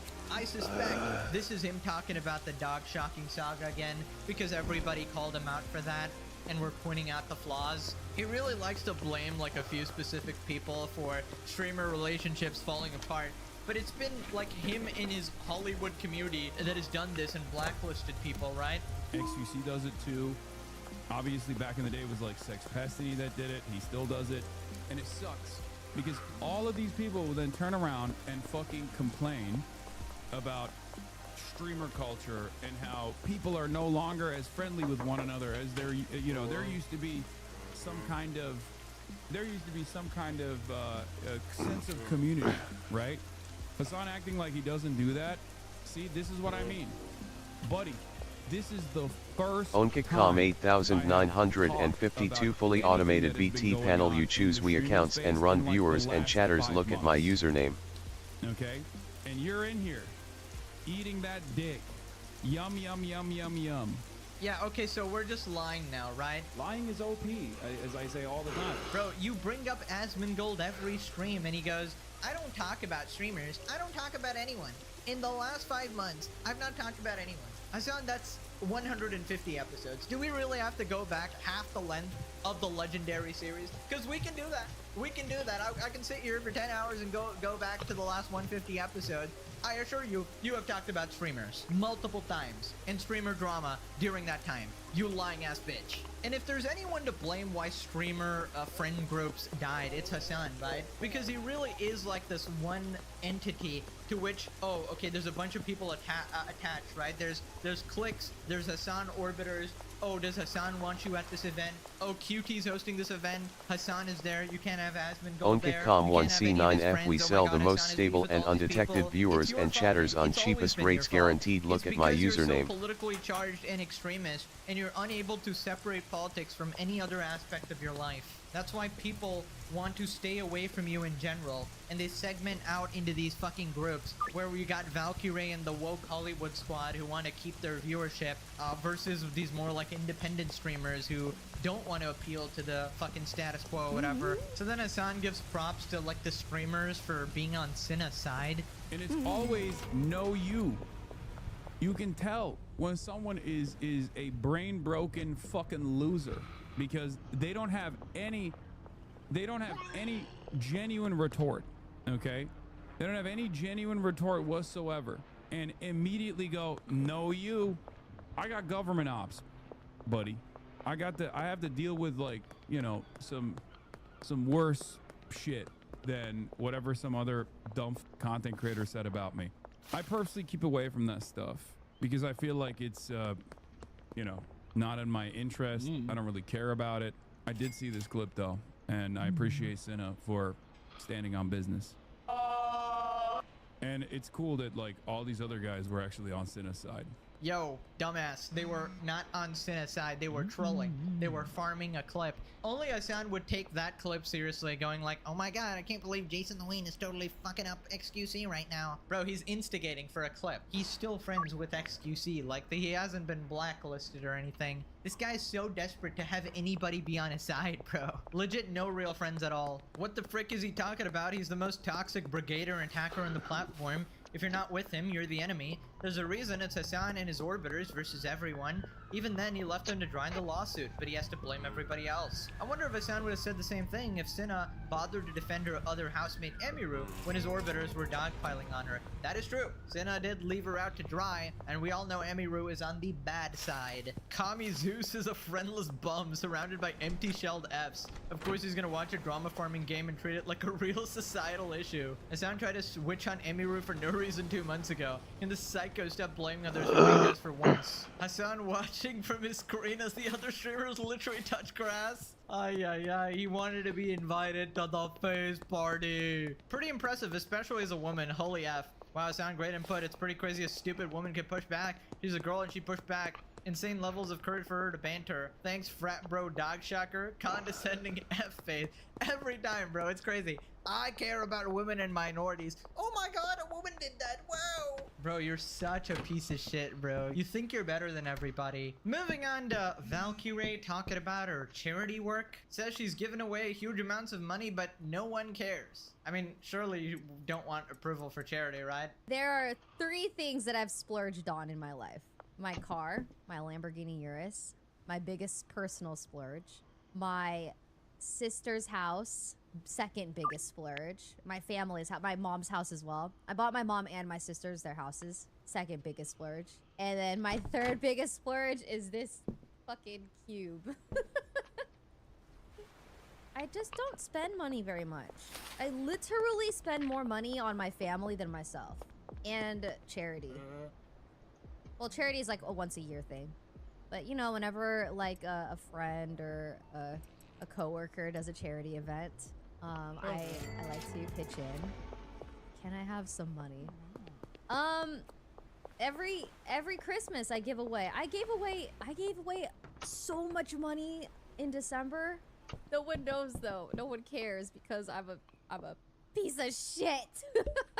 Right. I mean, good on her for doing charity, but dude, all these rich people who always do like, oh yeah, I do charity because that means I'm a good person. It just doesn't work like that. It's not a get out of jail free card. Fucking Mr. Beast, bro, his go-to strategy. I mean, even Hassan was trying to pull this shit like, oh yeah, 99% of the money I spend, you'll never know. I actually do so much charity. Meanwhile, can't even help his fucking friends who are getting sued. So much so his head moderator and producer of his stream has to beg for $500, which Hassan makes in 2 seconds. Yeah, why would she want people to care about that? If she did it for good reason, she wouldn't need anyone's approval. She's called a piece of shit because she's dating a multi-millionaire socialist or reaping the full benefits of capitalism. I don't know if she's still in a relationship. They really had it. Just because you've given away money doesn't make you a good person. No, it washes away all your sins, actually. Holy shit, reaching for that sympathy card. Bro, the last like 5 clips have been, oh my god, everyone hates me. Oh my god, I can't do anything right. Oh my god, I hate my life. Like, holy shit, just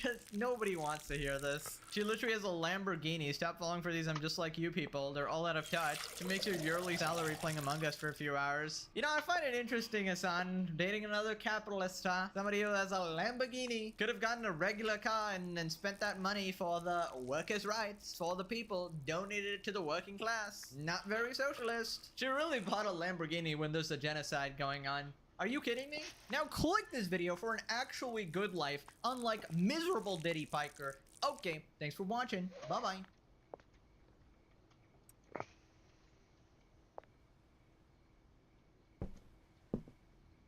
Now, one of the biggest anti-Trump Democrat politicians of all time, one of the most open borders, communist morons ever, guy that was a congressman running for governor in California, and just generic total a-hole, is having his entire career exploding in the most hilarious way ever. And I say hilarious not to minimize the horrible things that happens to his alleged victims. I say hilarious because it's always from the ones you most expect. I'm sorry, but if you're a white guy and you're a Democrat, you're probably either a loser that's trying to get girls to like you, or you're a predator. I guess there's a third option, and that you're just like actually brain dead, but we're gonna focus on the first 2. So this guy, who yeah, right, dude. Been fun of for a while now, Eric Swalwell, is done. He's not just ended his career, he's leaving in disgrace. He's quitting all his positions, and he is probably going to jail. Now, this dude was seduced and slept with a Chinese spy a couple of years ago, and he's also investigated for tons of fraud. But now he's really done. So he posted this video on Twitter here directly for me. These allegations are flat false, and I will fight them. All right, so as you can see, this got 10 million views, 16,000 likes, but 47,000 replies. This did not go well. This did not go well. The allegations are false. I will fight them. This is coming from Believe All Victims. Trump is a pedophile because his name appears in a piece of paper that Epstein's name is also written on. But literally, that's what we're dealing with right here. All right, so first we have to watch his video, because this is when I first saw the news. He posts his very viral video saying the allegations are false. Right, let's hear what he has to say. A lot has been said about me today through anonymous allegations, and I thought it was important. They're anonymous anyway, right? Not like the women came out and went on camera after he posted this video and completely humiliated him or anything. Anyway, definitely. All right, hang on a second. I gotta get something to drink. Ah. Average white leftist. That you see and hear from me directly. These allegations of sexual assault are flat false. Okay. They're absolutely false. Okay. They did not happen. Okay. They have never happened. And I Okay. will fight them with everything that I have. All right, huge. They also come on the eve of an election. You mean we shouldn't believe all women? Wait. But you mean we shouldn't believe all women? Oh wow, wow! This is a return to the Democratic Party. Where I have been the front-runner candidate for governor in California. Not anymore. I do not suggest to you in any way that I'm perfect or that I'm a saint. I have certainly made mistakes in judgment in my past. But Yeah, you slept with a Chinese spy. those mistakes are between me and my wife. And to her, I apologize deeply for putting her in this position. This position meaning you cheated on her with a Chinese spy. I also apologize to you if in any way you have doubted your support for me. Doubted? Oh, we're done, bro. But I think you know who I am. Yeah. For over 20 years, a predator, I have served in the my public. opinion. As a city councilman, Served the public where he became a multimillionaire. as a member of Congress, and as a prosecutor who went to court on behalf of victims, particularly on behalf of sexual assault victims. Isn't that incredible? Bro was a lawyer defending sexual assault victims. He was the white knight of white knights. Bro was defending women with every fiber of his being with his right hand and then allegedly raping them with his left hand. All right, this is honestly, truly incredible stuff. We are witnessing woke downfalls, the likes of which we have never seen before. That's who I am and have always been. This weekend, I'm going to spend time with my family and friends. And I appreciate those who have reached out to me to show support. And I look wasn't one forward of to those guys. updating you very soon. All right, so this is him standing steadfast in the face of these allegations. These allegations are flat false. I will fight. And he immediately suspends his campaign for governor. I am suspending my campaign for governor. To my family, staff, friends, and supporters, I'm deeply sorry for my mistakes and judgment I have made to you in the past. You know, like allegedly raping. I will fight the serious false allegations that have been made, but that's my fight. No. Anyway, if you look at his profile, he still has I'm running for governor. He's so fucked. He's so cooked, bro. Right, this is Mr. Open Border, so no wonder why he wants to bring the rapists in the country.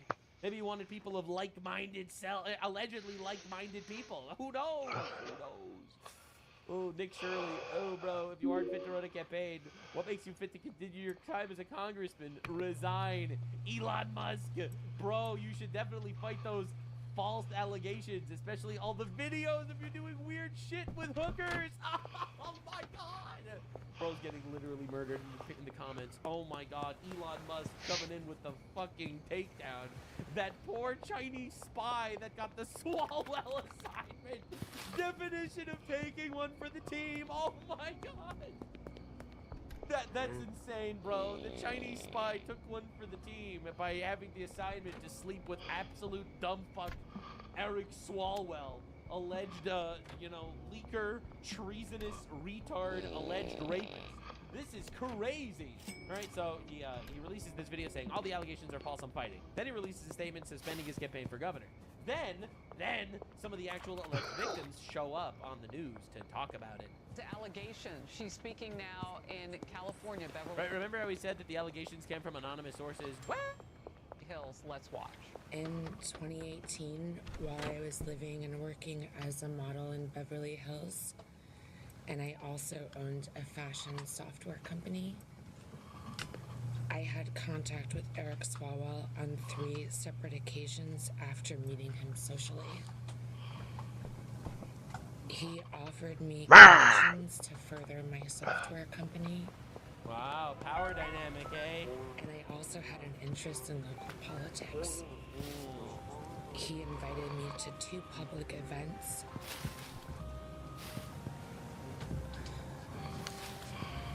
I knew he was married at the time and that his wife was pregnant. Oh my God, what a fucking monster. On the 3rd occasion, I believe he drugged my drink. Holy shit! I only had 1 glass of wine.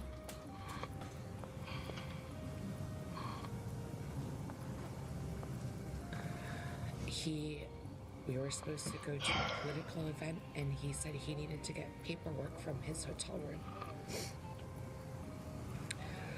When I arrived at his hotel room, I was already incapacitated, and I couldn't move my arms or my body. What the fuck, dude? He raped me,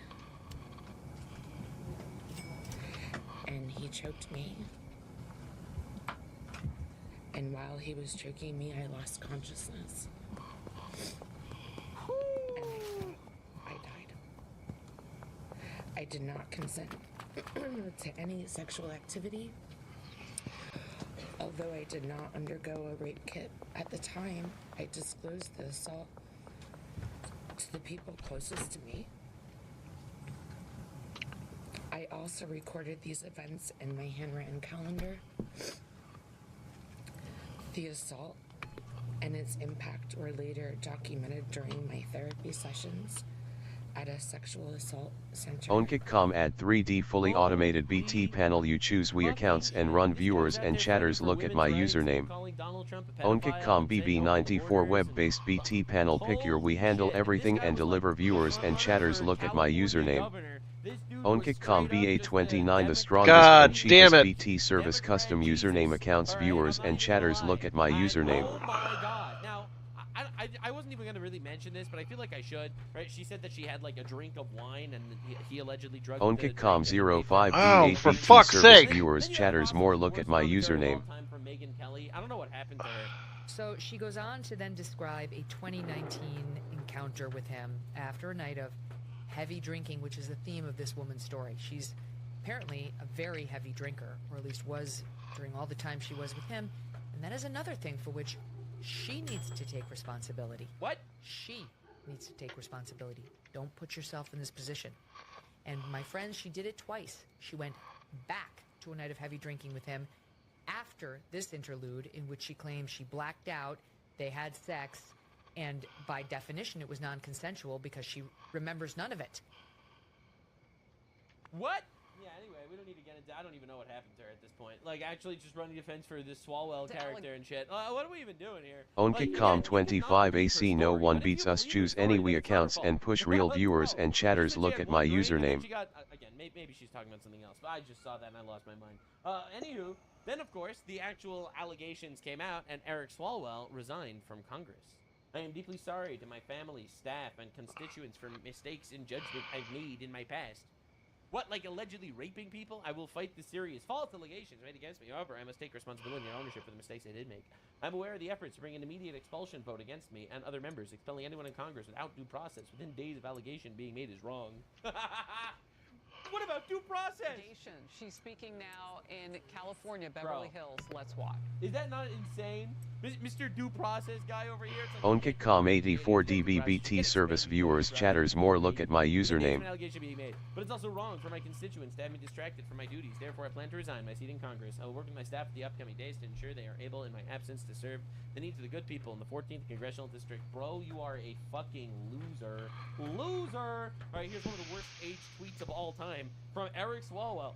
To my Republican colleagues, sexual assault victims deserve justice. Do the right thing. Go sign the petition. It's so fucking over, bro. It's so fucking over, dude. You know, there is zero allegations against Trump that are actually holding water in the Epstein files, yet this dude pushed it every single day. What an absolute loser. Now, Representative Anna Paulina Luna seems like she is gunning to put Eric Swalwell in jail. Congresswoman Anna Paulina Luna is on the Oversight Committee, and she joins us now. All right, Congressman, what was Swalwell like in Congress? Did he have a rep? Yeah, he did have a reputation, and as you know, Jesse, I was actually the member of Congress that wrote the expulsion resolution for him, and I was ready to call it up and did tell him that if he did not resign by tomorrow that it would be filed, and we did have the votes to expel him from Congress. So what I will say is that many people on the Hill knew about this. Many reporters have come forward, even in talking to me, saying that they had heard stories about this. But I do think that he has serious criminal problems on his hand, and I do think that he might end up in jail, Jesse. And if I could just share with you for a moment, not only did I receive forensic reporting showing that, you know, that infamous video of him in the hotel room was indeed him. It was not AI generated. But I'm also being told that more stuff is going to be dropping in the next 24 hours, and then also potentially the individual that recorded that video in that hotel room, Jesse, was a female and she was underage. Oh! Oh my God, dude! How does it keep getting worse for this guy? Dude, it's always the people you most expect. Wow, that's crazy. Just false allegations, has it all about him. That's insane, bro. Insane! And I love how people are like, oh, at least the Democrats are expelling their own people, but bro, this was an open secret in the Democratic Party for like 10 years, apparently, and they did nothing about it. That's one. Two, what's the wrongdoing that Trump did? What wrongdoing did Trump do that he wasn't, like, literally in court for? Like, what are we doing here? This is a former Swalwell donor, multi-billionaire, saying he's no longer a Democrat. He just can't trust them anymore. First say you're mad. I mean, mad? Yeah. I am no longer a Democrat. I'm now a libertarian Republican. Because that's what a blue dog Democrat used to be. Okay? It's called executing, being accountable, enforcing, respect, responsibility, and results. Knowing what your job description is. Delivering results. Unifying. Making this country great. He was one of Swalwell's biggest donors, by the way, and he just completely flipped. Completely flipped. All right, so this is crazy. We were going to wait just before the California governor primary to nuke Swalwell out of the race with my recordings of him inebriated with lobbyists at dinner. But now that his Democrat friends are calling on him to drop out, I guess I don't have to wait. Oh, my God. It's fascistic. So, Congressman, you referred to Elon Musk as a fascist at some point and alluded to him being a national security threat. Do you see that more of a national security threat, you sleeping with a Chinese spy, than transparency in the federal government? What are your thoughts on that? What are your thoughts on that? What's Fang Fang think of that?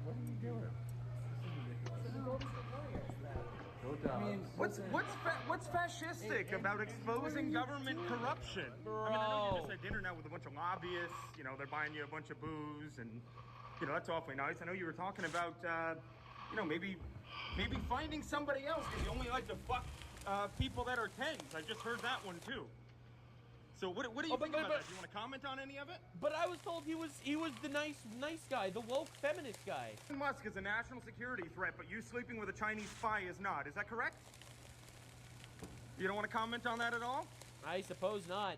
Anyway, this dude is like absolutely nuked from orbit. All right, so this is retardo extraordinaire.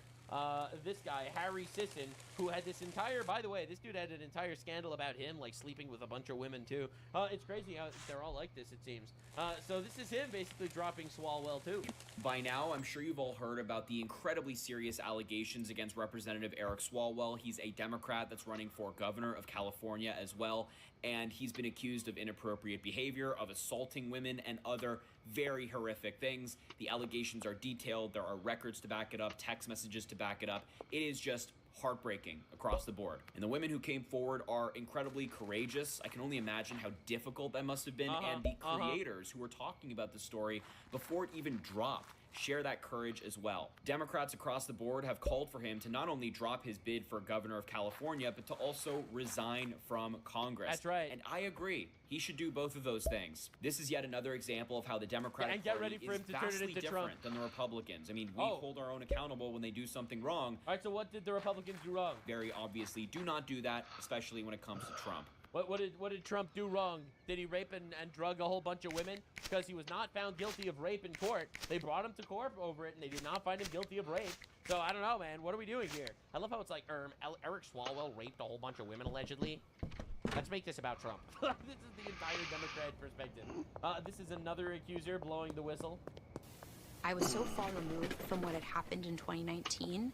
I felt safe because I was established. I had a partner. I felt more secure that I could have a strictly professional relationship with this person. After that bar closed, we went to another.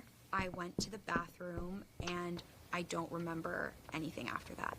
You don't remember anything? I remember the next day. I can see flashes of that evening, of him on top of me pushing him off, him grabbing me. That's a whole ass lot of allegations from a lot of different women, my guy. Now, just because everything is killing him at the same time, Eric Swalwell paid illegal Brazilian live-in nanny under the table with campaign funds, complaint alleges. All right, so that's fraud as well. All right, now his career should have ended when he was caught sleeping with a Chinese spy, but they kept him around for some reason. Where's the actual evidence of collusion between the Trump campaign and Putin? It's right in front of your nose, Tucker. When we look back on this in 25 years, we're going to be amazed at how much of it was right in front of us. You're a member of the Judiciary. Do you believe the president right now has been an agent of the Russians? Yes, I think there's more evidence than he is. Yes, and I think all the arrows point in that direction, and I haven't seen a single piece of evidence that he's not. An agent like in the 1940s where we had people who are Reds, to use an old term, like that. In other words, working for a foreign power. He's working on behalf of the Russians, yeah. Okay. The question has shifted from whether the president is working with the Russians to what evidence exists that the president is not working with the Russians. At what point do you draw the line and not accuse the President of the United States without any evidence of being an agent of Russia? Yeah, he's betrayed our country, and I don't say that lightly. I worked as a prosecutor for 7 years, and Betraying the country, by the way, we want evidence before you say that, but you said an agent of Russia. Yeah, he works on their behalf. I'm not hearing the evidence that he's an agent of Russia. Yeah, I think it's pretty clear. It's a Right. It's pretty clear. So this dude has an entire history of talking about the gigantic Donald Trump agent of Russia situation. Meanwhile, this dude was literally sleeping with the Chinese spy. Literally sleeping with a Chinese spy. Now, Ben Shapiro and everyone else is getting in their licks at the very end. You know, like, this dude's on his way out. Everyone's fucking coming out and killing this dude. All right? And just...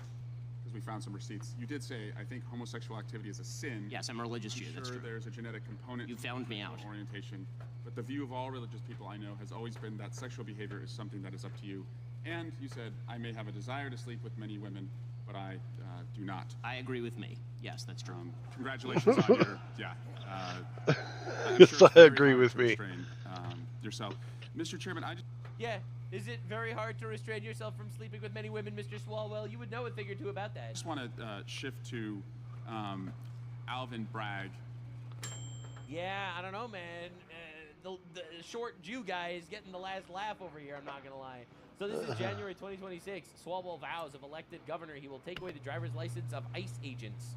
You know why? Because they harass women.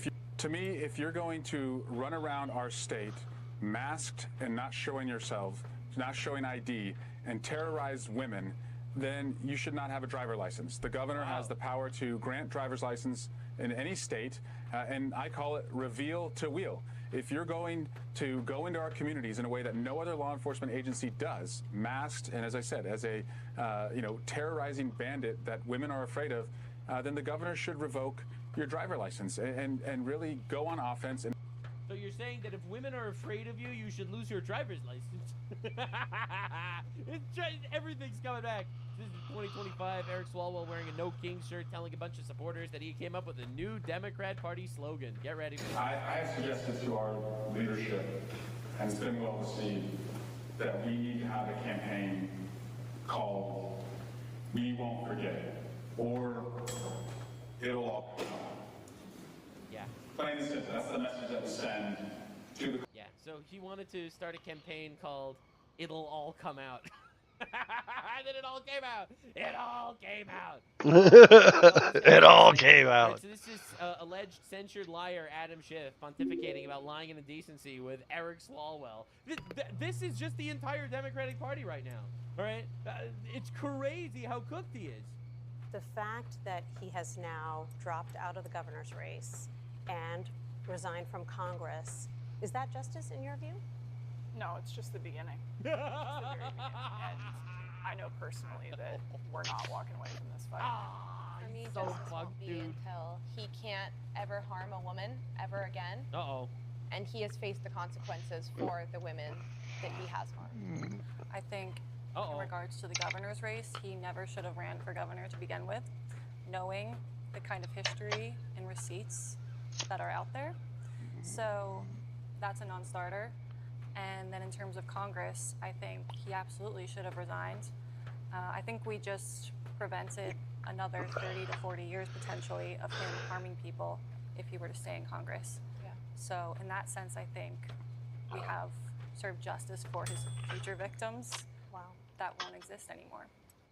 The fact. Yeah, damn. And it's like, oh, is it just over when we end his entire career? No. It only gets started. Here's Eric Swalwell having a meltdown about pictures of Trump with a cat. What in the hell is this? The chairman tweets, "Protect our ducks and kittens in Ohio," because he goes down some crazy rabbit hole, completely debunked that aliens are eating pets. My God. Are you okay, Mr. Chairman?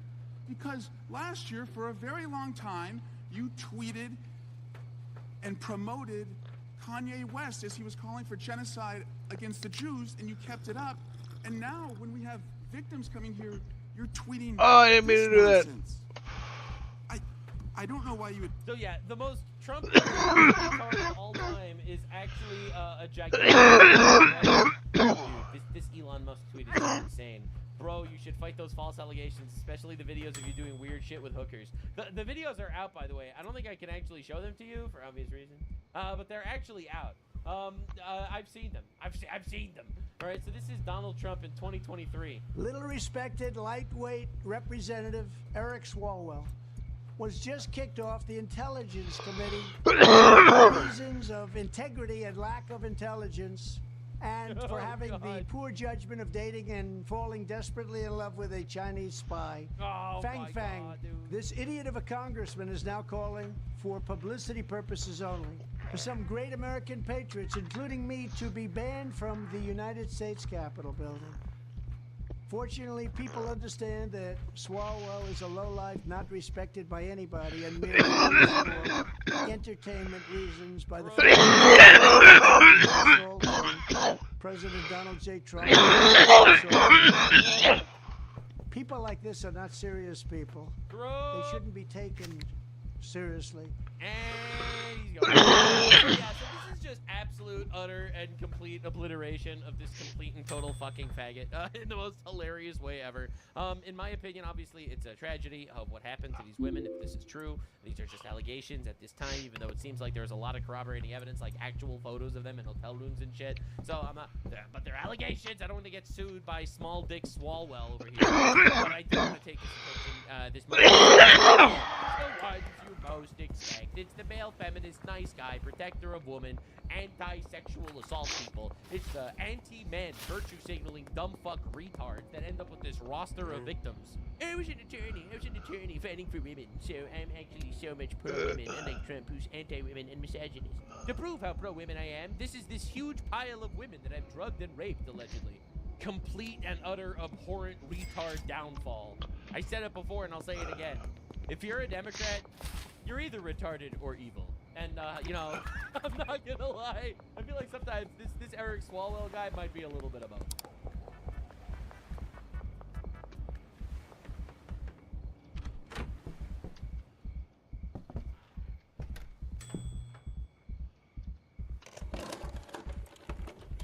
All 5 members of the Channel 7 team who stayed in this house for 4 days have seen things which we just can't explain.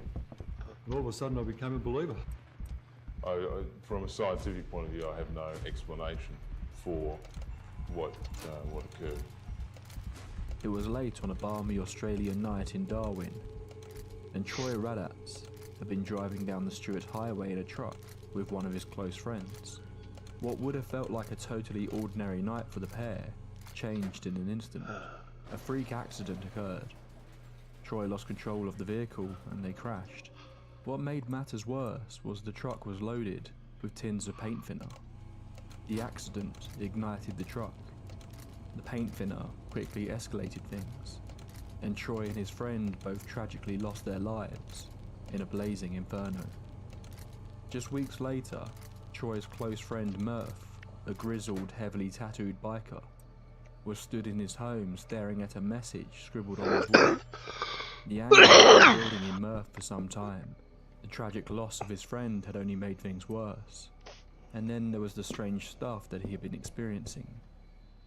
He couldn't wrap his head around what he and his housemates had been witnessing over the last couple of weeks. But it was the messages that were really getting to him. First the words fire, skin, and help. all scribbled onto the walls. Then the word car, spelt out perfectly in neatly piled pebbles on the bathroom floor. All of the housemates had been close with Troy. All had been hurt by his death. They wouldn't pull such a cruel prank. And what's more, Murph knew that the other stuff they had experienced couldn't have been a simple joke. But it was this latest message that really made him mad. The name Troy spelt out on the wall in front of him. Whatever was leaving the messages had spelt Troy's name wrong. It wasn't him. Something or someone in Murph's home was attempting to imitate his friend, and he would not stand for this. Welcome to the tape library. I'm hoping tonight's tale will be a new one for most of you.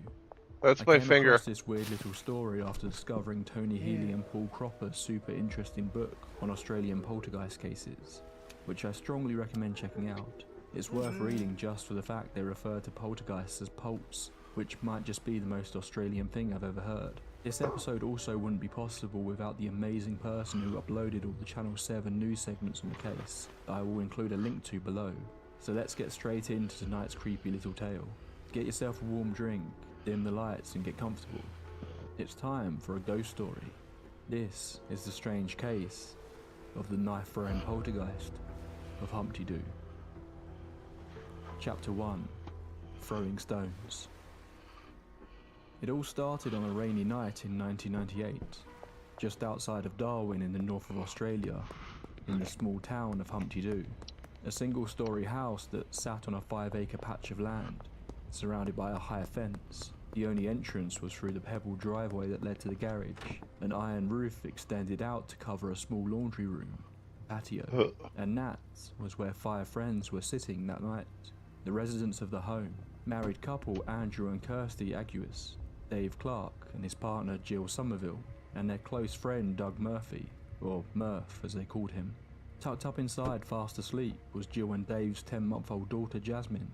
The group was sat under the iron covering, watching the storm that night and drinking beers together, watching as the streaks of lightning lit up the darkened sky around them, safe and dry from the thundering rain falling all around. But then, something strange happened. A pebble flew through the air, landing in the middle of the group. There was a moment of silence as they all looked at the small object, but then another flew out of the darkness towards them, and then another. The group all jumped up. Someone was clearly on their property, and they were not happy. They began by shouting out, asking who was there, but all they were met with was the sound of the rain and a crack of thunder, followed by another pebble being thrown at them. They quickly rushed out into the rain and in the direction of the pebble drive, searching throughout the entire grounds that surrounded their home, shouting for whoever it was to show themselves. But while they could never find anyone, the pebbles kept coming. Accepting defeat, the group retreated inside, soaking wet, annoyed, but puzzled by what had just happened. But this wasn't the end. The events were about to get a lot stranger. Once inside, pebbles continued to be thrown at the group, although now they appeared to be falling from above, landing on furniture and heads as they seemed to almost be appearing from underneath the ceiling. This wasn't possible. The 5 friends were baffled as to what was going on. When one of them picked up one of the pebbles, they recognized that they seemed to be the same pebbles that lined their drive, but there was a weird detail. The pebbles were totally bone dry. They were also strangely warm to the touch. They assumed that somehow the pebbles were falling from the loft, so they grabbed a ladder and opened the hatch to go and look up there. As soon as they did, multiple pebbles fell down onto them from the hatch, but they couldn't figure out how the pebbles had gotten into the loft, nor why they appeared to be falling through the ceiling. It was almost as if the pebbles were somehow just passing through the ceiling, as though it wasn't even there. The group regathered, all unable to explain what was going on. They tried to talk through what was happening, trying to make sense of it, but as they did, other items appeared to fly through the air into their direction. This continued throughout the night. Batteries, tools, broken glass, and most disturbingly of all, a kitchen knife. All went flying through the air at random points of the evening, crashing into walls, and at times narrowly missing the residents. This continued for several days.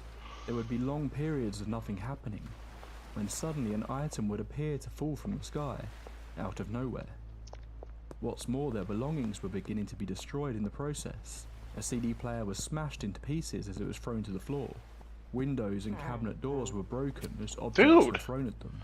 This Why are came you to a ditching me? peak on Saturday night when so many pebbles fell to the floor. It made the inside look like a hailstorm. Mattresses were upturned when no one was in the room, something that would become a common occurrence throughout the following weeks. Appliances were thrown from the kitchen shelves. But the residents weren't really scared of what they were witnessing, more fascinated by it all. There was something that happened that night though, that changed their view on it slightly. It was when the sound started. They could hear, from what sounded like it was coming from inside the walls, scratching. Like something was trying to get through the wall, desperately trying to break out. One resident said that that night they didn't sleep at all. The sound of the scratching was heard right by their heads, as they lay in their beds, tormenting them as they tried to rest. Weirdly, the scratching was the thing that really scared them. It made the entire thing feel more sinister, and they began to have serious thoughts about leaving the home. But they had nowhere else to go. Leaving would have to be the last resort, so first, they would try and get some help. He sent a Greek Orthodox priest around, and he was a full-on one of these exorcist blokes, and he was doing his exorcist thing in Greek or Latin or whatever it was. Chapter 2. 3 priests walk into a haunted house. No one in the house was particularly religious, but as is so common in these circumstances, their first step was to turn to a church. Within moments of Father Stephen de Soez of Darwin St. Mary's Church entering the home, a kitchen knife flew towards him, narrowly missing his chest when it appeared to almost just stop in midair, mere centimeters from the priest before dropping to the floor. It was quite the welcome for the priest, who instantly took the entire thing a lot more seriously than he may have previous to arriving. He stated there was no one in that position to have been able to throw the knife, and he knew that this was not a case of mass hysteria or a hoax. He did have a theory about what was happening though. The priest believed that someone in the house was a natural medium, even if they weren't aware of it, and that had drawn some sort of spirit to the home. He conducted a ritual that he claimed would stop the spirit from being able to harm anyone, although he did state that if this were actually a poltergeist, then spiritual intervention might not be able to stop it, as it rarely did. Also, as it was likely drawn by a specific person, leaving the home wouldn't help. For 3 days, the father's prayers calmed the activity, but then it all came back. Objects were once again being thrown at the residents by the invisible presence in their home. Next, Humpty Doo's parish priest, Father Tom English, attempted to help. He visited the home 4 times and witnessed the flying objects from his very first visit. He claimed a pistol cartridge came flying out of an empty room towards him, which it was hard not to see as a threat. Father Tom admitted this was not the sort of thing he was used to dealing with, but he did want to do what he could to help the group, so he blessed the house anyway, even if he maybe wasn't 100% sure that this would have the desired effect, and it didn't. Instead, the priest seemingly enraged the entity this time around. More objects began being thrown, including a medicine bottle that was flung at the priest's head as he tried to leave. He left the residents a crucifix, a Bible, and some holy water, while he would hopefully go off and think of an alternative plan. That night, the residents were awoken by the sound of one of the windows in the home smashing. The Bible and cross that Father Tom had left were thrown to the floor, and a vial of holy water cracked and spilled out over a shelf. The entity had shown exactly what it thought of Father Tom's attempts to contain it. In fact, over the following months, they would discover that attempting to even speak words from the Bible in the home would simply piss the entity off. Next, a Greek Orthodox priest visited. He set up an altar on the kitchen table and went room to room blessing each space. Again, the entity was not happy about this. The residents witnessed something invisible, attempting to wrestle the Bible from the priest's hands as he tried to bless the rooms, twisting his arm backwards as it did so. The priest attempted to continue, but over time it became too much for the man.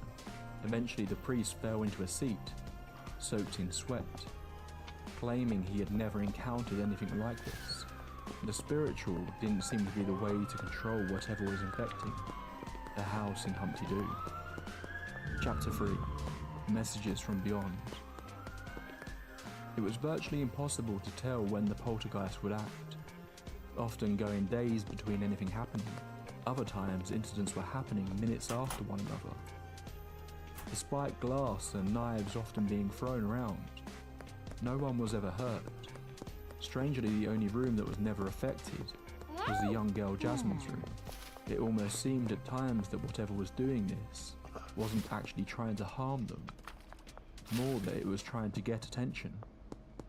One of the things I love about this story is the reaction of the residents in the home. These were serious, hard-nosed, working-class Australians, and the way they saw it was that they were there first. They loved this house and loved living with one another. They weren't going to let whatever this was chase them out of their home. They were going to fight. Plus, for most of them, beyond the creepy scratching sounds at night, they found the entire thing more fascinating than scary. This changed though when the messages began.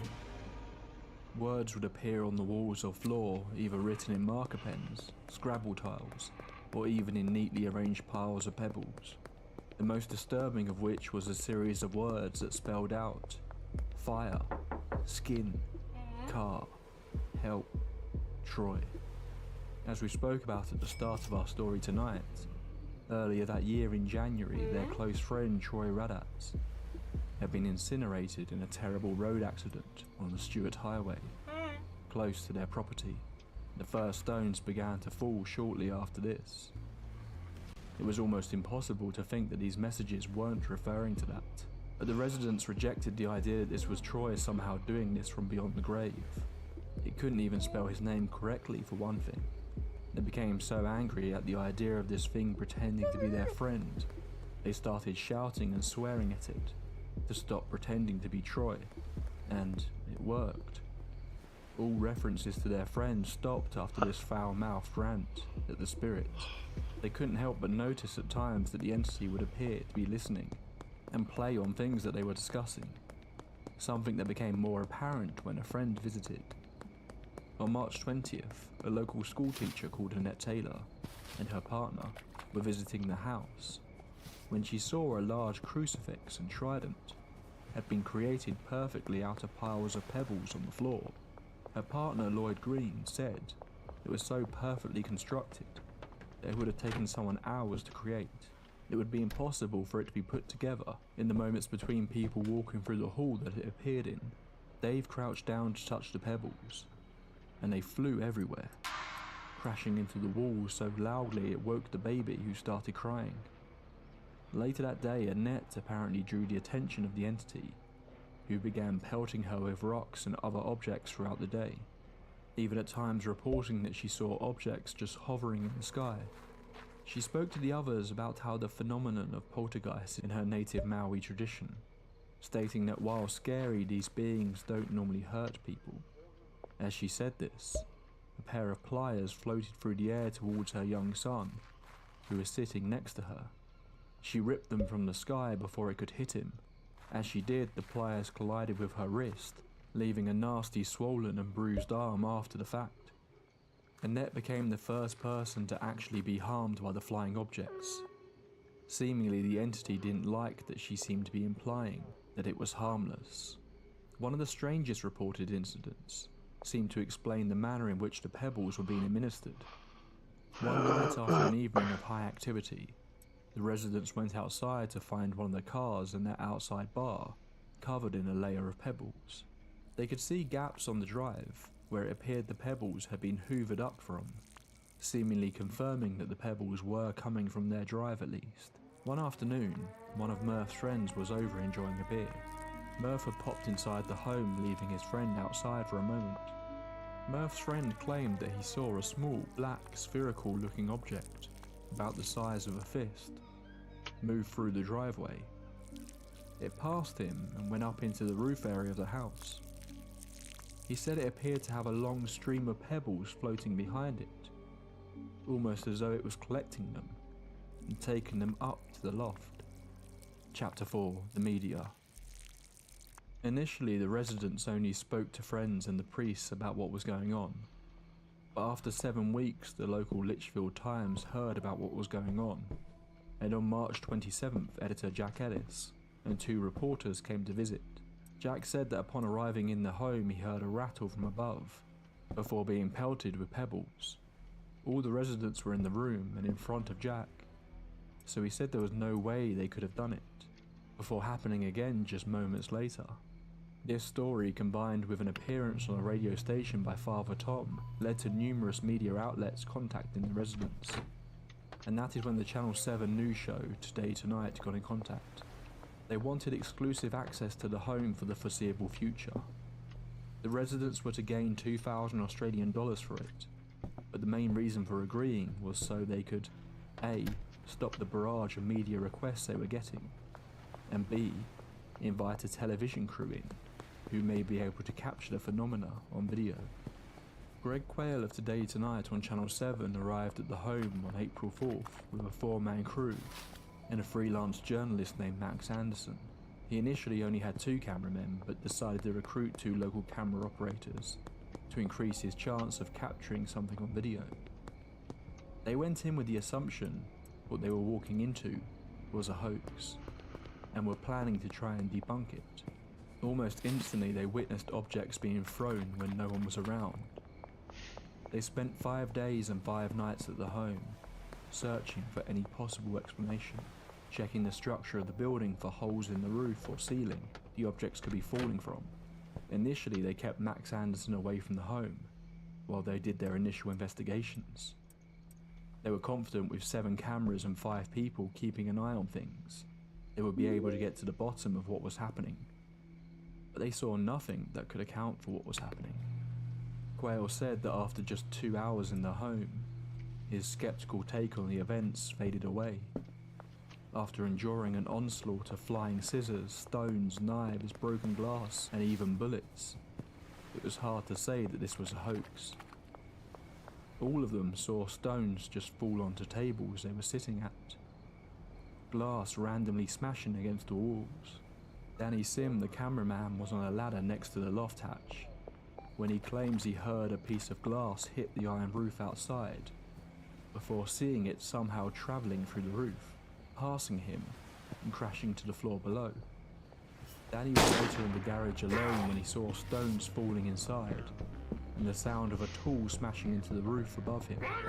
He was later hit in the temple with an AA battery, leaving a headache but no visible injury, making him only the 2nd person to actually be hurt by the entity. When journalist Max Anderson finally arrived, he saw a battery smashing into a wall next to him within half an hour of being in the home. Outside, 2 cameramen were loading gear into the car when a knife hit the side of it. No one else was outside at the time. One thing that kept happening during these days was mattresses and bedding being dragged off the beds and placed against the walls when no one else was in the room. But despite witnessing all of this, Quayle and his crew were growing increasingly frustrated that they couldn't seem to capture any of it on camera. Every time something happened, I messed that up. the camera was facing the other direction. I'm not or accepting they were that. filming in another room, or the cameras were turned off. While the activity was super unreliable and would have been difficult to predict, I don't know what that when and bitch's where problem exactly was. it would occur, their inability to get anything on video led the crew to begin to believe that whatever was doing this was toying with them, like it knew they so desperately. Oh man, there was a whole bunch of shit I did. I lost a whole bunch of progress. Avoid the cameras. Throughout 100 hours of filming, only one time did they capture an object moving on its own, when a baby bottle flew from the side of the kitchen counter. Even this was filled with frustration though, as the exact moment it moved, the camera was blocked by a crew member's leg. However, this was was only for about 2 frames. And Quayle points out that even with this, There is no way someone could have thrown it at that speed without being spotted. Moments after this, one of the cameramen was changing the tape in the camera when a sliver of glass fell directly next to him, further cementing the theory that it was playing with them. The second the camera turned off, it did something. Oh, wow. But they still weren't fully believers just yet, and wanted to hedge their bets. With up to 7 cameras filming, they weren't just focusing on the phenomenon. They wanted to keep tabs on all the housemates, desperately trying to catch one of them faking the events, but seemingly, at the time at least, they never did. One day when everyone else had left for work, Greg Quayle asked Kirsty to stay out of the house. They locked everything up but left 5 cameras recording inside with everyone gone. The cameras recorded until the batteries died. Nothing was captured, but as the cameraman approached the house to replace them, he heard the unmistakable sound of metal tools hitting the walls inside. They later found the messages: no cameras, no TV, pig camera, written on floors and walls. At times while sitting on the tables outside, knives would slam into it out of nowhere. One day when Father Tom arrived for his interview with the news team, a bullet once again appeared to fall in front of the priest. Frustrated with the lack of evidence, one cameraman attempted to provoke something by shouting, "Come on." A shower of stones immediately hit their table, but when they would attempt to provoke it with the cameras on, nothing would happen, or it would happen just out of frame of the shot. While all the crew believed it was possible the housemates were somehow throwing these objects, there were just too many times when things would happen when they either weren't around or were in full view of the crew. They also seemed to think the housemates were being genuine, describing them as at the end of their rope, and fed up with people just claiming that they were mentally unstable, druggies, or just flat out liars. One of the residents, Murph, was quite volatile to the crew when they first arrived, calling them vultures. When the crew told him they had a self-described Ghostbuster ready to visit the home when they gave him a call, Murph grew increasingly frustrated. He wanted this whole thing to end. He wanted help, not just a bunch of people there to watch what was happening. On April 7th, the crew finally brought in ghost hunter and psychic Steve Bishop. Reporter Max Anderson thought the show he was putting on was a bit embarrassing, sprouting off new age quips about energy being disturbed as he wandered around the house, talking about oppressive energies and how the land was dead, and that this was the most extreme case he had ever encountered. Unsurprisingly, Bishop's attempts to deal with the entity didn't achieve anything, and the activity continued. The television crew then invited Brendan Gowdy, a building maintenance expert, to come and join the investigation. He brought with him a thermal imaging camera that they would use on the apparent flying objects straight after they landed. The intention was that they would be able to capture warm spots where an object had been touched by fingers, showing that a human being had thrown the object. However, when they did this, they discovered something strange. The objects did show heat on the camera, but all of the thrown objects would be warm all over, in a uniform manner. The residents were not told what the camera was being used for, and apparently for them to have faked this, they would have had to first warm the items up in something like a microwave. This also backed up the earlier claims that the objects were warm to the touch. While this wasn't exactly concrete proof that what was happening was real, it did at least add an extra layer of mystery to the proceedings. When Gowdy left the home, he said that he came in a skeptic, but now wasn't sure what to believe, stating that from a scientific point of view, I have no explanation. I was baffled. Nothing about the place added up.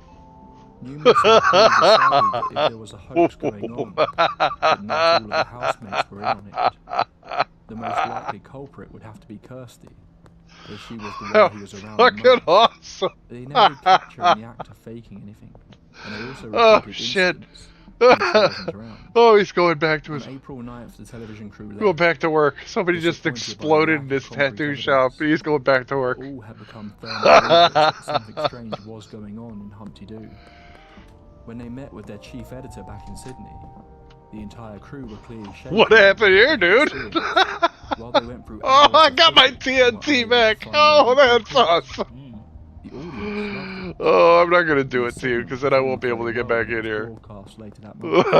Shortly after the broadcast, though, Where's this guy? a new Hey, piece of come here, footage was come sent here, over come here. You by wanna buy two local something? cameramen who had stayed Oh, at the house no. a little Huh? longer than the Channel 17. The evening after the team had left, numerous items had been thrown around again. Wanna and buy the team something? set up a camera to try and capture Oh, it. yeah. Kirsty was standing behind the camera, ironing clothes. The camera was pointed towards the doorway of one of the rooms, with a cabinet on the right side of the frame. Alright. You have a good In the day. reflection, you can just about make out both Kirsty and the cameraman, when suddenly, a plastic pot lid flies into shot, hitting the doorframe. Jill walks into the room asking what just happened, as Jared, the cameraman, excitedly claims he got it. I'm a little unclear of the timeline of events that happened here. Watching the Today Tonight segments, this clip appears to be used a few times, with the suggestion that it points to a possible hoax, but they only fully state this in the final segment, whereas the Hurley and Cropper Oh, I got two of makes them. it sound like they made the discovery of something amiss in the footage almost straight away. One of the editors noticed some movement from what they believed to be Kirsty in the reflection, right as the object flew Oh into no, view. home slice got back The up. crew had filmed with 18 eyewitnesses who all claimed it was I got a fake. sewer key. But now the pressure was put on Quayle by his bosses to use this clip to debunk the whole thing. They shot a subsequent interview with a spokesman from Australian Skeptics, and then apparently started badgering the residents with calls, asking them to explain themselves. Apparently on the phone, Kirsty admitted to hoaxing the whole thing. The news show then ran a brief segment where they declared the haunting a hoax, and that was the end of Humpty Doo in their eyes. The residents were once again on their own. Chapter 5. The Poltergeist Experts. Paranormal investigators and writers Tony Healy and Paul Cropper had heard about the Humpty Doo haunting when Father Tom English had given a rather excitable interview Humpty Doo on the radio haunting about what he had witnessed there. They had spent several months at this point gathering together poltergeist cases for an article for the British magazine Fortean Times about Australian poltergeists. And after hearing about what was going on in Humpty Doo, they needed to get there. They had been delayed from getting involved though by the Channel 7 team's deal to film in the property. They were frankly baffled by how quickly the team was happy to declare the entire thing a hoax, despite being so convinced during most of their coverage of the events in the house. Healy and Cropper also viewed Today Tonight as tabloid journalism, and that they likely hadn't done a good job of covering what was going on. The pair finally arrived in Humpty Doo on April 25th.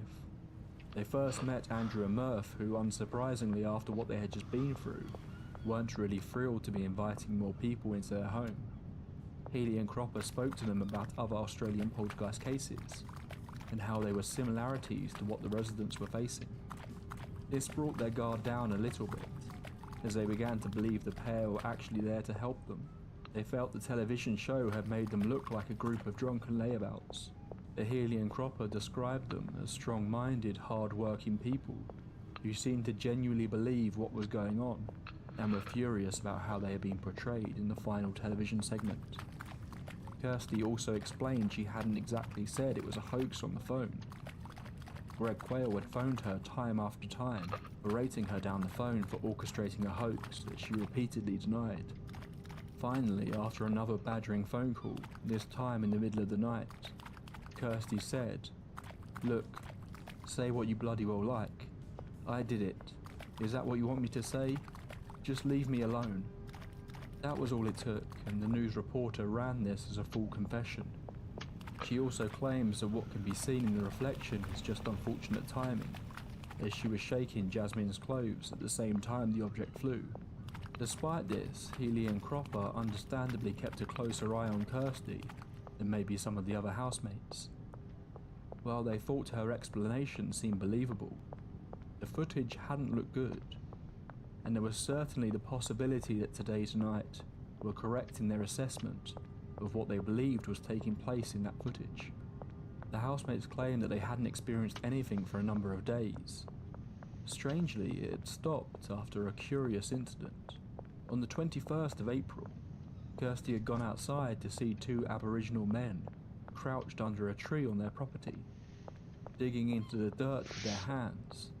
She shouted out asking what they were doing. Without saying a word and without even looking at Kirsty, they simply got up and walked away, got into a car and drove off. After that, the group had 4 days of peace. Sure enough, the investigators went outside and found that an area of the ground under the tree had been cleared and an 8-inch deep, 1-foot wide ditch had been crudely dug into the dirt. Through conversations, the pair discovered that this wasn't actually the first time something like this had happened. Andrew and Kirsty had apparently had rocks thrown through their open front door at an old property they had lived at. They had just assumed it was the work of teenagers messing around. And then, after moving again, they experienced objects going missing and reappearing in strange places, most notably a kitchen knife. Despite the Today Tonight's crew assertion that Kirsty was behind it all, the other housemates didn't seem to believe it. Plus, these incidents were causing some very real-life issues for them when they came back from vacation to find their house completely trashed in their absence. Their landlord attempted to evict the group. The eviction notice was only rescinded once they made all the repairs themselves, something they kept having to do as more items in the home were damaged. These conversations and additional information that Healy and Cropper were able to gather were certainly eye-opening and confirmed some of their suspicions about the Channel 7 coverage, but they were understandably a little disappointed that the phenomenon had apparently come to an end. With nothing going on at the house, the two investigators left for the evening, but stopped in on the local newspaper offices for the Litchfield Times. There they spoke to Jack Ellis and another reporter who had visited the home. Both confirmed that they had seen and experienced strange phenomenon in the house that they couldn't explain. The following morning they got a phone call telling them to return to the house quickly. They reached the rear patio and saw Murph and Andrew sitting there, before hearing a loud noise behind them. The fuck am I, Handy Hanks? They Holy turned shit. to see a large light bulb, still intact, coming to a rest on the concrete floor. The pair quickly rushed around the corner to see if anyone could have rolled it towards them, but there was no one there, later stating that it would have been impossible due to the layout for someone to have gotten away that fast, and without making a sound. Strangely, none of the housemates could identify the weirdly large-shaped light bulb. Minutes later, they all retreated to the kitchen to talk about what had been going on, when the sound of pebbles hitting the roof was once again heard. The investigators arriving in the home had seemingly set things off again. Throughout the afternoon, they all witnessed gravel, clothes pegs, and batteries being thrown by an apparently invisible force in the home. Eager to see more, the pair stayed in the house overnight, but the evening was uneventful. The following day, however, it continued, gravel again falling from the ceiling. A crucifix shot across the room, crashing against the wall close to Paul. Apparently everyone who could have been responsible was in view when these incidents occurred. Tony entered the room shortly after the crucifix incident to witness a 4-inch shard of glass crash into the table. The investigators' first concern was why they would stay in the home with such a young child. Even if this was a hoax, the broken glass alone was a concern. But the group claimed that no harm ever came to Jasmine, and that in fact it almost seemed to leave her alone. Andrew had realised that reading aloud from a Bible seemed to cause the entity to react in some way, and numerous times when the investigators were there, he would return to one of the back rooms where some of the activity was at its highest, and attempt to provoke the spirit into doing something for them to witness, something he had done on other occasions over the prior months, since Father Tom had left the Bible there. Sure enough, while doing this, a bullet went flying through the kitchen, followed by a broken shot glass just moments later. The investigators noted that many of the items that were thrown were strangely warm, if they felt them right after the attack. After this, while touring the house again, they found that the mattresses on one of the beds had been pulled off and covered with pebbles. The activity had clearly been kicked up by this latest provocation by Andrew. While sitting in the kitchen, an object hit Paul on the knee. It was another bullet, and he was sure it seemed to fall onto him directly from above. Every day that these objects would fall, the residents would gather them up, and placed them back in a box outside by the barbecue, only for them to just fall again another time. There were certainly specific items that the poltergeist seemed to enjoy throwing more than others. The activity continued into the night, with knives being thrown and an AA battery zipping past Jasmine's head at one point, an incident that occurred worryingly close to the housemates making the statement that it seemed to leave Jasmine alone. Was it listening to them once again? This was the incident that made them decide to stop trying to provoke the poltergeist. Chapter 6: Explanations and Accusations. One of the possible explanations made for how they were faking this was by taping objects to the ceiling fans and then to turn the fan on. Eventually the object would fall off. Because of this, both the investigators and reporter Jack Ellis had all inspected the fans. They had them turned off at times to see if this was the cause. Furthermore, they attempted to recreate this, and the trajectory of the objects flying just didn't match at all. It was also quite a disturbing thought that the parents of this small child would be willing to have a knife or other dangerous objects attached to a fan, ready to fly off into the room at an unknown time. These accusations were made by Simon Potter of the Skeptics Association, who had quite smugly, in the words of Healy and Cropper, appeared on TV to suggest this theory, and was very happy to declare the whole thing a hoax, which obviously enraged the housemates, who seemed to be quite happy themselves to beat the man up if they ever saw him again, clearly offended by the pleasure he was taking in calling them liars, and suggesting they would endanger not just a child, but one another, just to make a haunted house hoax. Simon Potter apparently then complained that he was not allowed to visit the house after making these statements, and didn't understand why. During their stay at the house, the investigators met another journalist who had come to investigate the property. Much like many others, he came in convinced the whole thing was a hoax, but wanting to get the residents' side of the story, not just the Channel 7 version. But by the time he left, he was a firm believer, saying, "It's happening, isn't it?" Again, during this time, stones, knives, and even a pair of scissors were launched around rooms totally unexpectedly. Numerous of these incidents occurred when others were out of the house, and the few people that were there were within eye line of the investigators and journalist. There seemed to be no way they could be faking this. And what's more, if the fan theory were to be true, items seemed to fall as comments were made about the haunting, almost in response to them. Over the course of the few-month period, numerous priests, friends of the residents, investigators, and reporters all claimed to witness these events. Most went in with the intention of debunking a nonsense story that these people were conjuring up, and almost all came out believing what they were experiencing to be true. In 2011, Healy and Cropper actually got to interview Greg Quayle. He backed up his claim that Kirsty had confessed to faking it, and that she said she would even do an interview later down the line to explain why and how, but she never did. However, despite this, he apparently thinks there was something going on in the home. He believes that Kirsty had in fact faked that one incident, but they witnessed so much that they couldn't explain, and that he believes is. When Kirsty faked that moment, the pressure from his bosses came down on him. He had no choice but to call her out for it, in an attempt seemingly to give the camera crew what they had so desperately wanted to capture organically. She had ruined the credibility of the investigation, with Quayle saying, "Crazy shit happened. We had all that stuff, but that woman undid everything. We busted her on tape cheating. With that one incident, she's blown the whole story."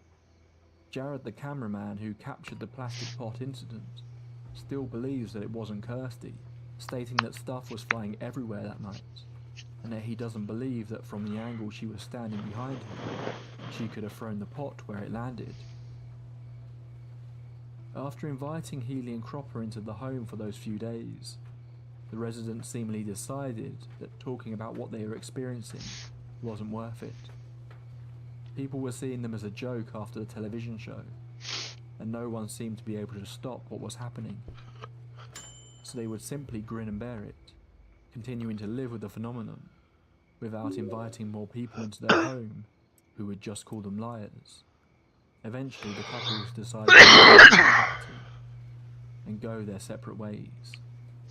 Both have claimed that since leaving the house, they have not experienced any further strange activity.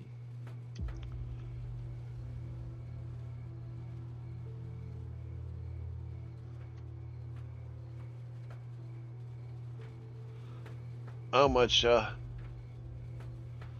wonder how much So the what final really product happened would be. in Humpty Doo? The most common theory that is often spouted about poltergeists is that they are not exactly ghosts.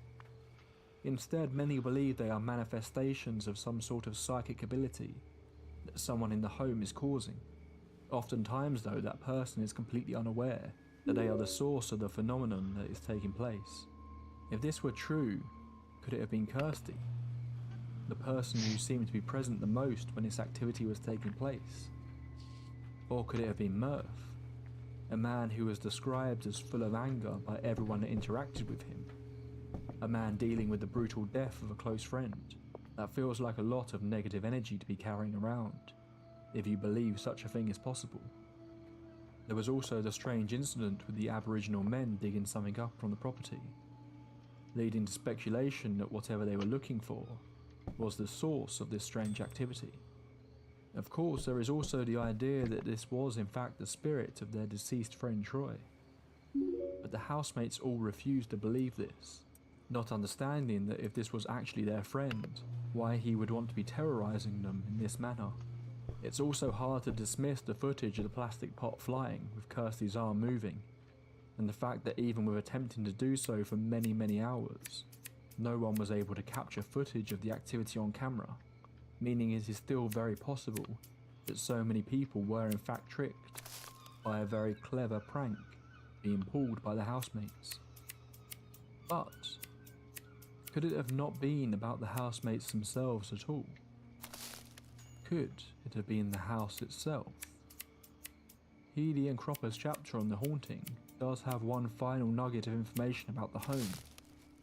A woman by the name of Irene Winters was tasked with cleaning the house before the residents moved in. She described the place as having a horrible feeling throughout. She would frequently report that it felt unnaturally cold despite the warm Australian summer sun beaming in. Doors would open and close on their own, and one day she arrived at the property to let a tradesman in to fix the place up. He stayed in the house for only a few minutes before practically running out of the place terrified, with no explanation. Another person who had lived in the property as a child had reported the same phenomenon of doors opening and closing on their own. There was also the strange fact that the house was available to rent at all. The owners of the property have never spoken publicly about the events that took place there, but the residents always thought it was strange that the family who owned it chose to live in a tiny tin building further down the road with their 5 children, rather than the spacious home they also owned, with plenty of space for their family. Why didn't they want to stay in that house in Humpty Doo? That's all for this entry into the tape library. I've got a little request for you all that made it this far into the episode. I often see comments where people complain that the same topics get covered on a lot of paranormal and mystery channels. However, as a creator, I find that covering more well-known cases tends to perform better. As far as I can tell from a brief search, no other large horror channels have covered this case, so if you enjoyed hearing this more obscure story, then please click like and leave me your thoughts about the case in the comments, and maybe even share this video with others. I love covering these lesser known stories, and the more successful they are, the more of them I can include in the tape library. I'll be back very soon with some more creepy real-life horror stories. So until next time, there's nothing left to do but thank the wonderful supporters who keep the lights on at the Tape Library Archive. Our Tape Library archivists Umiko Grimm, Tracy Torello, Sandy Lusk, Restock1731, Nero, Judith Hacker, Gabrielle, Eric Salas, Stephanie M, Ash Loves Books, Alex O'Neill, Adeline, Peter McCann, Georgia Harvey, Callie Jago, Deppy Johnny, Dominic DeAngelis, Dean J. Daly, 1000th Ghost, London Grace, Melissa Harrison, Simon Ulas, Callie Copt, Megan Redding, and of course, Queen of Flatulence. The lead archivist Van Yell, Brian Baker, Old Soul Like Mine, Lord William, Xavier Wrangle, Tyler Michael, and Alex Goldberg. And our grand overseers, Forevan, Morning Rain 2619, Katie, Agent 355, and Grim Reaper KL. Thank you all so much for your continued support, and to all my junior archivists and the new YouTube members for keeping the tape library going. Until next time, my friends, pleasant dreams.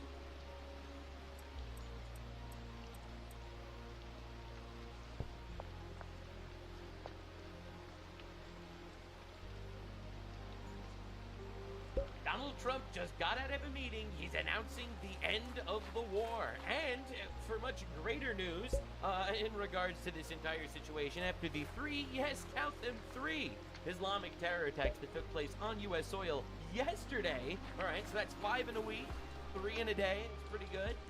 Essentially, Congress, at least the base part of Congress, is actually pushing towards mass denaturalization of citizens. I've been saying this for years, god damn it. Remember when I told you that deporting illegals is not the conversation anymore? Mass denaturalizations is the conversation? Well, I was literally proven correct within a month. And wait This is a month ago. The Islamic community has responded to these calls for... Let's just say Donald Trump is on an absolute tear right now. So first, I have to show you how he's torching NATO, and all of NATO is losing their mind because, wow, we can't be cucks anymore in today's economy. It doesn't work, and Trump can just do things, actually. All right, so he's still beefing with the Pope. We got leftoids losing their mind. Joe Rogan showed up in the Oval Office. He's literally on fire. And now that the Hormuz Strait situation is almost over, I received a call from NATO asking if we would like some help. Thank you very much, NATO. And I told them I would have liked your help 2 months ago, but now I really don't want your help anymore. Oh my God! Because they were absolutely useless when we needed them. But actually, we never needed them. They needed us. They need us. They need us so badly. And now that the... He's just completely right. He is. He is. We're 70% of NATO's funding, 70% of NATO's military. NATO's terrified of Russia. They expect us to pay for their war with Ukraine, Ukraine and Russia for literally forever. We're writing blank checks to these retards, and they do nothing. That's not an ATM, that's a payphone. This is an ATM. Be a retard in Europe. Sorry, European.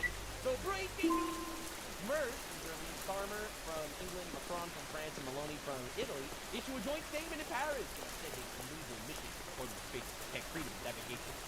Wow, the chuckle fucks have gotten together to work together, linked arm in arm in their little orgy of homosexual rage, as they are going to send a gay group of complete dumb fucks and quacks into now they're going to show up, they're going to save the day. Like the thing is, and I think it's important to know, the war's over. The Strait of Hormuz is essentially open. They've lost all their military in Iran. There's nothing to worry about. And now that the chuckle fucks realize that the war's done, they're going to get involved. So understand how it works. So we asked them for help. They refused to help. We asked them to use their military bases. They refused to help. We did everything ourselves anyways. They didn't need anything. Us and Israel, we worked together. We obliterated the fuck out of these retards, all right? We put a blockade on the Strait of Hormuz to essentially say anyone can go through if you want, except for Iran, because we want to strangle their economy. And the people say that that's not fair. Unfortunately for them, they don't make the rules because they're weak as shit. You have to be strong to make rules. If you're weak as balls, your opinion means nothing, actually, in real life. Only in libtard, abstract, fake reality do these things matter. You know, if you think men could be women, well, then you think they're weak people. If reality matters to you, then no, actually we don't have to listen to a tribe in Africa who's like actually putting bones in their noses and brushing their teeth with sticks and cracking each other's skulls open because they think that there's gold inside of their skulls. Sorry, bro, their opinion really doesn't matter to me at all, actually. Now, these dumb fucks actually think that, you know, strongly worded letters in meetings about having more meetings is actually important. So these guys got together to now, literally everything's done, basically. All right, they're going to get together. They're going to send forth a mission. And this is pretty awesome. Now, I see a lot of people telling me, what? I thought Maloney was vague. I thought she was awesome and vague because she's like a right wing. Everyone was saying she's far right when she was in Italy. And now she's being a complete cuck, joining up with the cuck squadron of libtards and faggots to join forces to become gay. Now, I said this right when she got elected, and I got a lot of shit for it, I'm not going to lie. And I'm sure going to get shit for it again. But she is female. And I say this purely from statistics, but statistically, men are gay. In the Bible, when God kept selecting leaders for the Israelites, suspiciously, they were all men, except for one. And I think that's a statistic that kind of holds true when it comes to gangsters. So yeah, we're witnessing the Cuck Squadron in all of its glory. Maloney, right, this is based, right-wing, Italian whammon, girl boss. Government approved 500,000 work visas for non-EU migrants. Interesting how that keeps happening. Isn't that really interesting? She is like the anti-migration, like right-wing deportation queen. Sometimes I absolutely hate being right, but this time I was. So this is Spain's prime minister, doing one of his little gay speeches. The right and the extreme right that opposes regularization of 500,000 migrants. We are children of migration in Spain. We will not be the parents of xenophobia. We are proud to be on the right side of history. As they literally give amnesty and citizenship to 500 to 800,000 illegal invaders. They just give them citizenship in order to win elections because they don't want to be xenophobic, of course. In other words, they want to steal elections. So Spain, who notoriously was built on a complete retard system of totally not doing any forms of inquisition to get rid of hostile Islamic invaders, is now completely capitulating to hostile Islamic invaders. It's insane watching it happen. The Pope continues doing his Pope thing. I don't know what's been going on with this guy. Africa is a reservoir of joy and hope for the whole world. So you just decided to lie? All right, well, anyway, whatever. Anywho, Catholics, no abortions. Democrats, fuck you. Catholics, no gay marriage. Democrats, fuck you. Catholics, no trans kids. Democrats, fuck you. Pope Leo, open your borders. Infinity welfare. Trump, fuck you. Democrats, oh my God, Trump hates Catholics. This is the new op. The new op is that actually Trump hates Catholics, and Catholics all need to be Democrats because Democrats respect the Pope. Right? This is the new op that you see everywhere. That's it? You're not going to recommend me to Molly? Insane. So Ed Markey over here, this is Senator Retard. Or to be clear, I'm on Team Pope. Wow, so brave, Mr. Abortion. Mr. Abortion over here, I'm on Team Pope. Understand exactly where your enemies are. Understand the psyop that is being perpetrated on you. Manipulating your faith and honestly trying to manipulate the best of us, the people that actually do believe in God and want to fight for a better future, to join forces with the worst of us. The party of baby murder is on the side of the Pope right now. Here, Doris. Doris, hey. Want to buy something? This is a psyop. Even a libtard, Trump derangement syndrome guy over here, Bill Maher, is noticing. I love hypocritical America. I really do. See, the liberals suddenly left the Pope. The Pope, who 2 weeks ago was all in the headlines. You know why? Exorcisms. Yeah, this big thing about we got to exorcise. The demons are all around, the devil. That's who the fucking Pope is, okay? A guy who does exorcism, doesn't believe in gay marriage, no women priests. But now, because he's feuding with Trump, SNBC loves this guy. He got a big speech on the floor from Chuck Schumer. Eric Swalwell sent him a dick pic. Right? So again, the Democrats who hate religion, who hate God, and who absolutely hate the Pope, are now all the Pope's biggest fans of all time. But understand what's going on. Understand what we're dealing with here. Right? It is so obvious. And now these are the people that, people like the Pope, are actually celebrating bringing into our country. This going viral? What is this? What are you smashing the wall down for? So this is just like a nice old wall. What are you smashing the wall up for? Why are you smashing the wall down? It's not your fucking wall. It's not your fucking wall. I've just watched you chucking bricks trying to smash the wall down. I don't care, it's not your wall. There's a path up there off the main road. There's a path on over there.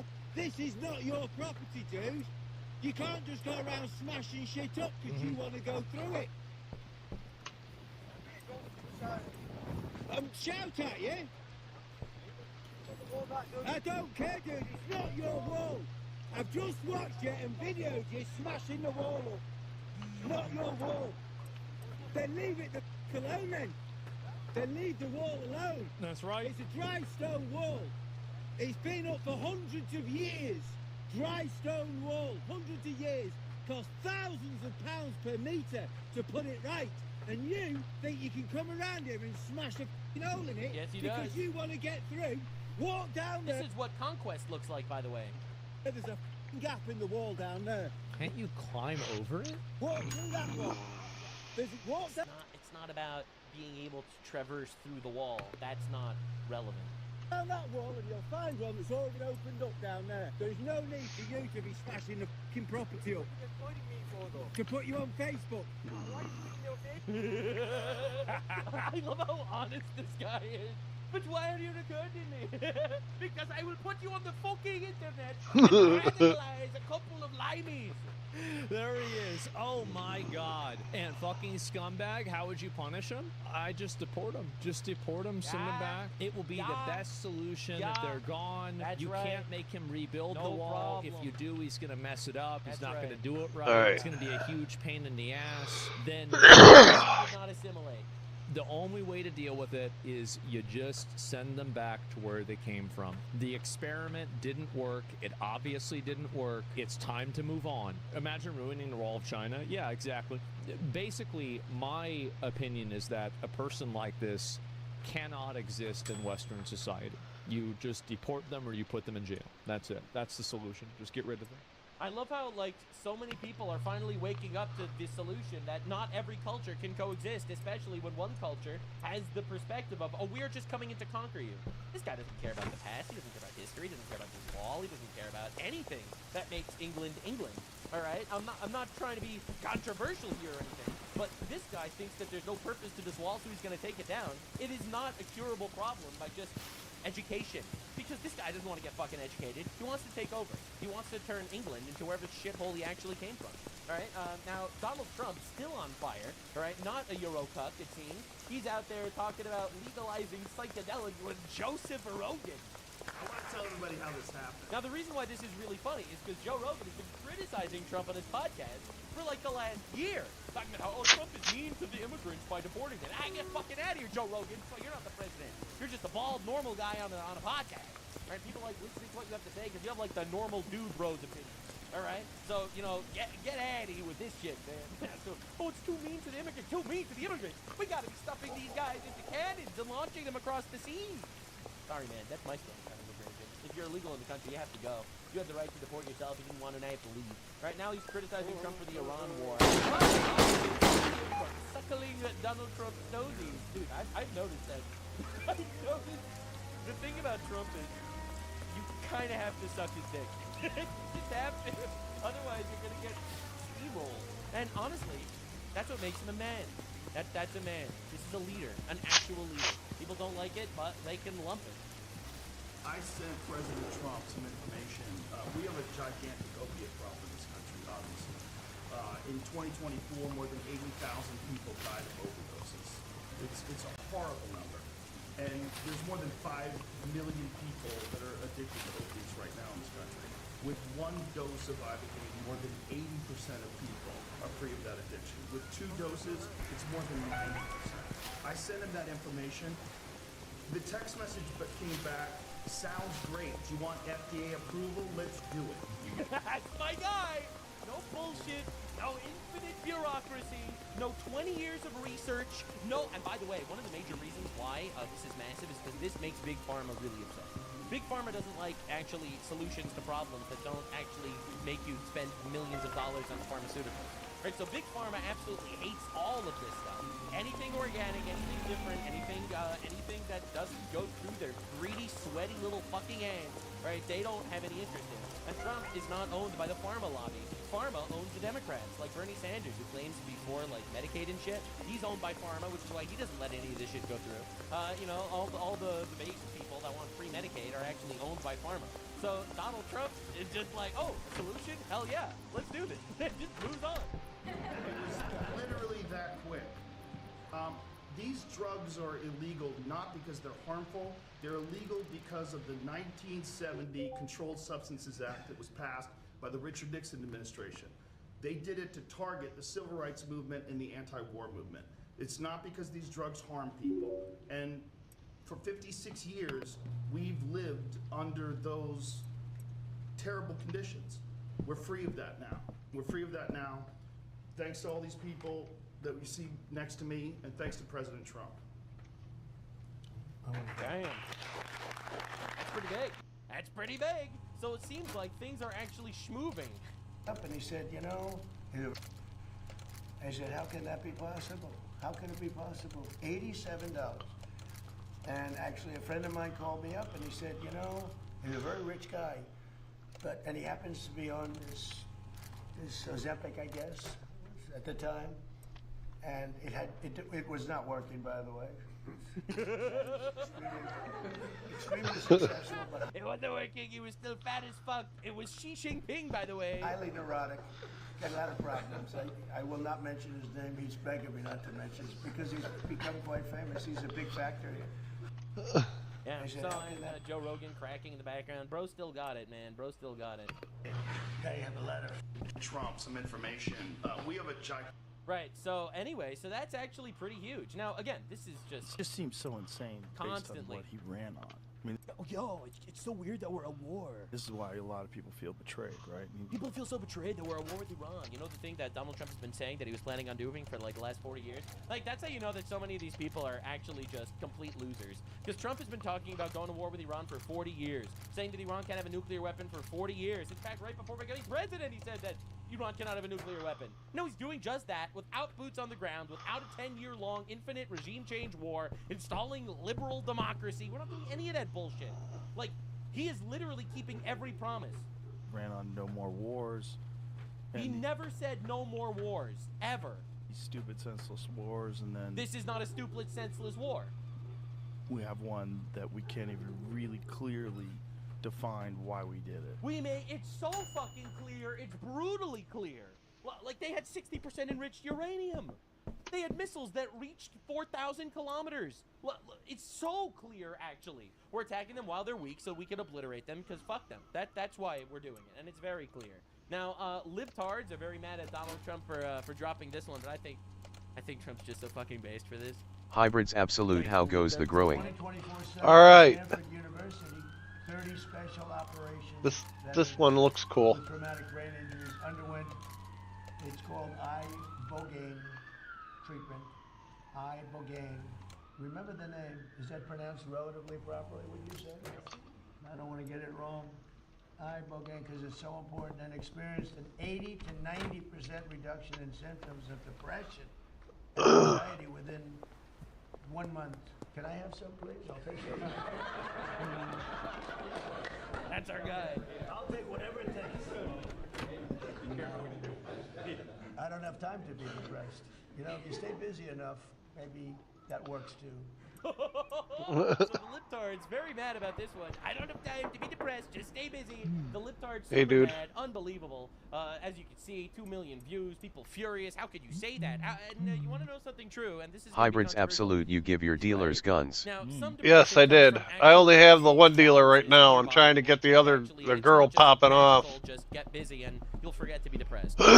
Dude, you missed a ton of cool shit, man. Some depression absolutely. I made exploding weed, and people were exploding, and I was robbing them after they exploded, and I got a sewer key. I went in, I made a bunch of, well, I made mushrooms, which, they don't have time to worry about transgenderism if they're too worried about. I'm getting ready. I gotta try to get Molly So many of the issues that we're seeing in modern as a society dealer. are just But unbelievably anywho, entitled retards thinking they deserve I did a more. bunch of cool Look at shit. America. But I can't even buy these guns yet. Of hunger everywhere. I've just been killing cops to get them. There is not a starvation crisis. On the contrary, there's an obesity crisis. People, for the most part, are richer than they ever have been throughout all of human history. You know, Who's this that? Okay. About billionaires and socialism. I've said this before, and I'll say it again. People are really mad that they see a billionaire. In It a can't work for me mansion yet? while they're living in a Alright. two-bedroom Well then, apartment. In the old days, there would be a billionaire in a palace while they one of these people, literally dying let me get it off the gun, because I accidentally pull this thing on people all the time. Hey, Chloe! White women in colleges that got Not yet. life Oh, come on. Alright, and they get degrees. Hey, how about you, Underwater Grumpy? sex Want to buy something? therapy. Alright, and now they do What do you nothing like, with their slippery? lives. They're just deeply miserable Here, I got people. some slippery shit for you. Trump, they cry about depression. Every single one of them is self-diagnosed with some other Alright. fucking mental disorder. bro is kind of cooking here, and everyone's laughing about this because it's just Home insane slice how here. much winning we're actually seeing. How you know, a doing, lot of dude? people cry about the Buy losses that we're something? taking, and I'll be real. I think Trump needs to go a lot harder, specifically on the deportations. I think that's one of the massive things Trump needs to do. But the winning that's happening cannot be understated. So, Joe Rogan, this is what happened today. Donald Trump has decided to, I'm not even kidding you, allow research or some sort of legalization for, like, psychedelics. Hybrids Absolute wanna spark with me. It's a little bit more liberal. Yeah. Let me, friends that are liberal, but Joe is an amazing guy. And he, let me get back to the apartment. I had it checked out. Everybody thought it was. People are hating me for this, but you see, the thing is, you know why Trump has a lot of friends that are liberal? Because Trump is an old school liberal. Trump is way too liberal for me. All right, I am. Oh shit! I haven't opened it yet. Conservative All right. Donald Trump. And I know that people will think that I'm like some actual, like, you know, mustache twirling Nazi guy, all right, just for saying that. But Trump is way too liberal, not nearly Come on. conservative. All right. Absolutely. Like, bro, we still have gay marriage. All right. What are we doing? My God. I'll we literally spark have up. abortion in this Ugh. country. What are we doing? Like, I want Old Testament justice on the streets, okay? All right, so from my perspective, Donald Trump is a liberal. He's an old school liberal, and that's why he's friends with other old school liberals. It's just the world has gone so far retarded left, woke bullshit, amoral retards, that he seems like a conservative.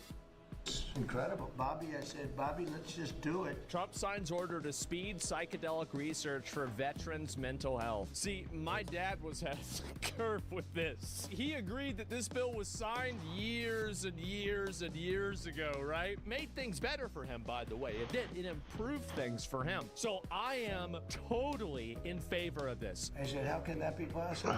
How can it be possible? $87. And actually, a friend of mine called me up and he said, you know, he's a very rich guy, and he happens to be on this Ozempic, I guess. And working, by the way. Guy's extremely successful, but highly neurotic. Got a lot of problems. I will not mention his name. He's begging me not to mention it because he's become quite famous. He's in fact, he's a shit and he's crazy. Okay. Mr. President, antidepressants right now are the most prescribed class of medication in the country. Over 20% of women are Which is insane. On an antidepressant. Bro, if you're on an antidepressant, you shouldn't be allowed to vote. I'm sorry, man. I'm a simple man. I'm trying to find solutions wherever I can find them. If you're on antidepressants, you shouldn't be allowed to vote. All right, that's extreme, maybe. It's not extreme enough. We need to limit voting immediately. All right, too many retards. Is that good in terms of do they work? There's highly problematic. Well, I would like to say that, like, over 20%, 90%, which I think in that case would be accurate. We have a mental health crisis. And Do they work? No. You know, me, I want. I would not have. We'll get you down there. We'll get you down there. I said, okay, can I do next? But no, it is definitely an issue. Damn, no they don't. 80 to 90% reduction in symptoms of depression. 1 month. That's Can a I have lot. some, please? I'll take it. I'll take whatever it takes. I want to tell everybody how this happened. I sent President Trump some information. We have a giant in 2020, people died of overdoses. Wow. It's a horrible number. And there's more than 5 million people that are addicted to opiates right now in this country. With 1 dose of Ibogaine, more than 80% of people are free of that addiction. With 2 doses, it's more than 90%. I sent him that information. The text message that came back sounds great. Do you want FDA? Look at that smile. These drugs are illegal, not because they're harmful. They're illegal. Thank fucking God we have people like men of action in government. I wish you... Can you just do that with everything? That's what we need to do with everything. Because of the 1970 Controlled Substances Act that was passed by the Richard... To be honest, we're seeing it a lot more. That's one of the reasons I wanted to bring attention to this. It's like, you know, Joe Rogan actually notices a major issue, or whatever he deems as a major issue, and he texts Donald Trump, and Trump's like, you know what, let's fucking do it. You know, and now they're fucking doing it. They're doing the research, and we'll see if this actually happens. If it works, that'll be huge. And we're seeing this more and more. You know, for all the crying and stuff, you know, Nick Shirley investigates fraud, and all of a sudden, bam, we got tons of fraud getting shut down. J.D. Vance is leading an anti-fraud task force. You know, like, people are crying about the Epstein files. We got the Epstein files. Maybe not as unredacted as we would like, absolutely. However, we got a metric fuck ton of information that we didn't have before. You know, like, the reality is, we actually have people that are doing things now. Nixon administration. And I think this is, even more importantly than the fact that this administration is doing things, I think this is going to set the bar for the future. We are only going to want to actually elect people that want to do things. And this is changing our mindset of how government doesn't really actually do anything ever, and we just kind of have to exist, and our government has to exist too. You know, and I think a lot of people had that expectation for a very long time. Right? We're going to elect people because, like, we kind of have to elect people that'll make moderate differences, but ultimately no one really does anything anyway. And now I think we're actually developing the mindset of we could actually do things. Our actions actually matter. 56 years, we've lived under those terrible conditions. We're free of that now. Thanks to all these people that we see next to me, and thanks to President Trump. W. Great. I mean, this is awesome. I'm happy. Yeah. So I'm just happy things are happening. I'm not gonna lie. It's massive. We are at a completely new era. This is like an actual massive crossroads that we've been on for a while, and we are witnessing it in front of our very eyes. People getting elected, not because there's some entrenched politician guy like Trump, who never was a politician guy, but just because they're gonna literally fucking do things. Trump is a charismatic dude that just does things. Shit happens when he's president, and that's what I think people want. Is he radical enough? No. Is he conservative enough? No. People might think that I'm insane for saying these things because, you know, everyone on the left thinks Trump is a fascist Hitler. But if you think Trump is a fascist Hitler, then you have no idea what's coming. Our generation, oh, we're going to elect someone fucking diabolical. There's nothing you could do to stop it.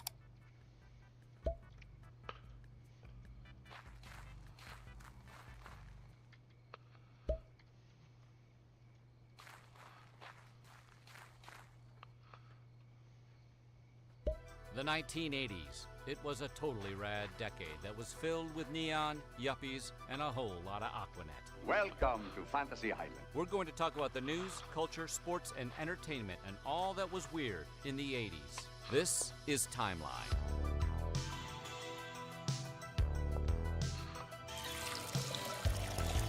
We're starting at the beginning with the year 1980. But before we get moving, be sure to subscribe to the Weird History channel and let us know in the comments below your favorite 80s memory. Okay then, are you ready to relive 1980? 5, 6, 7, 8 Schlemiel, Schlemazel, Haas and Pfeffer Incorporated. We're gonna do it now.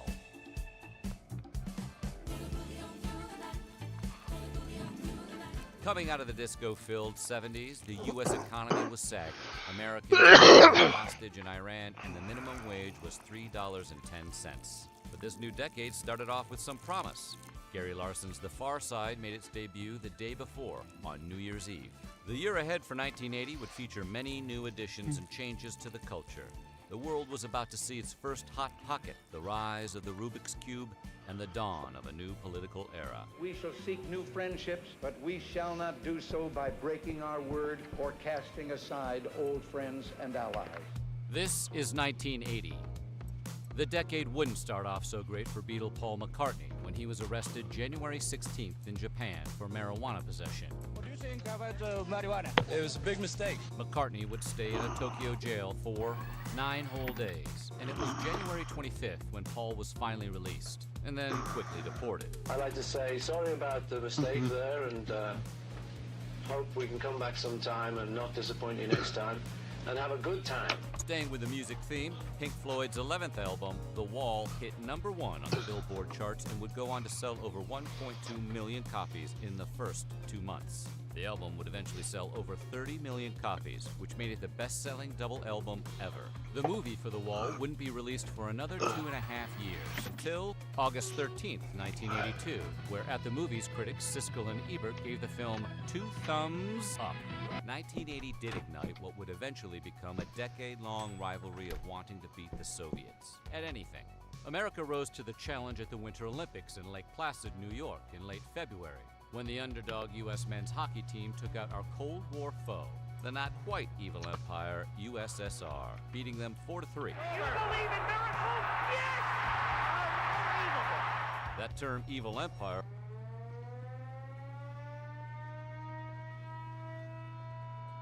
The OnlyFans empire is collapsing? Oh, really? Oh, really? Why am I not surprised? Currently, the media space has been dominated by how much some top earners are making on it. But what hasn't been discussed is how the company has lost billions of dollars in valuation in a very short amount of time. And things just got even more messy because is now in a very bad situation after the CEO passed away. So essentially, you have one of the biggest platforms in the world, especially when it comes to that profitability per employee. Oh my! OnlyFans is possibly the most revenue efficient company in the world, and no one even comes close. Give me a minute before I'm ready for this. I gotta use the bathroom. That's a lot of fucking money. God damn. All right. Relax. Calm down. We're back. I wonder why it's so revenue efficient. Who could guess?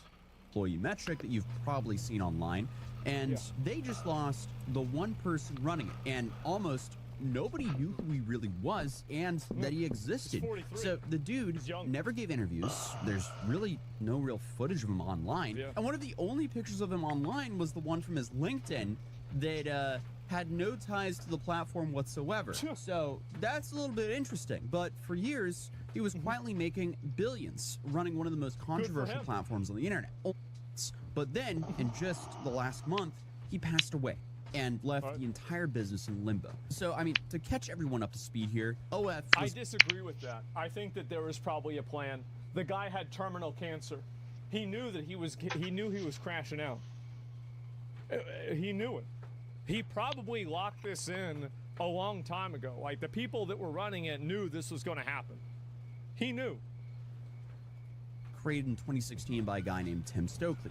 He was the youngest kid in the family from Essex, England. And he spent years trying to launch internet business after internet business and had a whole lot of failures. And the guy burned through a whole bunch of his own money and goodwill from friends and family, to put it lightly. But his dad, Guy, real name by the way, he watched multiple projects go essentially nowhere and had funded more than a few of them. So when Tim came back with yet another idea, he went, okay, here's £10,000, and that's the last one I'm funding. Little did he know, though, that money became the seed funds. And the original structure was simple. Creators set a monthly price, subscribers paid it, and the platform keeps 20%. And I guess the creator walks away with 80%. Tim's original pitch wasn't necessarily focused on adult content, but the idea had been open. I think, that's also one thing that's true. People don't know this, but OnlyFans used to be for like photography and stuff like that. It wasn't always for sex work. It's just that all the hoes came in and they just colonized it. To anyone who could build a paying audience, including adult creators since 2017. And from the start, it was a family operation in the early days, with Tim's brother, Tom, running the operations, and their father, Guy, handling the finances. Guy, I guess, was just their guy and father. And that one group, I guess they figured out the model faster than anyone else. And that showed up in some serious numbers, because in 2018, the platform was gaining traction, but running headfirst into some structural problems. The payment processors that made it possible to, actually collect the money from the subscribers weren't a big fan of the adult side of their business. And I think that if you're a payment processor, you should not be allowed to decline payment for anything other than something that's illegal. I think it's ridiculous that you have payment processors that are acting like regulatory services, determining what people can and can't do inside of a market. The problem is that, like, if, for example, Verizon, or like, not Verizon, Visa was okay with it and MasterCard wasn't, it would be okay because there would be a free market. But when all of the processors effectively act as a cartel, then I think they should be treated like one. I think they need to be regulated. They need to regulate the fuck out of them. That's what I think. It's ridiculous. Actually, no payment processing means no business. Full stop. So Tim sold it. And the buyer was someone that almost nobody had heard of, and nobody would really hear of him for many years to come. His name was Leonid Ravinsky, and he was born in Odessa, Ukraine in 1982. His family relocated to Chicago while he was still a kid, and he studied economics at Northwestern University and graduated in 2002. And from that point forward, he essentially built an entire career at, scaling internet companies while keeping his name almost completely out of circulation. And even after he became the owner of one of the most talked about platforms on the planet, a single photo of him made the rounds. The same one over and over, which was attached to a LinkedIn profile that described him as the president at Leo.com. and, you know, completely left OF out of the picture. So essentially what we know about this guy is he lived in a $19 million waterfront property in Miami, but he gave 0 interviews. He made no public statements. He was, I guess, for every practical purpose, someone who did not want to be found. What he was always doing, however, was running his own things, and he'd been building internet businesses since he was a teen. Imagine that. Imagine a guy that just likes making internet companies and running businesses, and he doesn't want to be a celebrity. He's like, okay, yeah, I just like doing this. This is the thing that I do. Yeah, fucking based, honestly. Teenager. And by his mid-20s, he built and operated more than 10 websites, developing a deep understanding in, I guess, the mechanics of adult content or entertainment, and how that whole payment structure works, and how he can get that to work without getting banned. And since he understood how this industry worked, when he was presented with the chance to buy, he did so in 2018 for $30 million. And it's safe to say that was a phenomenal investment for him, because in look at the money. Gross revenue worldwide in billions of dollars. Look at that. Oh, wow. 0.27 to 2 to 4. Oh, man. You know what? That's a lot I of bet you. money. 2019, the platform processed around $300 million in total payments and cleared around $7 million in profit. Then a year later, that gross payment volume hit $2.2 billion. Then by 2021, it was approaching $5 billion. And none of these numbers were being announced, but the company files with the UK as required. But Leonid had no interest in turning any of these numbers into some massive press release like many other entrepreneurs would. But then came because the moment that he does that, that's because he knows. The thing is, like, he's not stupid, right? He knows that what he's doing is like something that a lot of people don't agree with.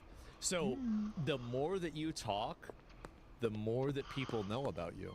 The more that people know about you, the more people are going to be mad about you. And it's like eventually there's a good, like, whenever you're doing something that you're really not supposed to be doing, you should keep your head down. Keep your head down. Just you know, don't fuck with the gravy train.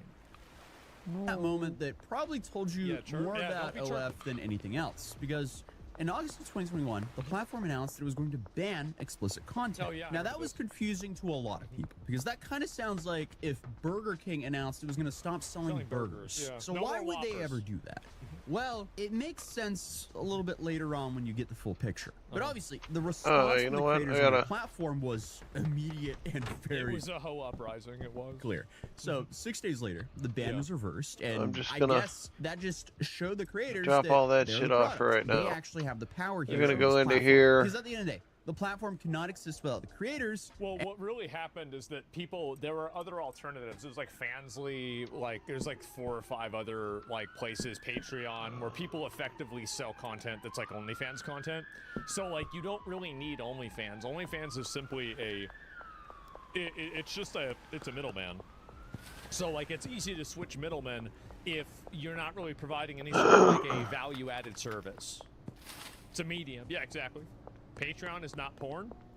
What do you think all those girls doing the cosplay Patreons? Well, you fucking retard? You some kind of a retarded? Like, what's wrong with you? You have a retarded brain? You need to unretarded yourself. Just stop it. Just stop thinking.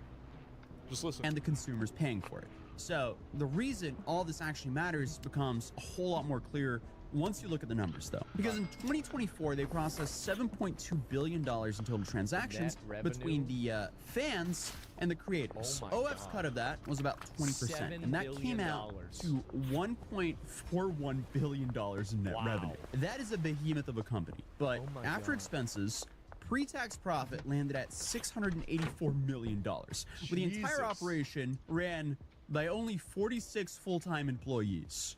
46 guys ran a 7... Dude, I love it.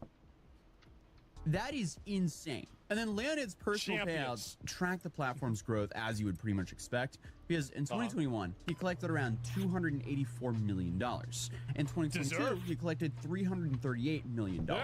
In 2023, he collected $472 million. And then in 2024, he collected $701 million. Oh, man.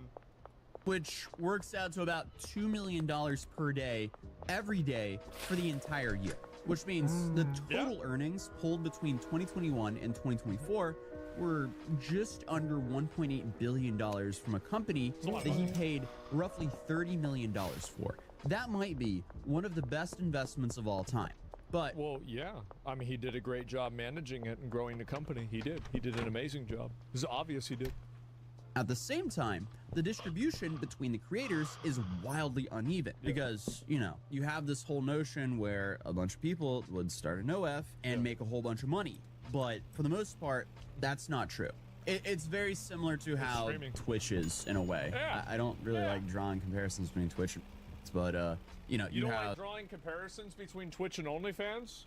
Yeah, you're right, because in a lot of cases you go to the ASMR section, it's the same thing.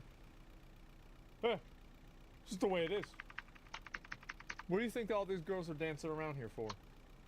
What do you think's on that link tree? There certainly ain't Christmas ornaments, I'll tell you that. Of a handful of top streamers on Twitch that make a crazy amount of money, and then the average streamer makes way below minimum wage. And that's the case with as well. But I mean, that's just a whole nother topic for its own. But the thing is, by 2025, Leonid was looking for a buyer. And it didn't take long for him to realize, selling this platform is going to be a challenge. Because on paper, I mean, the investment is insane. Over $1.4 billion in annual net revenue, profit margins that most businesses would consider borderline unbelievable, roughly 380 million registered users, and fewer than 50 people on payroll. If you strip the context and handed someone the financial statements, they would assume they were looking at some sort of tech unicorn that had figured out everything. However, the context is the biggest problem here. Because a large portion of the institutional investors, you know, the ones with the actual capital to do scale, they operate under something called vice clauses, which are restrictions embedded in their agreements with their own backers that prevent them from putting money into certain categories. This is like, there's all kinds of morality clauses and bullshit like this inside of business. It's very, very common. It's super annoying. I hate dealing with it. Everybody's a pussy. And I mean, these firms don't only use their own money. They have liquidity providers or people who invest money into them, and they operate as a hedge fund, and then they deploy other people's money with the end goal of, you know, beating the S&P 500 in an annual return. And a lot of people just don't want their funds to go into, you know, investing in these vice businesses. This is what a lot of the people, just to add a little bit of context, this is what a lot of the people want to effectively add, like supporting Israel onto one of these lists. Like, just so you guys understand, like, kind of like, because you see a lot of people talking about, like, divesting and stuff like that. This is tangential to that. It's inside of that same spectrum in that world. Considers adult content, tobacco, gambling, and weapons. So regardless of the numbers, a lot of the most obvious buyers are essentially blocked from even writing the check. Then you have the operational risks, which are, you know, Visa and MasterCard. They've already shown that they could, you know, threaten to cut off payment processing for adult platforms. And this is exactly what pushed OF towards its failed 2021 ban. And since the platform is almost entirely reliant on subscription revenue, it has to go through payment processors that take somewhere between 5 to 10% in fees on top of the 2 to 3% fees from the most regular, you know, Visa and Master, which is far above the usual 2 to 3% that most regular businesses are charged from payment processors. So obviously that is a tax on their margins, and now they're dependent. Which is unfair in my opinion, unless they can prove that these people, like, they're effectively getting squeezed. Like, this is effectively a 1930s mafia deal that has just been turned into a billion-dollar industry. That's what's happened. To payment processors. And not only that, but there's also a regulatory pressure. So legal? the UK communications regulator, they hit with a £1.4 million fine in early 2025 for a weak age verification practice, which, you know, might not be the biggest deal for them financially, but it's a pretty clear sign of where this enforcement is going. And then you have that exit problem, because even if someone bought it, how do they eventually sell it?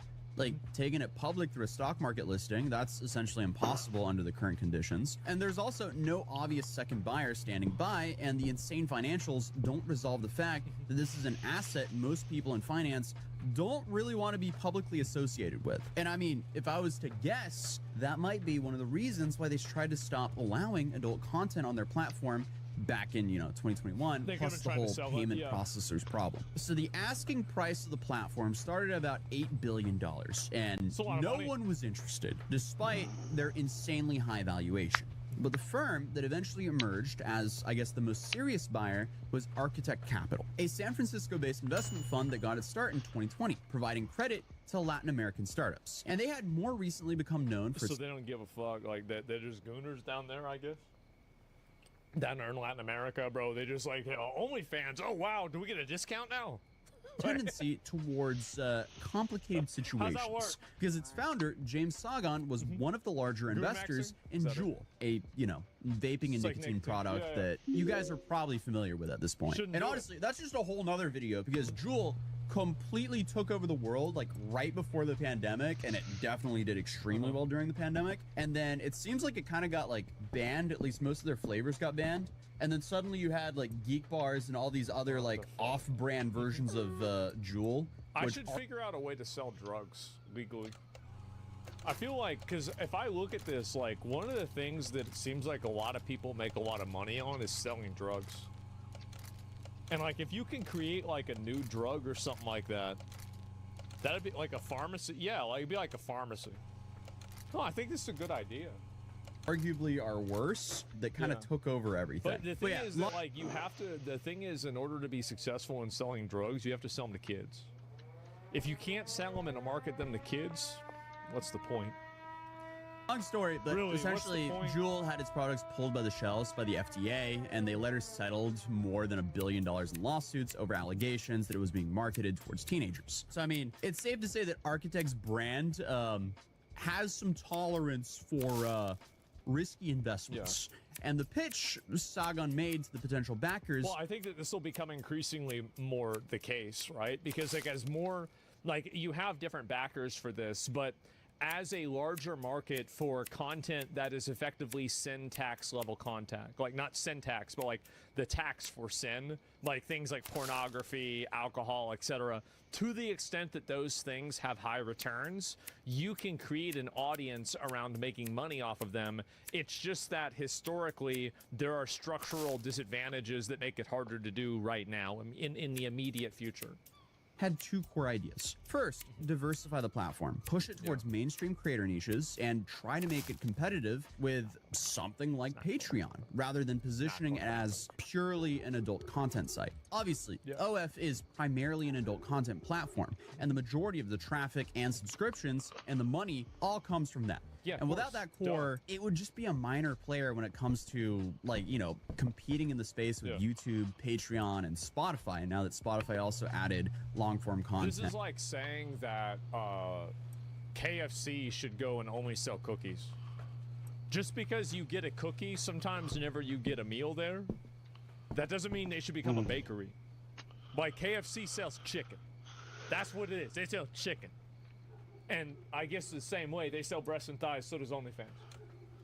And in subscription models. But I feel like this might even be smaller than Rumble if they tried to play in the non-adult space. Also, fun fact, since I'm mentioning Spotify, I was kind of forced to make a Spotify because some dude kept stealing my content and re-uploading it to Spotify. So if you want to enjoy my content on Spotify, you can do that as well. I'll leave a link down below so you guys know that it's actually me and not the dude impersonating me. So if you want to leave a review there, that would also help me not get impersonated. But continuing the video, over the years, OF has genuinely been trying to build a safe for work community on the platform, including chefs, athletes, musicians, comedians, and fitness coaches. And they also launched their own safe for work streaming service called OFTV back in 2021. And they've actively been trying to... Okay, so that didn't work, right? How do I know it didn't work? This is the first time I've ever heard of it, right now. And I literally do broadcasting. If I've never heard of this, there's probably a reason for it. Pursue other partnerships since, but I don't really think any of it really took off.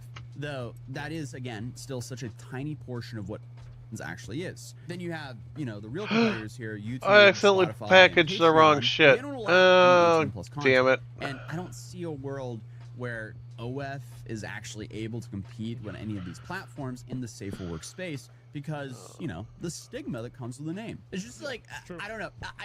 I just can't see most creators being very inclined to be like, hey guys, follow my unless they're paid like a massive bag. Yeah, it just doesn't make sense to me. But that problem will be something the new owner will have to inherit. And another step that they might need to do is acquire a banking license, because even if they acquire OF, what happens if the payment processors shut them off? That would be really bad. It's smart actually for them to do that. That way you're vertically integrated. You don't have you're not at their mercy. But I feel like that's really hard to do too. That's extremely hard to do. Sorry, content on Spotify, is it you or an imposter? I have to look into it and see. Like, it could be both, honestly, like for a complicated reason.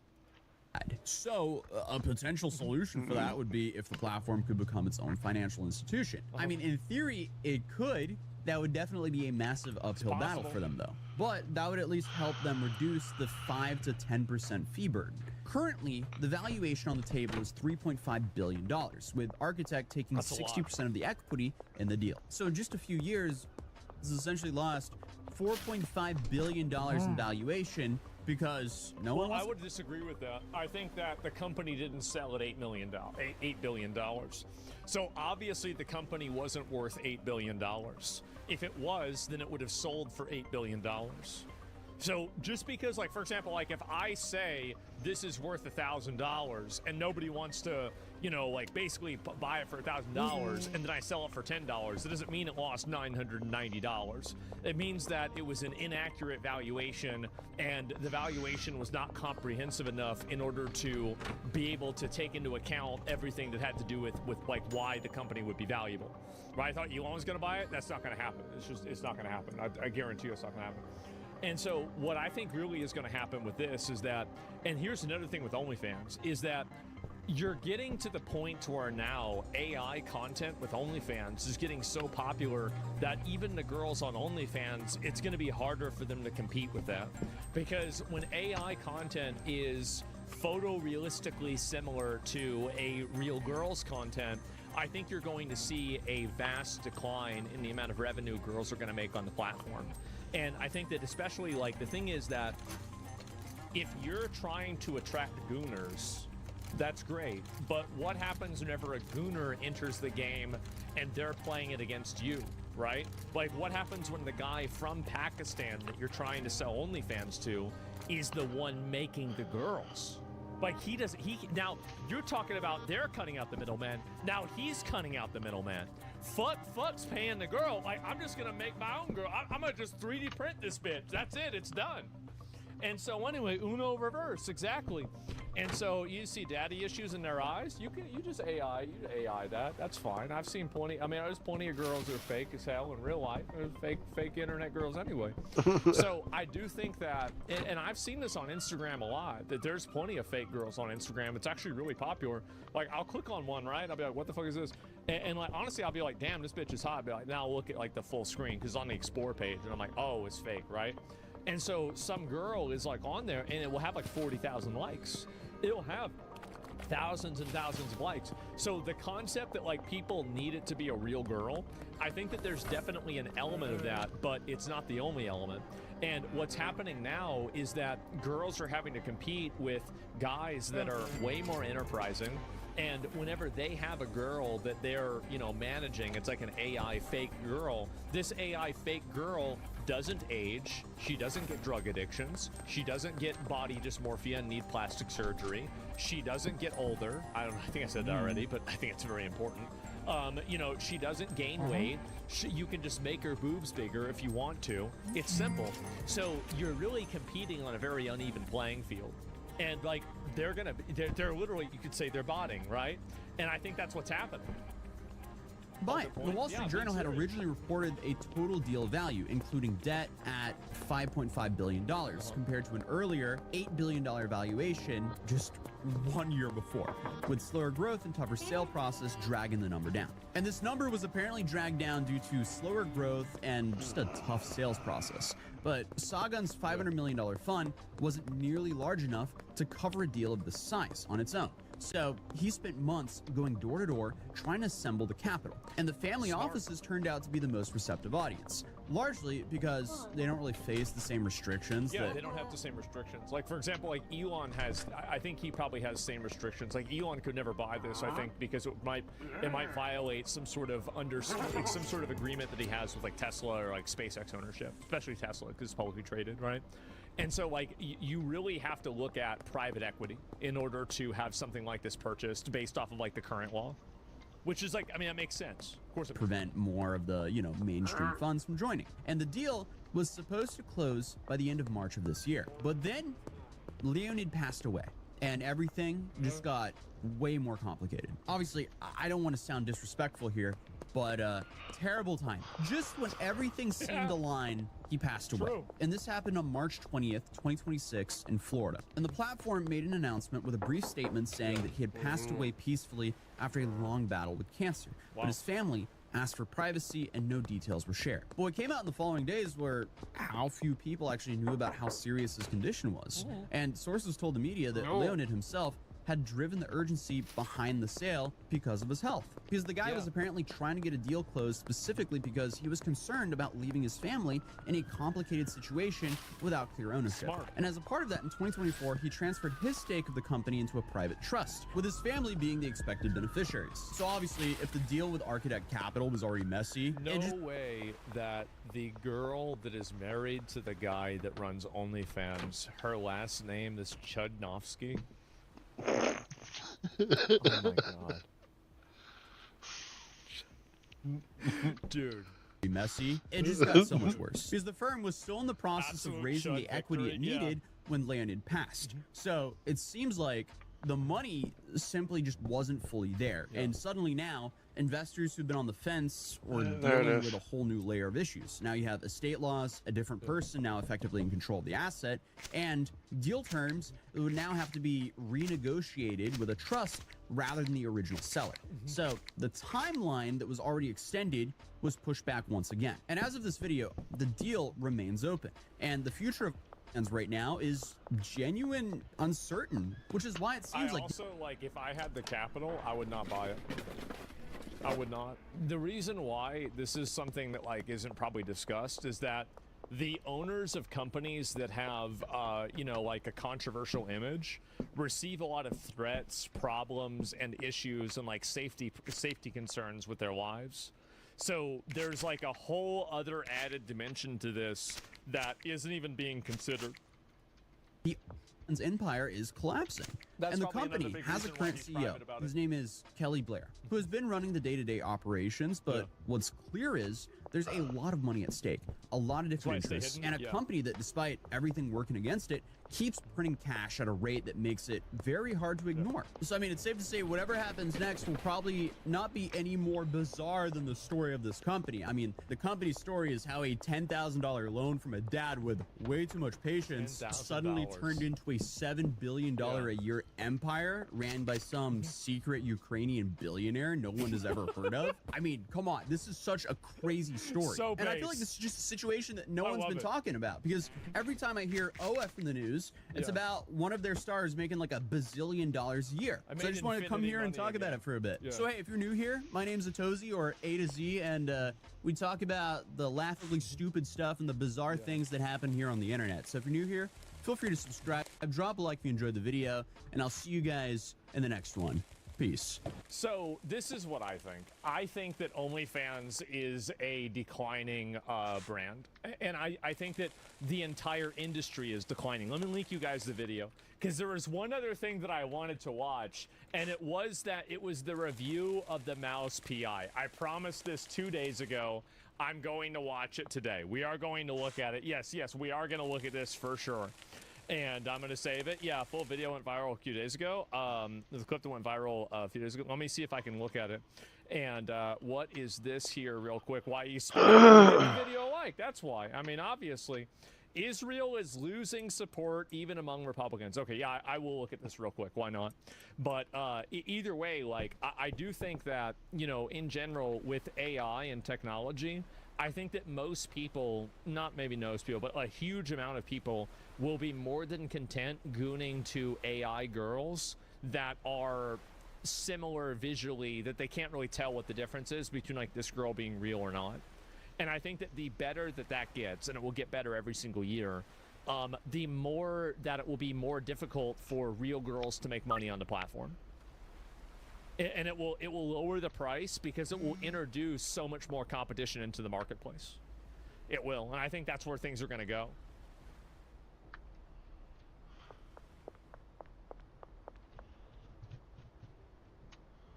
There are surprisingly few unambiguous villains in Greek mythology. We mostly see messy conflicts between parties of gods and or noble-blooded mortals operating on a very different moral paradigm than that of most modern-day people. And then there's Typhon, the giant screaming monster made of snakes whose exclusive goal in life is to violently overthrow the gods and plunge the universe into chaos. We can safely call this guy problematic. Most classical sources tell us that Typhon was the offspring of Gaia, the primordial earth goddess, and Tartarus, the pit that makes up the lowest reaches of the Greek cosmos. And Gaia sent their son to usurp the Olympians as revenge for their subjugation of her Titan children, which they did because the Titans were subjugating her Cyclops and Hecatomachy children. Gaia isn't very good at making her kids get along, and I haven't even made a video on the Gigantomachy yet, but according to Homeric hymn number 3 to Apollo, and also the poet Stesichorus apparently, Typhon was actually immaculately conceived by Zeus's wife Hera. The story goes she was ticked off at her husband for giving birth to Athena from his head. So donuts and Adderall. A kid of her own who would be even stronger than Zeus.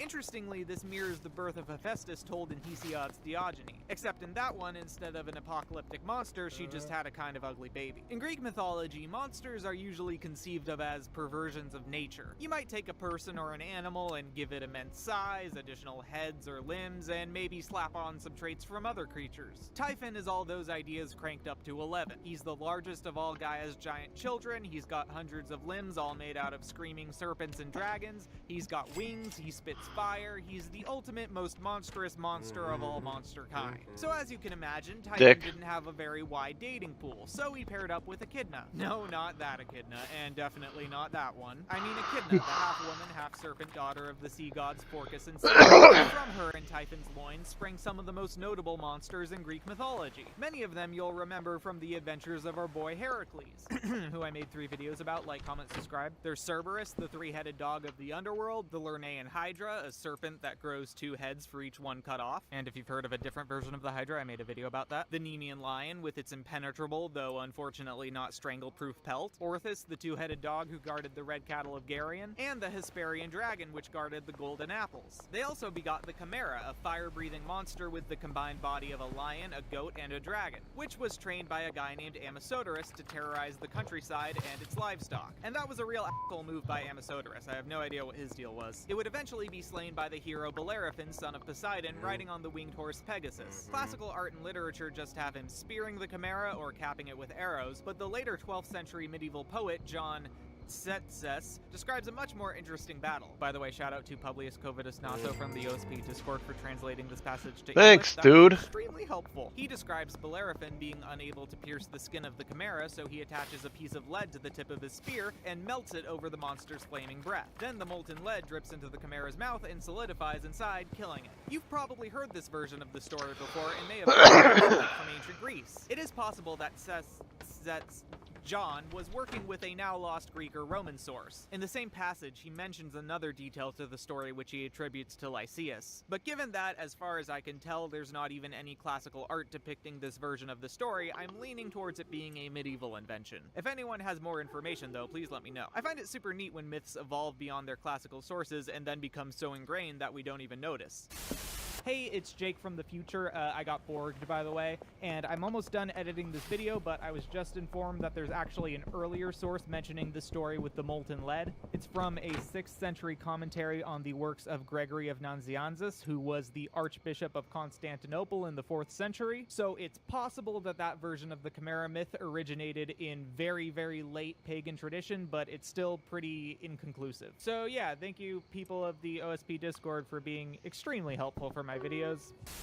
Another child of Typhon and Echidna was the Sphinx, a winged half-woman, half-lion creature who preyed on the people of Thebes who failed to guess the answer to her riddle. That is until Oedipus managed to solve it and she decided to die. And then there was the Caucasian eagle, which Zeus would send to torment Prometheus for stealing fire. Caucasian as in it was from the Caucasus region, not Caucasian like, you know, me. And that's just to name a few. Someone get Echidna a Mom of the Year award, and a nap. And so, after Typhon was done with all that procreating, he barreled up to Olympus to make battle with Zeus. And when this happened, some of the later sources tell us that the other gods were scared, so they ran away to Egypt and disguised themselves as animals. Hermes disguised as an ibis, Apollo a hawk, Artemis was a cat, etc. And I just find that to be a very cute attempt at explaining Hellenistic syncretism. Anyway, Zeus came at Typhon wielding the adamant sickle once used by his father Cronus. But then, surprise, Typhon kicked Zeus's ass, took the sickle, and cut out all his muscle sinews, rendering him unable to move. Remember, most Greek gods can't die, so you need to get creative if you want to depose them. This would have marked a permanent end to Zeus's reign, except Hermes and Pan came to the rescue and stole back his sinews, allowing for the two adversaries to have a rematch. And while researching sources for this story, I found a fun but obscure excerpt from 2nd century poet Oppian, where Pan then lures Typhon with a banquet of fish, allowing Zeus to jump in for a surprise attack. And I thought that was hilarious, so I'm including it here. Now, the final fate of Typhon differs depending on the source. Hesiod has Zeus strike him with his thunderbolt, sending him down into Tartarus for all of eternity. Except he can still annoy people with wind, apparently. But others, like Aeschylus, say that Zeus took Mount Etna and threw it on top of Typhon, pinning him underneath. And to this day, he's trapped there spewing fire from the mountain's peak. This obviously serving as an etiological myth explaining Mount Etna's high volcanic activity. The fate of Typhon's ladylove, Echidna, also varies. If you ask Hesiod, her divine heritage made her immortal, and she just chills in her cave most of the time. Not too shabby. But according to the hymn to Apollo, the same that puts Hera as Typhon's mother, Echidna wasn't so lucky. That source tells of how Apollo shot her with an arrow, sending her into a rolling fit of agony, until she died and rotted away in the hot sun. That, I gotta admit, is pretty shabby. That's too bad for her. I see a whole lot of confusion on the internet surrounding the Gorgon Medusa from classical mythology, regarding her personal background and what her story is meant to represent. Now, most people understand that myths were originally transmitted I got through a oral Kappa tradition, pig. and therefore there's no definitive version of any given story or character. Mythology evolves and branches off with each generation, and that process continues to this day. I'll be honest though, it kind of bugs me how uncritical most people are when they encounter a variant of a myth that they're unfamiliar with or that contradicts the one they know. More often than not, they simply shrug off their confusion by saying, huh, I guess that's just a different version of the story. But that could mean a whole lot of different things depending on what cultural context a myth variant originated in. With classical mythology, that could be anywhere from archaic Greece to the Roman Empire. And beyond those periods, people have continued to iterate, revise, and spin off classical mythology into the modern day. Distinguishing the time and place a variant came from matters because that knowledge affects how we view the real people who lived there. So, in explaining Medusa, I want to carefully track her evolution over the years step by step. The oldest traces of the Gorgon appear in prehistoric Aegean art, and when I say old, I mean old. The earliest Gorgonian, that is a depiction of a Gorgon's face without a body, is a ceramic mask found in Thessaly which dates back to sometime between 5800 to 5300 BC, several millennia before any of our classical mythological sources. This visage, as adorable as it is, might not remind you too strongly of Medusa, but its defining traits, bulging eyes, flaring nostrils, and a wide open mouth, belong to a pattern seen throughout prehistoric Aegean artwork leading up to the archaic Gorgon. This is the type of Gorgon we see in the Greek Archaic period, a woman with a wide face, sporting almost comically grotesque features including a beard, tusks, a lolling tongue, as well as snakes in her hair and wings. The Gorgonian is probably the most striking image seen all throughout archaic Greek artwork. Unlike most characters whose faces are shown in side profile, the Gorgon is looking straight forward, seemingly staring through the fourth wall at the viewer. It was believed that its intense gaze warded off evil, so Gorgonia appear all over the place on architecture, pottery, coins, shields, amulets, and other common items. My personal favorite are the bowls with faces at the bottom, so when you finish your meal, you get a spooky surprise. Side note, surprisingly, the words Gorgon and gargoyle do not have a shared etymology. Pretty insane developments happening on the Trump government area. Buckley Carson, the son of Tucker Carlson, is no longer employed by the White House, where he served as Deputy Press Secretary to Vice President J.D. Vance. This is massive, by the way. So Tucker Carlson has been openly feuding with Donald Trump a lot lately, and by a lot, I mean a lot. And the truth is, we are witnessing this in real time. So Donald Trump tweeted this. It's easy. Tucker is a low IQ person. Always easy to beat and highly overrated. So are Megyn Kelly, Candace, in quotes, really dumb and mentally ill, and bankrupt Alex Jones, who is completely fried. There are others also. Then we have some that are very good. True MAGA, all the way, and smart. I would do a list of good, bad, and somewhere in the middle. Wouldn't that be fascinating? Bro's going to do like a influencer tier list. And then, you know, obviously they showed the CNN post about how Trump is up by 61 in the GOP, and Carlson is up by 7, by the way, is not a lot. This means that like 7% of Republicans like him, and you know, obviously Donald Trump is a lot more beloved than that. The truth is, this was never a competition. Tucker Carlson is like a complete whack job at this point, and everyone's noticing. Like, this is a Tucker Carlson post that he just made today. All right, the leader of our country is saying, "I will take no instruction from God because he showed in his recent meme, I am God." So this kind of raises the question: is that okay? Seems to be okay. Anyway, Trump never said this. Trump never said I will take no instruction from God. He also never said I am God. All right, he made a tasteless meme. I agree. What are we even doing here, man? Like, this is crazy. There's no protests. I don't understand. Right? Like, he became a complete and utter whack job. So Tucker Carlson responded to this tweet in possibly the gayest fashion I've ever seen. How it feels not being a slave to another man in the Big 26. Literally the gayest fucking post I think I've ever seen in my entire life. Not even gonna lie. So he has gone full shill for Islam lately, and honestly, it's been insane to watch. Again, this is another instance of putting another shekel in the nuts was always right jar, because I called him out like a year ago, and people were, you know, very upset at me, obviously, because, you know, he had a strong conservative base, and at this point, everyone's on my side. Wow, how things change. He's literally talking about how Pakistanis are nicer than white people, you know, like I showed in my previous video. But anyway, so he was recently beefing with Patrick Bet-David. Patrick Bet-David and Tucker Carlson are at war right now, and Patrick Bet-David not only insinuates that Tucker Carlson converted to Islam, but also literally challenges Tucker Carlson to prove that he isn't being funded by Islam, or Qatar, or Iran, or any of these other retard places. Did you call them a retard place? Did you just insult Islam? You can't insult Islam! I'm sorry, man. I'm talking about people that brush their teeth with a stick, that worships a pedophile. They have open-day modern slavery and child marriage. Yes, they're retard places. If you don't like it, go live there. You can't even draw pictures of pedophiles in these countries, or they'll send you to jail for making fun of their prophet. Anyway, this beef is diabolical. We gotta watch it. Here's Patrick Bet-David on his podcast. Here we go.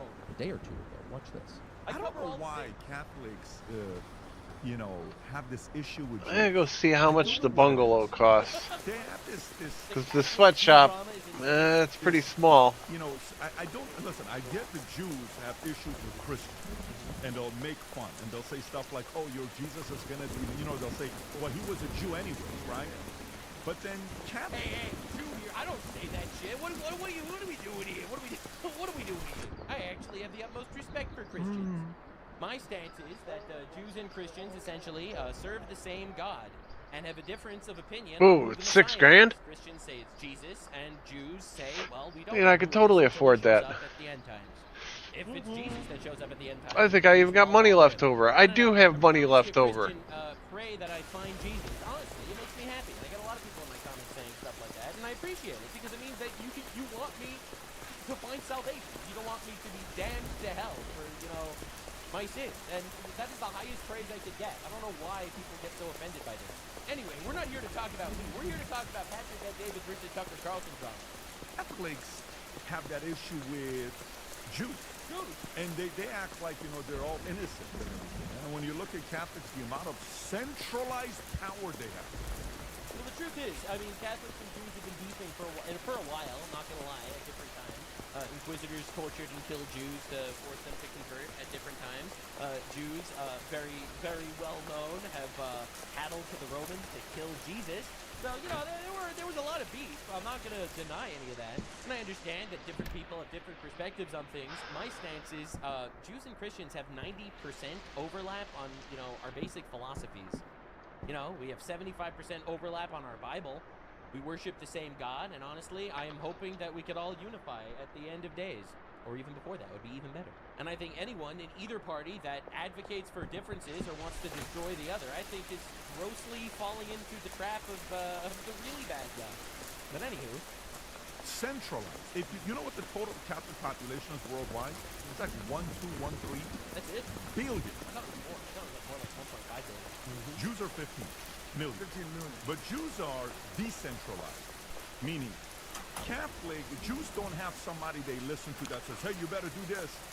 Catholics, God forbid you say something about the Pope. They're like, hey man, listen, who is that Pope figure in the Christian community? We don't have one. If I ask you right now who's the Pope in the Christian community, you don't have somebody to look at. Who is it? Which Baptist?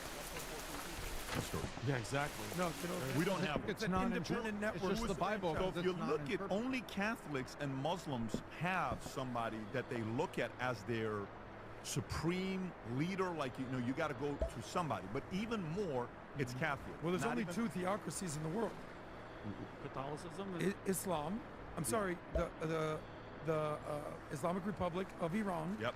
And the Vatican. Yeah. Those are the two major So- theocracies. That is a pretty big difference. You know, one is out there massacring tens of thousands of people, and the other one is not. But yeah, I guess they're both theocracies. So actually, the Vatican is very much like the Nazi Iranian government that He became a leftist.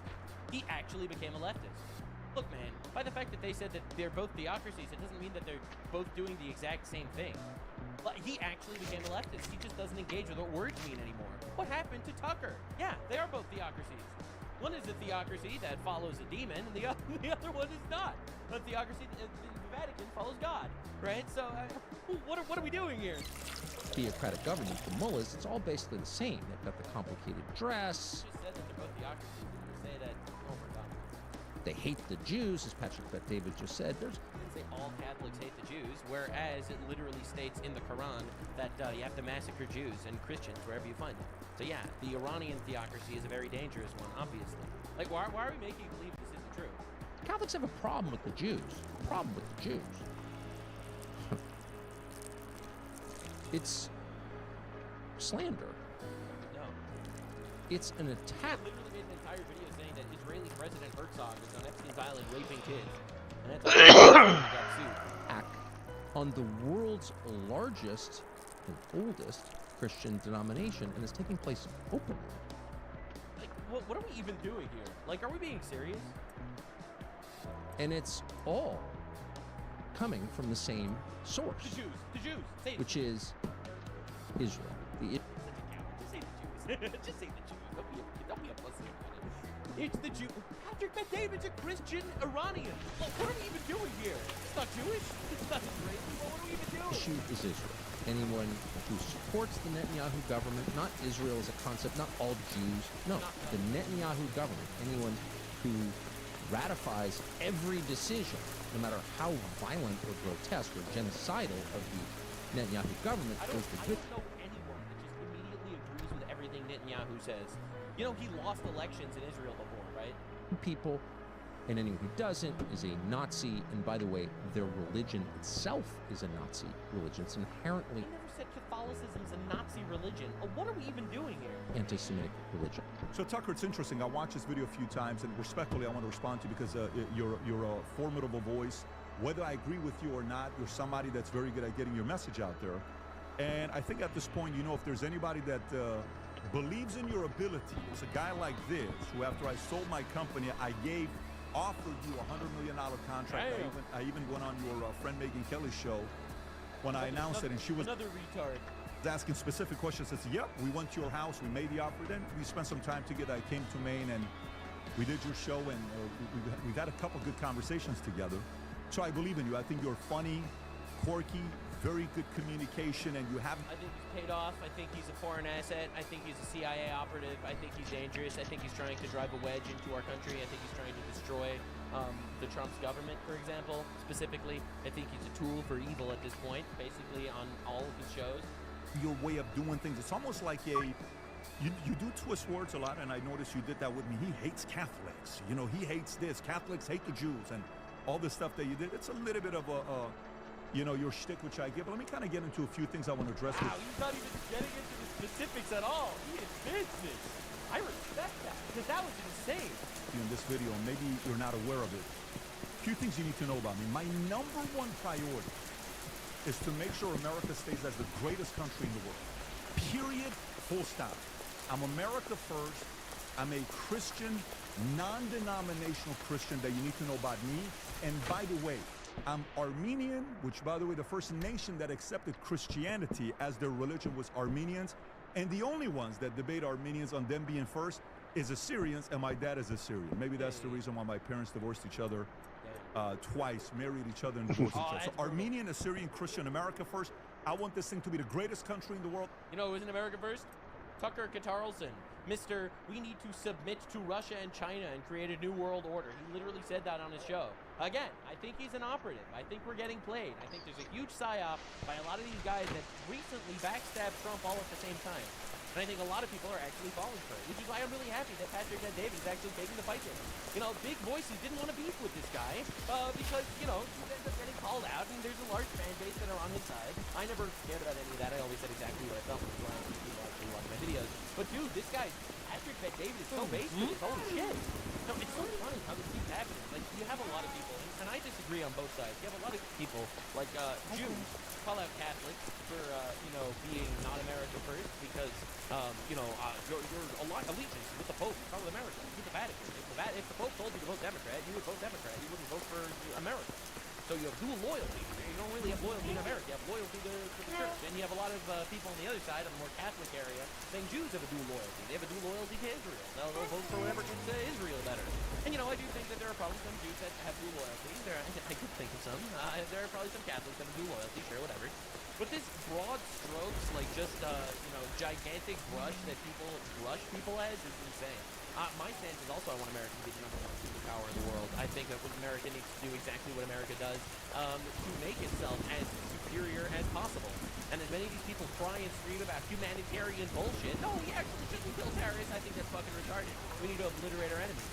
So yeah, I actually share that. First, I want this thing to be the greatest country in the world. I want capitalism to be common sense for everybody to realize that if a new person wants to come out and have this become a reality, I want that to be out there. But I wonder if that's where you are today. No. You were always there talk about socialism for many years until I tried to save her. So let me kind of address a few things. So you said something a couple weeks ago. You said Sharia law has made Islamic societies more advanced than the West. Huh. It's interesting. You know they have Christian slaves in these countries, right? Like in Qatar, which you just bought a house in. You do realize they have Christian slaves. Sharia law has made Islamic You realize they marry children there. societies more advanced than the West? It's a pretty bold statement. I mean, it's like you're selling Sharia law. Also, you do realize that they only exist because of our benevolence, because we didn't destroy them. Right? We are the #1 global superpower. And any other culture and country that exists because of our benevolence, that we did not destroy them. I know that's dark, but it's true. More than you're selling America. You had a guest on a couple weeks ago. Your guest said, you know, that capitalism should not be anywhere near Christianity. Yeah. Christianity is socialism at its core. You almost agreed with them. You're like, yes, you almost agreed with them. So socialism, Christianity at its core, you almost sound like you're supporting maybe a Mamdani in New York.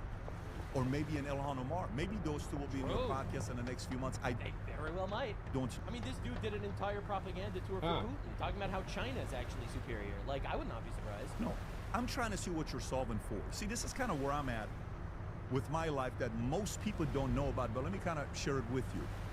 For 7.5 years, I worked with Mormons. Guess what? I read everything I could on Mormons, and I realized it's not a denomination for me. I'm not interested. I watch all the videos you're not supposed to watch. Ask me how many bad experiences I had with Mormons. 0. They're phenomenal people. Great people. I work with honestly, agreed. Total agreement. Seventh-day Adventists, and I learned that on Saturdays. You know, there's Saturday, Sunday, all these different things. Very interesting. Guy named Juan Rivas, big community. Not for me, but guess what? I got along with Jews. I notice Jews, when I do business with them, it's very interesting if you negotiate with them. They're going to be very, very making sure they get all the benefits on their side. But ask me how many times I've had issues with Jews. Never. Okay, if you ask me about Catholics, I built an insurance company with 60,000 insurance agents, 54% Hispanic, and what do you think most Hispanics are? Catholic. Never had one issue with a single Catholic in my life. And last but not least, Islam, Muslim. I lived with them here we for 11 go. years. When you say Sharia law has made Islamic societies more advanced than the West, I lived with the IRGC and the Hezbollahs in Iran, where my mother and my sister were frightened to walk outside. That's this guy. I lived with them, okay? Not hypotheticals, and you know, we are now both very wealthy. You come from a very wealthy family. I think you also may have married into a wealthy family. And you made Tucker Carlson's dad is a CIA agent. a lot of money. You made a lot of money in your life, and your business is doing very well today. When you go to dinner, you're having dinner with people that are going to make sure you see the best side of everything you go to. True. When I went to Mumbai, they showed me the best part of Mumbai. I went to the slums because I wanted to see what it looked like. Whatever part of the world I go to, I get treated royally today. Why? Because they want to show me the best. Because he's rich. But I lived in the worst when our family had nothing. Literally nothing is what we had when we lived in Iran. Regular places, we lived in the city of Tehran. But you know, as crazy as that is, do you know my chef that lives with us? When we go on the road, he's with us all the time. You know he's Muslim and he's Turkish. And he's a nice And he's guy. still a Muslim. And do you know what Turks did to Armenians and Assyrians? You ever heard of the Armenian genocide or the Assyrian genocide? Those are real genocides, not like the pretendicides that everyone talks about today. You ever heard of that? 1.5 million, 300,000, 200,000? I love this guy. He's a great guy to us. He's very good to us. Because I isolate the relationship with that individual. And I still tell him how concerned I am with what Islam could do to America. I am still concerned of that, of what's happened in many different societies. I don't watch a lot of Patrick Bet-David, but he's kind of on fire right now. Look at, you know, what they're doing in Minnesota, many markets that we read about. Look at what's going on in New York right now. Look at what's going on in a couple places in Plano on how they're growing. And so Charlie Kirk, whom you and I think both admire, Charlie Kirk... I don't think Tucker Carlson admires Charlie Kirk. I think Tucker Carlson saw Charlie Kirk was assassinated, realized that there was a power vacuum, and immediately tried to take his place and push his own ideals in place of Charlie Kirk. Once said, I think it was 2 days before he was killed. I think it was one day. Islam is the sword the left uses to slit the throat of America. Before he was killed. He said Islam is the sword the left is using to slit the throat of America. Let me read it to you one more time. Islam is the sword the left is using to slit the throat of America. Do you agree with Charlie? Because I do. I do.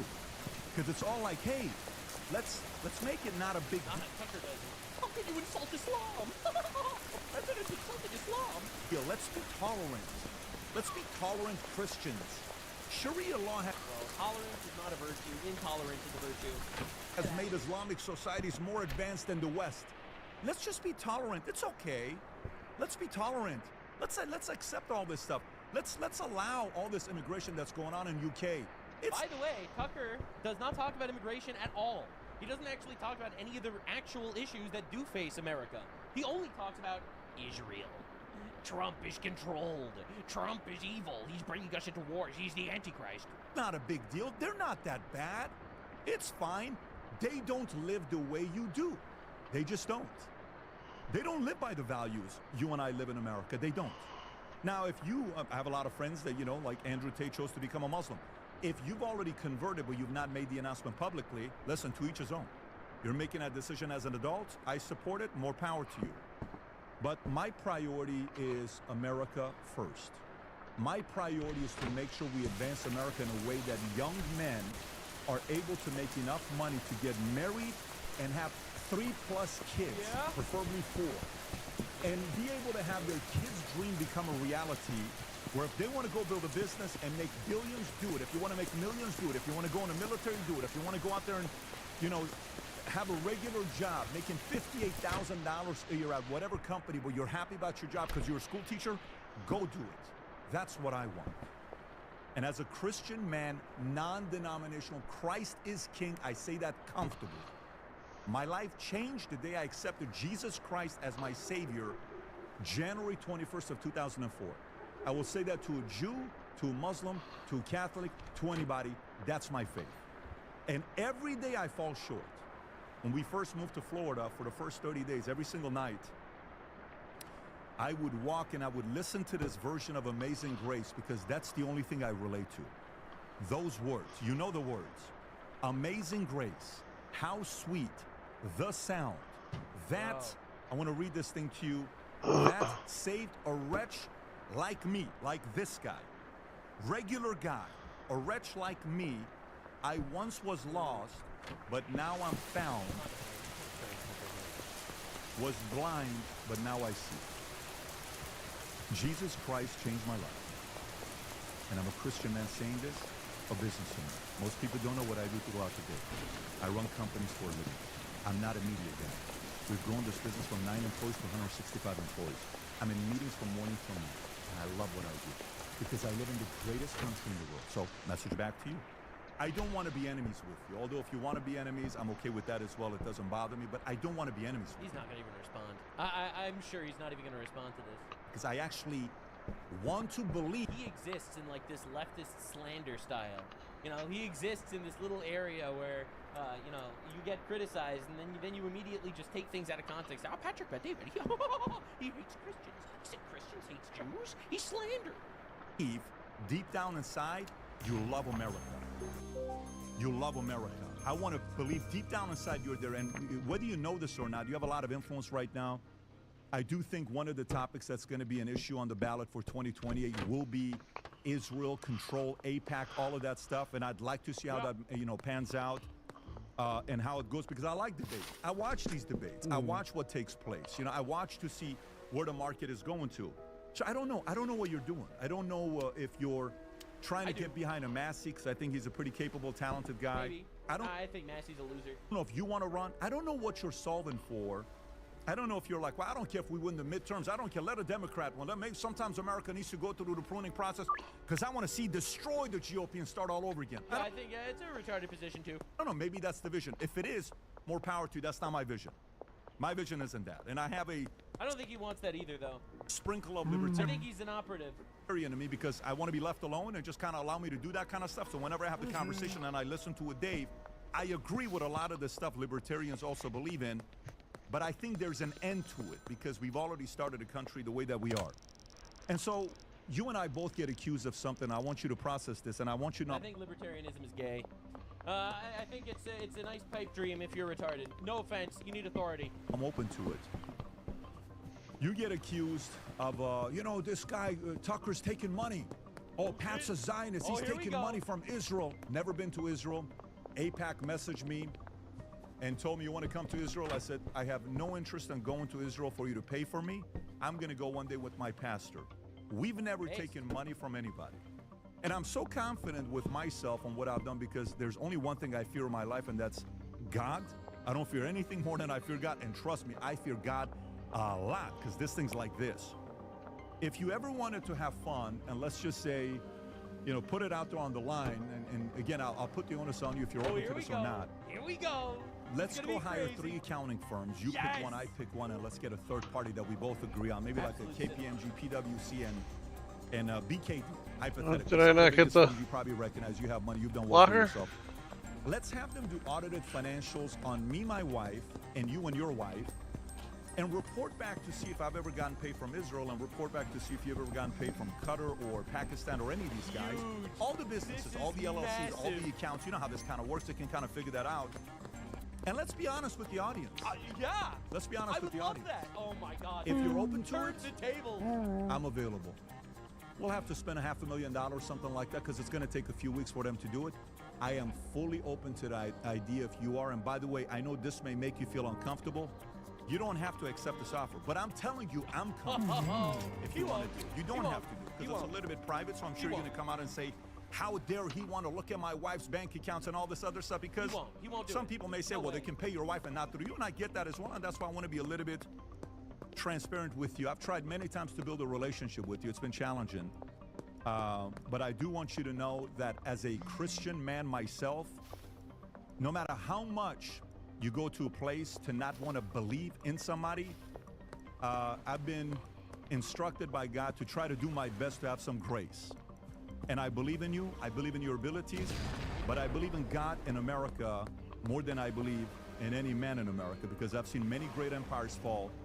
And for as long as I'm alive and I'm kicking, and if God wants to use me as a voice to elevate how amazing of a country we live in, how lucky we are to be here, I'm gonna use my voice to elevate that message. I've been doing that since the time I went to dinner with a few different people in LA, and I was inspired, and I was finally taught about how amazing this great country is that we escaped Iran after 11 years and went to Germany at a refugee camp. And I finally came here. I served the U.S. Army 101st Airborne Division, one of the most proudest days of my life when I went into the U.S. Army. So that offer is back to you. Now, you have my cell phone number. If you want to call me, have a conversation, I'd love to. I'd love to. Your talent, I respect your ability on what you've done. But if you send your followers, and you got a lot of people that will do whatever you do, because you're the head guy at the top, and you know all the other people that follow whatever you say. So I trust all of them are going to probably attack me. I hope they don't, because I'd like to see that if the day Charlie passed, it was a heavy burden on me, because I have young boys that love Charlie. I've never seen my son get emotional for 30 minutes the day Charlie died, and I was at an event that I couldn't even get to my son that night. I think there's a lot of movements that need our help. I'm willing to contribute in my own way. If you are willing to contribute, you know how to get a hold of me. Dude is carrying a gallon of horse semen. That's crazy. Yeah, he fucking killed him. Because there's no way he could back out without looking like a pussy, and he's absolutely gonna back out here. You know, his whole thing is that Trump is controlled, and Trump is bought, and everyone's controlled and blackmailed by Epstein and Israel and the Jews and Netanyahu. But ultimately, there's no way he's actually gonna be willing to do this, in my opinion, because he's bought.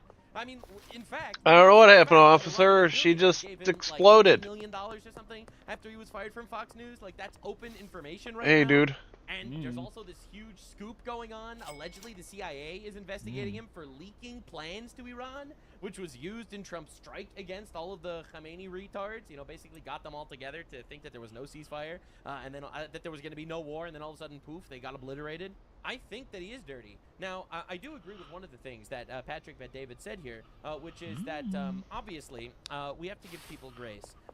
However, I believe you absolutely need to hope and pray for the best while simultaneously fearing Behind the back and grocery I'm store. so happy people are finally scrutinizing this guy, including the Trump administration, who, let me remind you, fired his son, and Trump is blasting him in public all the time now. All right, this break has been made. All right, and I'm really happy because I think ultimately the truth is so important, and the closer we get to the truth every single day just makes everything a little bit better and sweeter. Thank God for opening our eyes, and may he continue to guide us in a better direction where we fucking obliterate retards. I don't know. A lot of people think that, oh, you believe in God? Well, then you must be a bad believer because you have issues with people and you should just forgive everyone forever. This is pussy logic, man.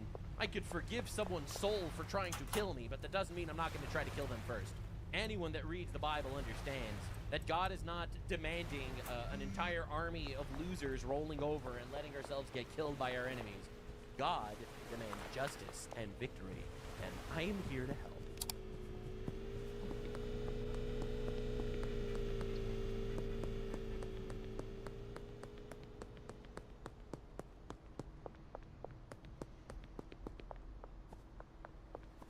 A man looks at his computer monitor, where messages flash up from somewhere in the dark web. He's told he'll need to be screened. Don't feel bad, says the next message. We do this for everyone. They tell him this small invasion of privacy is worth it. The hacking software they're about to sell him is expensive, but for anything he gets under 500,000 US dollars, they only want 25%. If it's over 5 million, they only want 10%. It's the sale of the century, the mystery person types. This is all based on a true story. The hacker the guy's talking to is part of the Dark Side group. They provide what's called ransomware as a service, meaning they sell people ransomware so they can target someone with a lot of money. This could potentially ruin them. Their data is held for ransom, and then comes the extortion part.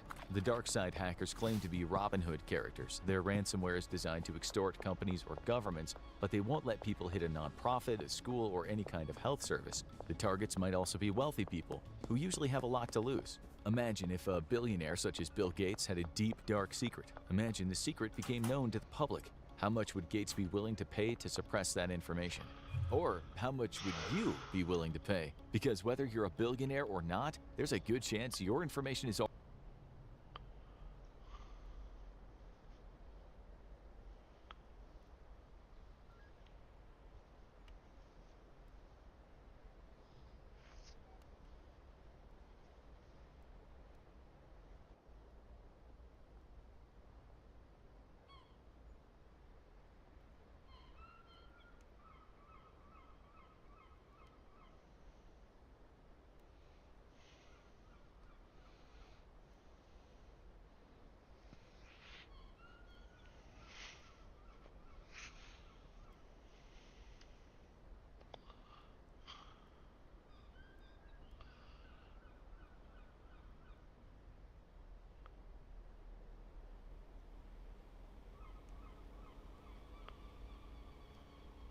Welcome to this journey through one of the most disturbing right. cases recorded in the history of Louisiana. Before we begin, I invite you to leave in the comments where you're watching from and the exact time you're listening to this narration.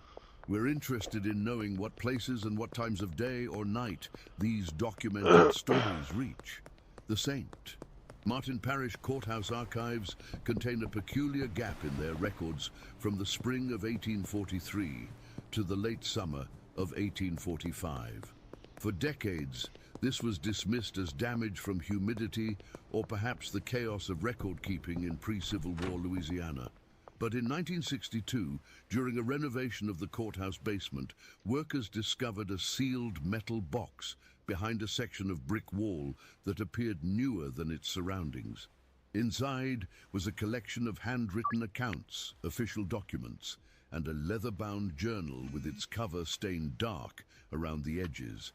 The county clerk who first examined these papers requested they be sealed again and stored separately from public records. They remained untouched until 1965, when Professor James Whitmore of Tulane University gained temporary access for what he described as historical cataloging purposes.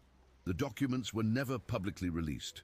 In 1968, a small fire in the archive's storage room allegedly destroyed several boxes of historical materials, including, according to official reports, this collection. However, Whitmore's detailed notes survived, and they tell the story of what local residents once called the Bride of Bayou Teche, a tale that was deliberately struck from official history. The story begins with a name, Madeline.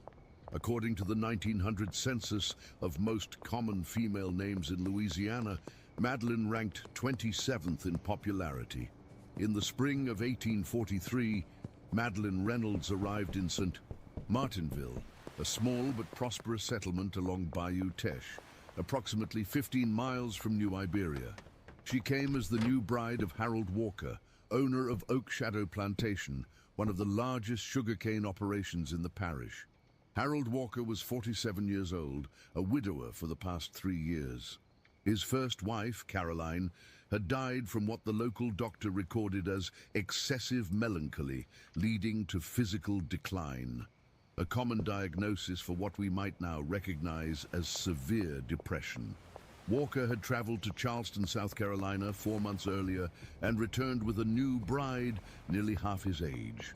By all accounts recovered from correspondence and the few journal entries from neighboring plantation wives, Madeline was described as exceptionally comely, with a peculiar intensity to her gaze. She was educated, well-spoken, and seemed to adapt quickly to her role as mistress of Oak Shadow, despite having no previous experience managing a household of such size. Oak Shadow employed 48 enslaved people, an unusually high number for a plantation of its size, according to tax records from the period. Harold Walker had a reputation for acquiring troubled labor, purchasing enslaved individuals with histories of escape attempts or resistance at reduced prices. In a letter dated April 7, 1843, Margaret Beauchamp, wife of a neighboring planter, wrote to her sister in Baton Rouge, "The new Mrs. Walker has taken to her duties with unusual zeal. Harold appears most satisfied with his selection, though I confess there is something in her manner that leaves one feeling as though one has been assessed rather than conversed with. She asks questions that ladies seldom concern themselves with about the management of field hands and disciplinary measures." The plantation overseer, a man named Thomas Hebert, had been employed at Oak Shadow for 11 years.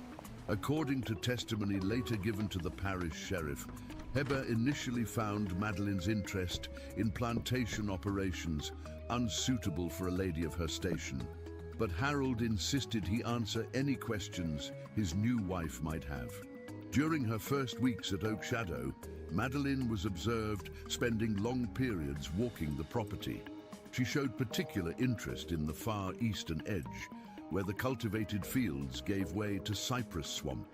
This area, locally known as le fin de la terre, the end of the earth, was considered unusable land, where the plantation's boundary dissolved into the murky waters of the bayou. The first unusual incident occurred approximately 6 weeks after Madeline's arrival. An enslaved woman named Ruth, who worked in the main house, reported to Heber that several items had gone missing from the kitchen, specifically a large butcher's knife, rope, and a bottle of the laudanum that Harold used for his recurring gout pain. Heber later recalled that when he mentioned this to Madeline, she seemed unconcerned, suggesting that perhaps one of the housegirls misplaced them during cleaning. No search was conducted, and the matter was apparently forgotten. In early May of 1843, a field hand named Solomon was reported missing. Solomon had been purchased by Walker the previous year and had already attempted escape twice. His disappearance was not initially treated as unusual, and Walker ordered the customary search of neighboring properties and the posting of a $20 reward for his return. After 3 days with no sightings, Hebert organized a more thorough search with dogs. The hounds followed Solomon's scent to the edge of the swampland, but refused to go further, becoming agitated and uncooperative. This was noted as strange, as these same dogs had previously tracked runaways deep into swamp territory on other occasions. Harold Walker, according to Hebert's journal, was prepared to accept the loss and file an insurance claim for the escaped property. It was Madeline who insisted the search continue. In what was described as an unusual display of feminine determination, she personally offered an additional $30 from her own dowry funds to anyone who could locate Solomon or provide information about his whereabouts. No one claimed this reward. Solomon was never found.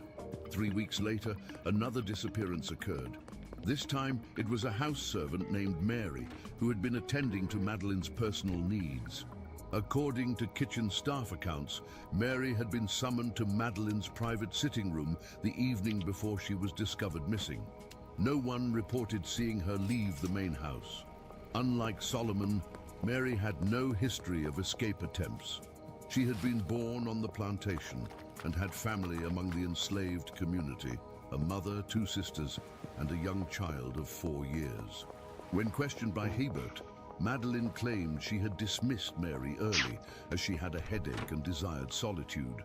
She expressed surprise at the woman's disappearance and suggested that perhaps Solomon had returned and convinced her to leave with him.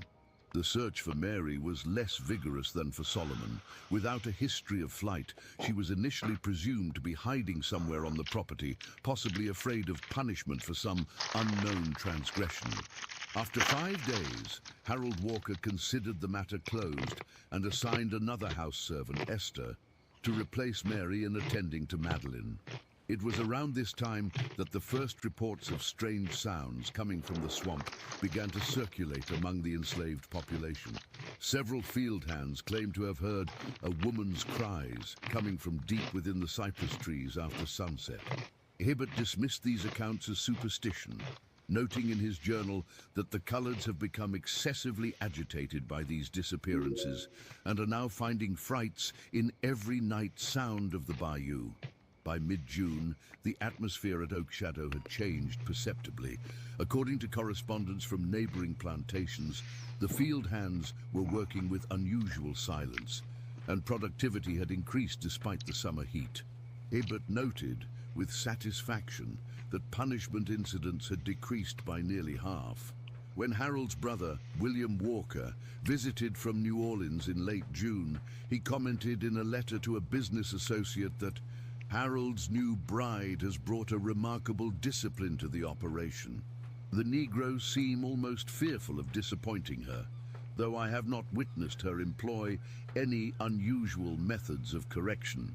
William also mentioned that his brother appeared somewhat diminished since his marriage, describing him as quieter than I recall, and seemingly content to defer to Madeline's judgment in matters I would have expected him to control firmly. He noted that Harold had developed a persistent cough and had lost weight, which Madeline attributed to the summer, humidity aggravating his constitution. On July 2nd, 1843, a field hand named Isaac failed to appear for morning roll call. Isaac was described in plantation records as strong-willed but reliable and had been at Oak Shadow for 7 years. His disappearance marked the third in less than 3 months. This time, Harold Walker ordered only a cursory search of the immediate property before declaring Isaac a runaway. According to Hebbert's journal, Madeline showed little interest in this latest disappearance, merely commenting that the heat and work drive some men to foolish decisions. What happened next is documented in the most disturbing section of the recovered materials. Several pages from Madeline's personal journal, which she apparently began keeping shortly after arriving at Oak Shadow. The handwriting is precise, almost architectural in its formation, with no flourishes or embellishments typical of women's penmanship of the era. The entry dated July 7th reads, "Harold continues to weaken despite the tonic. He questioned me about the noises from the eastern marsh last night. I told him it was merely alligators in their mating season. He seemed unconvinced, but too fatigued to pursue the matter. The tincture I have added to his evening brandy ensures he sleeps deeply enough not to be disturbed when I attend to my night work. The last one was difficult, stronger than anticipated. I will select more carefully next time." By mid-July, reports of unusual sounds from the swamp had become common enough that even neighboring plantations had begun to take notice. In a letter to her cousin, Elizabeth Comeau, whose family owned land adjacent to Oak Shadow's eastern boundary, described the most unsettling wails carrying across the water after midnight. The sounds are such that our dogs howl in response and cannot be quieted. Our overseer insists it is only herons or perhaps a panther, but I have lived beside this swamp my entire life and never heard its like. On July 23rd, Harold Walker took to his bed with what was described as a wasting fever. The local physician, Dr. Samuel Wilson, was called to attend him, and Wilson's notes, which were among the recovered documents, indicate he suspected consumption, noting the patient's severe weight loss, persistent cough, and occasional presence of blood in the sputum. He prescribed rest, beef broth, and a standard laudanum mixture for pain and sleep. What Wilson found more noteworthy, however, was Madeline's behavior. In a personal letter to a medical colleague in New Orleans, Wilson wrote, "The new Mrs. Walker displays none of the distress one would expect from a bride of scarcely 4 months whose husband lies potentially dying. She receives my instructions with perfect composure and administers his medicines herself, refusing even the assistance of house servants. Most peculiar was her singular question, whether, in my opinion, a body buried in swamp water would decompose more rapidly than one in dry soil. She claimed the question related to a novel she had been reading, but I confess it left me discomfited." During Harold's illness, no further disappearances were reported among the enslaved population. Heber noted that work continued with unusual efficiency, and the enslaved people now moved in groups, never allowing anyone to be alone, particularly near dusk or when working closer to the swamp boundary. By early August, Harold's condition had deteriorated significantly. Dr. Wilson visited every 3rd day, but his notes suggest he had little hope for recovery, writing on August 9th that the patient's decline accelerates beyond expectation. Mrs. Walker reports administering the prescribed treatments faithfully, yet I observe no improvement, indeed quite the contrary. On August 15th, Harold Walker died in his bed at Oak Shadow Plantation. The official cause was recorded as consumption, though Dr. Wilson privately expressed some reservation about the rapid progression of the illness.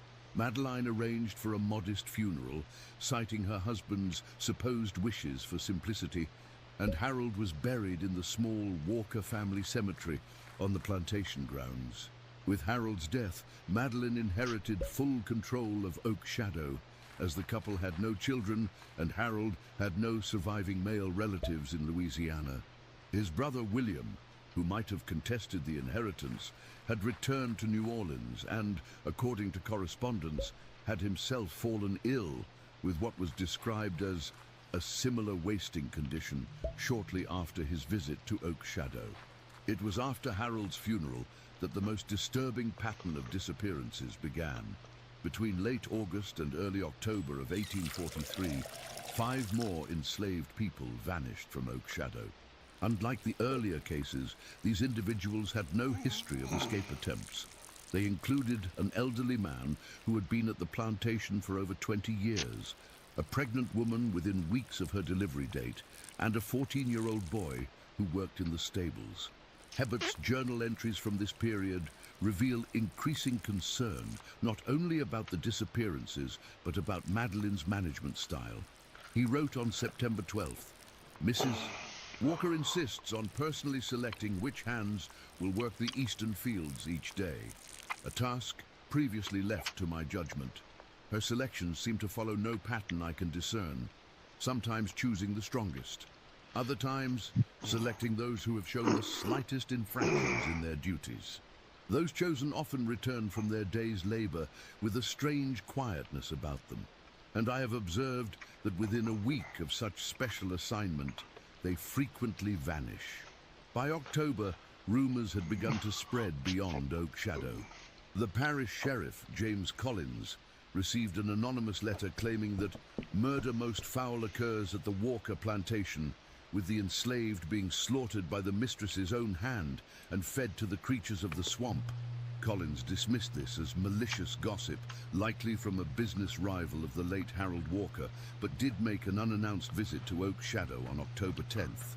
Sheriff Collins' report, found among the recovered documents, states that he found nothing unusual at the plantation. He described Madeline as a gracious widow, managing admirably in difficult circumstances, and noted that she gave him a complete tour of the property, including the slave quarters, where he was free to speak with anyone.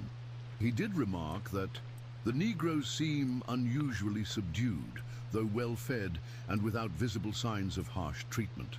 What Collins did not include in his official report, but mentioned in a private letter to Judge Martin Voorhees, was that he declined Madeline's invitation to inspect the eastern boundary of the property, citing time constraints. He admitted to the judge that something in the lady's too eager suggestion that we walk to the swamp's edge left me with a profound reluctance to do so. I cannot explain the sentiment, except to say that as we stood on the veranda, looking toward that cypress line, I felt I was being measured for something other than my official interest. The day after Sheriff Collins' visit, an enslaved man named Daniel disappeared. Daniel had been one of the individuals the sheriff had spoken with during his inspection. According to accounts from other enslaved people later collected by Hebbert, Daniel had told the sheriff that conditions at Oak Shadow were as well as could be expected, but had added, though some who go to work by the East Marsh never return to tell what they've seen. 2 days later, the overseer Thomas Hebert himself vanished. This disappearance could not be explained away as an escape or typical plantation incident. Hebert was a free white man, respected in the community, with family in nearby New Iberia.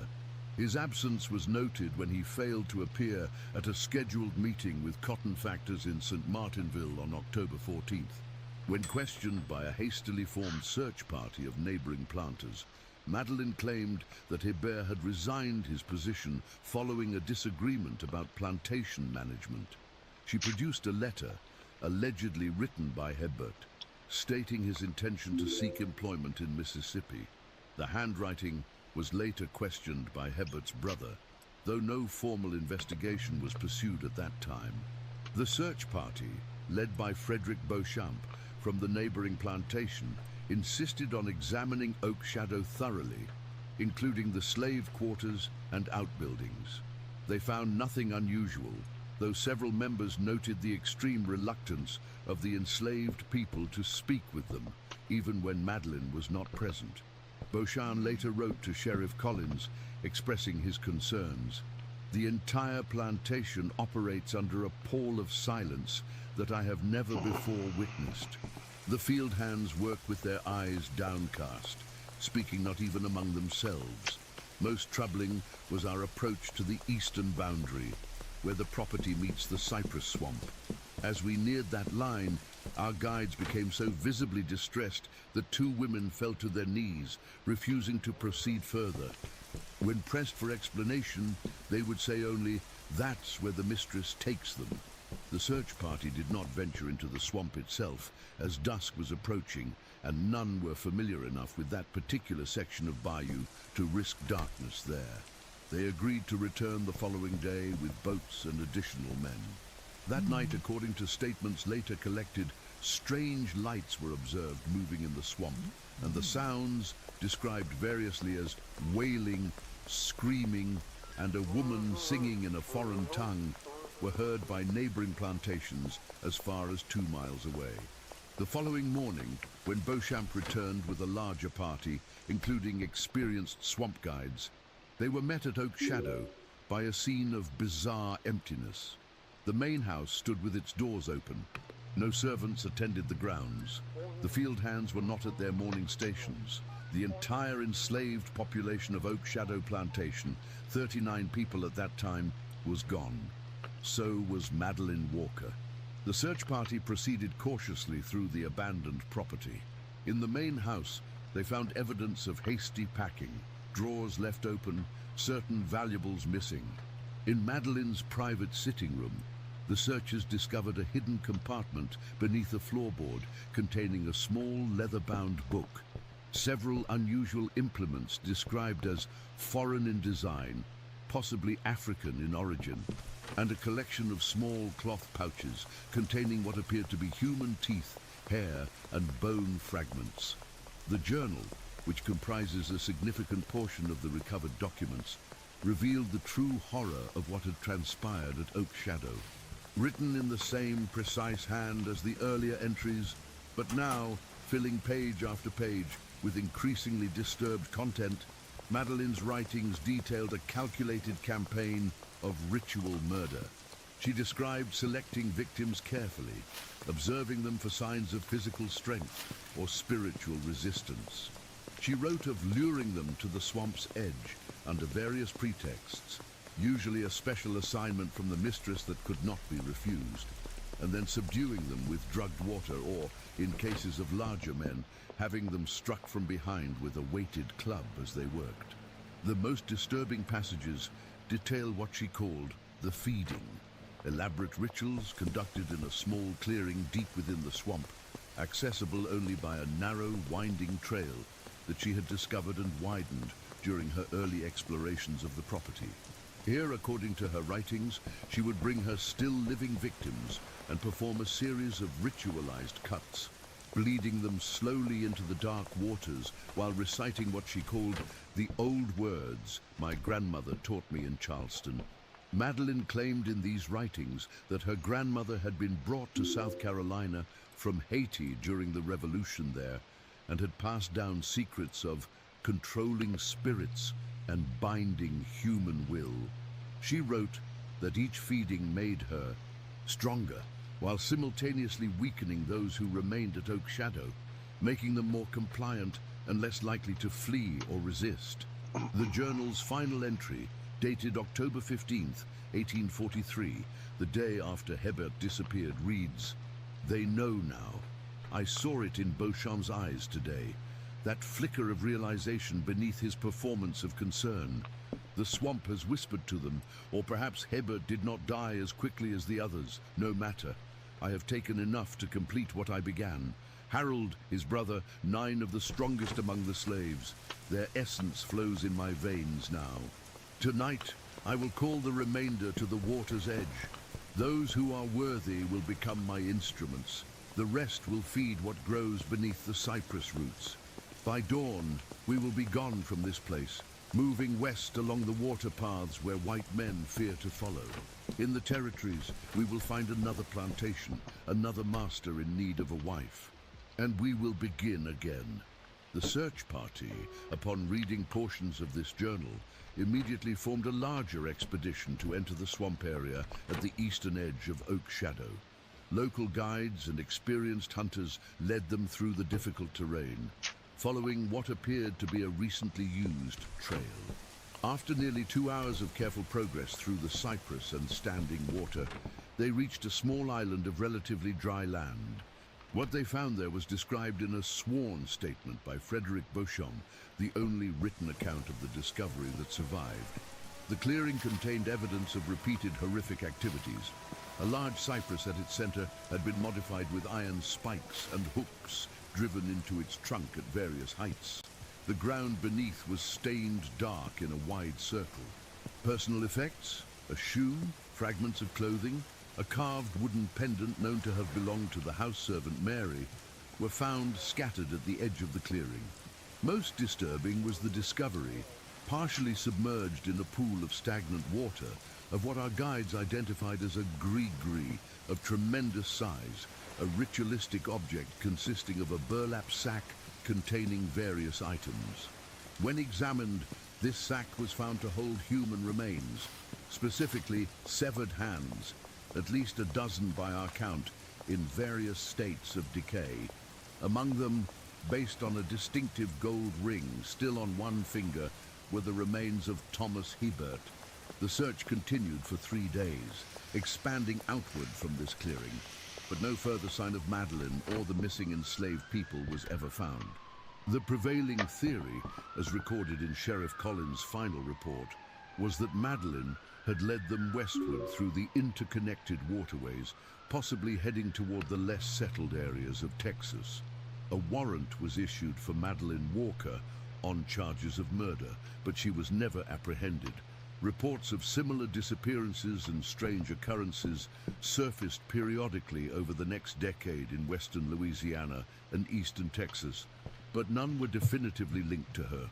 Oak Shadow Plantation was eventually sold at auction to cover Harold Walker's outstanding debts, as his estate had been severely mismanaged in the months before his death. The new owners reportedly refused to cultivate the eastern section bordering the swamp, leaving it to return to wilderness. In 1862, during the Civil War, the main house of Oak Shadow was burned by retreating Confederate forces to prevent it from being used as a Union headquarters. The property was subsequently divided and sold to multiple owners after the war, and the name Oak Shadow was deliberately retired. Local histories of St. Martin Parish written in the late 19th century make no mention of the Walker case or the disappearances at Oak Shadow. It was as if the entire incident had been deliberately expunged from community memory. Professor Whitmore's notes from his 1965 examination of the documents conclude with a disturbing postscript. During his research, he attempted to locate descendants of the families mentioned in the case, the Walkers, Heberts, Beauchamps, and others. While tracking these genealogical lines, he discovered an unusual pattern. In the decades following the Oak Shadow incident, an unusually high number of prominent men in the region died from what was described as wasting illnesses, similar to Harold Walker's symptoms. More striking was that many of these men had, shortly before their decline, married women with limited or unverifiable backgrounds. These marriages were typically brief, the husband rarely living more than a year, and the widows tended to leave the area shortly after settling their inheritance. Whitmore's final note reads, "While investigating these patterns in Natchitoches parish records, I encountered a request for marriage documentation from a woman seeking to prove her great-grandmother's union to a plantation owner in 1857. The woman provided her ancestor's portrait, hoping it might assist in locating relevant records. The daguerreotype, though faded, shows a woman with a striking intensity to her gaze that I found immediately familiar from descriptions in the Walker documents. Most disturbing, though, was the name provided, Madeleine Hebert. She could have been 60 or 70 years old by then, yet the woman in the image appears no older than 30. I have not shared this discovery with the woman who provided the portrait, who now resides in East Texas. I have, however, noted that her family has prospered unusually well over generations, despite beginning with seemingly limited resources. The fire that allegedly destroyed the original Walker documents occurred 3 months after Whitmore completed his examination. Whitmore himself died less than a year later from what his physician described as rapid onset consumption, the same diagnosis given to Harold Walker 125 years earlier. To this day, locals near the former Oak Shadow property report unusual sounds from the cypress swamp at night, what some describe as a woman singing in a language that makes the skin crawl. Fishermen avoid certain passages of Bayou Teche, claiming the water there feels wrong and that fish caught in those sections often contain strange objects in their stomachs, buttons, metal fragments, and occasionally what appear to be small human bones. Perhaps most unsettling is a pattern noted by several historical researchers, but never formally studied. In communities across Louisiana, Texas, and as far west as Arizona, there are occasional reports of a woman with eyes that never seem to age, who appears in towns experiencing economic growth, typically marrying a prominent widower before disappearing after his untimely death, leaving no trace but a series of unexplained disappearances among the community's most vulnerable. The last verified report matching this pattern occurred in a small mining town in eastern Arizona in 1958. A wealthy mine owner married a woman who called herself Madeleine Beauchamp, claiming to be from New Orleans. 6 months later, he died of an undiagnosed illness. 3 workers from his mine disappeared, and Madeleine Beauchamp vanished, leaving behind only a small leather-bound book that was destroyed in a house fire before authorities could examine it. The Louisiana swamps are deep, and their waters keep secrets well. What feeds beneath the cypress roots remains unknown. But in certain parishes, parents still warn children to come home before dark with the caution, "Don't linger near still water at dusk, or the bride of the bayou might take a liking to you." What the recovered documents from 1965 failed to fully explain was the fate of the 39 enslaved people who disappeared from Oak Shadow that October night. Local folklore maintained that they had been victims of Madeleine's final feeding ritual, their bodies disposed of in the deep pools of the cypress swamp. However, Professor Whitmore's extensive notes include interviews with elderly residents of St. Martin Parish conducted in the early 1960s, which suggest a more complex truth. According to these accounts, for years after the Oak Shadow incident, there were sporadic reports from I hunters keep and getting it trappers back. who That's claimed awesome. to have encountered ghost-like Oh, I love movements this shit out of deep that. in the swamplands between St. Martinville and the Atchafalaya Basin. These individuals were described as wild-eyed and speaking in tongues, living in makeshift camps that could be quickly abandoned. They reportedly fled from any white person who came near, disappearing into waterways where few would follow. One particularly detailed account came from Etienne Mouton, a Cajun trapper who, in 1851, claimed to have stumbled upon a hidden settlement approximately 17 miles southwest of the former Oak Shadow plantation. In a statement given to a traveling Methodist minister and preserved in church records, Mouton described finding a collection of huts built high on stilts above the water, connected by plank walkways that could be quickly pulled up. He observed approximately 20 individuals, including women and several children, who appeared to have been born in the years since the Oak Shadow disappearances. Most disturbing in Mouton's account was his description of the community's apparent leader, a tall, straight-backed woman with skin the color of aged cypress, who the others treated with a mixture of deference and fear. When she noticed Mouton watching from his hidden position, he claimed she turned directly toward him and smiled, revealing teeth filed to points like those of an alligator. Mouton immediately fled, becoming lost in the swamp for 2 days before finding his way back to civilization.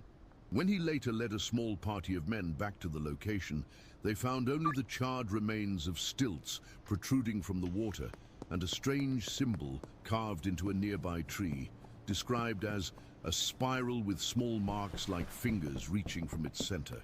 This account aligns with an unusual notation in Madeline's journal, previously considered indecipherable by Whitmore. On the page dated September 3rd, 1843, beneath her regular entry, Madeline had drawn a similar spiral symbol and written, "The worthy will not feed the water, but become its voice. The blood gift ensures loyalty beyond death's threshold. Grandmother's promise holds true. Those who drink both waters can never truly leave my side." This cryptic reference suggests that Madeline may have been engaging in some form of ritualistic control over certain chosen individuals from among the enslaved population, those she deemed worthy in her writings. Rather than killing all who disappeared, she may have been inducing a form of psychological dependence through drugs or other means, creating followers who would assist in her activities and eventually flee with her. Further supporting this theory are records from the Louisiana State Hospital in Jackson, dated 1872, documenting the admission of a man found wandering in the Atchafalaya swamps by lumber workers. The man, estimated to be in his 50s and identified only as John, was described as being in a state of extreme physical deterioration, with numerous ritual scarifications covering his body. He spoke little, but hospital staff noted that he repeatedly made the same disturbing claim, that he had been bound to the swamp bride by consuming a mixture of her blood and water from the feeding pool. He claimed he had escaped after 26 cycles of the moon, when the woman's attention was focused on preparing a new husband. The patient died 3 weeks after admission from what was determined to be advanced tuberculosis. The examining physician noted that the man's internal organs showed signs of prolonged poisoning, possibly from repeated exposure to toxic substances found in certain swamp plants known to cause hallucinations and physical dependency. In 1878, an article appeared in the New Orleans Daily Picayune describing the discovery of what was called a cult encampment in the remote marshlands of Calcasieu Parish, approximately 100 miles west of St. Martinville. Local authorities, investigating reports of cattle theft, found evidence of recent habitation, including unusual artifacts: crude dolls made of Spanish moss and bone, containers of stagnant water mixed with unidentified substances, and a leather-bound journal containing entries written in a cipher that was never successfully decoded. The most significant connection to the Oak Shadow case came from an elderly woman living near the site, who claimed that for several years she had occasionally traded food and supplies with a composed and well-spoken colored woman who would emerge from the swamp every few months. The woman, who never gave her name, always asked detailed questions about wealthy widowers in the region, showing particular interest in their health, assets, and family connections. She was always accompanied by at least 2 men who stood silent as statues, their eyes never blinking, with strange markings cut into their arms. The final documented connection to Madeline Walker appears in the 1889 journal of Dr. Ellis Montgomery, a physician in Beaumont, Texas. Montgomery recorded treating a woman who identified herself as Madeline Beauregard, claiming to be the recent widow of a cattle baron from Louisiana. Montgomery noted that despite claiming to be in her 60s, the woman appeared remarkably youthful, with only the faintest lines around her eyes and mouth. She sought treatment for a persistent cough, which Montgomery diagnosed as early consumption. What drew Montgomery's attention, however, was the woman's unusual request for information about local mining operations and their owners. When he inquired about her interest, she explained that she was considering investment opportunities following her husband's death. Montgomery, who had family connections in Louisiana, became suspicious when he noticed a distinctive ring on the woman's finger, a gold band with an unusual pattern that matched the description of a ring known to have belonged to Thomas Hebert, the overseer who had disappeared from Oak Shadow 46 years earlier. In his journal, Montgomery wrote, "Upon observing the ring and making a casual reference to St. Martin Parish, I noted an immediate change in the woman's demeanor. Though her expression remained pleasant, something in her eyes became calculating, measuring. She inquired as to my family connections in Louisiana with unusual intensity. I fabricated a distant relation rather than revealing my cousin's marriage into the Beauchamp family, whose plantation neighbored the infamous Oak Shadow. As she departed, she paused at the door and said, 'Doctor, you have the look of a man who would benefit from swamp water tonic. It preserves the constitution remarkably well.' The statement was delivered with such knowing menace that I found myself unable to sleep that night.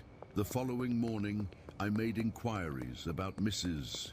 Beauregard's residence, only to find she had departed town before dawn, leaving no forwarding address. Montgomery's journal entry is the last credible historical record that can be potentially linked to Madeleine Walker. However, local histories throughout East Texas and western Louisiana contain scattered references to a woman matching her description appearing periodically in remote communities through the early 1900s, always following a similar pattern: marriage to a wealthy, usually older man, his subsequent illness and death, unexplained disappearances among local workers or servants, and the woman's eventual departure with a small group of devoted followers. The most intriguing aspect of these accounts is the apparent age of the woman, described consistently as appearing to be in her late 20s or early 30s, despite the passing of decades. This impossibility has led most historians to dismiss these as separate incidents involving different women, perhaps even deliberate mimicry of the notorious Bayou Bride legend. However, those familiar with the original Oak Shadow documents note the consistency of specific details across accounts separated by both time and distance, details that were not included in any publicly available records of the case. Professor Whitmore's final notes on the Oak Shadow investigation, dated just 2 weeks before his own death in 1966, contain a troubling personal admission. "I have become increasingly convinced that my research has drawn unwanted attention. Twice in the past month, I have observed a woman watching my home from the street, a slender figure who never approaches, but stands motionless for hours. Yesterday, my housekeeper reported that while I was at the university, a well-dressed woman, claiming to be a former student, requested access to my study to leave a gift. When refused entry, she left a small package containing a cloth pouch of the type described in the Walker documents, filled with what appears to be soil and water from a swamp. Enclosed was a note reading only, 'Curiosity fed the historian to the water.' I have decided to conclude my research immediately and have arranged for my notes to be sealed upon my death." Whitmore died 3 days later after a rapid decline that his doctors could not explain. The official cause was listed as pneumonia, but the attending physician noted the unusual presentation of symptoms, including darkened veins visible beneath the skin and the persistent odor of stagnant water that seemed to emanate from the patient's pores despite repeated bathing. In 1982, during construction of a pipeline through St. Martin Parish, workers uncovered a collection of human remains approximately half a mile from the former eastern boundary of Oak Shadow Plantation. Archaeological examination determined the remains belonged to at least 7 individuals, all showing signs of sharp force trauma consistent with ritual sacrifice. Carbon dating placed the time of death in the mid-19th century. Most notable was the discovery, among the bones, of a gold wedding band engraved with the initials HW and a date, March 12, 1843, the day Harold Walker married Madeleine in Charleston. The most recent connection to the Oak Shadow case emerged in 2002, when a historian researching antebellum plantation records discovered a daguerreotype in the archives of the Louisiana Historical Society. The image, dated 1842 and labeled simply charged Alright, and I'm logging out. shows a young woman with beat. striking features and the intense I will gaze see you guys in described the morning. accounts of Madeline Walker. What makes this image particular?